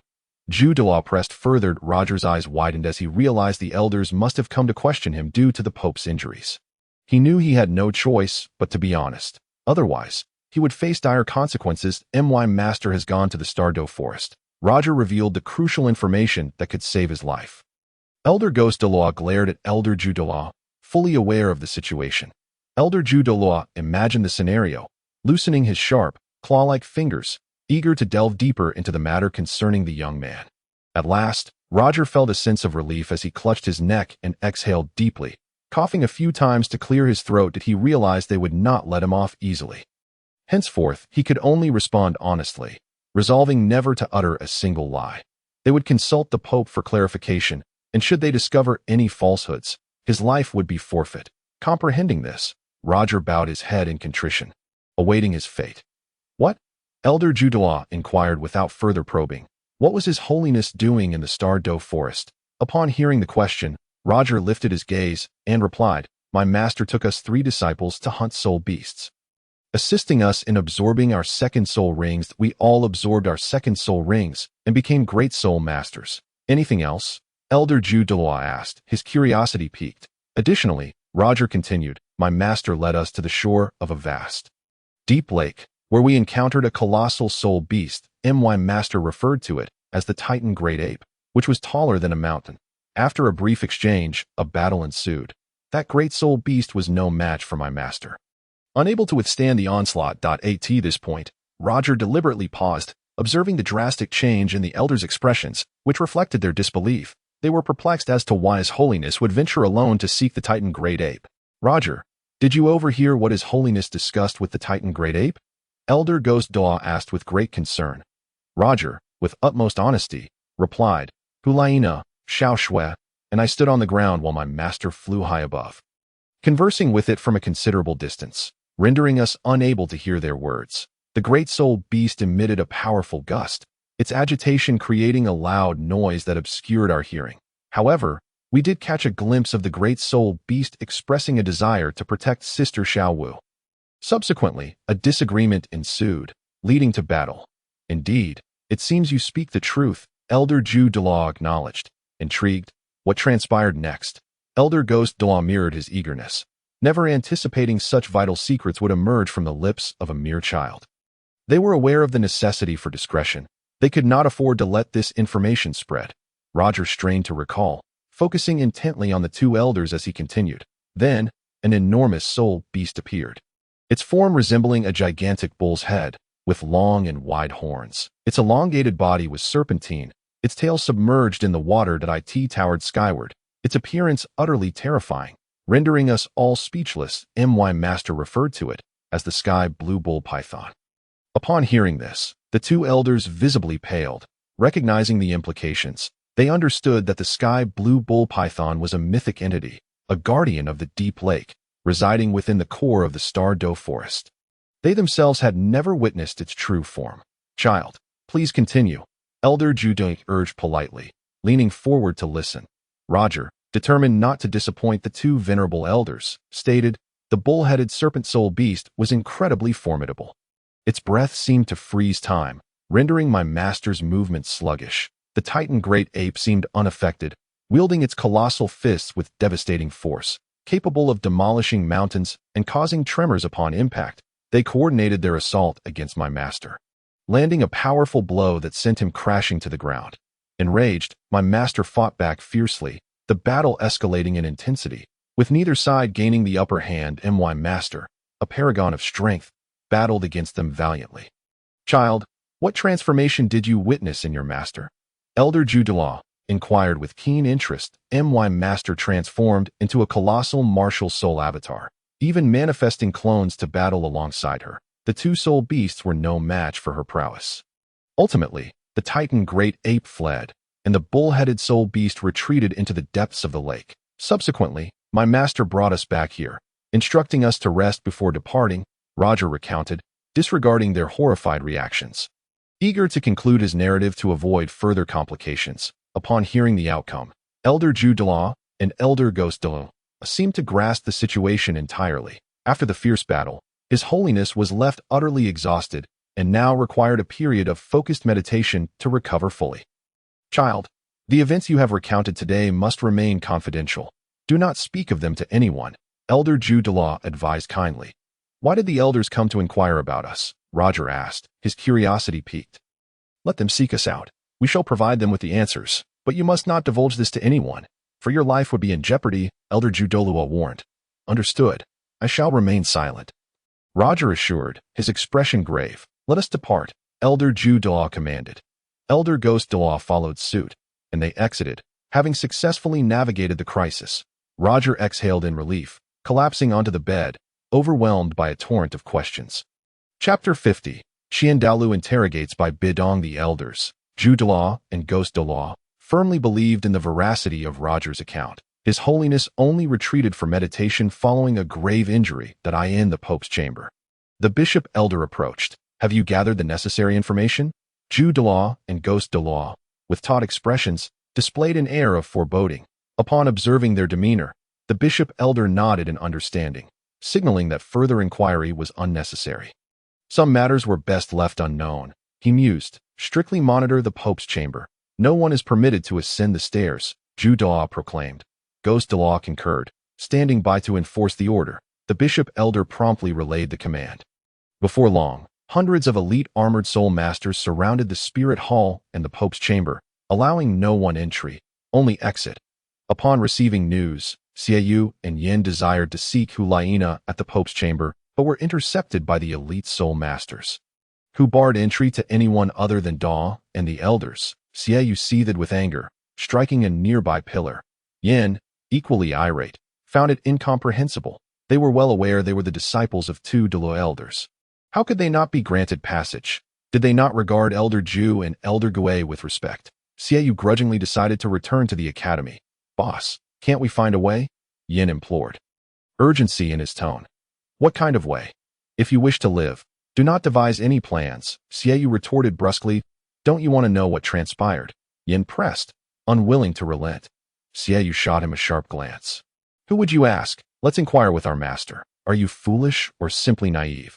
Can our masters leave the Pope's chamber? Shiao scolded, striking Yin's head in frustration. Yin, receiving a few heavy taps, dared not retaliate. Realizing the truth in his boss's words, let us return to the academy and do as we pleased. In a few days, we shall regain our freedom of movement, Shiao concluded resolutely. Indeed, there's no need to rush.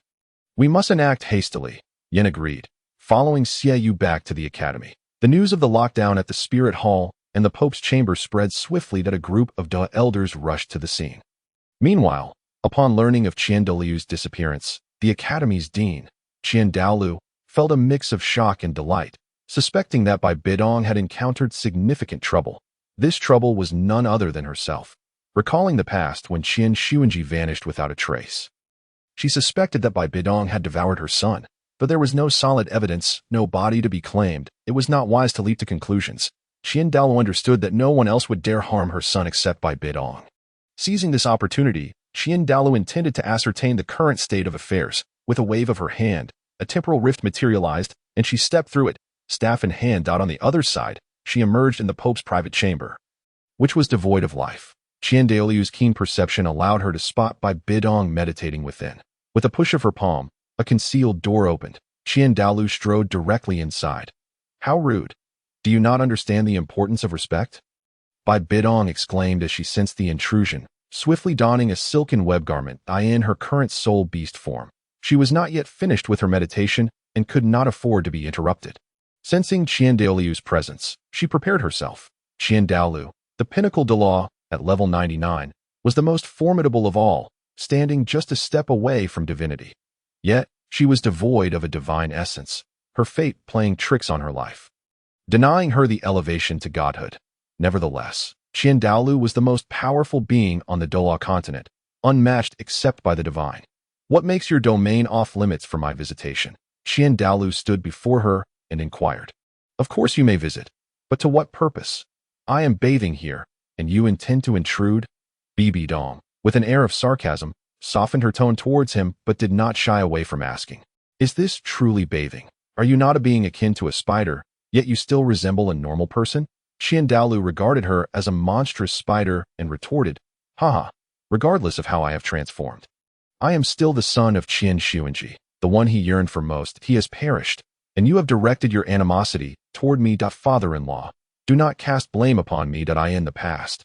I acted out of hatred and killed your son, who was grievously wounded by Tang how he was left in such a state that he could not survive. He, indeed, implored me to end his life, wishing to share both existence and demise with me. Father-in-law, do you wish to see your son? BBDong waved her smooth, jade-like arm, moving it like that of a seductive spirit, her voice dripping with enchantment. Alas, Daolu, a relic of the past, was impervious to even the most beguiling spells. He jabbed his staff into the ground and declared, spare me your prattle. I come not to dwell on the past, but to ascertain whether you are alive or dead. The Wuhan Hall is sealed. It seems you have encountered grave trouble. Thank you for your concern, father-in-law. BBDong retracted her enchanting tone and returned to a more serious demeanor. Who could have caused you such harm? Haha, aside from you. Father-in-law, who else could possibly injure me? I merely found myself entangled in a battle with two formidable soul beasts. BBDong replied lightly with a laugh. Did you venture into the Star Doe forest? Daolu inquired, his brow furrowing with concern. Indeed, I did that. I went to seek soul beasts for my 3 disciples and assist them in absorbing their soul rings. My intentions are those of a caring mentor. Father-in-law, please do not misunderstand. I too possess a compassionate heart. Those matters are of no concern to me. Did you seek the Titan giant ape and the sky blue bull python? I did, of course. To meet with them and test my abilities. After 3 years without significant progress, I feel as though I have not improved since a decade ago, that I must break through to the divine realm. She pondered the whereabouts of a certain fleeing 10,000-year-old rabbit. Where could it have escaped to? Father-in-law, if you would keep an eye out for it, I would be grateful for your assistance. Daolu remained unmoved by her words, stating, that rabbit has transformed into a human. Once it mingles among humanity, you shall never find it again. That if you wish to reach the divine realm, you might as well rely on your spider queen. Though your true nature may change, you will still be a Rakshasa deity. If you seek to absorb a rabbit, you may wait 10,000 years and still find nothing. Father-in-law, how cruel. If I were to transform into a Rakshasa deity, that would be the most malevolent of gods. That I, BBDong, would not resort to such a transformation unless absolutely necessary. Though you still have dealings with the goddess Poseidon. If she could lend me her strength, I might successfully attain divinity. BBDong inquired with hopeful eyes. Poseidon, do not even entertain such thoughts. She will not assist you. She will only seek your demise. That is true. I fear that in the future, you may need to show leniency and not obstruct my path to divinity. But you must also promise to help my grandson, Shiua, fulfill his wishes and unify the entire Douluo Continent. Rest assured, the Wuhan Hall will inevitably unify the Douluo Continent. It is only a matter of time that we must wait for her to complete her mission, replace the Heaven Do Empire effortlessly, and then the Star Luo Empire will fall into line. Upon hearing these reassuring words, Daolu nodded, stroking his beard. Father-in-law, would you care to see Shiuanji? What does he look like now? Is he still as strikingly handsome as before? No thanks. I cannot bear to see him after being devoured by your soul-devouring spider queen. Who knows what kind of ghastly figure he has become? Daolu raised his hand to halt the conversation. Haha. Indeed, our souls are one. Once I attain divinity, I can resurrect him. At that time, you shall witness the reunion of father and son. And Shiua shall meet her biological father. In those days, your son was sacrificed to me. You think a frail woman like me could have slain him entirely? He was gravely injured, unable to recover, and I merely inflicted a few wounds. He had no choice but to sacrifice himself, hoping that one day I would resurrect him after becoming a deity. Father-in-law, this has been your son's long-held wish. Have I not finally helped you resolve this matter? BBDong concluded, laughing softly in a slightly unhinged manner. Douluo felt a surge of mixed emotions, but could not fully trust her words. Recognizing their deceptive nature, with this clarity, he felt free of any lingering doubts. You should focus on your cultivation to father-in-law. I shall not see you out. BBDong cast a bewitching glance at him. Douluo disregarded her gaze, repulsed by her grotesque form, and swiftly exited the secret chamber. As soon as he left, the door of the chamber closed behind him. Douluo traversed the temporal void and returned to the academy. BBDong, relieved of her pent-up grievances, felt a sense of satisfaction and continued her seclusion. Chapter 51. Huaina's beast form transformation. Little Shue's delight upon awakening. Roger sat cross-legged on the grand bed, engrossed in meditation. For a moment, he forgot his hunger and the need to eat, immersing himself entirely in his spiritual training. Ever since absorbing a 10,000-year-old vine spirit ring, his soul power had surged to the 25th level overnight. He anticipated reaching the 30th level by next month, at which point he would seek to absorb his third spirit ring. Suddenly, a terrified scream echoed from the adjacent room. Roger opened his eyes, immediately recognizing it as his senior sister Huaina's voice. What could she be afraid of? Roger sprang from his bed, hastily opening the door to rush over. Huaina stood before the mirror, covering her face and touching her head in disbelief. Behind her, a long, fluffy, pink-white tail had sprouted, swaying constantly. Additionally, a pair of fluffy, pink-white pointed ears had emerged atop her head, twitching in response to her thoughts. Upon witnessing this, Huaina screamed in sheer horror. Roger rushed in without hesitation, asking, "Senior sister?" Upon seeing Roger, Huaina's fear intensified, and she cried out even louder, "What is happening?" Roger was momentarily stunned by her piercing scream, unable to react, yet his eyes clearly beheld the transformation. Her tail and ears resembled those of a fox. "Get out!" Huaina shouted, frantically gesturing for him to leave. Roger, eager to witness the spectacle, boldly stepped forward. Senior sister, have you turned into a fox spirit? Your tail and ears have sprouted." Roger observed with curiosity. "Get out!" Huaina cried, tears streaming down her face in distress, seeing his senior sister genuinely heartbroken. Roger could only smile appreciatively, understanding her predicament. This transformation was due to her soul-beast hybridization, a result of her rigorous cultivation. System, can you explain this to me?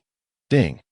Host, you are correct. Your senior sister's situation stems from excessive soul power, which has manifested her beast martial soul. System, is there any way to help her return to normal? Host, the solution is quite simple. Either quickly expend the excess soul power to weaken the beast martial soul, or use powerful mental energy to control it. Which option is best for her current condition? Given her circumstances, it is advisable to weaken her soul power. The transformation will naturally fade. Mental control is currently beyond her reach. Why? She is yet to break through to the 30th level and attain the Soul Master rank. Does reaching Soul Master allow her to control her beast form with mental power? Indeed. Did she suffer adverse effects from consuming the Super Defense Pill? The Super Defense Pill is far too precious to have negative side effects. Its immense soul power merely activated her beast martial soul potential, enhancing its quality to that of a super beast martial soul. Why have I not experienced such a transformation? Host, have you not? I have not changed at all. Perhaps you lack potential. How can that be? Do not forget, I can help suppress your beast martial soul, so there is no need for concern. I see. Roger grasped the situation fully and realized that spending 10,000 gold soul coins to recharge a super defense pill was indeed a worthwhile investment. Unintentionally, he had aided his senior sister significantly, though she was still unable to accept it. Huaina, feeling utterly humiliated, continued to cover her face and weep. Suddenly, cheerful singing wafted in from outside the door. La la la la. Little Shiao appeared, humming a tune. "Hey, senior sister, senior brother, what are you two doing?" Little Shiao asked cutely from the doorway. Upon seeing her transformed beast form, Roger was even more astonished. She had become an extraordinary snow leopard girl. He could only stare in shock, unable to utter a word. Huaina, catching sight of Little Shiao, curiously lowered her hands and examined her closely. How did she become even more formidable than I? She completed her transformation into a leopard maiden. Little Snow leaped into the room and inquired, "Do you find my ears and tail adorable?" Roger, caught in an awkward silence, could only manage a wry smile and exclaim, "How charming!" Little Snow rushed closer, playfully asking, And what about these claws? Do you think they look nice? Roger, startled and petrified, gazed in terror at her sharp, 3-inch-long claws. Yet, she exhibited no fear, reveling in the pride of her transformation. Witnessing her brother's fright, Little Snow remained unfazed and proudly displayed her 10 sharp claws to her sister. Sister, aren't my claws impressive? Hulaina, observing this display, found it utterly unbelievable, as if it were a tale spun from the fabric of dreams. Not wanting to dampen her younger sister's spirits, Hulaina forced a smile and replied, "They are quite formidable. Sister, look at your fingers and compare them to mine," Little Snow exclaimed. Noticing that her sister had undergone a similar transformation, her curiosity piqued. "Fingers? What are we comparing?" Hulaina seemed to grasp the situation, lifting her hands to reveal her long, sharp nails, and was momentarily engulfed by disbelief and fear, nearly screaming. Fortunately, she managed to suppress her panic with a few deep breaths. "Wow, sister, your claws are impressive, just as sharp as mine. I adore these sharp claws. In a fight, I could easily tear their faces apart and rip them to shreds, leaving them in disarray," Little Snow remarked with clever charm. Roger, listening in, couldn't help but chuckle heartily. Little Snow was indeed a peculiar character, entirely different from her sister. "What are you laughing at?" Hulaina threatened, extending her sharp claws towards him to intimidate. Roger immediately fell silent, not daring to laugh further. Little Snow grasped her sister's hand, saying, "Don't worry, they can retract, see?" With that, she flexed her claws, making them vanish and reappear flawlessly in an instant. "How did you do that?" Hulaina asked, intrigued. "It's simply a matter of will. Think it." "And it happens," Little Snow explained. "Is that true?" Hulaina murmured skeptically. However, upon learning the technique, she soon mastered the art of retracting and extending her claws at will. "Sister, your ears are stunning. Mine are not as large as yours." "Are they?" Little Snow compared. Boldly making such a statement, she incited Hulaina's ire. Yet upon noticing that her own ears lacked the same beauty, her anger dissipated. Little Snow, dissatisfied with her shorter, darker tail, remarked, "Look, sister, my tail is much darker and shorter than yours." Seeing her sister's discontent, Roger inquired, "Are you truly upset about this? I wish I had a tail as beautiful as yours, sister," Little Snow replied, disappointment evident in her voice. "May I touch your tail?" Roger suddenly asked, unable to contain his curiosity. "No," Little Snow exclaimed, quickly stepping aside. Roger's interest was genuine. He longed to know if her tail was real. Little Snow, frightened, began to flee, with Roger in hot pursuit. Bam! Roger collided with Hulaina, hitting his forehead against her chest, a result of Little Snow's playful shove from behind. "Are you seeking death?" Hulaina shouted, swinging a fist at him, followed by a swift kick. Slap! Roger fell backward to the ground, while Little Snow jumped on him, declaring, "Let's team up against him." Hulaina joined her without hesitation, launching a relentless barrage of punches. Roger, in agony, cried out in distress. Chapter 52. The brutal beating and Hulaina's retaliation. They adhered to the adage of never strike the face.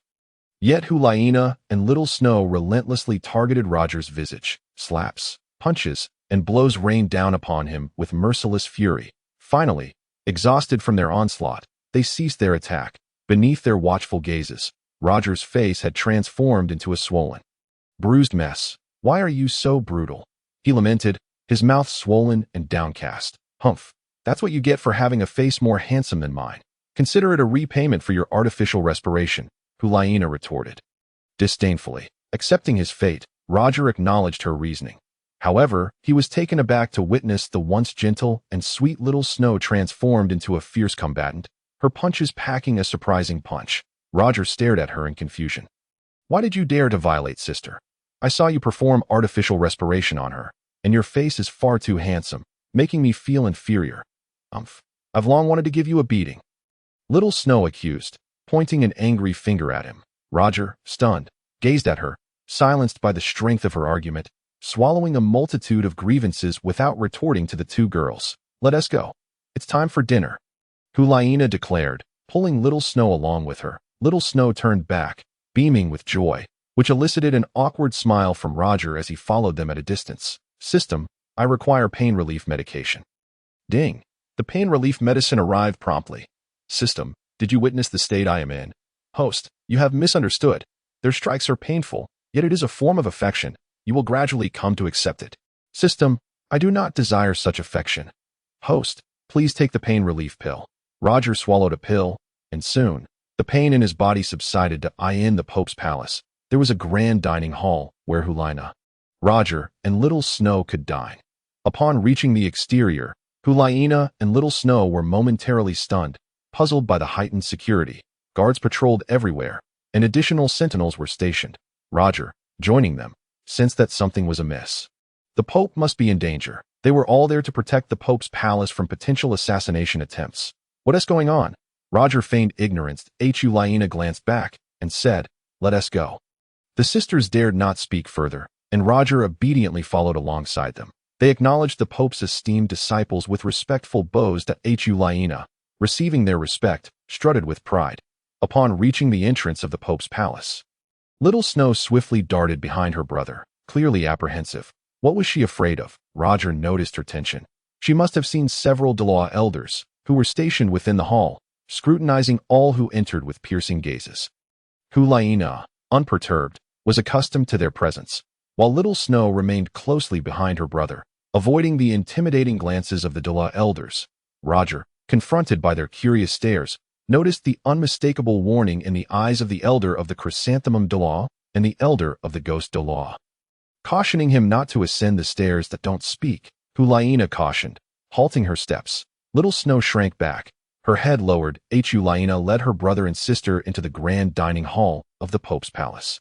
The maidservants, upon recognizing the Pope's disciples, promptly served them their meals. Roger and the sisters focused solely on their dinner, not daring to utter a word.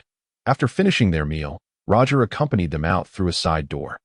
Heading back to the disciple quarters of the small castle, "Shall we go play at the academy?" Hulina asked, feeling energetic after their meal. Absolutely. Little Snow immediately agreed. Roger, however, was reluctant. "Hey, Roger, why are you silent?" Hulina questioned loudly. "Do you think my face is presentable?" Roger retorted haughtily. "Are you two not concerned about being recognized with your ears and tails? The Duel elders noticed your peculiarities earlier. We can disguise ourselves to conceal them." Hulina suggested confidently that is my tail hidden well? Little Snow asked, twisting her hips. Roger observed that her tail was tucked beneath her long skirt, while Hulina's pastel pink tail resembled a decorative accessory, complementing her white ears that resembled a fox demon's attire. Earlier, they had gone unnoticed. "You're quite clever. I'll switch to a longer skirt and adorn myself with hairpins and flowers to mask it," Hulina cleverly proposed. "You two go ahead. I wish to rest and recuperate," Roger stated disinterestedly. "You." Hulina pointed at him, irked. Roger, maintaining his pride, turned away and made his way to the disciple quarters of the small castle. Realizing her brother wouldn't join them, Little Snow contemplated the prospect of revealing her long ears and tail to brother Shiao. Would he regard them as monsters? That would be too risky. "Sister, I won't go either." Little Snow waved her hand in farewell. Humph, Hulina was seething with anger. Initially, she had intended to show her brother her beastly form to pique his curiosity. However, upon witnessing the two disobedient ones turn traitor, she placed her hands on her hips and huffed in indignation. Shiao hurried to catch up with her senior brother, asking, "What are you going upstairs for?" "I am going to my room to meditate and cultivate." "You should also cultivate a bit. Once you reach level 30, you will be able to fully control and suppress your beastly transformation." Roger confided in her. "Is that true?" Shiao asked, her eyes filled with trust. "I have no reason to deceive you. I believe my senior brother is not lying to me. It's good that you trust me, but she will not. Come, let us hurry upstairs before our senior sister sees us." Shiao pushed him from behind as they rushed up the stairs. Outside, Hulina sat in a daze, feeling furious, glancing around at the emptiness, a sense of abandonment washing over her. Here, she experienced the painful sensation of being cast aside. Yet, she refused to return upstairs. Thus, Hulina wandered alone, just as she used to, taking solitary walks. After reaching the corridor upstairs, Shiao waved goodbye to her senior brother and entered her room to cultivate. Roger also bid farewell to his junior sister, opened the door to his own room, and began to focus intently on meditating on his large bed. Unbeknownst to him, time seemed to stretch on endlessly. The surroundings were silent as Roger immersed himself in his spiritual imagery. Meanwhile, Hulaina perched atop the small castle's tower, sitting on the smooth tiles, cradling her face in her hands as she gazed at the stars and the moon. Lost in admiration, suddenly, a vivid memory flashed through her mind. Seeing her senior brother kissing her softly at that moment, she had been terrified and had slapped him hard across the face. He had been performing artificial respiration to save her. Yet she had repaid his kindness with violence as she recalled this. A smile involuntarily graced Hulaina's face. The thought of returning to strike him made her laugh even more joyfully. It turned out her senior brother was so kind. Never retaliating with harsh words, he was a good companion. However, an irresistible impulse surged from within her. She wished to seek him out. Hulaina stood up, leaped down, and swiftly dashed towards the staircase. Upon reaching her senior brother's door, she quietly opened it. Suddenly, an unexpected situation arose. Roger opened his eyes to find his senior sister's hands resting on his shoulders, a mischievous grin on her face. What did she intend to do? Roger sensed something was amiss. He wanted to ask, but dared not utter a sound for fear that Shiua next door would hear. He could only hold his breath, his heart racing. The intention of his senior sister was abundantly clear. No. With a thud, Roger fell backward. Hulaina followed him, but a significant event transpired. Just as Hulaina leaned in to kiss him, Roger attempted to evade, falling back. In that fleeting moment, Hulaina swiftly kissed him. Afterward, she did not cease her actions. She fervently kissed him without restraint. Roger found himself compelled to reciprocate her gestures, engaging in a sweet kiss together. Eventually, Hulaina forcefully pushed herself away, sitting upright to gaze at her junior brother, and raised her hand. Slap! A resounding slap echoed. Roger's eyes widened in shock, utterly stunned, as he watched his senior sister depart. This is a return gift for your artificial respiration. For every moment you kissed me, I shall repay you equally. From now on, we are even. Do not disturb my sleep. Roger lay still, motionless, and in a daze. He faintly heard his senior sister mutter a defeated remark before she left. How could this be? Roger covered his stinging face, bewildered, struggling to recall the events that had just transpired. System, please provide me with a healing facial mask. Ding. Host, you are well.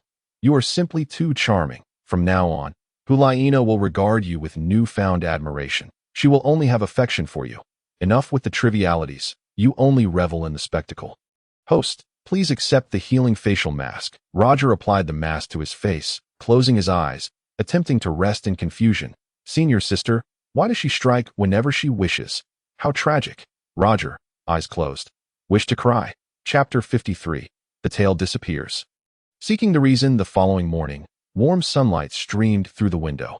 Upon waking, Shiua instinctively touched the triangular ears atop her head, only to find them mysteriously vanished, her fingers brushing against her soft hair. The leopard ears are gone. She turned to check her backside, her hand reaching there as well. The leopard tail is also gone. Everything has returned to normal. Shiua leaped from her bed and rushed to the fitting mirror. Gazing at her reflection, astonished to see that she bore no traces of her beastly transformation, she was wholly a beautiful young girl. Overjoyed, Shiua decided to share this delightful news with her senior sister. She flung open the door and dashed into her senior sister's large bedroom. Senior sister, wake up! Shiua shook her shoulder, calling out. What? Hulaina groaned lazily, refusing to awaken, unwilling to open her eyes. Senior sister, my tail and ears have disappeared. Have your ears and tail disappeared? Shiua asked, her voice tinged with excitement upon hearing her senior sister's response. Who doesn't have a tail and ears? Hulaina waved her hand dismissively, still half asleep. Senior sister. We are human. How could we grow tails? Stop bothering me. Hulaina yearned for sleep, pleading softly, then rolled over to escape. Upon noticing her senior sister's bare backside and the absence of her fluffy ears, Shiua exclaimed with delight. Hey, senior sister, your tail and ears have disappeared too. What tail on my backside is gone? Hulaina, still enveloped in heavy slumber, waved her hand in confusion. Smack. Hulaina slapped her own backside. Startling herself awake, she sat up suddenly, her long hair cascading over her face, and with both hands, she pushed her hair aside to reveal her fair, picturesque face, staring in bewilderment at her junior sister. You came here early in the morning just to tell me my tail is gone. What about yours? Hulaina recalled the question clearly. Shiua wiggled her backside, saying, Look, My tail is gone. Liena confirmed this upon seeing it for herself. She then carefully touched her own backside. Realizing the fluffy long tail was indeed missing, a wave of disappointment washed over Liena, and she felt tears welling up, exclaiming, "Wah! My tail is gone." "Huh, senior sister. What's this? Are you not happy?" Shiao asked, puzzled. "Why are you crying? I wanted to show my brother my long tail today, but now that I have no tail, how can I make him believe me?" Liena lamented, her voice filled with sorrow. Shiao had a sudden epiphany and exclaimed, "Senior brother Roger told me that as long as you reach level 30, you can freely control your form. You can grow a tail anytime you wish." "Did he really say that?" Liena asked, her tears subsiding as she became half convinced. "I trust senior brother Roger's words. He told me that after reaching level 30, one can freely manipulate their transformations and forcibly suppress their beastly changes. Think about it, senior sister, that we absorb beast martial souls, which is akin to having soul beasts residing within us. They coexist with us. Otherwise, how could we unleash the power of the beast souls?" Shiao articulated a coherent rationale, her intelligence shining through. "Is that really true?" Liena inquired, struggling to believe. "That if you doubt it, we can ask senior brother Roger. Being a male, he certainly knows more than we do." "All right then, let's go." Liena's sorrow dissipated, but she needed to clarify whether Shiao's earlier words held truth. Shiao took her senior sister's hand, and they ventured out together. Roger lay in bed, blissfully unaware of anyone's presence as he slept soundly. "Senior sister, you wake him up," Shiao suggested. Upon seeing him, Liena was reminded of the kiss from the previous night, and her face flushed with embarrassment as she turned away, pushing her junior sister forward, saying, "You wake him up? Yesterday, we struck him. He might hold a grudge today." Shiao, thinking of Roger as a kind-hearted person who never held on to anger, reached out to pinch his nose. "Squeeze a bit harder," Liena advised from behind her, taking her senior sister's words to heart. Shiao tightened her grip on his nose. Suddenly, Roger found it hard to breathe as someone pinched his nose. He jolted awake, opening his eyes to see Shiao's hand pinching his nose, and then quickly glanced at the two of them. Both of them were dressed in snug inner garments, their forms appearing utterly adorable and graceful. Causing a wave of nervousness to wash over him, in an instant, Roger's face turned crimson. "Senior brother, you're awake." Upon encountering him, Shiao was so startled that her face turned crimson, and she couldn't help but burst into peals of laughter. Liena, equally flushed, pointed at him and asked, "Aren't you going to get up?" Roger promptly sprang to his feet, kneeling on the bed as he inquired, "What brings you two here?" "Brother, didn't you say that once we both reach level 30, we can freely control our tails and ears?" Shiao asked straightforwardly. "Indeed, that is correct. Once you enhance your training to level 30, you will understand," Roger confidently replied. Hearing his resolute assurance, Liena found no reason to doubt him and tugged at Shiao, saying, "All right, we should head back. It's quite embarrassing to see him without clothes." Roger glanced over and retorted, "What do you mean I'm not dressed? I'm wearing shorts. Your little elephant trunk is pointing skyward. Don't you feel any shame?" Liena exclaimed, pulling Shiao to point at him. Realizing what she meant, Roger was taken aback and quickly covered himself with a blanket, hands tightly clasped. Upon witnessing her senior brother's reaction, Shiao felt something was amiss. Her cheeks flushing with embarrassment as she covered her face and stammered, "I didn't see anything."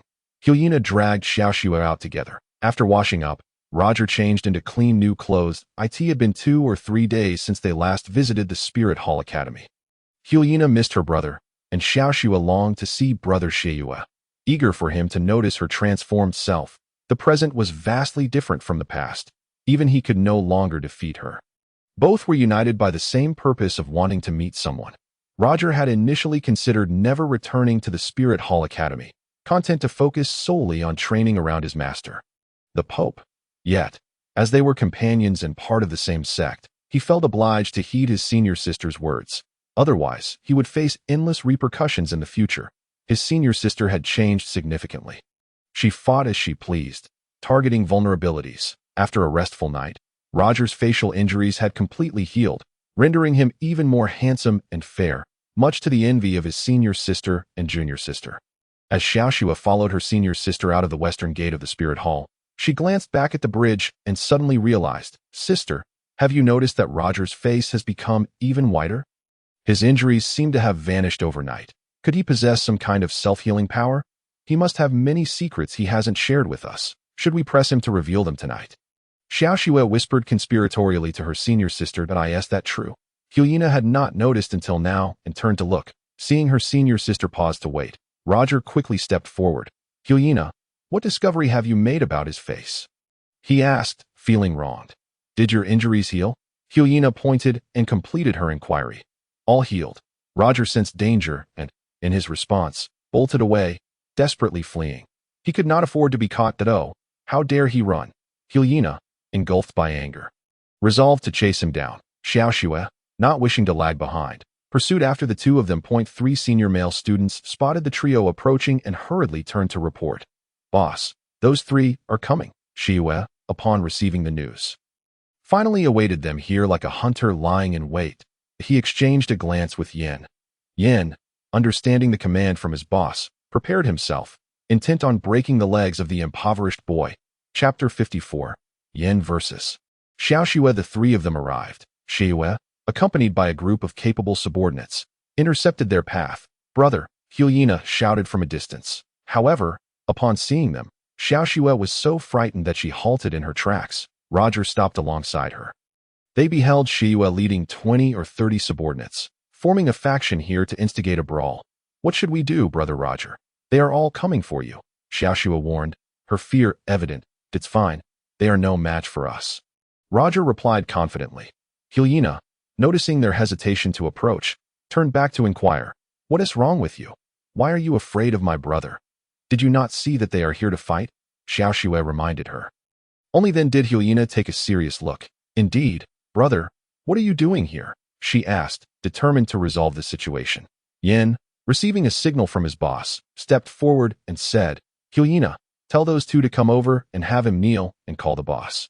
Otherwise, they shouldn't think about passing through here or attending classes. Red-haired. Are you rebelling against me?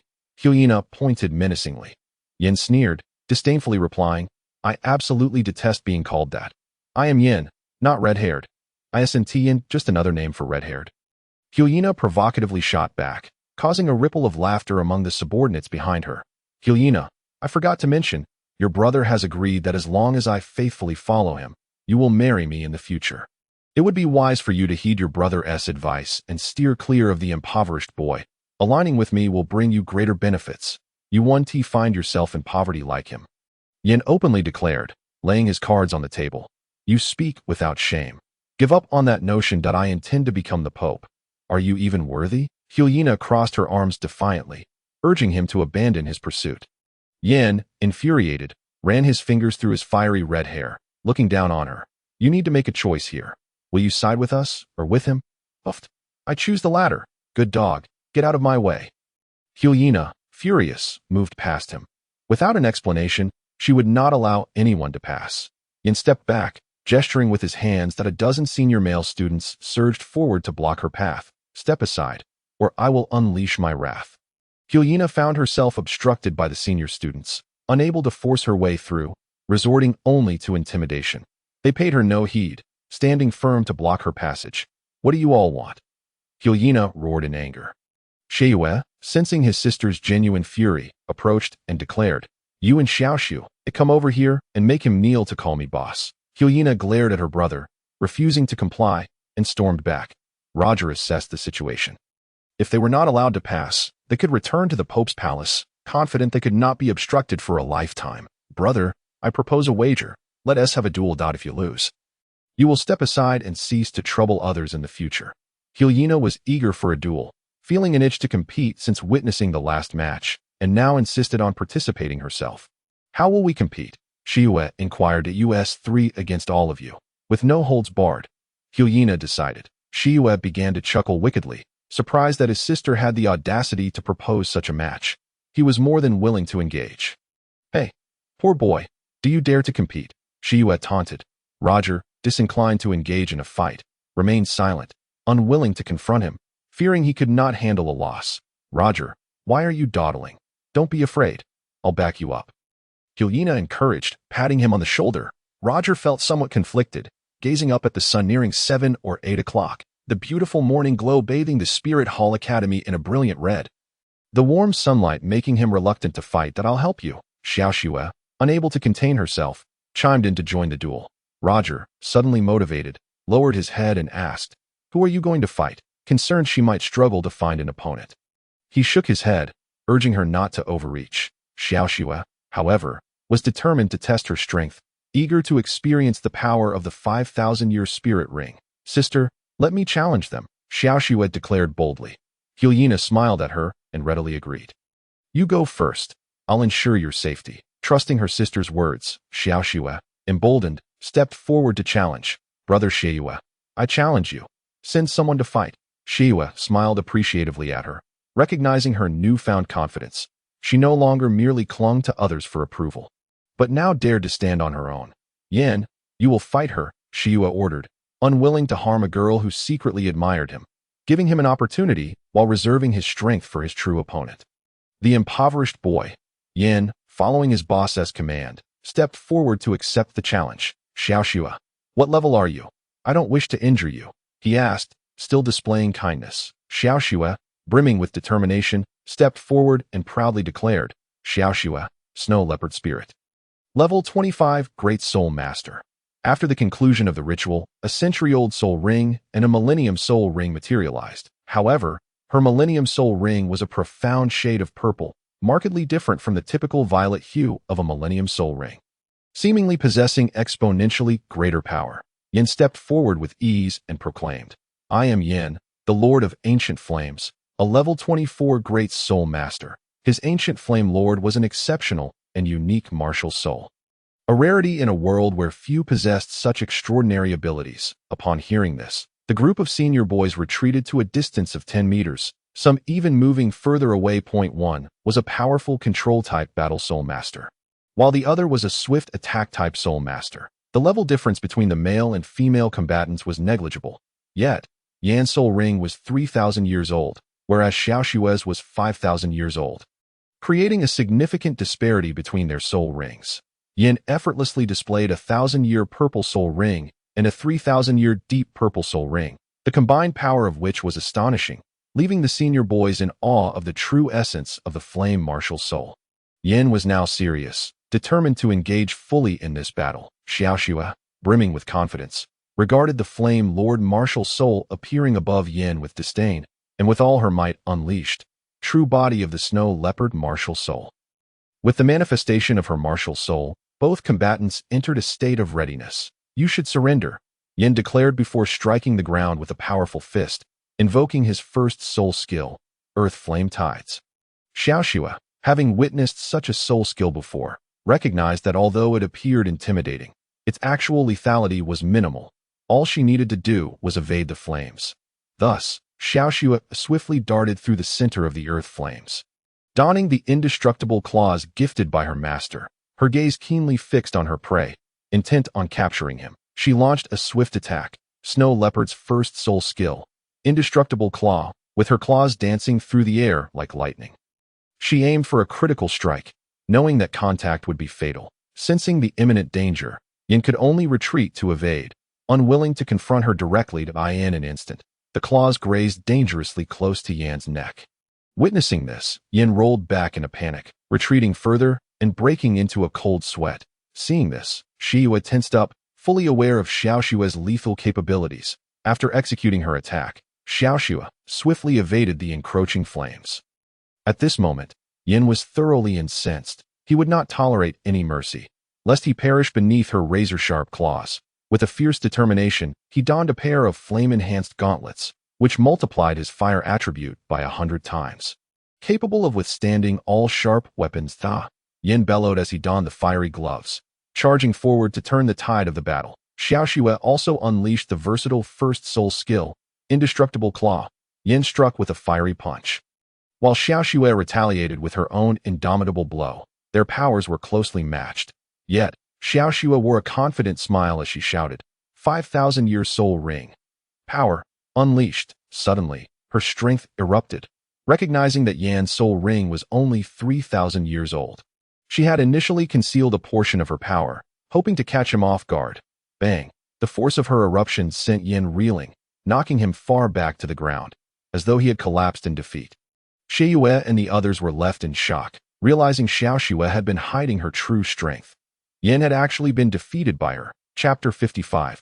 The Flamestone Giant. The senior sister takes the stage. Yin, stricken with disbelief, hit the ground hard. Tsh, she was hiding her true strength, he thought.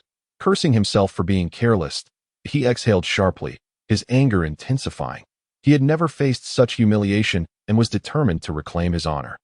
Wiping his mouth, he rose again. Shiao observed him getting back on his feet and wondered if she had been too harsh. However, in the arena of combat, it was a matter of life or death, and any lapse in focus could be fatal. Clenching her fist, Shiao summoned her formidable resolve, intent on defeating him and forcing his surrender. Her indestructible claws shifted shape at will, their razor-sharp tips extending with fluidity. Guided by her thoughts, Yin stood up and took several steps forward, roaring with renewed vigor as he declared, Second soul skill. Granite rock. In an instant, a colossal rock giant emerged from the air behind him. A flamestone giant, capable of delivering heavy fire-infused punches that moved in sync with Yan's thoughts, wielding its arms to attack, and possessed a devastating ability to unleash flames and molten lava, capable of annihilating foes. Wow! Hulaina gasped in awe as she witnessed the terrifying flamestone giant Yin summoned for the first time. Its imposing stature and fiery limbs radiated power, allowing for 360-degree attacks without blind spots. Shiao was about to face a grave challenge. Roger, observing the scene, was indeed startled but quickly deduced that Shiao, with her quick and agile strikes, would likely evade the flames. Just as Roger thought, Shiao grew more courageous in battle. Recognizing that Yin had unleashed his second formidable move, the flamestone puppet, with a flash of her indestructible claws, her 10 sharp claws extended over a foot long, capable of slicing through the flamestone and even severing its fiery essence to pieces. To defeat Yin, she must first incapacitate the flamestone giant. Shiao propelled herself forward with her claws, launching a rapid strike. Yin swung his arm to intercept her, but she deftly dodged, evading his punch and countering with another. Now, she had nowhere to escape. Shiao used the momentum from Yan's punch to bounce back. Leaping into the air, the flamestone giant noticed her and delivered a massive fire-infused punch down upon her.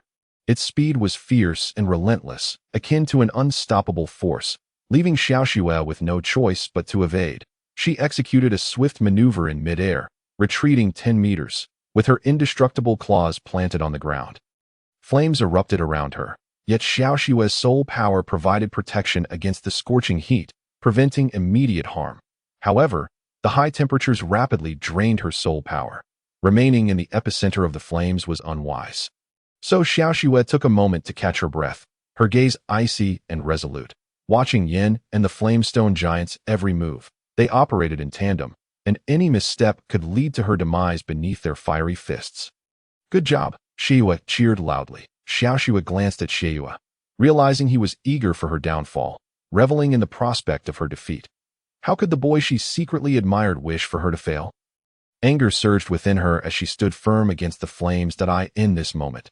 Shiao was determined to unleash her full potential, proving to him that she was not to be trifled with. Snow Leopard's second soul skill, Deadly Claw. With all her might, she activated her 5,000-year soul ring, unleashing a powerful attack as she soared into the air to confront the flamestone giant. Recognizing it as the greater threat, while Yan's attacks were merely focused on his gauntlets, Yan's martial soul was devastatingly strong in group combat, but faltered in one-on-one confrontations. The flamestone giant aimed its fiery fist at Shiao. But what happened next was unexpected. She charged forward without retreating. Hulaina gasped, her hands covering her mouth in anxiety. Roger was on the edge of his seat, worried for her safety in that moment. Shiao swung her indestructible claws, executing a flying slash, followed by an X-pattern cut, causing the flamestone giant to shatter into countless pieces. Roger and Hulaina stared in disbelief. Shiua and his followers were equally astonished. Unable to comprehend the spectacle, the flamestone giant's flaming fists crumbled to the ground, engulfed in flames. Sensing her advantage, Shiao sought to eliminate the flamestone giant entirely, aiming to bring it crashing down. Recognizing Shiao's exceptional skill, her indestructible claws were among the few weapons capable of slicing through the flamestone fists. Yin prepared to unleash his ultimate move, determined to ensure her demise. turning everything to ash. With a mental command, Yin directed the flame stone giant to open its massive fiery maw, resembling an enormous, bottomless pit of flames, within which the fire raged violently. The flamestone giant unleashed a torrent of flames. Shiua was caught off guard. The immense flames engulfed her, burning her whole body. Shiua screamed in agony as she fell from the sky. Not good. Shiua is in danger. Roger rushed forward, using the ethereal vine to ensnare her and swiftly pull her back to safety. After a quick assessment, he sighed in relief. Shiua was unscathed, albeit shaken. She had been ambushed, leading to her momentary lapse. Liena, seeing her sister was unharmed, stepped forward and declared, "All right, Shiua has lost this round. Next, you all face me." The group of senior boys erupted in laughter, mocking her audacity. Yin, feeling victorious, approached and said, "You and Shiua have conceded. Here, you will only receive our protection. Yin, you resort to underhanded tactics, yet you dare not engage in a fair battle. You should leave. You are unworthy to compete with me," Liena declared with an angry wave of her hand. "How could I possibly stand against you? If you wish, go and challenge those few instead."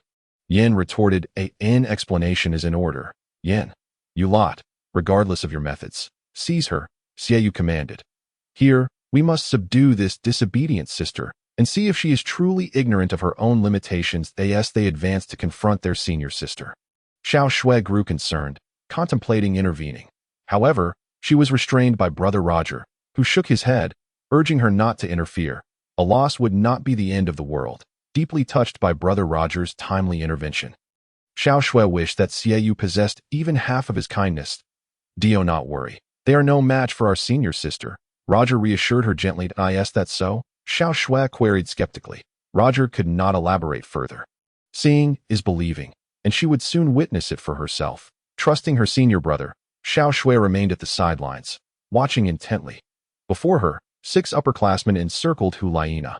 Without a moment's hesitation, Liena unleashed 2,000-year spirit rings. First spirit skill, Misty Veil.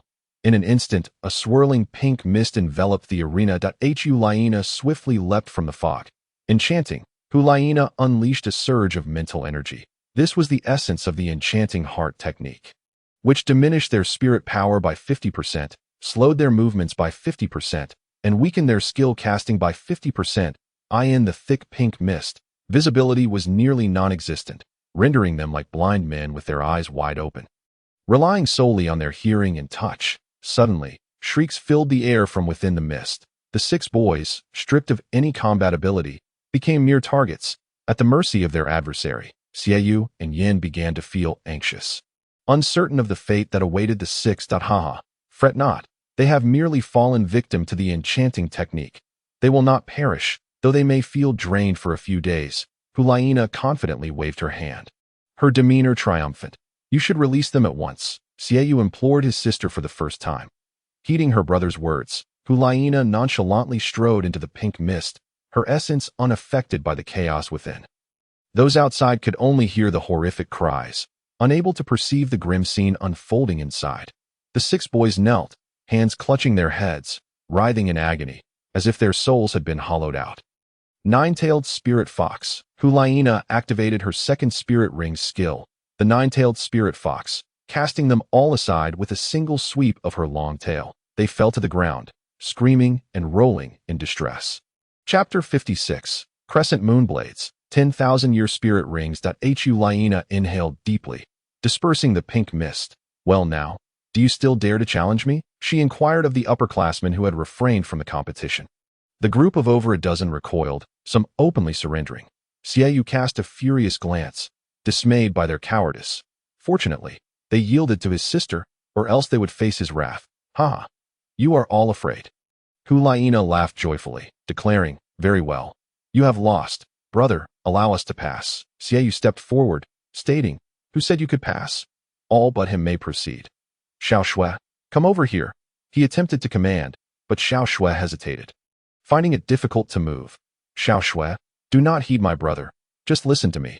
Liena interjected, countering her brother's domineering behavior. "Liena, do you wish to oppose me?" Xiao growled, his teeth clenched in frustration. "Hey, who wants to oppose you? Brother, You are the one waging war against us. Hulaina shot back defiantly. You are no true sister of mine. I intend to teach you a lesson, Shiao threatened viciously. Yay, Hulaina gleefully wiggled her rear at her brother, teasing, Brother, can you truly teach me a lesson now? Just look at them. Dare you attempt to discipline me? The divine skill of the enchanting technique, taught to me by my master, the Pope, is beyond your reach. You, mere soul masters, do not know your place. Dare to provoke me. Humph. Those who challenge me will not fare well. They will be incapacitated for several days. Upon hearing his sister's words, Shiao genuinely faltered, rendered powerless against her. He could only allow her to have her way, though he vowed not to let it slide. You, come here and face me one-on-one. We have yet to settle our score from last time, Shiao declared. Seeking an outlet for his frustration, he chose the impoverished lad as his opponent, eager to challenge Roger. However, first, he needed to inquire about the system. Calling the system, he asked, will there be rewards for defeating him? Ding. This is a personal grudge match, a spontaneous duel. The system provides no rewards. System, do you think I can win? Ding. Host, that depends on your ability to perform. TCH, system, just you wait and see. You are quite stingy for not offering a single reward.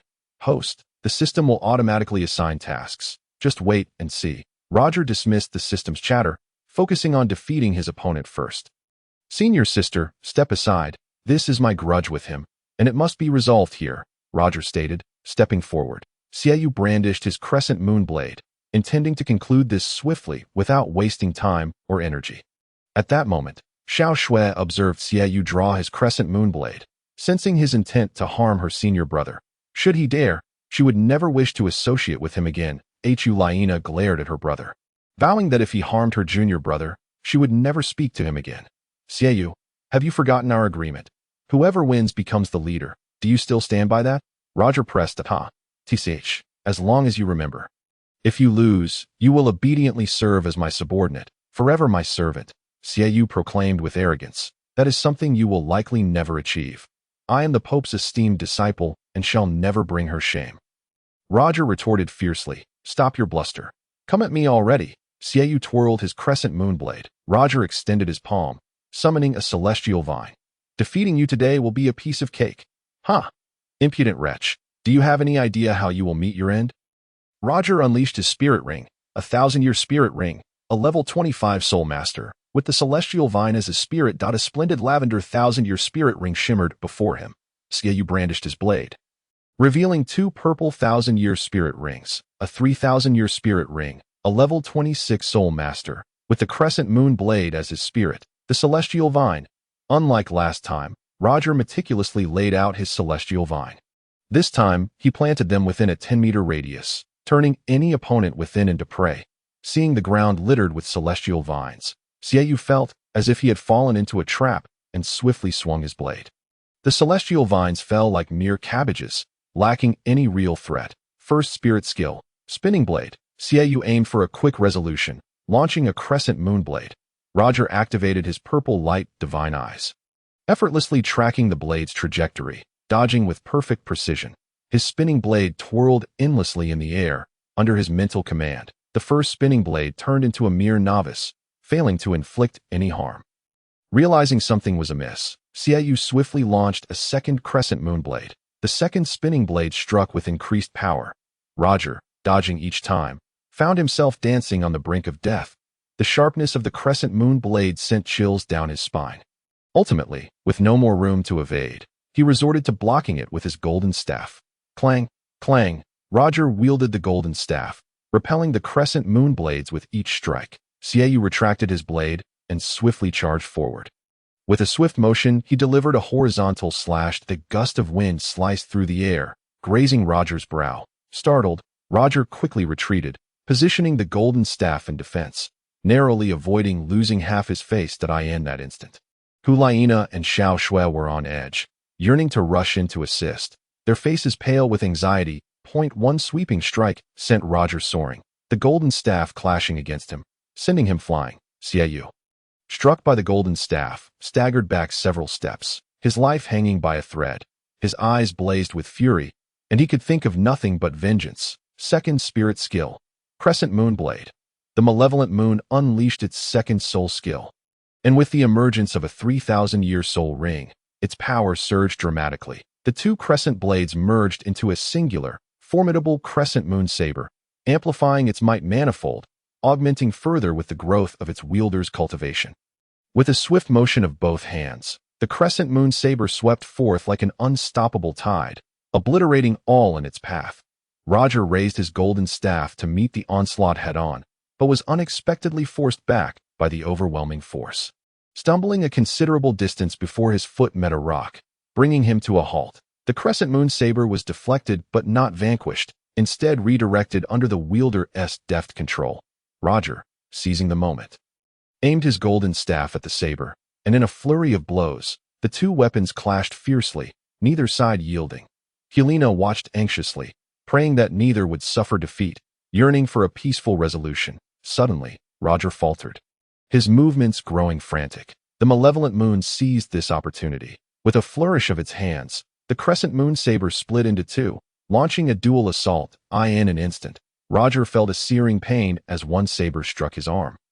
He swiftly jumped back to avoid further attacks, but not before noticing a gaping wound, blood gushing forth.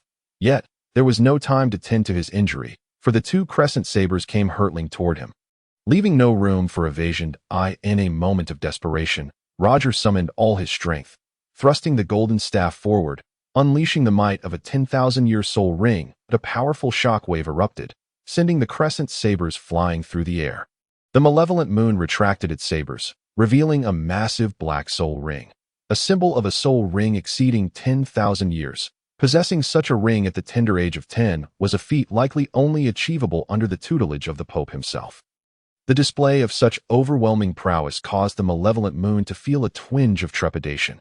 However, once the bow was drawn, there was no turning back unless one conceded defeat. With determination, it resolved to wear down Roger until his soul power was depleted. Hoping to see him collapse before it, the 10,000-year soul ring would rapidly consume his soul energy, and when that time came, how would he unleash his power? Crescent moon flying blade. The malevolent moon unleashed its full strength. Each strike intent on taking a life, Roger swung his golden staff forward, generating a massive shockwave that sent the crescent moon saber spiraling away. The second soul skill of the immortal vine, soul-devouring parasite. The moment the skill was activated, the immortal vine sprouted onto the malevolent moon, swiftly entangling it. Enraged, the malevolent moon found itself ensnared once more, unable to move as it had been previously. Not move. Roger shouted, ordering it to remain still. The malevolent moon's eyes widened in horror as it beheld the long, sharp spines sprouting from the vines, poised to pierce its very eyes. In sheer panic, it cried out, "Let me go! Let me go! Let me go!" Roger, unperturbed, refrained from unleashing the spines, simply ensuring its compliance. Chapter 57. Almost fatal for the malevolent moon, but things took an unexpected turn. My brother is bound by the immortal vine. Helena gasped in shock, contemplating that ending the duel in this manner might be the best resolution. Roger, do not act recklessly, she warned loudly. Shiua struggled to restrain her senior sister, preventing her from intervening. Let this end here.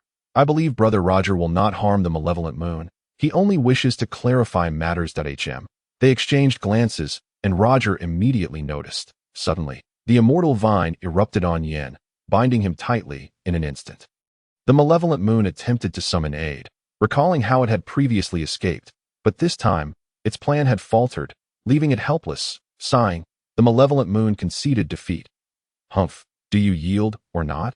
Roger demanded, his anger flaring as he pointed his staff at its nose. For the first time, the malevolent moon found itself threatened so directly, its legs trembling in fear, yet it remained obstinate. "What do I have to yield for?" it retorted defiantly, turning its head away. Roger was resolute. He would not let this chance slip away. He tapped the tip of his golden staff against its forehead, asking, "Do your words hold any weight?" "Humph, when did I ever concede?" the malevolent moon protested. Feigning ignorance, "Do not treat me as a fool. You said that if you lost, I would be the leader. Will you stand by your word?" "Lose? I have lost nothing," the malevolent moon stubbornly insisted, refusing to back down. Do you dare? I will blind your eyes," Roger threatened, asserting that in this realm, one could kill without consequence. "I am a disciple of the Pope. What is to stop me from ending you? Do you think your master would dare confront mine? Your master wouldn't even utter a word. Do you yield or not? Roger pressed, demanding an answer. No, I will not yield. The malevolent moon retorted defiantly. Roger was determined. He feared that if he let this slide, there would be a next time. Crack. Roger struck again. Da-da. The malevolent moon screamed, falling to the ground. Crack, crack, crack. Roger rained down 3 more blows. The malevolent moon cried out in agony, its pain echoing to the depths of the earth. It writhed in torment, its tongue lolling out in distress. The older boys around them stood frozen in shock, utterly speechless. Will you yield? Do you submit? Roger raised his golden staff, demanding an answer. The malevolent moon could only moan in pain, oblivious to the notion of surrender. Crack. Another blow landed. Snap.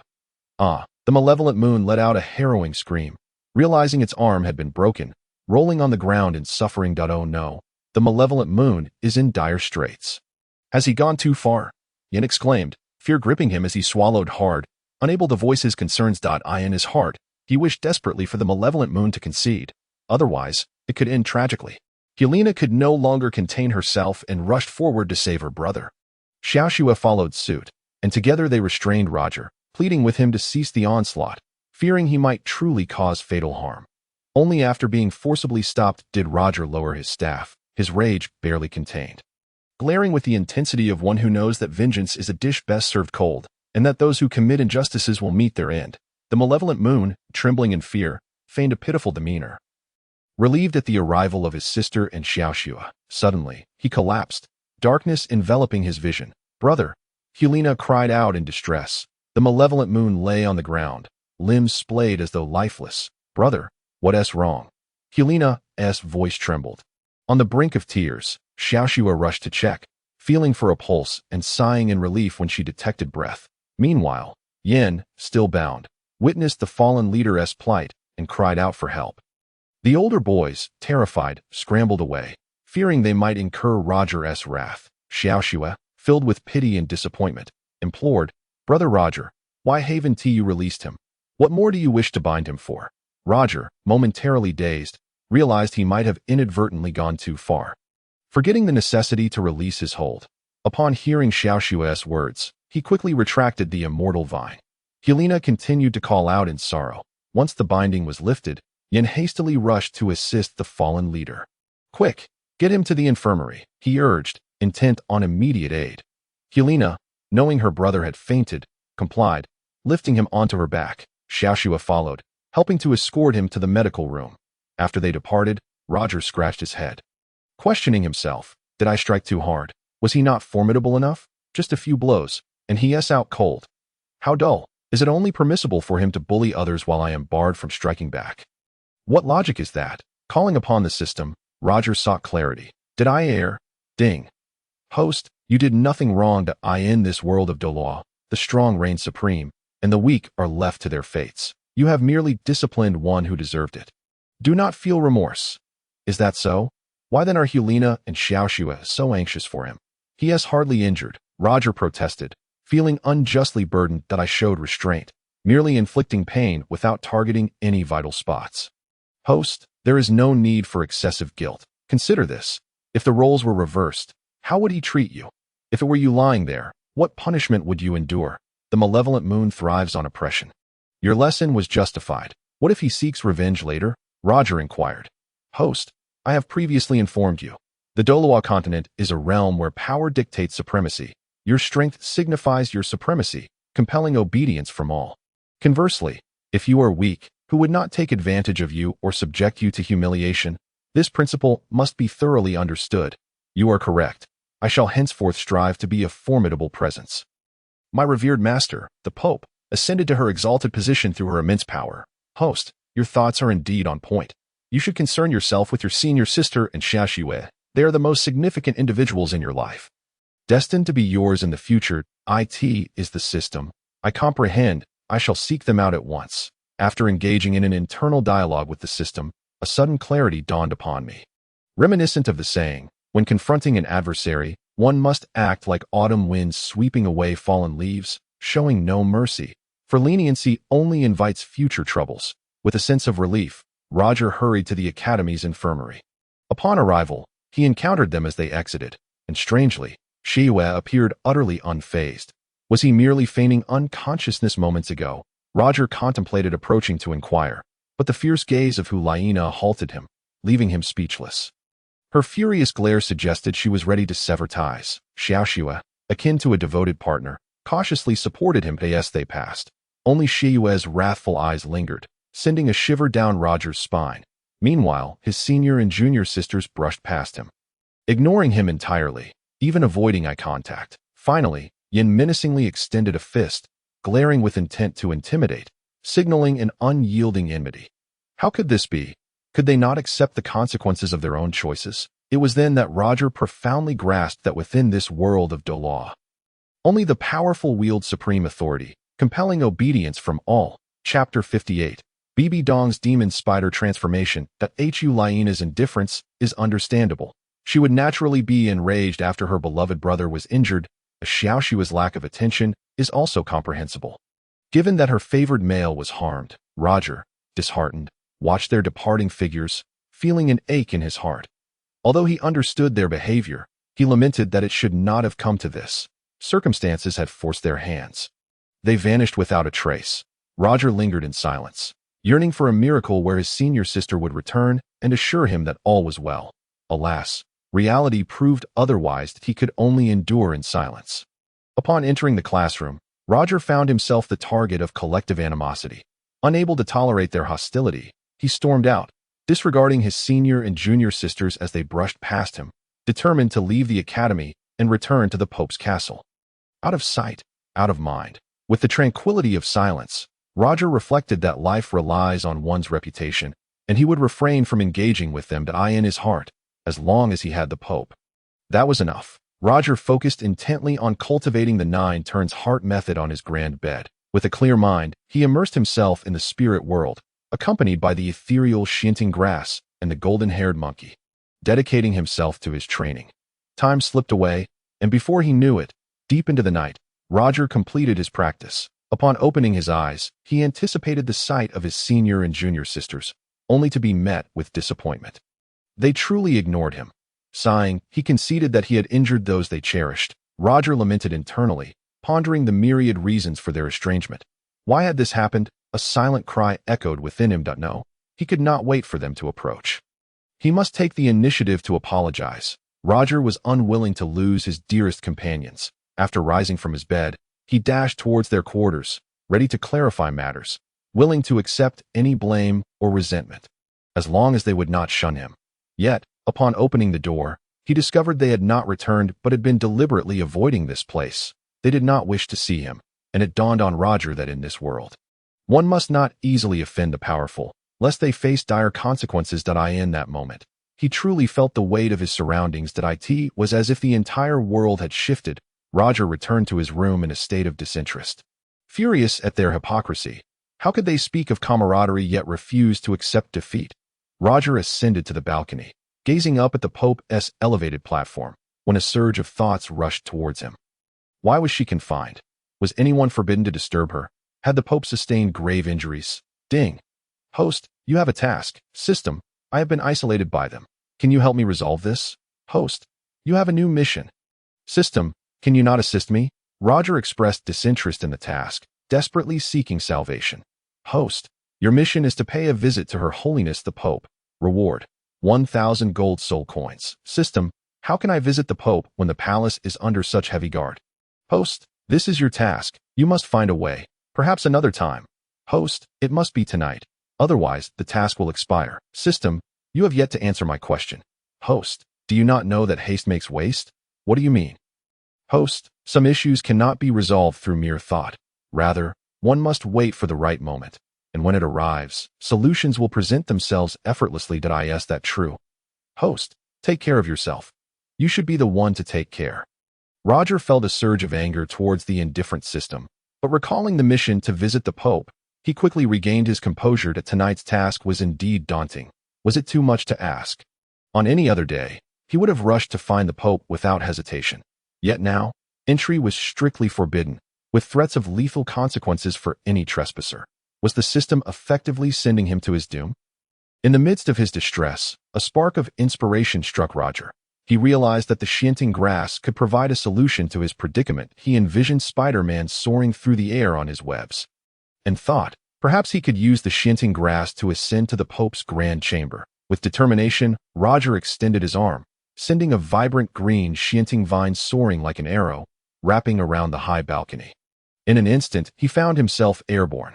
Moments later, he landed on the elevated platform. Success! An overwhelming sense of joy surged within him. He had managed to ascend with such ease. Quickly, he slipped into the grand chamber. Wary of being detected by the patrolling guards that eye in the hushed stillness of the room, Roger moved stealthily, akin to a thief. Having engaged in clandestine activities before, he possessed the skills necessary to evade detection. He remained vigilant, his senses alert, as he navigated the space, searching for any sign of the Pope. Within the grand chamber, the bathroom, and the hall, he found no trace of her, save for one potential location, the training chamber. Upon entering the grand chamber, Roger had immediately considered the training chamber as a contingency, should the Pope be elsewhere or if others were present. After careful observation, he felt assured enough to venture into the training chamber. As he approached the door, it unexpectedly swung open. A web shot forth, ensnaring him and pulling him inside. Before he could react, he beheld the terrifying visage of the Pope, frozen in shock. Before him stood the Pope, transformed into a demonic spider, her upper body human, yet her lower half a monstrous arachnid. Her 8 formidable legs sprawled across the entire pool of soul energy, resembling a hen nesting in a coop. The Pope appeared as an immense spider demon. Roger was struck with fear at this revelation, and no wonder the palace was under such tight security. Trembling, he could not utter a word in the face of her fearsome presence. "Disciple, how did you manage to ascend?" BBDong's voice resonated with a gruff-toned, "Aye, Roger stammered, unable to articulate a coherent response. "Disciple, are you deeply concerned for your master?" "Yes." Upon hearing the Pope's tone soften, he felt a wave of relief. She did not seem angry, lacking any hint of malice, prompting him to respond immediately. BBDong, perceiving her disciple's intentions, retracted the web, allowing him to regain his freedom, with the binding web dissipated. Roger's terror lessened as he realized the Pope would not hold him accountable. He transformed into a compliant and caring disciple, eager to attend to her needs. "Come here, disciple," the voice beckoned him gently. Roger, albeit cautiously, approached, filled with trepidation. How frightening! Roger's proximity allowed him to see more clearly, but he was soon struck with fear, his heart racing as he beheld his master's alluring form, which only intensified his trepidation. He had stumbled upon sights he should not have seen, and he feared for his very life. However, the Pope Master did not chastise him. Instead, she gazed at her disciple with sincere eyes, as if seeking his help. Was something troubling the Pope Master? Initially startled, Roger quickly regained his composure and inquired with genuine concern, "Master, what troubles you?" Raising her eyes, BBDong replied with a luminous gaze, "I am undergoing evolution." Evolution? Roger understood. This signified that his master was advancing in her cultivation, reaching a new level. "Master, to what level have you ascended?" he asked cautiously. "Level 99, super title Duel, merely one step away from the pinnacle of Duel," BBDong answered with a gentle glimmer in her eyes.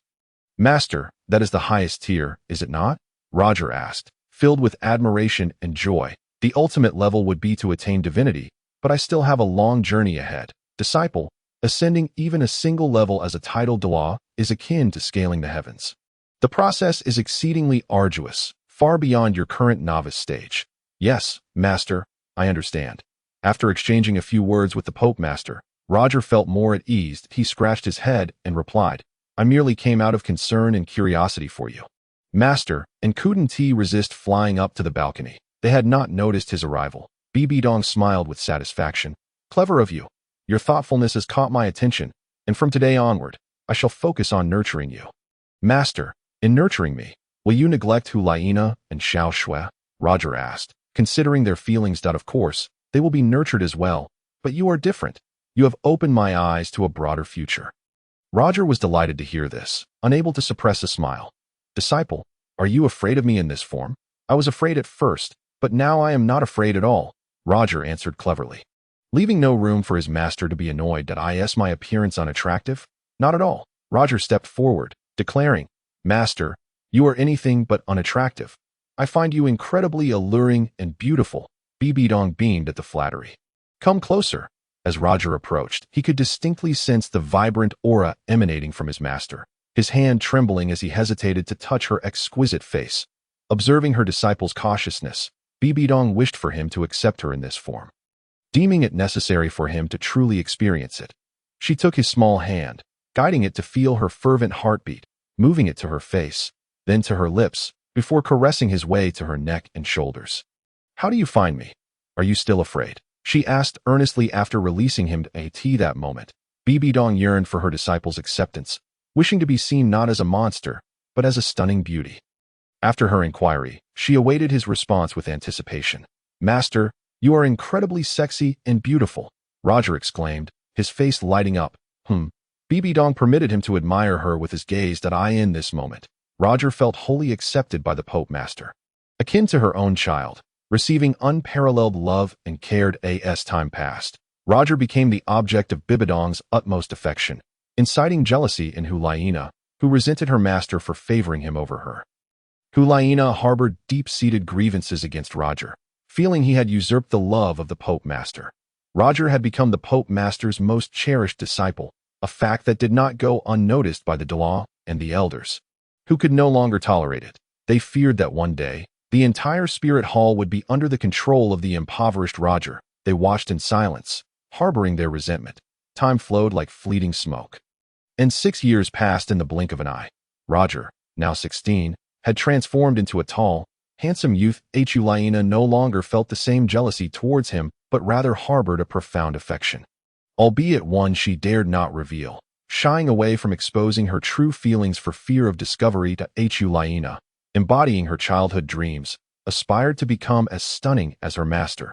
She was a breathtaking beauty, her figure exquisitely alluring, with curves that captivated all. Her uniquely enchanting eyes sparkled with an irresistible charm, capable of shattering hearts with a mere glance. Having mastered her enchanting skills, she could captivate anyone at any moment. This morning, upon waking, Hulayina gracefully moved, stretching her flawless arms and proudly lifting her chest as she declared, I shall rise. The holy maiden had awakened. 4 exquisite maidens attended to her, their beauty pale in comparison to Hulayina's radiance. They carefully assisted her in rising from her slumber. Entering the grand bathroom for a morning bath, Hulayina began her day anew. After bathing, she stood before a mirror, admiring her figure, imagining Roger standing beside her to share in her reflection. She traced her fingers over her alabaster skin, recalling the areas Roger cherished most, and brushed her lips, thinking of the places he longed to kiss. However, those were merely memories of her childhood. Suddenly, she recalled the unforgettable moment when she had playfully pushed Roger down for a kiss. A possibility that seemed distant now to Hulayina had grown, deciding to conceal her deepest affections, vowing to hold them close to her heart forever. Enchanted by her own reflection, she blew a kiss toward the mirror, a pink circle bursting forth in excitement. Once she finished bathing, her maidens eagerly presented her with attire, helping her dress in splendid garments that accentuated her beauty, adorned with a pink silk scarf around her neck. She moved with grace, embodying the essence of a queen as she made her way to meet her brother. Accompanied by her maidens, she approached the grand hall of the Hu family fortress. Spotting her brother seated regally upon a throne, exuding an air of authority akin to that of a monarch, though he would never become one, destined only to be the lord of the fortress. Brother, Hulayina called sweetly as she walked over with pride. Hulayina, Shiao mimicked the Pope Master's posture, resting his weary head on a fist, his gaze distant as if peering through the veil of time, until he noticed the most beautiful sister in the world approaching, prompting him to greet her warmly. Hulayina, standing directly in front of him, asked urgently, Brother, why are you dawdling? Hurry up. Shiao, smiling, inquired, What's the rush? Quickly, today is the elite competition at the academy. We must challenge all the masters and represent our school at the Advanced Soul Master Elite Tournament of Douluo Continent. Don't you want to participate? Hulayina urged. Shiao, feeling somewhat lazy in his throne, imagined the grandeur of being revered by a court of ministers, but seeing his sister's urgency compelled him to rise. Very well, we shall participate in the Academy's elite representative competition. I wonder why the old principal insists on such competitions when he could simply select a few candidates. Hulaina linked her arm through her brother's, leading him away its to ensure fairness, allowing everyone an opportunity. Besides, we are both guaranteed to be representatives at the Global Advanced Soul Master Elite Tournament. Just think about it. How exhilarating will it be to dominate our opponents? At that point, it would be sufficient to eliminate a few opponents, Xiao replied disinterestedly. All right, let's not dwell on that. Hulaina affectionately linked her arm with her brothers as they made their way to the Wuhan Temple Academy. The moment Shiua took a step, he resembled a king embarking on a journey, with a retinue of servants and maidens lining the path to bid them farewell. Brother, what do you aspire to be in the future? Shiua inquired as they settled into the carriage. Glancing out the window, he cautiously replied, what would it be like if one day I became a king? And you, surprised, Shiua pointed to her nose and earnestly asked, do you truly intend to become a king? Is that impossible? Can I not? Shiua responded with unwavering confidence. Then you must marry a wife as esteemed as the Pope. Otherwise, you cannot truly become a king. Hulaina sincerely advised, taking her words to heart. Shiua found himself daydreaming about the enchanting Pope BBDong, believing that only a woman of her extraordinary beauty would be worthy of him as for Shiao. If she wished to aspire beyond her reach, let her dream on. Hulaina grew anxious, focused solely on encountering her junior brother Roger, urging them to hasten their departure. Chapter 60. Shiao and Roger have grown up. The beautiful dream has come to an end. I awaken with a heart full of sweetness. Shiao stretched her delicate, snow-white arms, embracing the promise of a splendid day. After celebrating her happiness, she tossed aside the covers and padded barefoot into the bathroom. Her flawless figure was a source of pride. Standing before the mirror, she reveled in her beauty. Hee, how splendid I look! Brimming with joy, Shiao began her bath, washing away the sweat and invigorating herself, the cool. Pure water cascaded over her. She hummed a cheerful tune, twirling her round, fair hips in a dance. After her bath, Shiao emerged from the bathroom clad in a pair of pristine white shorts, standing before a mirror taller than her head. She lifted 2 fingers to examine a white B-cup bra, pondering its capacity for proper support. After a moment's hesitation, she slipped it on, and it fit perfectly. Hee, they look so much better with clothes on. Shiao donned leggings that showcased her long legs and a fitted mini dress that accentuated her slender figure and proud bosom, creating a striking silhouette.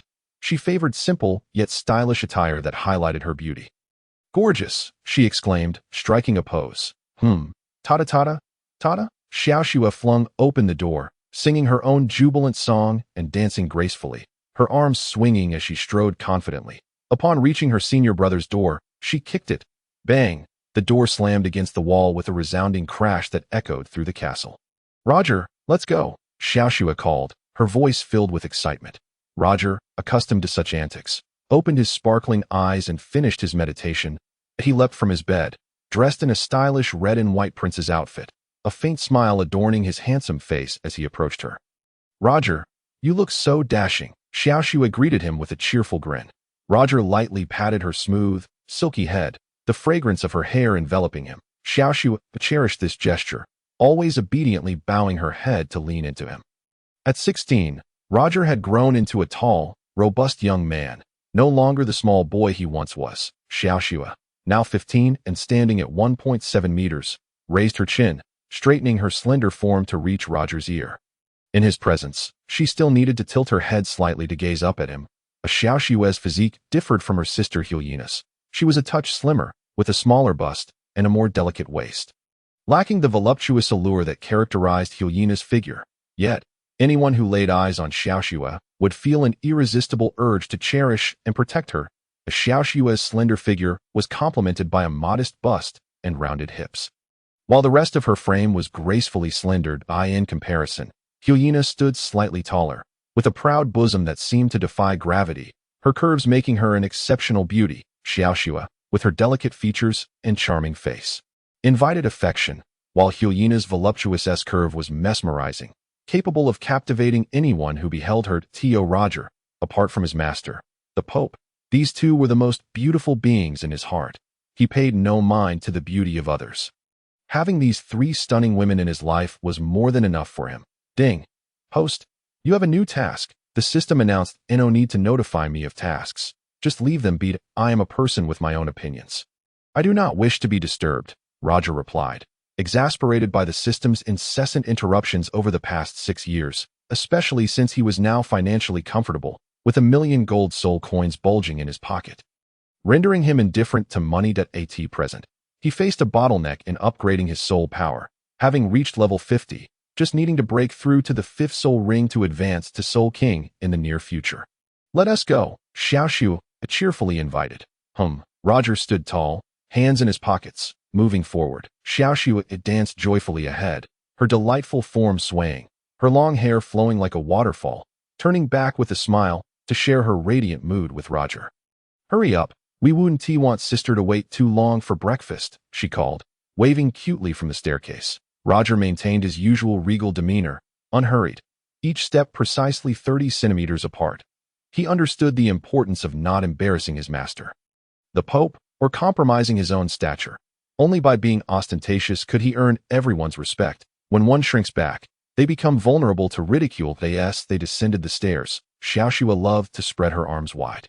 Leaping down with the grace of a bird or fairy, running with such speed gave her a sense of flight, especially when she let her body sway freely. It was a moment of pure joy. Approaching the grand hall, Roger would not allow her to wait long, swiftly jumping down to beat her there. Shiao gleefully dashed into the hall, leaping into Roger's arms. He caught her light form and gently set her down. Next time, don't do that. It could be seen, he admonished, feeling his cheeks flush and his heart race every time he embraced her supple waist, fearing anyone might notice. Shiao giggled, covering her mouth with her fingers. Roger tenderly ruffled her hair, treating her like a beloved little sister. Shiao obediently stifled her laughter. Don't worry. There's never anyone around here, she assured him cutely. I just fear sister might see. That would be disastrous for me. No. That won't happen, Shiao promised, waving her hand. I would never let her find out. She would get jealous, Roger mused, recalling the times he had suffered the wrath of his jealous sister, the evidence of which remained with dark circles under his eyes and bruises on his head. Yet, after taking painkillers and applying facial masks, he had returned to normal this day. Neither sister was aware of this secret, and Roger preferred to keep it that way to avoid any potential wrath from them. Let us go, Roger said, leading the way. Shiao instantly transformed into a dutiful girl, maintaining a respectful distance, ensuring no ill thoughts could arise. High above in the Pope's tower, BBDong observed as Roger and Shiao walked side by side toward the Wuhan Temple Academy, reminiscent of innocent childhood friends. However, a little thought lingered in her mind. In the future, she wished for Roger to marry her daughter Shiua, which would leave Huina and Shiao, her two beloved disciples, disappointed. Yet, if Roger did not mind, marrying all three of them could indeed be a splendid outcome. Once the grand ambitions of the future are fulfilled, I shall endeavor to assist them in resolving their emotional tribulations.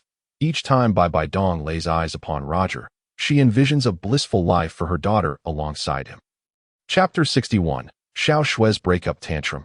The bed of the elite selection tournament. The Wuhan Temple Academy boasts a bustling commercial street that emerged from nothingness 5 years ago, now thriving with vitality. Huina, Xiao, and Yin made their way from the western end of the street, while Roger and Xiao Shui approached from the east, converging at a small intersection. Upon seeing each other, Huina and Xiao Shui embraced joyfully like sisters. Come, join us. Huina beckoned to her junior brother Roger. The two ladies walked ahead in the center, with Xiao and Yin flanking Huina on one side, while Roger accompanied Xiao Shui on the other, forming a triangular formation that had passing students and teachers yielding to their presence. They were renowned as the illustrious Golden Trio of the Wuhan Temple Academy, unmatched by any. Huina, exuding an air of leadership, guided them to a favored restaurant, where they were regular patrons. Auntie, please bring us 5 breakfasts promptly, Huina called out boisterously upon spotting the plump proprietress. Coming right up, came the cheerful reply. Brother, you sit with Xiao Shui. Huina instructed. Today was peculiar. For the first time, Xiao Shui chose not to sit beside him, but rather opted to share a bench with Roger, an action too conspicuous to ignore. Their companions observed keenly. Xiao Shui, have you decided against being my sister-in-law? Huina inquired playfully. Xiao Shui pouted in irritation, retorting, Don't speak nonsense. Who would want to be that? Dismissing the notion with a sudden lack of regard. Who would desire that? Xiao scoffed, her head held high with disdain. You. I absolutely look down upon individuals like you. Xiao Shui seethed, brandishing her chopsticks in anger. Narcissist. Hmm. Does this resemble a couple's quarrel? It seems they are on the verge of a breakup. Hu Laina mused, confused by the dynamics between her brother and Xiao Shui, as they had not displayed discord recently. Yet, their past was fraught with conflict, each refusing to yield to the other if blame were to be assigned. It would fall upon her brother for his insensitivity towards women, his inability to appreciate their fragility. However, this could be advantageous. Without Xiao Shui, her brother would no longer be troubled. Xiao Shui finally realized that unrequited affection was neither fragrant nor sweet. When did you two start quarreling? Yin asked innocently, scratching his head. Shut up! Both Xiao and Xiao Shui snapped simultaneously. Humph. How do you two share such an uncanny rapport? The two glared at each other, instantly transforming into adversaries. Yin, feeling awkward, regretted his interruption, realizing he had stirred trouble for himself. It's all your fault. Hu Laina chided him mercilessly. The woes of goodwill. A kind soul labors to do good, only to receive disdain. Yin lamented, rubbing his forehead, accepting the consequences of his actions. Roger paid little heed to their antics, thirstily pouring himself a cup of hot tea. Are you watching our little play? Xiao spat, unable to bear the thought of anyone faring better than herself. Roger raised his gaze, his eyes sharp as daggers. 6 years had passed, yet the animosity between him and Xiao remained unyielding. As long as his sister cherished her association with Roger, Xiao would oppose him to the bitter end. Hu Laina understood her brother's good intentions. Having moved back to Hu family fortress from the castle of the Pope's disciples 3 years ago, separating from her fellow apprentices, this seemingly provided an opportunity for her sister-in-law. Hu Laina often fretted that her sister-in-law might steal Roger away, so she made a conscious effort not to be adversarial, striving to help her and her brother cultivate a genuine romantic relationship. She even contemplated locking them in a room together at night, hoping to expedite their union. In her attempts to facilitate Xiao Shui and her brother's relationship, Hu Laina employed considerable thought, yet she could not fathom why her brother consistently looked down upon Xiao Shui. Good intentions often backfired, leading to further discord and animosity between them. Suddenly, Hu Laina felt the weight of her efforts bearing down upon her. Her well-meaning actions seemed to result in misfortune, causing her distress. Today, Xiao Shui was acting strangely again. She had mentioned a breakup, yet in a few days, would she not find a way to win her brother back? She was stubborn yet adorably naive and no. She must find an opportunity to ensure Xiao Shui could not give up on her brother. After all, she had referred to him as her brother for years, and the entire world knew that Xiao Shui was destined to be his girlfriend, his future wife, in the Wuwen Temple Academy. With her brother present, who would dare to provoke Xiao Shui? Brother, what are you doing? My junior brother Roger didn't provoke you, so why are you directing your ire at him? Hu Laina quickly interjected. Coming to Roger's defense, Xiao tilted his head and scoffed. Humph, shall we place a bet? Roger set down his teacup. A bet? Xiao's eyes sparkled with interest. It had been years since they last wagered. And now that he proposed it, he was keen to engage in betting. Hu Laina waved her hand to halt the proceedings. You are the one afraid of betting. Xiao pointed at her nose. I fear pigs. Roger stood firm in his decision to wager. Yen, remember what has been said here, and inform them later that I have bet with him, Xiao declared eagerly. Roger sipped his tea. It's not a duel between you and me. What are you betting on? Xiao inquired, puzzled. Today, the Academy is holding the elite selection tournament. You and Xiao Shui will compete, and the loser must heed the winner's commands. Roger proposed decisively. What does that mean? Hu Laina was perplexed. However, Xiao Shui comprehended immediately. All right, Xiao, I will duel you. If I lose, I will obey you. If I win, you will obey me, she declared, slamming her hand on the table to seal the wager. Regardless of winning or losing, I shall not heed your words, Xiao boasted defiantly. Xiao Shui's face flushed with anger as she retorted, If I win, I shall never entangle you again. Is that your promise? Xiao clapped in approval. However, if you lose, you must not act as the leader in our presence and must call me sister. Xiao Shui insisted, wary of Xiao purposely losing to escape the agreement. Xiao found the stipulation unacceptable. Should she lose, she would be unable to hold her head high before her. Yen, let us pretend we didn't hear anything. Only we five shall know, Xiao commanded. Understood. Yin smartly agreed, vowing complete obedience to his leader's directive. Seeing that the bet could not be stopped, Hulaina proposed a more substantial wager, stating, I suggest a bet among the 5 of us. Whoever ranks first in the elite selection tournament shall become our leader. I shall be the first to comply. With that, Hulaina raised her hand high. I concur. Roger followed suit without hesitation. Hulaina winked at her junior brother. Grateful for his understanding. I agree. Xiao Shui echoed her senior's decision. I agree as well. Yin declared, confident that their leader would undoubtedly secure first place. After careful consideration, Xiao realized that among the 5 of them, his strength was superior. Even if he and Yin combined their forces, they might not prevail against him. Furthermore, with his sister wholeheartedly supporting him, should he claim first place, he would indeed be the undisputed leader. Noticing her brother's hesitation to raise his hand, Hulaina cleverly seized the opportunity, declaring, the minority shall follow the majority. With 5 votes total, 4 in favor, 1 abstention, the motion passes. Xiao glared at his sister, believing he had a veto, only to find himself silenced by her words. Alas, a sister destined to marry is akin to spilled water. Once poured, it cannot be retrieved. Very well, I agree, Xiao conceded, not daring to abstain. Roger, having recognized that they had fallen into his trap, smirked inwardly, knowing they would never anticipate who would claim first place. Excuse me, have you 5 reached a decision? Auntie, the proprietress, interrupted eagerly, concerned they might erupt in frustration and wreak havoc upon her establishment. As had occurred in the past, no worries. We have reached an agreement. Please bring us our breakfast, Hulaina assured her. Roger eagerly replied. Aunt Fat called them to hurry up for breakfast, steamed buns, dumplings, fried dough sticks. Beef noodles, vermicelli, and porridge were all served at once on the table. Shiua drank porridge and ate steamed buns. Hulaina, Xiao, and Yin feasted on beef noodles and fried dough sticks. Roger enjoyed vermicelli and dumplings. They all quietly relished their breakfast, preparing to attend the elite selection competition held by the Academy at 9 in the morning. Chapter 62, Elite Selection Challenge, Part 1, in the Douluo Continent. The Pope of the Spirit Hall, BBDong, initiated the elite competition for senior Soul Masters from the Academy, which would proceed as scheduled. The Soul Master teams first completed their selections within their respective academies. The preliminary rounds occurred at the Duel Arena in the Heaven Do Empire, while the finals would take place at the Spirit Hall. The champion team of the grand finals would receive 3 Supreme Soul Bones as a reward, personally awarded by His Holiness the Pope BBDong. The roster of Soul Master teams from the Spirit Hall Academy was established through a fair and just selection challenge, comprising the top 10 Soul Masters who formed the elite team. They would represent the Spirit Hall Academy in the elite competition for senior Soul Masters across the Douluo Continent, with each representative not exceeding the age of 20. Roger, Hulaina, Shiua, Xiao, and Yin registered for the selection challenge.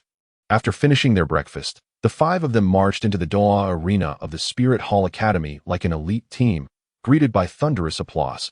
Almost all eyes were fixed on the proud and graceful saintess, Hulaina, who was met with overwhelming cheers of enthusiasm. Hulaina, I love you. Hulaina, I really like you. Hulaina, I dream of you.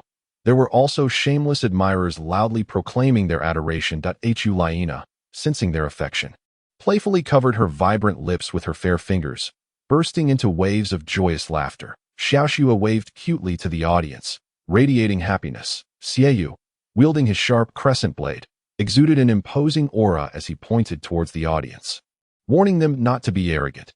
Anyone who dared insult his sister would meet a grim fate. Yin, following Xiao, appeared somewhat intimidated, as all the attention was drawn to his leader. Roger entered the arena with a calm demeanor. They then arrived at a luxurious VIP box, reserved for distinguished guests, renowned for their wealth. The 5 had booked the box well in advance. Shiua rushed to the front of the box to view the entire arena, which was vast and filled with spectators, students and teachers from the Spirit Hall Academy, creating a bustling, exciting atmosphere. Overwhelmed by the exhilarating scene, Shiua exclaimed in delight. Hulaina took a seat at the front. Seeking a moment of respite to cool her fervent emotions, Xiao sat beside his sister, while Yin stood next to Xiao.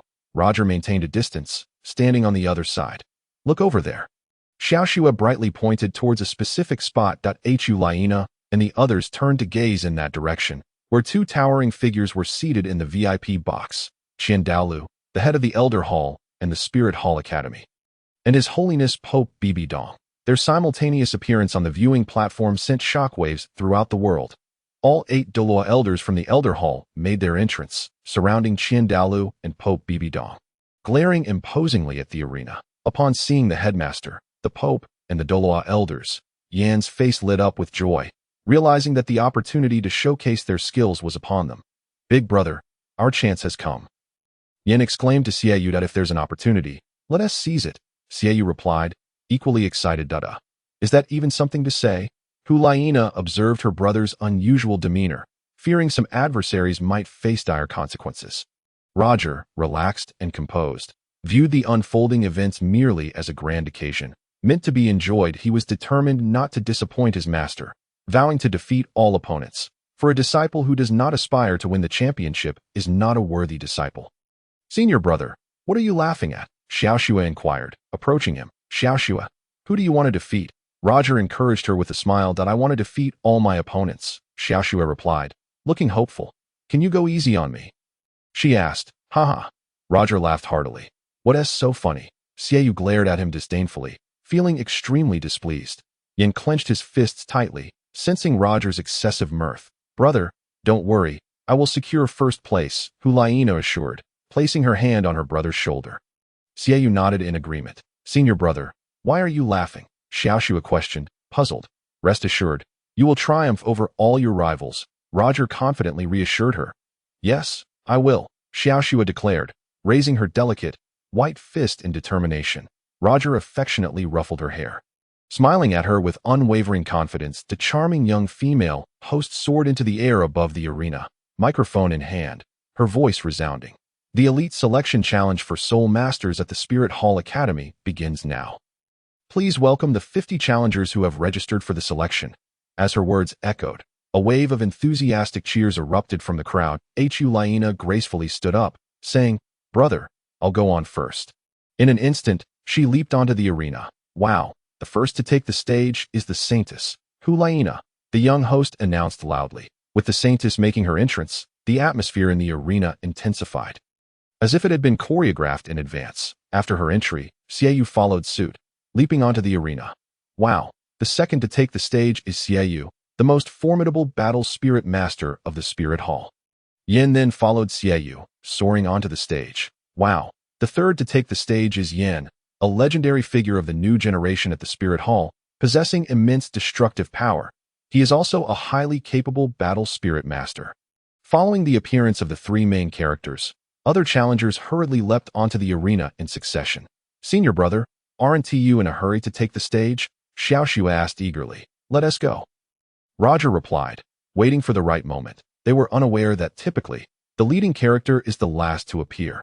Hearing the call, Shiao took the initiative and jumped onto the arena first. Roger chose to be the last to take the stage, ensuring that all cameras and lights would focus solely on him. A moment of great splendor.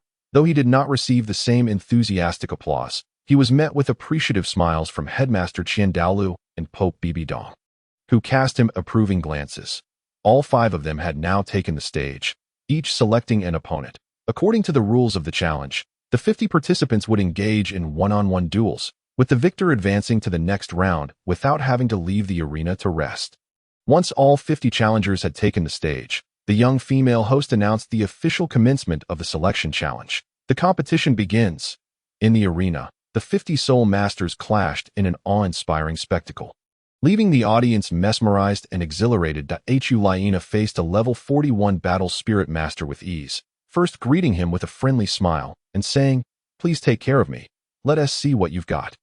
The level 41 battle spirit master, facing his esteemed opponent, showed no signs of yielding as he unleashed his 4 spirit rings, launching a powerful attack. Noticing his fierce wolf spirit, an exceptionally formidable opponent, Hulaina's gaze sharpened, and he soon found himself collapsing to the ground, utterly devoid of combat prowess. Hulaina approached victoriously, saying, "You've fallen under my enchantment, losing more than half of your combat strength. Do you still wish to continue fighting?" Unable to rise, he surrendered, raising his hand in defeat. "I concede. I won't fight anymore." "Hee, that was easy." Hulaina signaled the end of her challenge and then moved to the side of the arena to rest. Chapter 63. Elite Selection Challenge, Part 2. The charming young host flitted through the air above the arena, continuously reporting on the match's go. The first challenger to secure victory is the Saintess, Hulaina. The announcement was met with a resounding wave of applause. The second challenger to win is Shiao. The audience erupted into cheers once more. The third challenger to triumph is Shiua, and the fourth challenger to claim victory is Jiang Chuantao. The fifth challenge victor is Yan. Hulaina and Xiao have both emerged triumphant, while Roger has yet to vanquish his opponent. Senior sister, why is brother Roger hesitating? Why does he not unleash his powerful moves to swiftly resolve this?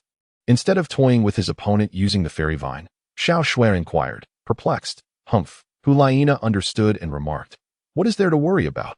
Junior brother is merely playing, familiarizing himself with the fairy vine. His fairy vine has already reached level 500, allowing him to wield it at will. Tisich, such mediocre skills, merely running around with the vine, sneered Xiao disdainfully. You, Hulaina, who assists not her kin. I have never seen you defeat him.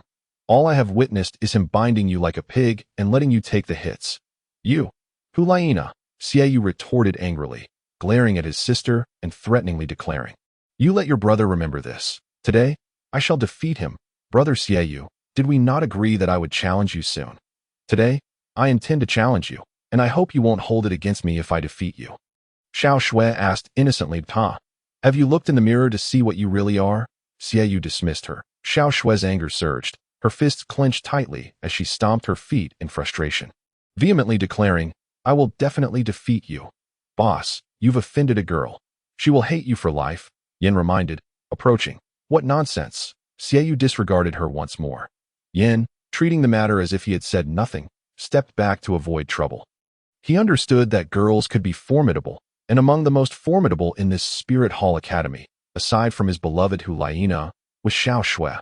One must never underestimate Xiao's innocent appearance. When her fury ignited, survival was not guaranteed. When Xiao unleashed her might, her opponents would either be left incapacitated or worse. Xiao's diamond claw was nearly invincible against opponents of the same rank.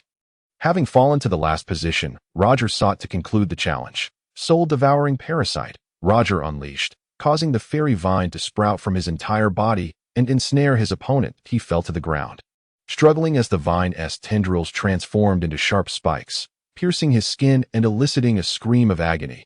Easily dealt with, Roger retracted the fairy vine in the sky.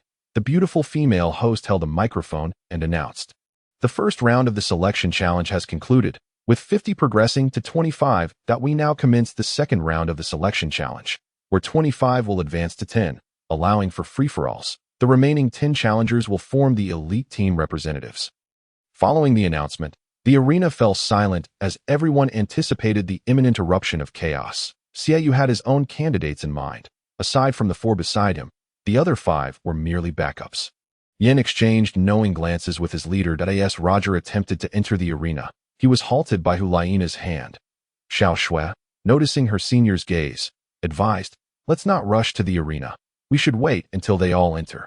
Then seize the opportunity. Roger felt puzzled but soon realized that Hulaina had already prepared her chosen candidates. Once all 20 contestants had entered, Yin stepped forward. 4th soul skill, Magma Eruption. 3rd soul skill, Tidal Pillar. Yin unleashed 2 consecutive powerful moves, sending 10 massive magma pillars soaring into the sky, knocking several opponents off their feet. They crashed to the ground, unconscious. Seizing the opportunity, Xiao charged in, wielding his crescent moon blades with fluidity. Swiftly striking down 4 opponents in the blink of an eye in an instant, the duo had incapacitated 10 opponents, leaving the remaining 10 to be dealt with by Hulaina. 1st soul skill, Enveloping Mist. 4th soul skill, Assault. Hulaina unleashed her first formidable attack, darting through the crimson mist like lightning, taking down 5 opponents in quick succession. Once the mist dissipated, only 10 challengers remained in the arena, naturally becoming the elite representatives of the Spirit Hall Academy. The beautiful female host, momentarily stunned, found herself at a loss for words. What a tremendous surprise. The second round of the intense selection challenge concluded so swiftly. This is unprecedented.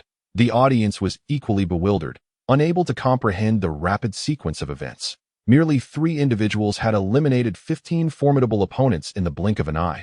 while the remaining 7 contenders had not even lifted a finger to achieve victory. With the conclusion of the second round of selection challenges, the results were announced. The victors were Saint Hulaina, Xiao, Yan, Roger, Xiao Shui, Sun Chuantao, Huang Haidong, Li Kai, Zhang Ping, and Su Yu. Congratulations to the 10 victors. They shall represent the Spirit Hall Academy in the Elite Soul Master Competition of the Douluo Continent. The beautiful host declared, revealing the list on the massive screens. The third round of the Stronger Challenge began. Initiated by the top 10 challengers, this would be the most intense challenge of the entire event. Challengers may forfeit to retain their representation. The strongest among them would become the team captain. The challenge between the strong now commenced. The first challenger stepped up freely. Following the host's announcement, the 10 challengers deliberated among themselves. In the grand hall of the Douluo Arena, Pope BBDong and old Dean Qian Dalu observed intently. Betraying no emotion, their demeanor exceptionally cold. While they had witnessed some outcomes, what they truly desired to see lay in the final results. In their hearts, they anticipated who would emerge as the strongest contender. BBDong had her own favorites, as did Qian Dalu. They both had their eyes set on one individual. Meanwhile, the Douluo elders watching from the sidelines held differing opinions. Elder Zhu believed wholeheartedly that Xiao was the strongest contender, while Elder Gui was equally confident that Yin was the mightiest. We shall see, they proclaimed. After a brief pause, no one volunteered to step forward. Zhang Ping and Su Yu were the first to raise their hands in forfeiture. This was followed by Li Kai and Huang Haidong, who also chose to forfeit. Only 6 challengers remained. Hulaina, Xiao, Yan, Roger, and Xiao Shui had all opted not to forfeit. They conferred, deciding to resolve their fates in the Douluo arena. Whoever claimed victory would become the leader, the captain of the team. Sun Chuantao, observing the 4 who forfeited, yet confident in his own strength, boldly ascended to the Douluo arena, welcoming the cheers and accepting the challenge from the 5. Senior sister, go and defeat him, Xiao Shui encouraged, her eyes sparkling with determination. Hulaina glanced at her junior sister, a smile gracing her features as she agreed, let us defeat him first, then we can challenge the remaining 2. Whether it be brother or brother Roger, losing to either would not be shameful. Go forth and fight, Xiao encouraged. Receiving her brother's approval, Hulaina strode into the arena to challenge. Saint Hulaina took the stage. The crowd erupted into cheers. Little grandson, please, Hulaina called out, using the nickname that he detested most. This moniker was only permissible for Xiao. Anyone else daring to utter it would face dire consequences. Saint, do not go too far, little grandson. That is not something you can call me at will, Sun Chuantao retorted angrily. Wielding his massive ring blade with fury, Hulaina feigned innocence, playfully patting her fluffy ears atop her head. Asking, did calling you little grandson upset you? If I do not call you that, what should I call you? You must not call me that. Sun Chuantao's face flushed crimson with rage. Haha, little grandson. If you do not wish for me to call you that, then come at me. Defeat me, and I shall call you brother instead. How does that sound? Hulaina laughed heartily, lightening the mood. Take this. Sun Chuantao, furious, unleashed his first soul ring, the ring blade. Hulaina, now serious, no longer mocked him, and in response, released her own 4 soul rings. Purple, purple, purple, purple. Wow, Saint Hulaina possesses 4,000-year soul rings, each varying in shade of purple. In a moment of intense competition, he found himself at a loss for words. Thus, a fierce contest of true martial prowess was set to unfold. Eager for victory, Sun Chuantao unleashed a colossal circular blade, conjuring a massive whirlwind of lethal intent in the air. Harnessing formidable spiritual energy, he directed the circular blade with precision, aiming to compel the saintess to surrender for triumph. However, Hulaina, having thoroughly studied his soul abilities, discerned his strategy with ease. There was no need for excessive force to eliminate such a foe. The circular blade, imbued with a menacing aura, struck, inflicting grave wounds upon him, rather than confronting the attack directly. Hulaina adeptly executed a split stance, evading the circular blade as it narrowly missed her forehead. After dodging the initial strike, she retaliated with a spinning kick, her body gracefully rising from the ground. As the circular blade returned for a second strike, Hulaina, swift and astute, leapt into the air, showcasing her elegantly long legs clad in silver-gray tights. In midair, she executed a precise kick with her crystal-soled boots, redirecting the circular blade skyward. Sun Chuantao attempted to retract his weapon, but witnessing the Saintess effortlessly dismantle his first soul ability struck him with overwhelming despair, prompting him to activate his fourth soul ability. Vortex Reincarnation. The powerful Vortex blade summoned a tempest of lethal energy, slicing through the air with a 360-degree sweep, leaving his opponent with no choice but to evade or face dire consequences.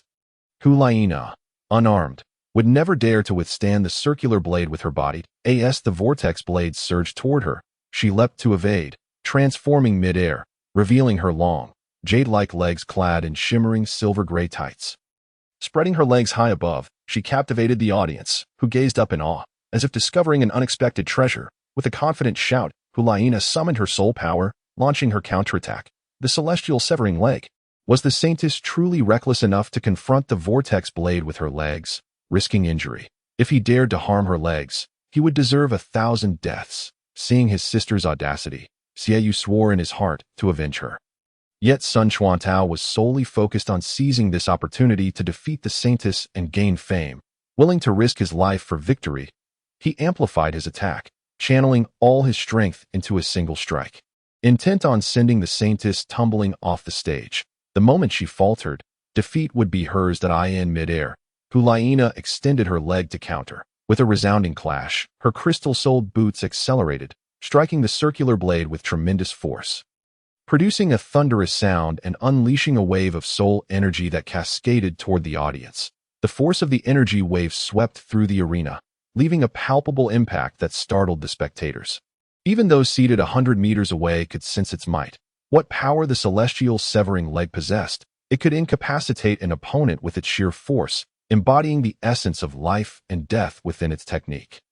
Huliena's crystal-soled boots could withstand any blade, and she would not dare to engage otherwise. As her kick collided with the circular blade, it was sent hurtling back towards Sun Chuantao. Stunned, he realized the audacity of the Saintess, who dared to kick directly, seemingly unscathed. Finally, he witnessed the truth. As the circular blade was deflected, Sun Chuantao quickly retracted it, unable to strike her again. With a graceful backflip, Huliena executed a perfect 360-degree aerial spin, showcasing her exquisite form. The audience gasped in astonishment at the sheer beauty of her movements, their eyes feasting upon the splendor displayed before them.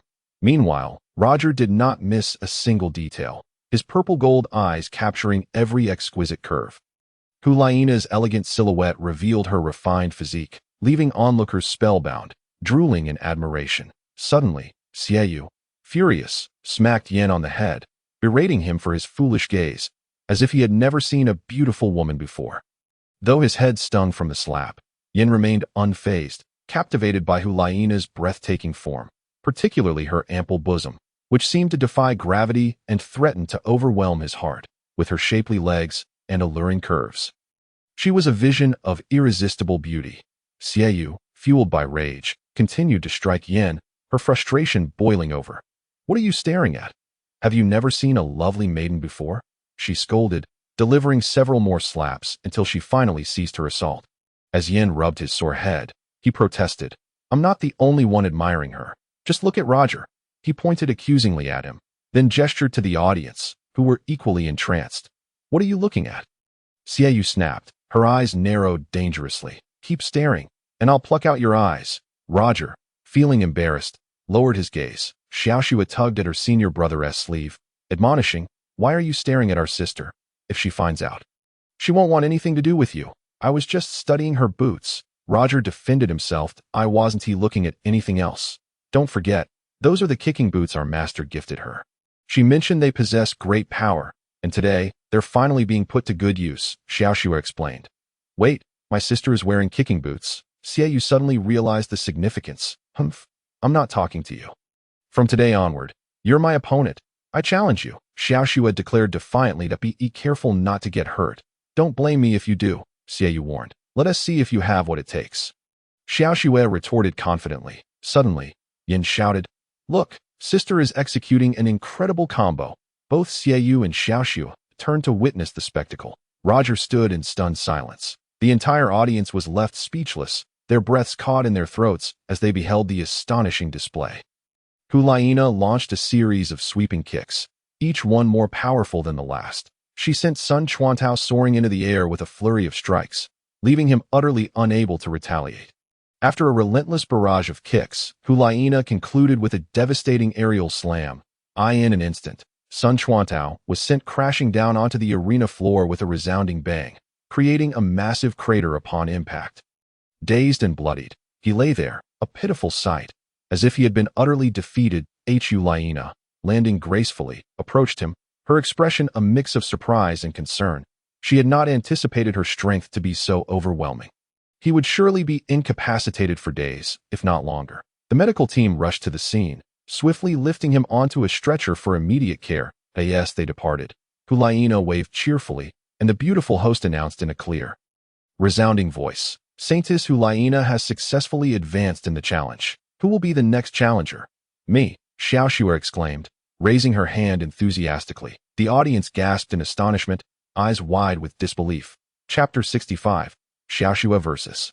Xiao, Part 1.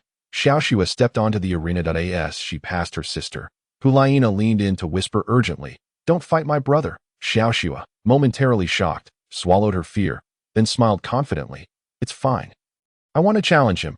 Take care of yourself," Hulaina said. Disappointment etched on her face as she walked past. Shiao approached the center of the arena, her excitement bubbling over as she waved to the audience. The crowd adored watching beautiful maidens engage in battle, and their cheers grew louder. "Guess what? Who dares to fight me?" Shiao teased, flipping her long hair and batting her enchanting eyes. "It's Yin. It's Roger. It has to be Xiao," the crowd shouted in response. They clamored loudly, each voice rising above the other. Shiao, with a twinkle in her eye, listened intently to the gentle breeze carrying the sounds from afar, and playfully snapped her fingers towards the sky, exclaiming, "Ding dong, you guessed it right. I hereby announce the challenger." She truly had a knack for enlivening the atmosphere. BBDong, witnessing Shiao's clever and charming demeanor, could not help but reveal a faint smile at the corners of her lips. Just moments ago, Hulaina, her disciple, had easily overwhelmed her opponent, an occurrence that seemed unremarkable. Yet, Shiao was daring to challenge three exceptionally skilled young men, raising concerns that she might face a humiliating defeat. Kindaliu, too, was charmed by her adorable antics, his face breaking into a smile that he might be challenging Yin. Remarked Duel to the ghost Duel beside her. "She won't fight him. Her attacks are ineffective against Yin." Ghost Duel surmised, if echoing that thought. Ghost Duel inquired, "Who do you think it could be? She seems to have always held an interest in Shiua. It appears she intends to challenge him." Ghost Duel clarified that is it not Roger? Duel asked, unwilling to concede. Ghost Duel merely smiled knowingly. They all noticed a subtle smile gracing the lips of the Pope, exchanging glances that hinted at their surprise. Never had they imagined that the Pope would display such concern for her. Today felt decidedly unusual. Yet, it seemed the Pope's concern was not for her, but for whom she was about to challenge. She was on the verge of revealing her opponent. Who could it be? "Shiua, you better brace yourself. Shiao is challenging you. If you lose, you won't be able to remain at the Spirit Hall." Yin leaned in to seriously remind him. "Go. Enough talk." Shiua dismissed, not perceiving the gravity of the situation. At that moment, suddenly aware of his master's gaze, Shiua glanced towards the grandstand, locking eyes with his master. Better to slay 1,000 than to lose even once. His expression mirrored Yan's warning. In an instant, Shiua comprehended the stakes. He could not afford to lose to her. Victory was imperative. "I hereby challenge Shiua," Xiaolan declared, extending her arm and naming her opponent. The collective gasp erupted from the audience. How could it be him? Most had anticipated Yin would be the target. It was common knowledge that Shiao had lost to Yin multiple times, so her desire for a rematch was understandable. Yet, the revelation that she was challenging Shiua left the audience in shock. Isn't that akin to courting death? They all felt a wave of anxiety for Shiao. All they could do was wait and watch. "Brother, give it your all. Shiao stands no chance against you." Hulaina focused solely on her brother. Casting aside thoughts of Shiao, people's loyalties can shift, especially at critical moments. Leaning towards those closest to them, Hulaina wholly sided with her brother, hoping for Shiao's defeat, for the consequences of a loss were too dire to contemplate. Roger remained unfazed, a faint smile gracing his features. This time, Shiao was filled with confidence. It was time for her to put an end to her feelings for the boy she admired, or she would find no peace in the future. She finally understood that harboring affection for someone who would never reciprocate was a futile endeavor. You want Xiao to win, don't you? Hulaina turned to inquire. Roger smiled, but offered no response. Would he dare answer such a life-or-death question? He would not recklessly declare his thoughts, leaving her to await the outcome. In the arena of Douluo, Xiao unleashed her 4 spirit rings. White, purple, black. Xiao, a level 50 soul master of the agility attack type. With the snow leopard martial spirit, she announced her identity. Shiua, seeing her single black spirit ring for the first time, was indeed taken aback, and then released his own 4 spirit rings. Purple, for varying shades of purple. Yet lacking any 10,000-year ring. The audience gasped at the comparison of their spirit rings, realizing Xiao's possession of a 10,000-year spirit ring explained her audacity in challenging Shiua. Shiua, a level 50 soul master of the powerful attack type. With the Moonblade curved sword martial spirit, both Xiao and Shiua were level 50 soul masters, making their duel exceptionally fair. First soul skill. Diamond God Claw. Xiao took the initiative, attacking with the speed of lightning. Shiua brandished his Moonblade and charged forward. The clang of their weapons echoed as they clashed repeatedly, as Xiao's Diamond God Claw struck with rapid precision, moving like the wind, elusive as a shadow, and as swift as lightning, displaying a myriad of techniques. Shiua, wielding the Moonblade, struggled to match her speed, yet he managed to counter every attempted sneak attack. He swung down heavily from the air. Xiao dodged nimbly. Faced with his powerful assault, Xiao opted to evade rather than engage directly, responding with swift counterattacks, shifting from defense to offense at will. After exchanging dozens of blows, neither side gained a clear advantage. Shiua felt the sting of defeat looming as his close-range attacks yielded no success. Seizing an opportunity, Xiao executed a sudden strike, aiming for his chin with a swift upward motion. With a leap, Shiua soared into the air. Xiao took advantage of this moment, executing a quick flip, her long legs connecting solidly with his abdomen. A loud smack echoed as Shiua was sent flying 10 meters away. Landing with a few backward steps, Xiao landed gracefully, her agility evident. In this initial exchange, she claimed a small victory, establishing her dominance. Despite sustaining no severe injuries, Shiua felt the impact of her kick resonate within him. Suddenly, the audience fell silent, an air of dread settling over them as they sensed Shiua was about to unleash his true power. After catching his breath, his eyes blazed with fury for the first time. He had encountered a significant setback, realizing Xiao's offensive capabilities were formidable. Close combat would only lead to his downfall, while ranged attacks left him vulnerable. First soul skill. Spinning Blade. Shiua aimed to regain his footing, splitting his Moonblade into 2 sharp, curved blades. With a roar, he launched one blade directly at Xiao. Familiar with his spinning blade technique, she easily leapt aside, evading the attack. Shiua hurled the second blade, but Xiao nimbly dodged the barrage of spinning attacks. Acknowledging her skill, Shiua retracted his blades, his fury escalating as he unleashed his second soul skill. The 2 curved blades merged in Shiua's grasp, transforming into a gigantic crescent moon blade. Second soul skill. Crescent moon double blade. The formidable attack was a self-created technique building upon the spinning blade, its might amplified exponentially as the 2 blades flew towards her. Xiao remained unperturbed, having anticipated his moves long before he struck. Her confidence stemmed from extensive preparation, enabling her to confront him with composure. The crescent moon blades rotated at a speed that was both rapid and ferocious. Xiao had no choice but to evade. Confronting them head-on would be unwise. With the agility of lightning, she dodged again and again, Shiua's disbelief growing as he failed to land a single blow on her. Frustrated, he resorted to a surprise attack. Third soul skill. 1,000-mile pursuit. Be careful. Hulaina suddenly cried out in alarm. Roger cast her a glance, dismissing her concern. He knew Xiao well. Every move she made was as clear to him as day.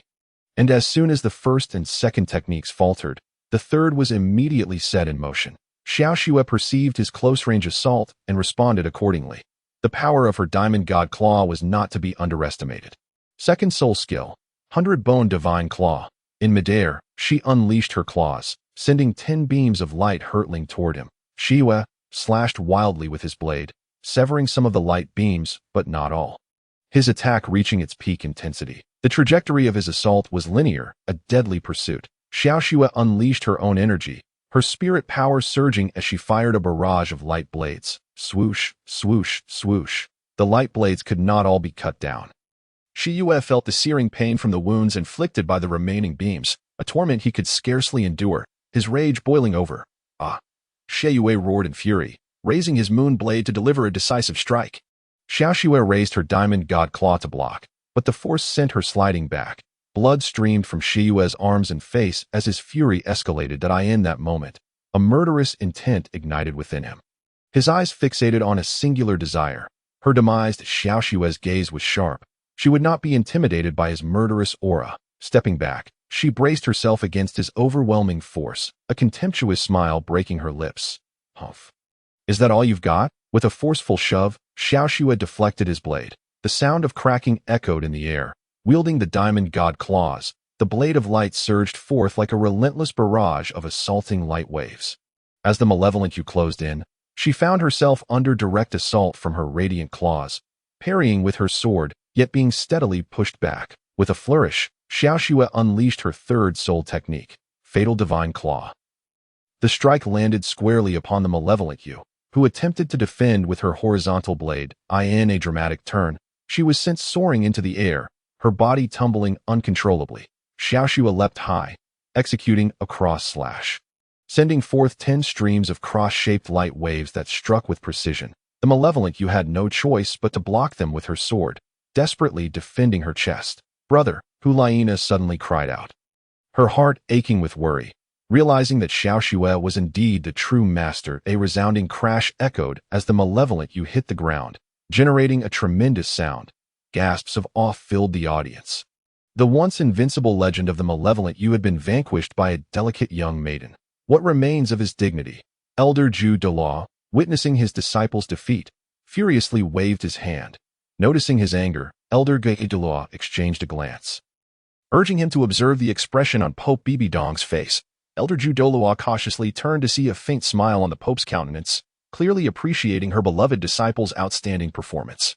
This soothed her ire. Aware of BBDong's affection for her disciple, Elder Ju dared not show any further resentment, instead displaying a pleased smile. The malevolent Yu lay heavily injured upon the ground, blood spilling forth as he suffered internal injuries, his face marred by wounds that Hulaina could scarcely bear to witness her brother in such a state of defeat.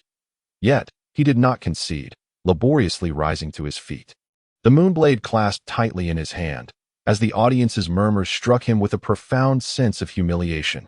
This time, he vowed not to spare her, swearing an oath of vengeance. The malevolent Yu's eyes burned with a fierce crimson, his gaze radiating murderous intent. Ah! He bellowed in a long, furious roar, consumed by rage. Shiua, with a light scoff, beckoned, "Come forth, let us determine the victor with a single strike." Unscathed, she relished in his humiliation.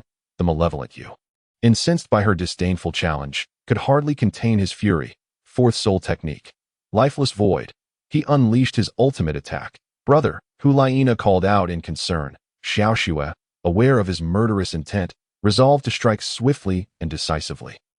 Having entered the arena, he must disregard his own life. He could not afford to perish at her hands. Fourth soul technique, Phantom Bone Claw. Both the malevolent Yu and Shiua unleashed their fourth soul techniques. Vanishing into thin air, their figures flickered like the wind, shadows darting through the skies. Hulaina could barely discern their forms, only perceiving 2 dark figures clashing, with blades flashing and waves of light shooting in all directions. Yin, perplexed, sought answers. Roger activated his purple light divine eyes, clearly observing their every move. Shiua and the malevolent Yu poured forth their full strength into each strike, evenly matched at the onset. Suddenly, a dark, ancient soul ring materialized in the air, sending a wave of unease through the audience. Brother, Hulaina cried out in distress, her fists clenched tightly against her chest in prayer. In the blink of an eye, a shadow crashed heavily to the ground. Boom! A thunderous sound erupted, sending shockwaves through the arena. Yin shielded his face from the blast. Hulaina similarly raised her arms to protect her visage. Roger blinked, bracing himself against the impact. The shadow was none other than the malevolent Yu, rendered motionless upon the ground, as if paralyzed. Meanwhile, Shiua remained suspended in the air, her form delicate and poised, surveying the aftermath of her victory. The arena erupted into jubilant cheers. Shiua gracefully descended to the ground. Relishing her triumph, the beautiful young host soared to the heights of the arena, proclaiming, Shiua is victorious. Now, let the next challenger step forth to face her. Yin dashed onto the arena, discovering the malevolent Yu had fainted. Struggling, he shook his leader awake. The malevolent Yu opened his eyes slightly, murmuring, next time, I will not lose to her. Yin assisted him to his feet. I do not require your help, the malevolent Yu replied. Dejectedly departing the arena, Hu Lieno approached, aiding her brother toward rest. Shiao had triumphed. She gleefully raised her arms, dancing down in celebration. Yin took to the arena, resolved not to retreat. He pointed upward. I asked him. Is he challenging him? Surely, this cannot be true. The audience gasped in astonishment. He aimed to challenge Pope BBDong's male disciple. What audacity! He was the sworn enemy of the malevolent Yu, having bested him on numerous occasions.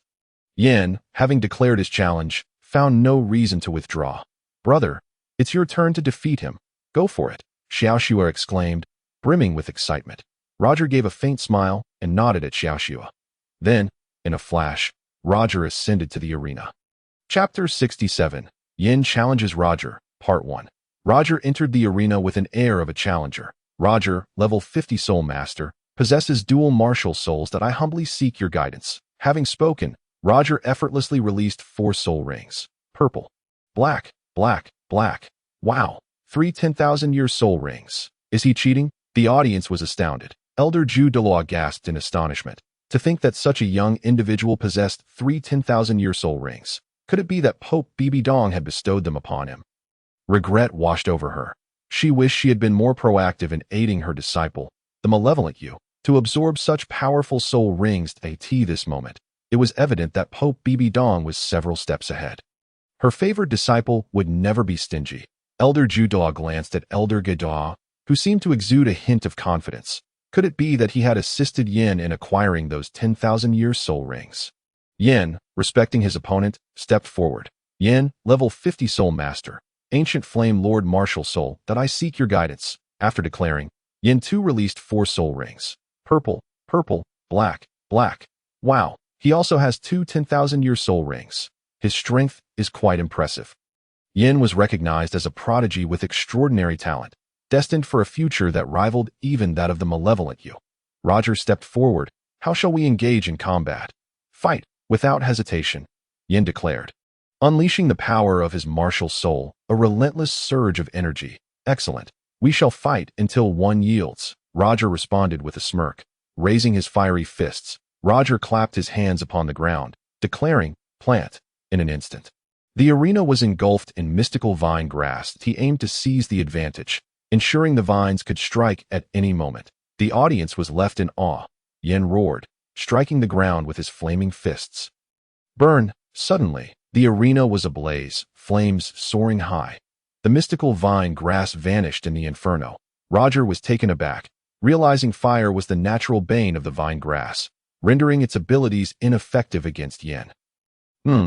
Impressive, he has finally found a counter, Elder Duel noted. Elder Guidao solemnly remarked, do not forget, he possesses dual martial souls. His anomalous martial soul is formidable. Elder Duel nodded in agreement. They remained vigilant. Observing Pope BBDong's expression, prepared to halt the match at any sign of trouble. Meanwhile, the headmaster, Qin Daolu, wore a deep smile, seemingly more appreciative of Roger than even the Pope. Elder Duel recognized the sentiments of the two supreme beings. Feeling a twinge of jealousy, pondering that Roger was destined to unify the entire Spirit Hall, becoming a significant threat, the malevolent Yu's words rang true. He would indeed pose the greatest danger to the Spirit Hall in the future. Elder Guidao, noticing Elder Duel's thoughts, read his mind perfectly, his expression revealing the truth. Do not let your thoughts wander, Elder Guidao conveyed silently. Elder Duel understood and concealed her thoughts. Continuing to observe the unfolding spectacle, Yin unleashed the ancient flame Lord Soul technique. Earth Flame Tide. The arena transformed into a molten hell, the temperature soaring rapidly, igniting the air and creating an intense heat that felt as if one might be scorched instantly. Yin stood at the center of the flames, commanding a tremendous advantage. Roger sought to test the vine grass's effectiveness against him. Vine grass, first soul technique. Entangle. Upon release, the vine grass swiftly wrapped around Yan's body, only to turn to ash and vanish in an instant. Unfazed, Roger attempted again. Vine grass, third soul technique. Cage. In the blink of an eye, the ethereal vine transformed into an indestructible birdcage. Yin became a caged bird, unable to escape. However, as soon as Yin unleashed his flames, the cage blazed fiercely and swiftly vanished. Haha. You thought to defeat me in such a manner? Not a chance. Yin laughed maniacally with unrestrained delight. Do not be so smug. Your flame lord will rapidly consume your soul power, and when your energy is exhausted, we shall see what you can muster against me. But I shall not keep you waiting long. Roger stood at the edge of the fiery ground, addressing him. Do you think I would deplete my soul power? You are gravely mistaken. Yin was fully aware of his own capabilities. Roger believed his talent to be exceedingly high, surpassing that of Shiao, albeit he remained more reserved. The reason for this was his possession of destructive power, which he dared not wield lightly, while Shiao flaunted his prowess with a curved blade at every opportunity. If Yin was willing to serve as Xiao's lackey, that was beyond his control. Fourth soul skill. Pillar of Heaven. Yin aimed for a swift resolution, unwilling to fall into his trap. He unleashed his ultimate technique.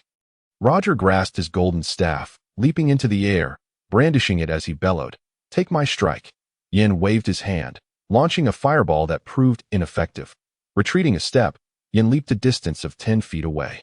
Bang! Roger struck the molten magma of the fiery ground with his staff. The exceedingly high temperature rendered the golden staff searing hot. He flung it into the air to cool down, then jumped up to evade the scorching flames. Second soul skill, Granite of the Earth. Yin summoned the Flamestone Lord, a manifestation of his martial soul, responding to his mental commands. Attack him. Yin commanded the Flamestone Lord. The Flamestone Lord, composed of granite and flame, transformed into a colossal entity, standing 10 feet tall and 3 feet wide. A gigantic and invincible flame stone giant. Its fiery fists could shatter all in their path. Showcasing an astonishing level of power, it attacked with an aura of invincibility. Roger leaped into the air, raising his golden staff to deliver a powerful blow, yet it swung its fist, sending him rolling onto the fiery ground. Be careful, senior brother, Xiao exclaimed, her voice filled with concern. Roger emerged from the molten rock, his body engulfed in flames. Bang! Roger stood firm, raising his golden staff, a surge of mental energy enveloping him, as waves of true energy circled around, shielding him from the searing fire. The fiery ground was a manifestation of his mental power, which he could certainly suppress with his formidable mental strength. Only the weak would fear the so-called flames. Seeing that he was unafraid of the fiery onslaught, Yin took a step back in astonishment. Let the flames burn even more fiercely. Yin unleashed the might of the ancient Flame Lord, shouting as he struck the ground with both fists. Third soul skill, Erupting Lava. Suddenly, the magma on the fiery ground surged like ocean waves, crashing in relentless succession. The entire space transformed into a sea of flames. Roger leapt, extending his golden staff to strike down. Take my heavenly blow. With a mighty swing, he struck down, causing a resounding bang as the magma split in two, only to quickly restore itself in the air. The Flamestone Lord swung its fiery fist, sending embers cascading everywhere. Stand tall. Roger raised his golden staff to intercept its attack. However, another fiery fist came crashing down, two fists descending like twin mountains of fire. Roger retracted his golden staff, exerting all his strength for another strike, sweeping across the armies. Bang! Bang! The two resounding impacts were so powerful they were akin to shattering two mountains. The Flamestone Lord's fiery fists crumbled to dust, fragments scattering throughout the arena, causing the audience to pale in fear, apprehensive of the fiery debris raining down upon them. Yin, affected by the backlash, fell to the ground, severely injured. Roger struck down the two fiery fists, landing back on the ground. Chapter 68. Yin challenges Roger, Part 2, suddenly. Yin erupted into wild laughter. Ha ha. Roger stands there with his golden staff, waiting to see what else he can do. Yin's entire being ignited with flames, fury spilling forth. You have angered me. Allow me to show you the true form of my Flame Lord. Yin howled, Unleashing his power, the colossal ancient flame lord materialized before him. Its massive form loomed like a mountain, with blood-red, burning eyes that were utterly terrifying.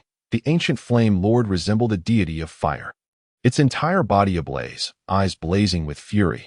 Roger stepped back, looking up, aware that it could attack at any moment. Outside, Xiao Shui covered her mouth in feared Laina, witnessing the imposing figure of the ancient flame lord for the first time. Felt a desire to incinerate the entire arena. The entire assembly of teachers and students stood agape in astonishment. It is Yan's ancient flame lord, as if the god of fire has descended. Ha ha, you shall meet your end. Yan laughed maniacally, seemingly possessed, his bloodlust reaching a fever pitch. After the Flame Stone Lord's fists were shattered, it resurrected to its original form. Flame Lord Fusion. The true form of the ancient Flame Lord merged with the Flame Stone Lord, transforming into a super warrior, standing tall in the realm, challenging the entire world. Shiao, recovering on a stretcher, witnessed Yan's overwhelming power, feeling inadequate and begrudgingly rising to his feet. Brother, why have you gotten up? Laina asked, her heart aching with concern as she tried to support him. Shiao shrugged off his sister's hand, refusing her assistance, unwilling to appear weak. Elder Duel exclaimed in astonishment, Ghost Douluo, your prized disciple is extraordinary. Hidden away here has truly opened our eyes. Haha, you flatter me that it is also my first time witnessing the fusion of his martial soul and soul skill true form. This is a technique he created himself. Ghost Douluo spoke with pride. It is evident that Yin possesses remarkable talent. However, my disciple, despite his potential, lacks divine strength, and ultimately, he will remain merely a brute, without the divine. Elder Duel lamented, becoming a god is not solely about having divinity. The key lies in the divine position and whether one possesses a divine legacy. There are only so few divine beings in the world. And the crucial question is whether they permit one to ascend to divinity. Of course, having a divine being is advantageous. One can transcend and become a new god, but such instances seem to be mere legends. Yin does indeed possess divinity, yet whether he can ultimately ascend to godhood depends on his own fortune. Ghost Douluo, well-versed in the intricacies of divine positions, stated. Elder Duel, unable to counter his words, saw no need to continue discussing. The focus now was to witness the true power of Yan's ancient flame lord. Could Roger truly possess the strength to defeat him? How could a disciple of the Pope be anything less than exceptional to earn her favor? Let the god of fire slay him, Yin commanded. The god of fire, a name Yin had crafted for it, was not a true deity but bore an imposing presence, awaiting the moment when it would attain the power of a true god. The ancient flame lord, reigning supreme, naturally inherited astonishing strength. Obeying its host's command, the god of fire lunged forward to attack, unleashing a torrent of flames that incinerated all. Wow, the inferno engulfed everything. Xiao Shui witnessed this, her hands covering her mouth, tears welling in her eyes, terrified to the brink of tears. Laina, seeing Yan's desire for her junior brother's demise, longed to rush in and strike him down, but in this moment, she feared his blazing inferno. They were all worried for Roger, while BBDong sat calmly in her grand chair, observing with an impassive expression, her chin resting on her hand. Daolu, the old dean, felt a pang of concern.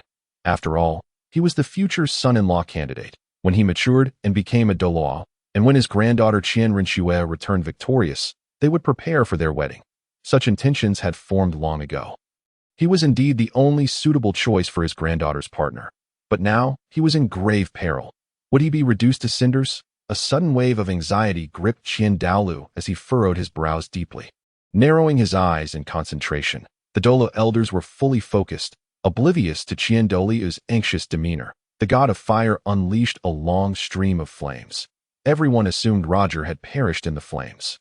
However, at the moment the fire dissipated, a gleaming golden shield appeared that had perfectly safeguarded Roger. In the nick of time, Roger activated the diamond shield. Was the invincible true form. Daolu, suddenly elated, stood up, exclaiming. His shout drew the attention of all the Douluo elders. They turned to look at Dean Daolu, realizing his true intentions, how deeply he cherished the young Roger. BBDong discerned the affection of her father-in-law and smiled.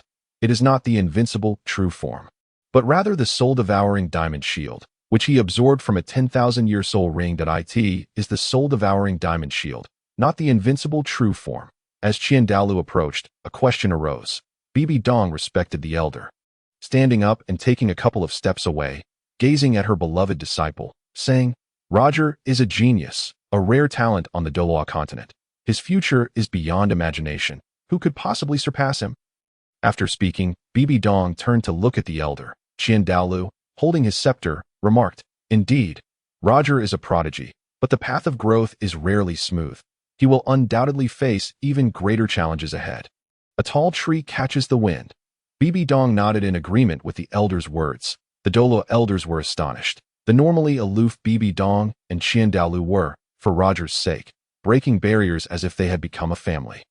Discussing openly, strength alone cannot suffice. Roger requires formidable offensive power as well. The celestial vine completely failed against the Lord of Flames. Without the ability to fight, there was no hope of victory. Their concerns were precisely as Roger had anticipated. He must not become the subject of ridicule.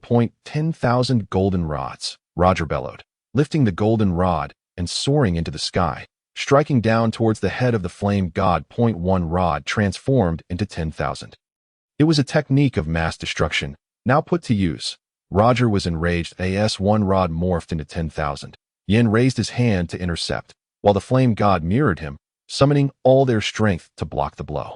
Though 10,000 rods seemed formidable, the dispersal of offensive power rendered it ineffectual against a strong opponent. It was merely effective against weaker foes. The divine technique of 10,000 golden rods was insufficient, and Roger resorted to employing the 72 techniques of the golden rod, executing the first 10 in a single breath, striking the colossal flame god. Yet, the flame god was no ordinary adversary, being a demigod. It absorbed the strikes as if they were but a gentle drizzle, offering little resistance. With each blow Roger delivered, the flame god effortlessly nullified it, akin to a stick striking a mountain. What impact could that possibly have? "Come and meet your demise," Yin chuckled, launching a heavy blow, a flaming stone fist descending like a mountain. Roger was propelled back by the force of the flaming fist, creating a tremendous shockwave in the arena. With a thunderous crash, he was struck by a 1,000,000-pound force, crashing down onto the Douluo arena, leaving a deep crater. Lying in the pit, Roger rose, exhaling sharply. Bah!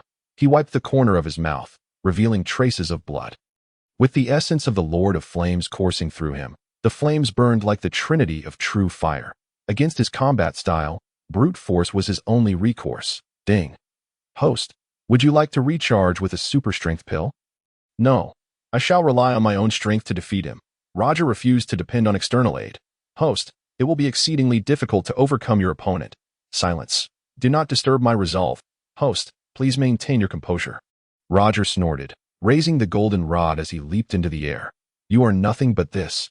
Take another strike." As he swung with full force, he summoned a great technique through his consciousness, the Rod of Wishes.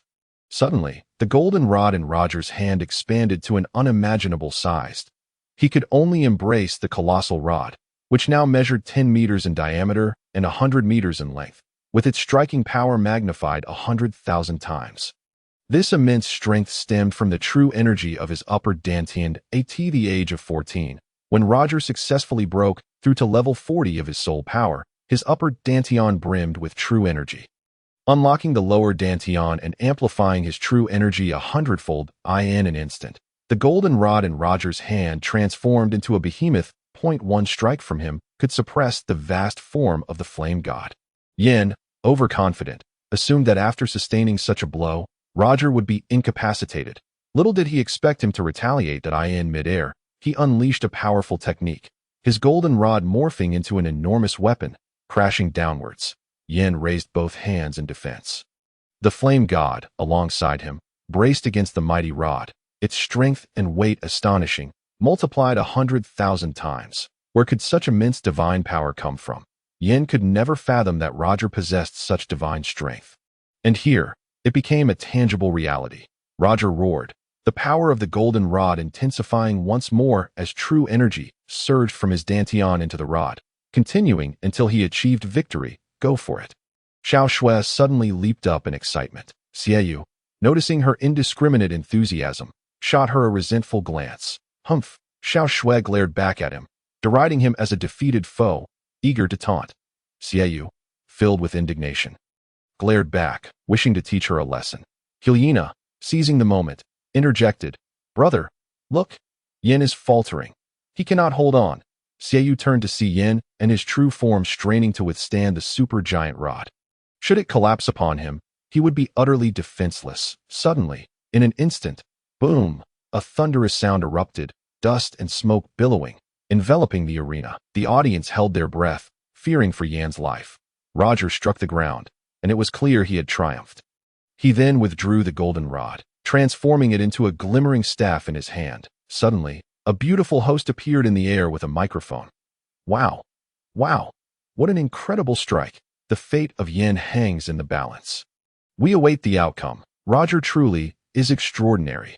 If he wins, who will challenge the position of team leader next? The beautiful host continued to engage the audience, stirring the atmosphere. As the smoke cleared, Yin crawled from the pit. Raising his hand in surrender, "I concede." After declaring his defeat, Yin collapsed, seemingly lifeless. The medical team rushed onto the arena to assist him, carrying him away on a stretcher. He has won. Roger has emerged victorious. The crowd erupted in cheers. Chapter 69. BBDong's proposal. The challenger of the Saintess. He has won. Xiao was fuming with frustration. Why must he always win? Could he not lose just once? Hyena, unlike Xiao Shui, restrained her exuberance, concerned for her brother's feelings. Now, her brother was seething with rage, fearing it would only worsen his disposition towards her. At times, she wished Roger would falter a few times. That way, he would not provoke her brother. And naturally, she would not incur his jealousy. Alas, Roger, senior brother, do as you see fit. Her brother would not spare him. Hyena, it is your turn. Xiao wished for his sister to step up and accept any challengers. He could not monopolize the positions of leader and captain. Hearing her brother's words, Hyena was mentally prepared. She could not allow Roger to outshine her and claim the leadership role. That it was better for her to seize it herself. She had already made plans during breakfast. Hyena jogged onto the Duel arena as Roger descended. Their eyes met briefly, conveying unspoken understanding. After receiving his gaze, Hyena stood on the arena, prepared to accept the challenge. The situation was clear. Yin had lost, rendered incapable of further combat, and Xiao had suffered a crushing defeat, equally unable to continue. With Roger having voluntarily withdrawn, who else remained to challenge the Saintess Hyena? Ladies and gentlemen, the Saintess Hyena steps onto the arena to accept challenges. The beautiful host announced while soaring through the air. The Saintess is here. This will be the final match determining victory. This will be the last duel. The Saintess accepts challenges. Who among you dares to challenge? The beautiful host called out. The audience fervently cheered for the Saintess's assured victory. Hyena believed this match would merely be a formality, and she would seize the roles of leader and team representative. She had meticulously considered the implications. If her brother became leader, there would be dissent from both senior and junior brothers. If Roger were to lead, it would provoke even greater discontent from her brother and all others. The Saintess. She was the most suitable candidate to maintain harmony. Having the Saintess as captain is splendid. Elder Ghost Douluo agreed. Elder Duel raised an objection. Why not Xiao? Was it not agreed that the final victor would represent the team as captain? Elder Ghost Douluo replied with reason. Can she command respect as captain? Elder Duel countered with further justification. Elder Ghost Douluo did not engage in further debate, recognizing that the final decision rested with BBDong and Douluo. Haha, I suggest you two elders cease your quarrel. Let their decision stand. Whoever triumphs in the end shall be the captain. Douluo interjected, sensing their dispute. BBDong nodded in agreement, indicating her approval. I have discovered the golden generation of the Spirit Hall here. BBDong declared solemnly. The golden generation of the Spirit Hall, a term never before heard, now uttered by the mouth of BBDong, was bound to become a sensational headline across the Douluo Continent. Douluo and all the Douluo elders turned their attention to BBDong, eager to hear her explanation. Ignoring their gazes, BBDong focused on the arena. In the future, there will be a second generation. A third generation. The golden generation of the Spirit Hall represents the highest elite. We must inspire the younger generation, granting them the honor they rightfully deserve. That not a commendable notion. What are your thoughts on my proposal? The elders of Douluo hesitated to give immediate consent, each of them awaiting the opinion of Dean Douluo. Should he disapprove, the Pope's proposal would be rendered null and void in the Spirit Hall. The individual of paramount prestige is Douluo, not His Holiness the Pope. BBDong cast a sharp glance before averting her gaze. They were all in anticipation of his verdict. He appeared like a proud elder, his fingers stroking his long beard, his brow relaxed and self-satisfied, before bursting into hearty laughter. Ha ha! Indeed, the golden generation of the Spirit Hall. This suggestion is splendid. Douluo stroked his white beard with satisfaction. Congratulations to His Holiness the Pope for this illustrious proposal. Elder Jiuda joined in the congratulations. BBDong's expression turned grave, contemplating the heavy responsibilities ahead, as she accepted their accolades with an air of superiority. Might I inquire, Your Holiness, if candidates for the Golden Generation have been selected? Elder Jiuda could not contain his curiosity. BBDong mischievously winked, signaling that she had someone in mind. Let us discuss it after the contest. She was eager to see who else might dare to challenge. They all followed the Pope's lead in attentive anticipation. It seems unlikely that anyone would dare to challenge now. Dean Douluo discerned the situation. Not necessarily. BBDong felt a premonition that Hulaina would not ascend to captaincy without opposition. Someone would surely attempt to thwart her. Who could that be? They pondered, unable to conceive who would dare to issue a challenge. Douluo was momentarily startled, then focused his gaze. And indeed, there was a contender. It was the young girl Shiao. Hesitating as she awaited the final moment to enter the arena, one dared to step forward to challenge. Saint Hulaina was poised to be the ultimate victor. The countdown began. The enchanting young host twirled gracefully in the air, but as no challengers appeared, she was compelled to make a decisive announcement. Everyone, join me in the countdown, she called out to invigorate the atmosphere. Point 10. The charming host led the 10-second countdown. Point 9. The audience echoed her enthusiasm. Point 8. 7, 6, 5, 4. Is there truly no one to challenge? Shiua felt her nerves heightening as the countdown progressed. She had intended to deliberate further, yet time was of the essence. This was a once-in-a-lifetime opportunity not to be squandered. Point 3. Shiua steeled her resolve and leapt into the air, capturing the attention of all. Suddenly, the countdown ceased. In the midst of Hulaina's triumphant moment, a challenger emerged. She is my junior sister. Does she wish to oppose me? Hulaina could scarcely believe her eyes as her junior sister soared onto the battle stage. Sister, please allow me to test my skills, Shiua called out politely as she landed on the arena. Flames of indignation ignited within Hulaina, unable to accept this challenge. Should she fail, she could no longer claim the title of elder sister. Yet she would not permit her junior sister to ascend to captaincy, much less to position herself as the leader. She would find a way to prevent that from happening. Junior sister, do you truly wish to challenge me? Hulaina asked, her gaze fierce and unyielding. Indeed, elder sister, I intend to do so, Shiao replied with unwavering determination. Shiao suddenly, in a fit of rage, exclaimed, if she dares, Roger, sensing his fury reaching a boiling point, interrupted. You dare to lay a finger on my junior sister, and I shall repay you 100-fold. How dare this pauper make such a vow? Shiao swallowed his words. He had intended to say, eliminate her. What he uttered was no jest. Shiao decided to bide his time, awaiting the opportunity to deal with both him and Shiao. The Spirit Hall would not tolerate such a talent's existence. You dare to challenge me. Do you comprehend the consequences? Hulaina questioned, her voice laced with anger. Elder sister, have I erred? Shiao inquired, perplexed. You have not erred, Hulaina thought to herself, knowing that only by defeating her could she escape the dire consequences that awaited. Should Shiao prevail, unimaginable repercussions would ensue. Upon hearing her elder sister's words, Shiao nodded with newfound assurance.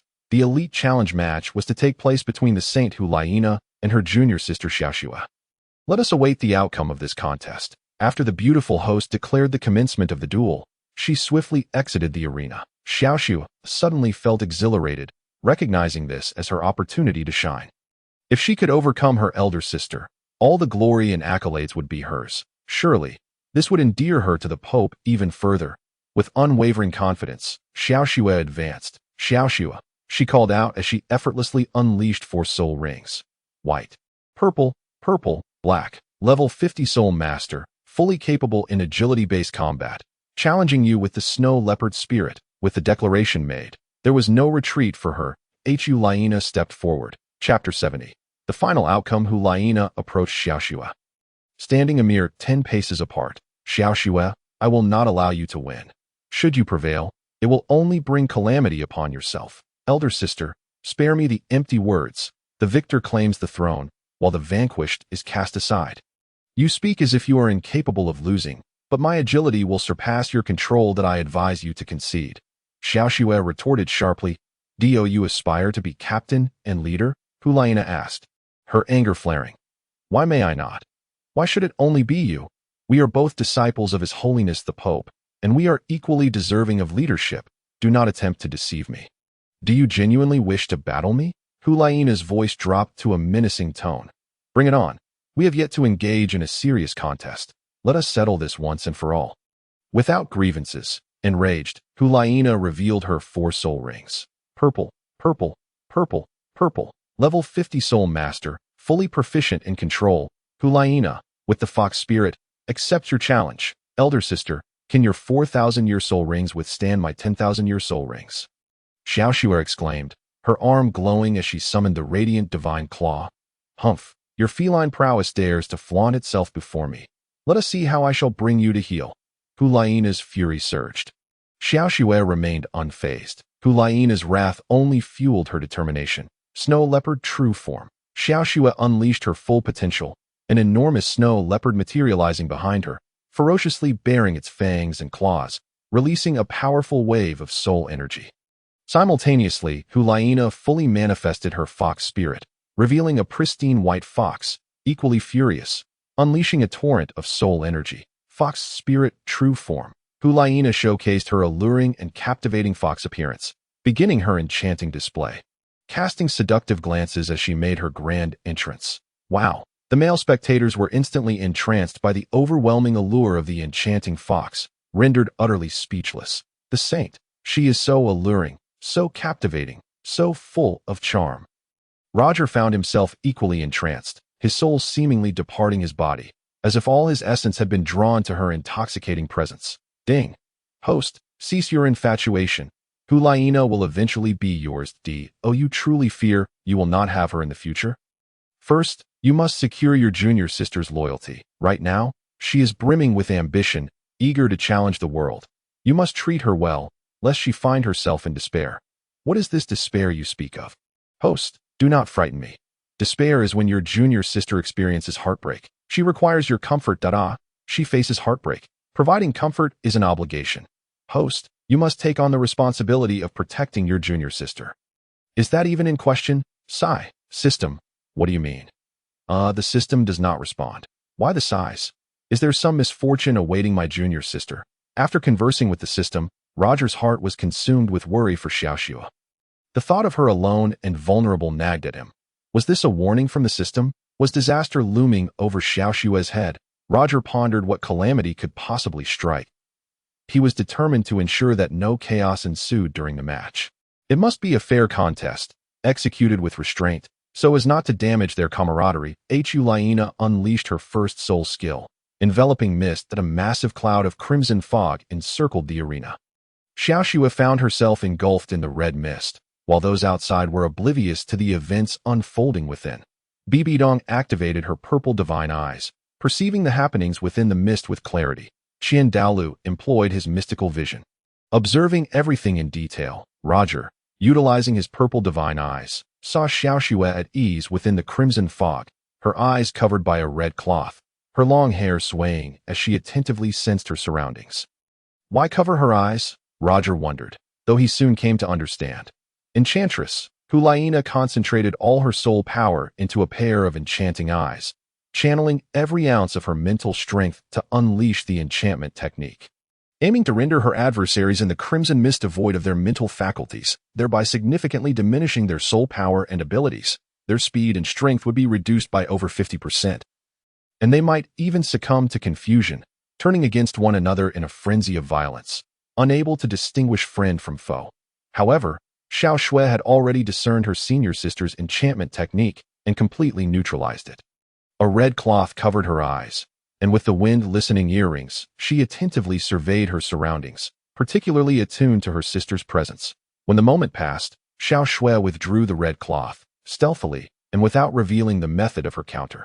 As a courtesy to her sister, Huliana believed she had triumphed. With a sudden burst, Huliana dashed into the crimson mist, wielding a red-black short sword, capable of slicing through hair and severing all defenses. It was indeed a divine blade. Within her own alluring fog, she was clearly visible. The red-black short sword lunged toward her chest. Xiao Shui sensed her sister's ambush from behind. In a critical moment, she intercepted the attack with her diamond divine claw. Startled, Huliana, realizing her attack had been foreseen, swiftly dodged to the right, circling around to launch a second assault, her speed akin to lightning, moving like a specter. Within the red mist, Xiao Shui's vision was severely obstructed, and the fog significantly slowed her counterattacks. Nevertheless, her acute hearing and tactile senses allowed her to perceive her sister's attack trajectory with clarity. Even with her eyes closed, she could thwart each surprise strike. Clang, clang, clang. The sounds of sharp weapons clashing echoed through the red mist. Gleaming blades flashed in the fog. Despite her efforts, Xiao Shui remained undefeated. Causing Xiao to grow increasingly anxious for her sister, his expression shifting dramatically, brows furrowing in concern, but unable to comprehend the ongoing battle within the mist. After receiving treatment, Yin limped over to Xiao and inquired, "Boss, how is the situation?" His sudden appearance startled Xiao, who turned to find him in a ghastly state, every part of him marred, unrecognizable even to his own mother. Still fighting, Xiao lamented despondently. Yin, astonished, approached to observe. "Xiao Shui, how has she become so formidable?" "Boss, she has been hiding her true capabilities. Should we recruit her?" "Humph, that is no longer possible." Xiao regretted his earlier decisions, contemplating the consequences. Witnessing Xiao Shui's remarkable prowess today, he realized he should have recruited her when he had the chance. Now, invigorated by her newfound strength, Xiao Shui vowed to embrace her true self. As she transformed back into her authentic form, she became a formidable force. The ghostly bone claws. Xiao Shui launched rapid shadowy attacks within the red mist, making her undetectable, her dark strikes going unopposed. The cries of Huliana echoed in despair. Suddenly, Huliana dispelled the crimson fog, crashing heavily to the ground, visible to all spectators. Before they could react, a shadow appeared beside the saintess, Xiao Shui astonishingly materializing out of thin air, her sharp diamond divine claw poised against the saintess's neck, compelling her to remain motionless. Though Huliana had fallen, she was not gravely injured. However, the scars on her face and the bleeding wound on her arm ignited a profound rage within her. Her gaze filled with animosity, vowing to be at odds with Xiao Shui henceforth. Xiao Shui, with a triumphant smile, remarked, "Thank you. I apologize for the offense, senior sister." Humph. Huliana, fuming, turned away, her eyes brimming with hatred, rejecting the apology. "Senior sister, you have lost," Xiao Shui declared. Huliana, refusing to meet anyone's gaze, conceded, "I have lost. You have won. Thank you." Not waiting for her sister to finish, Xiao Shui interjected the gratitude, having anticipated her words, ensuring they did not escalate into a complete rift. Humph. Huliana swallowed her ire, accepting her defeat. Xiao Shui retracted her diamond divine claws, which vanished at last victorious. Xiao Shui stood tall, her head held high, casting a triumphant gaze over the audience, upon witnessing her sister's humiliating defeat. Xiao rushed forward to assist her. Yin followed suit, sprinting onto the Douluo stage. The beautiful host soared above the arena, announcing, "The final victory belongs to Xiao Shui. She is the captain of the elite team from the Wuhuan Temple Academy." The audience erupted into fervent cheers. Roger, too, rejoiced for his junior sister, approaching her with delight. "Yay!" Xiao Shui leaped in celebration. Although BBDong felt a tinge of disappointment at the outcome, she was nonetheless satisfied. "Summon the 5 of them to see me." With that, BBDong departed, staff in hand. Haha. Qian Daolu laughed heartily, understanding that the golden generation of Wuhuan Temple comprised those 5, a realization that filled him with immense satisfaction. Chapter 71. The Golden Generation of Wuhuan Temple. Following the conclusion of the elite challenge at the Douluo stage, Elder Ju and Elder Gui escorted the 5 of them to the Papal Hall.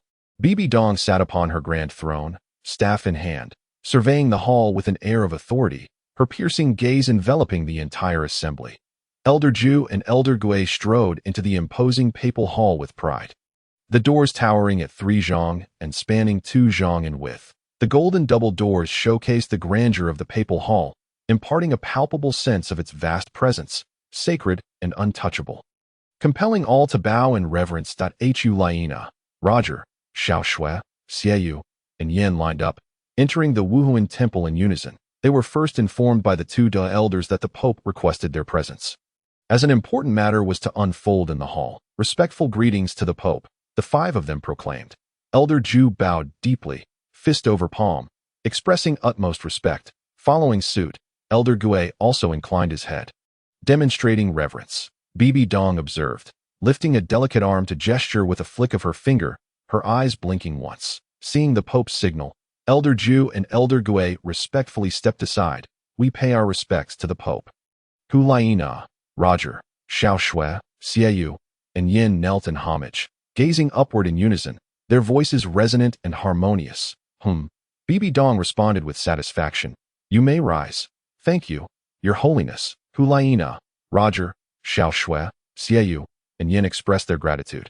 Standing together. Today, your elite competition has not disappointed. From you, I see a brighter future for the Wuhuan Temple, and to inspire you further, I shall grant you a title. BBDong's expression turned stern, her tone serious. A title? Hu Laina, Xiao Shui, Roger, Xiao, and Yin exchanged astonished glances, delight blooming within them. Roger shared the same joy as his senior sisters. Xiao Shui gazed up at her master, the Pope, her eyes sparkling with excitement. This was the highest accolade she had ever received, making her immensely proud of her hard work. Xiao and Yin, too, were filled with natural exhilaration. To receive a title bestowed by the Pope in their lifetime was an unparalleled honor. They could discern the pride on Elder Ju and Elder Gue's faces. The titles granted by the Pope were indeed extraordinary. The Douluo elders within the papal hall were envious, wishing to attain such exalted titles themselves. BBDong, rising from her throne, took 2 steps forward, exuding an imposing presence. The Douluo elders immediately bowed, fists over palms, expressing their loyalty. Hu Laina led Roger, Xiao Shui, Xiao, and Yin in a respectful bow, attentively awaiting the Pope's important decree. The golden generation of Wuhuan Temple, Hu Laina, Roger, Xiao Shui, Xiao, and Yin, 5 elite battle spirit masters. They shall possess numerous privileges and enjoy the same rights as the Douluo elders, pledging their unwavering loyalty to the Wuhuan Temple. BBDong proclaimed loudly that we pledge our unwavering loyalty to the Wuhuan Temple. Hu Laina, Roger, Xiao Shui, Xiao, and Yin, upon receiving the Pope's titles, bowed their heads and responded in unison, their voices ringing clear and vibrant. BBDong extended her palm, presenting 5 dazzling purple medals. They beheld the Pope preparing to award the medals, realizing that previously only the elders of the Wuhuan Temple received such honors. This was the first time young elites received medals. The golden generation of Wuhuan Temple marked the first of its kind in a century since its establishment, with promises of a second and third generation in the future. BBDong had made a vow today. The golden generation of Wuhuan Temple would be the ultimate glory and distinction for the new elite. BBDong descended from the papal dais, approaching the 5 personally to bestow the medals. Hu Laina, take this. BBDong presented a radiant purple medal. Thank you, Your Holiness. Hu Laina was filled with joy as she adorned herself with the violet medal, which she carefully fastened. Subsequently, Roger, Xiao Shui, Xiao, and Yin each received a golden generation medal from the Spirit Hall, eagerly pinning it to their chests, radiating a brilliance that evoked envy in countless onlookers. Upon witnessing the excitement of these 5 elite individuals, BBDong felt a natural delight, casting a meaningful glance towards Hu Laina and Xiao, her thoughts evident in her gaze. Elder Ju, Elder Gue, BBDong called out. Responding to her summons, Elder Ju and Elder Gue approached the Pope with respectful bowed heads, ready to heed her commands. How has your spirit fusion technique training progressed? BBDong inquired, eager to know. Elder Ju, without needing to gauge the Pope's mood, replied, reporting to Your Holiness, our spirit fusion technique has reached a masterful level. May I ask if there are any instructions from you? BBDong's sharp gaze scrutinized the 2, before she elegantly turned her attention to Hu Laina and Xiao, exchanging a glance that hinted at unspoken thoughts. Typically, Elder Gue spoke little, allowing Elder Ju to take the lead in inquiries. This time, he first acknowledged the Pope's gaze, nodding in agreement. There are two individuals here more suited to train in spirit fusion techniques than the two of you. Elder Ju, can you guess who they are? BBDong asked, her curiosity piqued. Reporting to your holiness, I cannot discern who they might be. Please enlighten me. Elder Ju, finding no merit in guessing, straightforwardly requested. BBDong immediately frowned, finding his lack of wit disappointing. The once mighty Juda seemed to her merely a subservient puppy in that moment. Nevertheless, she cast him an annoyed glance, but chose not to press further. Hu Laina, Shiao, you two, stepped forward, sensing the gravity of the situation, yet unable to ascertain its nature. They awaited the Pope's elaboration. Your bond as siblings is profound. Your thoughts intertwined. Hu Laina, you are the controlling spirit master, while Shiao, you are the primary attacking spirit master. Your cooperation will create a seamless dominance on the battlefield. Are you both willing to train in the spirit fusion technique? BBDong asked with solemnity. Hu Laina and Shiao were somewhat confused, doubting whether they could truly train together in the spirit fusion technique. Elder Ju, comprehending the Pope's clarity, immediately felt elated and took it upon himself to respond. Thank you, Your Holiness. Hu Laina, Shiao, are you willing? BBDong inquired once more, her seriousness unwavering. Suddenly, Hu Laina pondered whether such fusion implied a more intimate connection. Causing her face to flush crimson with shyness, she averted her gaze, attempting to escape the scrutiny of those around her. Shiao noticed his sister's hesitation, feeling uncertain himself, however, with their master already expressing gratitude. Retreat was not an option. I am willing, Shiao declared, accepting the understanding conveyed in his master's gaze as he turned towards the Pope to express his agreement. Brother, you do realize that the spirit fusion technique means two individuals becoming one? That would be quite embarrassing, Hu Laina said thoughtfully, her expression troubled. That what concerns you? BBDong finally grasped her worry. Hu Laina shyly nodded in silence. BBDong, understanding her feelings, addressed them. Elder Ju. Elder Goe, please demonstrate the spirit fusion technique to alleviate any doubts Hu Laina and Shiao may have. BBDong's directive. Elder Ju grinned with pride. Meanwhile, Elder Goe, silent as ever, merely complied with the instruction. They prepared to showcase the formidable spirit fusion technique within the Grand Hall, causing the other Elder Douluos to retreat to a safe distance, discussing its immense power. BBDong led the five of them to a vantage point atop the Pope's platform. Inside the Grand Hall, Elder Ju waved his hand, revealing 9 radiant spirit rings, accompanied by the dazzling manifestation of his spirit, the peerless golden chrysanthemum. The vibrant colors, combined with the 9 spirit rings, resembled a blooming garden, captivating all who beheld it. In contrast, Elder Goe stood motionless, releasing 9 spirit rings. Yellow, yellow, purple, purple, black, black, black, black, black. His spirit manifested as a haunting specter, instilling terror akin to that of a ghoul, enough to keep children awake at night. The aura of his spirit exuded a chilling darkness, truly formidable. Xiao Shui, upon witnessing Elder Goe's spirit, felt a twinge of fear, hesitating to look directly at Hu Laina, opting for discretion, closed her eyes to avoid the sight of his grotesque form. Chapter 72. Spirit Fusion Technique. The Grand Hall was suffused with the essence of spirit energy and the brilliance of spirit rings, providing a breathtaking spectacle. Elder Ju and Elder Goe prepared to unleash their spirit power and rings. Spirit Fusion Technique. They both chanted in unison. At that moment, the spatial energy and spirit rings intertwined in a dazzling display. Instantly, the various spirit rings and energies solidified. Duality stasis field. Elder Ju and Elder Goe fused back to back, simultaneously releasing immense spirit power that froze the entire atmosphere, rendering everything motionless. People, objects, even the flow of air, as if the very fabric of time and existence had paused in that singular moment.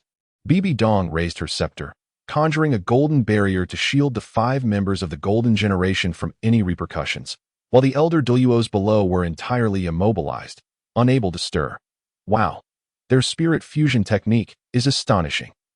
Xiao Shui and Hu Laina, filled with curiosity, longed to rush forward and explore the intricacies of the technique, yet the barrier confined them, preventing any escape.